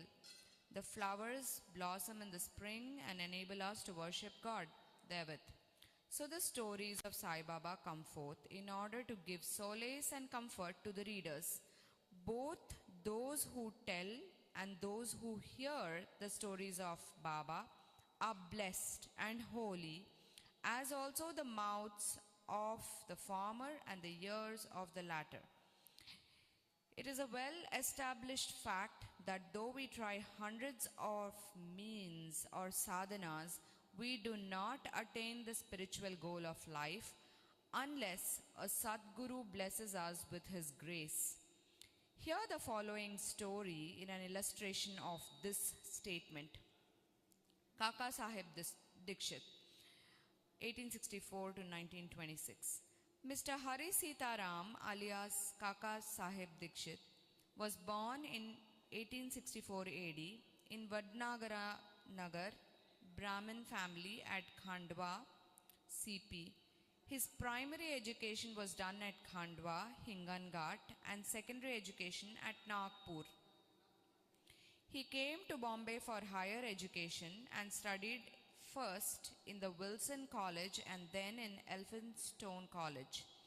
After graduation in 1883, he passed his LLB and solicitor's examinations and then served in the firm of the government solicitors Messrs. Little and Company.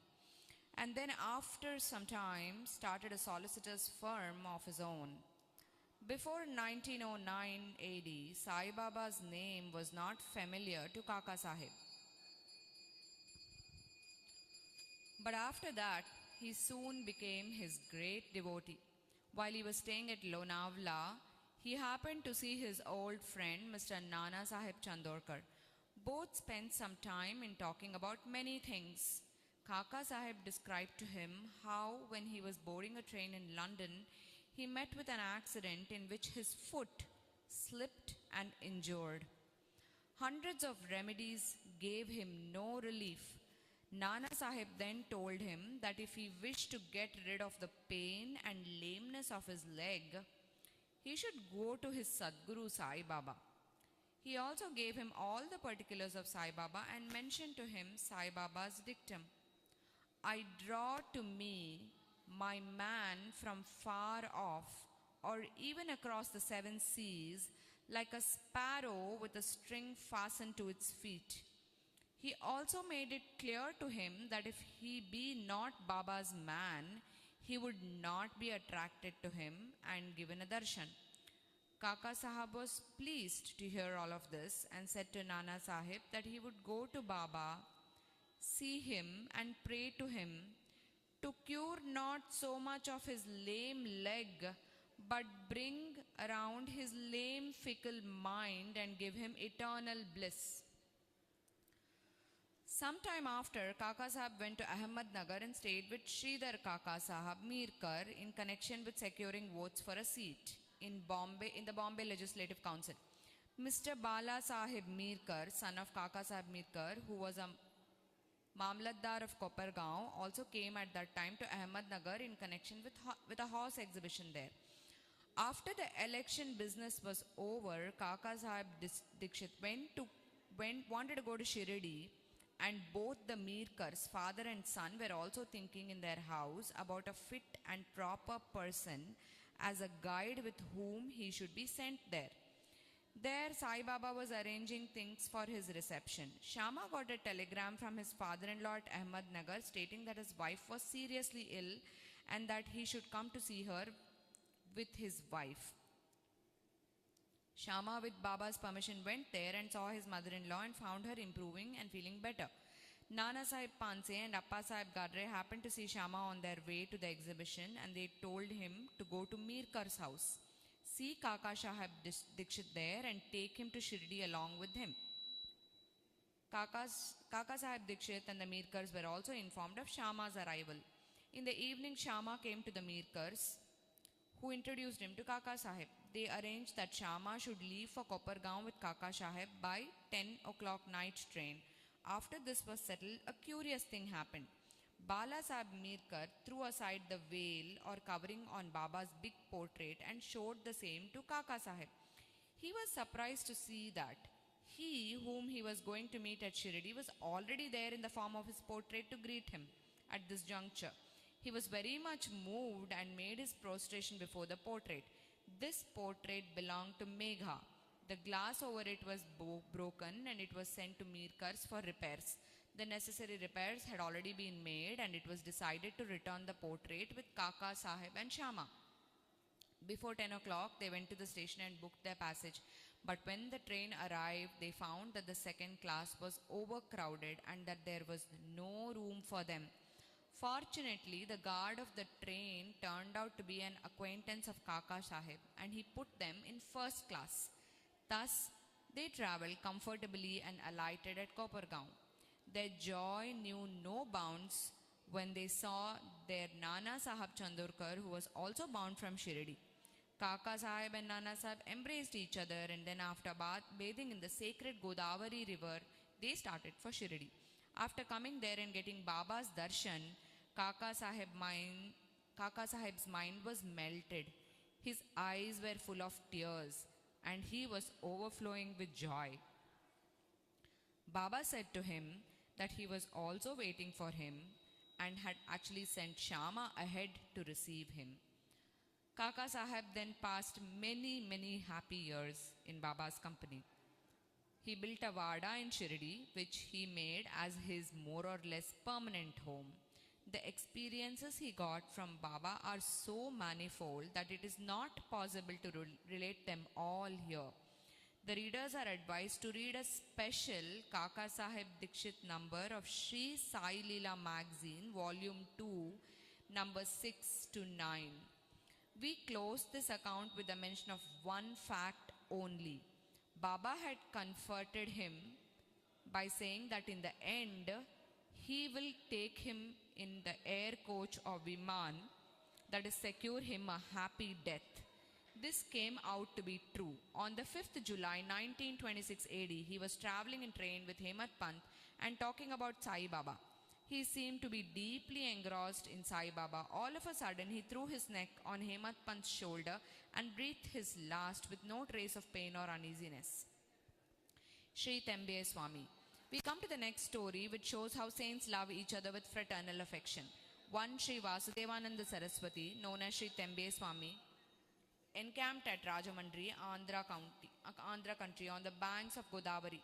He was a devout orthodox Gnani and Yoga Bhakta of God Dattatreya.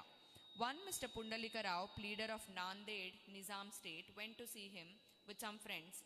While they were talking with him, the names of Shirdi and Sai Baba were casually mentioned. Hearing Baba's name, the Swami bowed with his hands and taking a coconut, gave it to Pundalika Rao and said to him, "Offer this to my brother Sai with my pranam and request him not to forget me but ever love me." He also added that the Swamis do not generally bow to others, but in this case, an exception had to be made. Mr. Pundalika Rao consented to take the fruit and his message over to Baba. The Swami was right in calling Baba a brother, for he maintained an Agnihotra, sacred fire, day and night in his orthodox fashion. Baba too kept his Agnihotra, that is a dhuni, ever burning in his masjid. After 1 month, Pundalika Rao and others left for Shirdi with the coconut and reached Manmad. And as they felt thirsty, they went to a rivulet for drinking water. As water should not be drunk on an empty stomach, they took out some refreshments, that is chivda, that is flattened rice mixed with spice. The chivda tasted most pungent, and in order to soften it, someone suggested and broke the coconut and mixed its scrapings with it. Thus they made the chivda more tasty and palatable. Unfortunately, the fruit that was broken turned out to be the same one that was entrusted to Pundalika Rao. As they neared Shirdi, Pundalika Rao remembered the trust, that is the coconut, and was very sorry to learn that it was broken and already utilized. Fearing and trembling, he came to Shirdi and saw Baba. Baba had already received a wireless message regarding the coconut from Tembe Swami, and himself asked Pundalika Rao first to give the thing sent by his brother. He held fast to Baba's feet, confessed his guilt and negligence, repented and asked for Baba's pardon. He offered to give another fruit as a substitute, but Baba refused to accept it, saying that the worth of that coconut was by far many more times than an ordinary one, and that it could not be replaced by another coconut. Baba also added, "Now you need not worry yourself any more about this matter. It was on account of my wish that the coconut was entrusted to you and ultimately broken on the way. Why should you take responsibility of the actions on you? Do not entertain the sense of doership in doing good, as well as for bad deeds. Be entirely prideless and egoless in all things, and thus your spiritual progress will be rapid." What a beautiful spiritual instruction Baba gave. Balram Durandar, 1978 to 1925. Mr. Balram Durandar belonged to the Patre Prabhu community of Santa Cruz, Bombay. He was an advocate of the Bombay High Court and sometime principal of the Government Law School of Bombay. The whole Durandar family was pious and religious. Mr. Balram served his community and wrote and published an account of it. He then turned his attention to spiritual and religious matters. He studied the Gita carefully and its commentary Jnaneshwari and other philosophical and metaphysical works. He was a devotee of Vithoba of Pandharpur.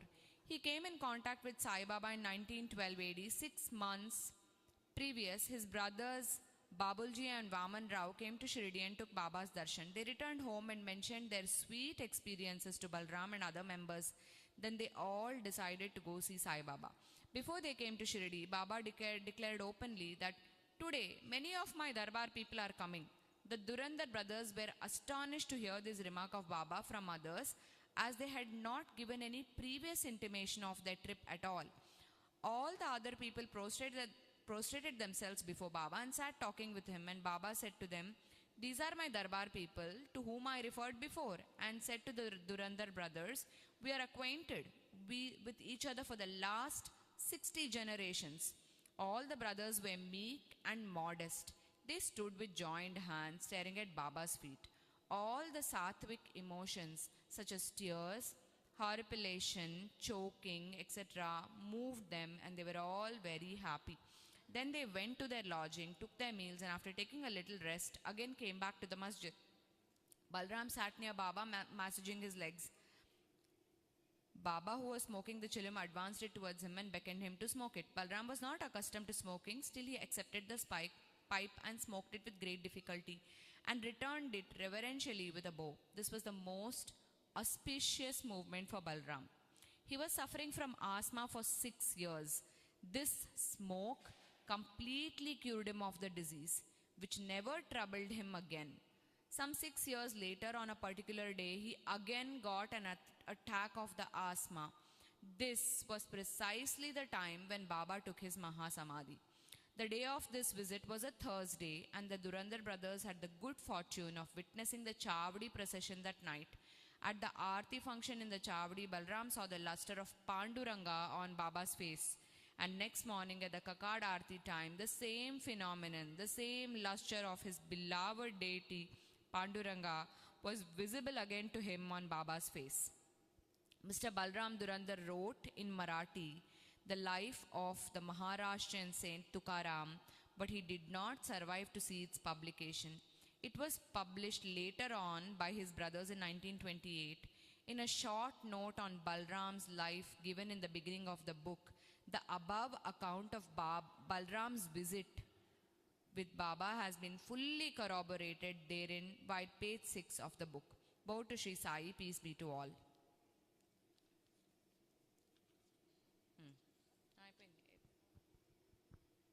Epilogue.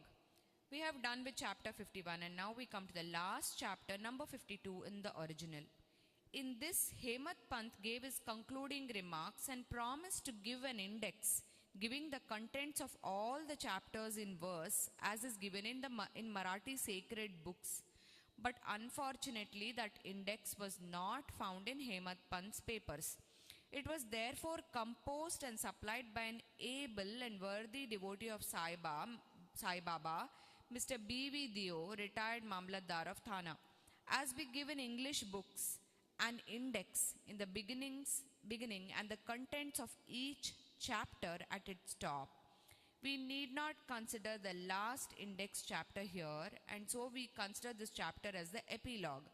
Unfortunately, Hemat Pant did not survive to revise the manuscript of his chapter and make it ready for press. When it was sent to the press, Mr. Dio found it to be incomplete, unintelligible in certain places, but it had to be published as it was found.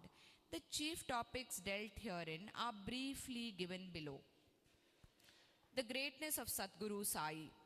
We prostrate ourselves before and take refuge in that Sai Samartha, who besets all animate and inanimate things in the universe, from a post to Lord Brahma, pots, houses, mansions, and even the sky, who pervades all creatures equally without any differentiation, to whom all devotees are alike, and who knows not honor and dishonor, like or dislike.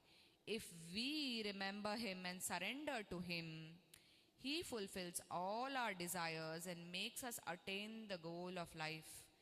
This ocean of mundane existence is very hard to cross. Waves of infatuation beat high there against the bank of bad thoughts and break down trees of fortitude. The breeze of egoism blows forcibly and makes the ocean rough and agitated. Crocodiles in the form of anger and hatred move there fearlessly. Eddies in the form of the idea of I and mine and other doubts whirl there incessantly, and innumerable fishes in the form of censure, hate and jealousy play there. Though this ocean is so fierce and terrible, Sadguru Sai is its Agastya or destroyer, and the devotees of Sai have not the least to fear of it. Our Sadguru is the boat which will safely take us across this ocean. Prayer. Now we fall flat before Sai Baba and holding his feet, make the following prayer for the public. Let not our mind wander and desire anything except thee. Let this work of Satcharita be in every house and be studied daily. Ward off the calamities of those who study it regularly. Falashruti, reward of study. Now, a few words about the reward you get from a study of this work. After bathing in the sacred Godavari and after taking the darshan of the Samadhi in the Samadhi Mandir in Shirdi, you should read or hear the Satcharita. If you do this, all your threefold afflictions will vanish. Casually thinking about the stories of Sai, you will get unconsciously interested in spiritual life, and if you then go on through the work with love, all your sins will be destroyed. If you wish to get rid of the cycle of births and deaths, read Sai's stories and remember him always, and get yourself attached or devoted to his feet. If you dive into the sea of Sai's stories and then give them out to the others, you will get an ever new flavor of them and save the hearers from future misery. If you go on meditating on Sai's form, it will in course of time disappear and lead you into self-realization. It is very hard to know or realize the nature of self or Brahma, but if you approach through the Sagun Brahma of Sai's form, your progress will be easy. If the devotee completely surrenders himself to him, he will lose his individuality and be merged in him and be one with him, as the river becomes in the sea. If you thus become merged with him in any of the three states, that is waking, dream and sleep, you get rid of the bond of samsara. If anybody after bathing reads this with love and faith and completes it within a week, his calamities will all disappear. Or if he hears or reads it daily and regularly, all his dangers will be warded off. By the study of Sai Satcharita, a man wishing for wealth will get it as a pure trader's success in his line. He will get the reward according to his faith and devotion. Without these, there will be no experience of any kind. If you read this respectfully, Sai will be pleased, and by removing your ignorance and poverty, will give you knowledge, wealth, and prosperity. With concentrated mind, if you read a chapter daily, it will give you unbounded happiness. One who has his own welfare at heart should study it carefully, and then he will ever remember Sai gratefully and joyfully in birth after birth. This work should be read at home, especially on Guru Paurnima, Ashada full moon day, Gokulashtami, Ramanavami and Dasara, Baba's anniversary day. If you study this one book carefully, all your desires will be satisfied and you will always remember Sai's feet in your heart. You will easily cross the Bhava Samsar Sagar. By its study, the diseased and sick will get health, the poor will get wealth, the mean and afflicted will get prosperity, and the mind will get rid of all ideas and get steadiness. Dear good and devoted readers and listeners, we also make our bow to you all and make you a special request. Never forget him whose stories you have read day by day or month by month. The more fervently you read or listen to these stories, the more encouragement Sai gives us to serve you and be of use to you. Both the author and readers must cooperate in this work and help each other and be happy. Prasada Yachana. We close this prayer to the Almighty for the following prasad of favor. May the readers and devotees get complete and wholehearted devotion to Sai's feet. May his form be ever fixed in their eyes, and may they see Sai the Lord in all beings. Bow to Sri Sai, peace be to all. Aarti, should I read the Aarti? Aarti. O Sai Baba, we wave our lights before you, the bestower of happiness to the jivas. Give us, your servants and devotees, rest under the dust of your feet. Burning or destroying our desire, you remain absorbed in yourself and show the Lord to the aspirants. As one feels intently, you give him experience or realizations accordingly. O kind-hearted, your power is such. Meditation on your name removes our fear of the samsara. Your method of word is really unfathomable, as you always help the poor and helpless. In this Kali age, you are the all-pervasive Datta, have really incarnated as Sagun Brahma. Ward off the fear of samsara of the devotees who come to you every Thursday, so as to enable them to see the feet of the Lord. O God of gods, I pray that let my treasure be the service of your feet.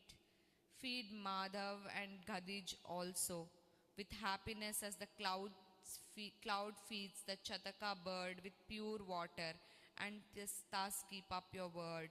Bow to Sri Sai, peace be to all. Sachidananda Sadguru Sainath Maharaj ki jai.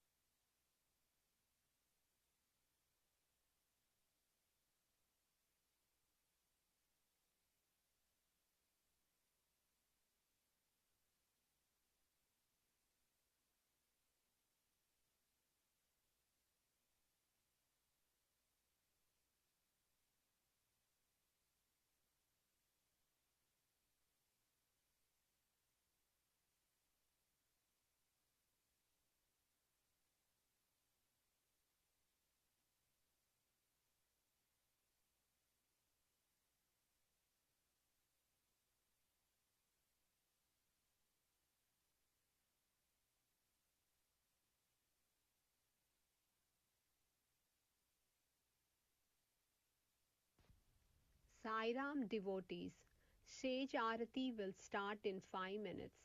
We request devotees to observe silence while we all perform Arati with utmost devotion. Jai Sairam.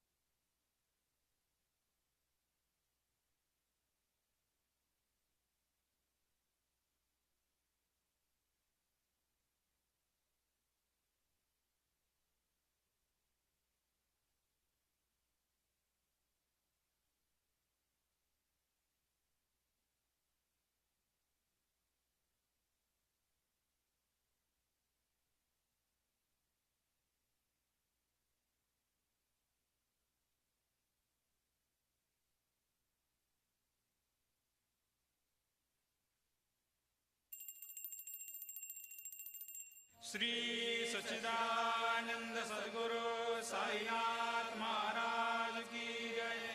ओवाळू आरती माझ्या सद्गुरुनाथा, माझ्या साईनाथा. वाचाही तत्वांचा दीप लाविलाता. निर्गुणाची स्थिती कैसी आकारा आली, बाबा आकारा आली. सर्वा घटी भरून उरली साई माऊली. ओवाळू आरती माझ्या सद्गुरुनाथा, माझ्या साईनाथा. आताही तत्वांचा दीप लाविलाता. रजतम सत्व तिघे माया प्रसवले, बाबा माया प्रसवले. मायेची या पोटी कैसे माया उद्भवली. ओवाळू आरती माझ्या सद्गुरुनाथा, माझ्या साईनाथा. आचाही तत्वांचा दीप लाविलाता. सप्त सागरी कैसा खेळ मांडिला, बाबा खेळ मांडिला. खेळोनी या खेळ अवघा विस्तार केला. ओवाळू आरती माझ्या सद्गुरुनाथा, माझ्या साईनाथा. पाचाही तत्वांचा दीप लाविलाता. ब्रह्मांडीची रचना कैसे दाखविली डोळा, बाबा दाखविली डोळा. तुका म्हणे माझा स्वामी कृपाळू भोळा. ओवाळू आरती माझ्या सद्गुरुनाथा, माझ्या साईनाथा. पाचाही तत्वांचा दीप लाविलाता. लोपले ज्ञान जगे,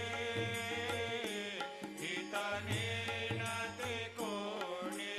अवतार पांडुरंग, नाव ठेविले ज्ञानी. आरती ज्ञान राजा, महाकैवल्य तेजा.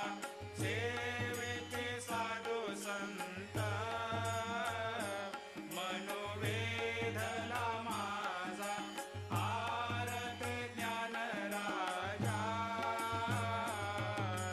कनकाचे ताट करे.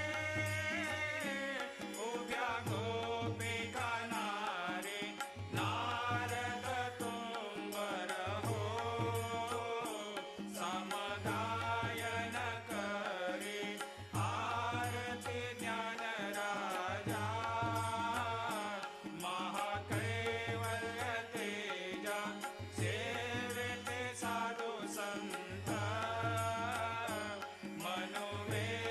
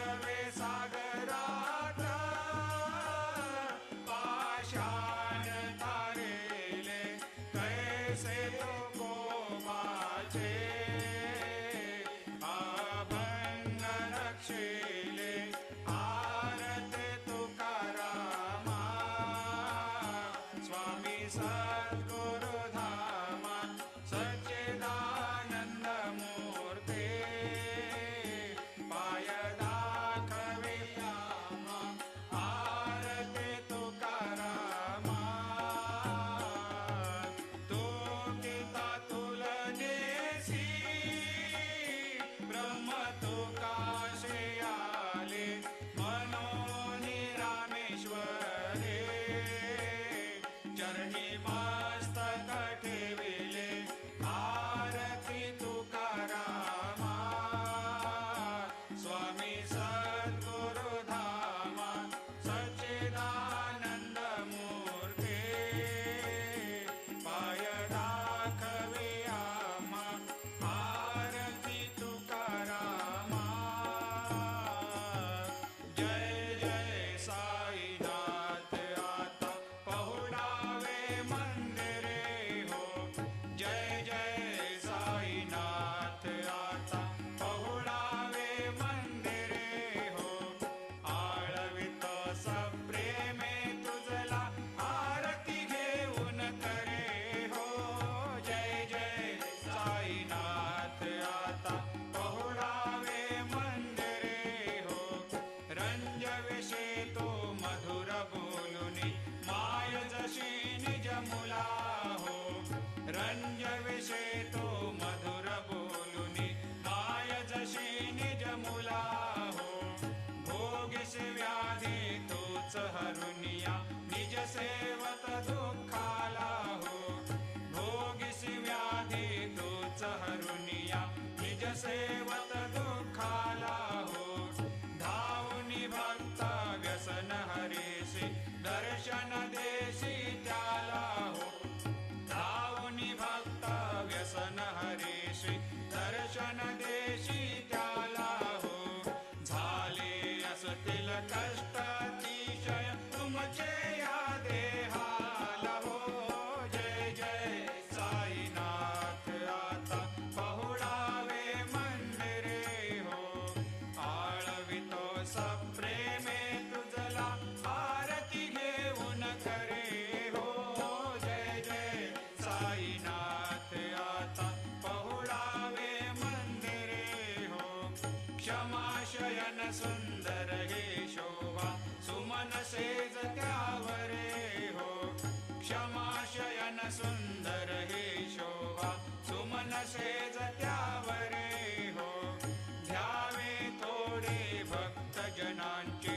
पूजनादिचा करे हो ध्यावे थोडे भक्त जनांची पूजनादिचा करे हो ओवाळे तो पंच प्राण ज्योती सुमती करे हो ओवाळे तो पंच प्राण ज्योती सुमती करे हो सेवा किंकर भक्त प्रीती अंतर परिमळ वाढे हो जय जय साईनाथ आता पहुडावे मंदिरे हो आळवितो सप्रेमे तुझला आरती घेऊन करे हो जय जय साईनाथ आता पहुडावे मंदिरे हो सोडून जाया दुःख वाटते बाबांच्या चरणाशी हो सोडून जाया दुःख वाटते साईंच्या चरणाशी हो आज्ञेस्तव हा आशीर प्रसाद घेऊन निज सदनाशी हो आज्ञेस्तव हा आशीर प्रसाद घेऊन निज सदनाशी हो जातो आता येऊ पुनरपि तव चरणाचे पाशी हो जातो आता येऊ पुनरपि त्वच चरणाचे पाशी हो उठवू तुझला साई माऊले निज हित साधायासे हो जय जय साईनाथ आता पहुडावे मंदिरे हो आळवितो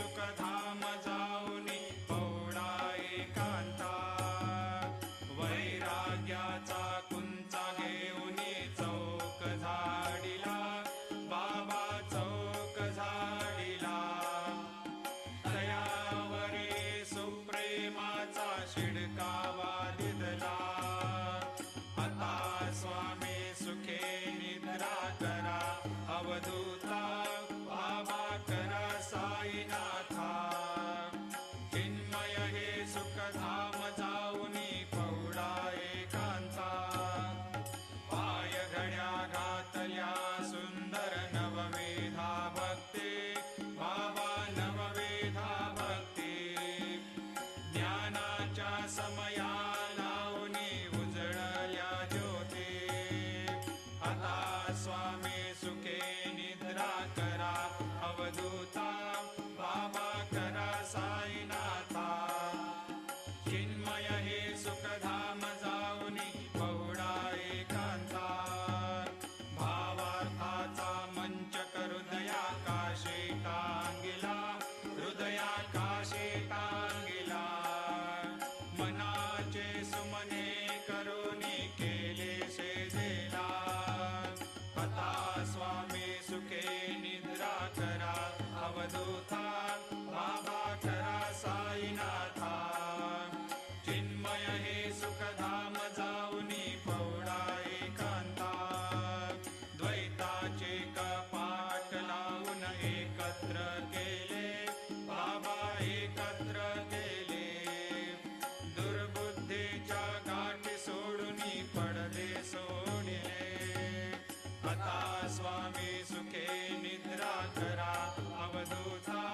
बाबा करा साईनाथा चिन्मय हे सुखधाम जाऊनी पौडा एकांता आशा तृष्णा कल्पनेचा सोडून गलबला बाबा सांडून गलबला दया क्षमा शांती दासे उम्या सेवेला आता स्वामी सुखे निद्रा करा अवधूता बाबा करा साईनाथा चिन्मय हे सुखधाम जाऊनी पौडा एकांता आलक्ष उन्मनी घेऊनी नाजुक दुःशाला बाबा नाजुक दुःशाला निरंजने सद्गुरु स्वामी निजविले सेजेला आता स्वामी सुखे निद्रा करा अवधूता बाबा करा साईनाथा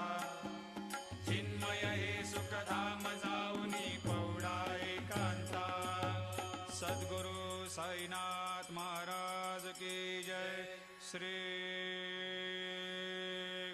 गुरुदेव दत्त पाहि प्रसादाची वाट द्यावे धुवोनिया ताट शिष घेऊनी जाईला तुझे झालिया भोजन झालो एक सर्वा तुम्हा देवा शिष घेऊनी जाईला तुझे झालिया भोजन तुका मने चित्त करुणी राहिलो निवांत शिष घेऊनी जाईला तुझे झालिया भोजन पावला प्रसाद आता विठोनी जावे बाबा आता जावे आपुला तो श्रम कळो तसे भावे आता स्वामी सुखे निद्रा करा गोपाळा बाबा साई दयाळा उरले मनोरथ जातो आपुल्या स्थळा तुम्हाशी जागवू आम्ही आपुल्या चाळा बाबा आपुल्या चाडा शुभ कर्मे दोषी हरावया पीडा आता स्वामी सुखे निद्रा करा गोपाळा बाबा साई दयाळा उरले मनोरथ जातो आपुल्या स्थळा तुका मने दिले उच्चिष्टाचे भोजन नाही निवडिले आम्हा आपुल्या भिन्न आता स्वामी सुखे निद्रा करा गोपाळा बाबा साई दयाळा उरले मनोरथ जातो आपुल्या स्थळा सद्गुरु साईनाथ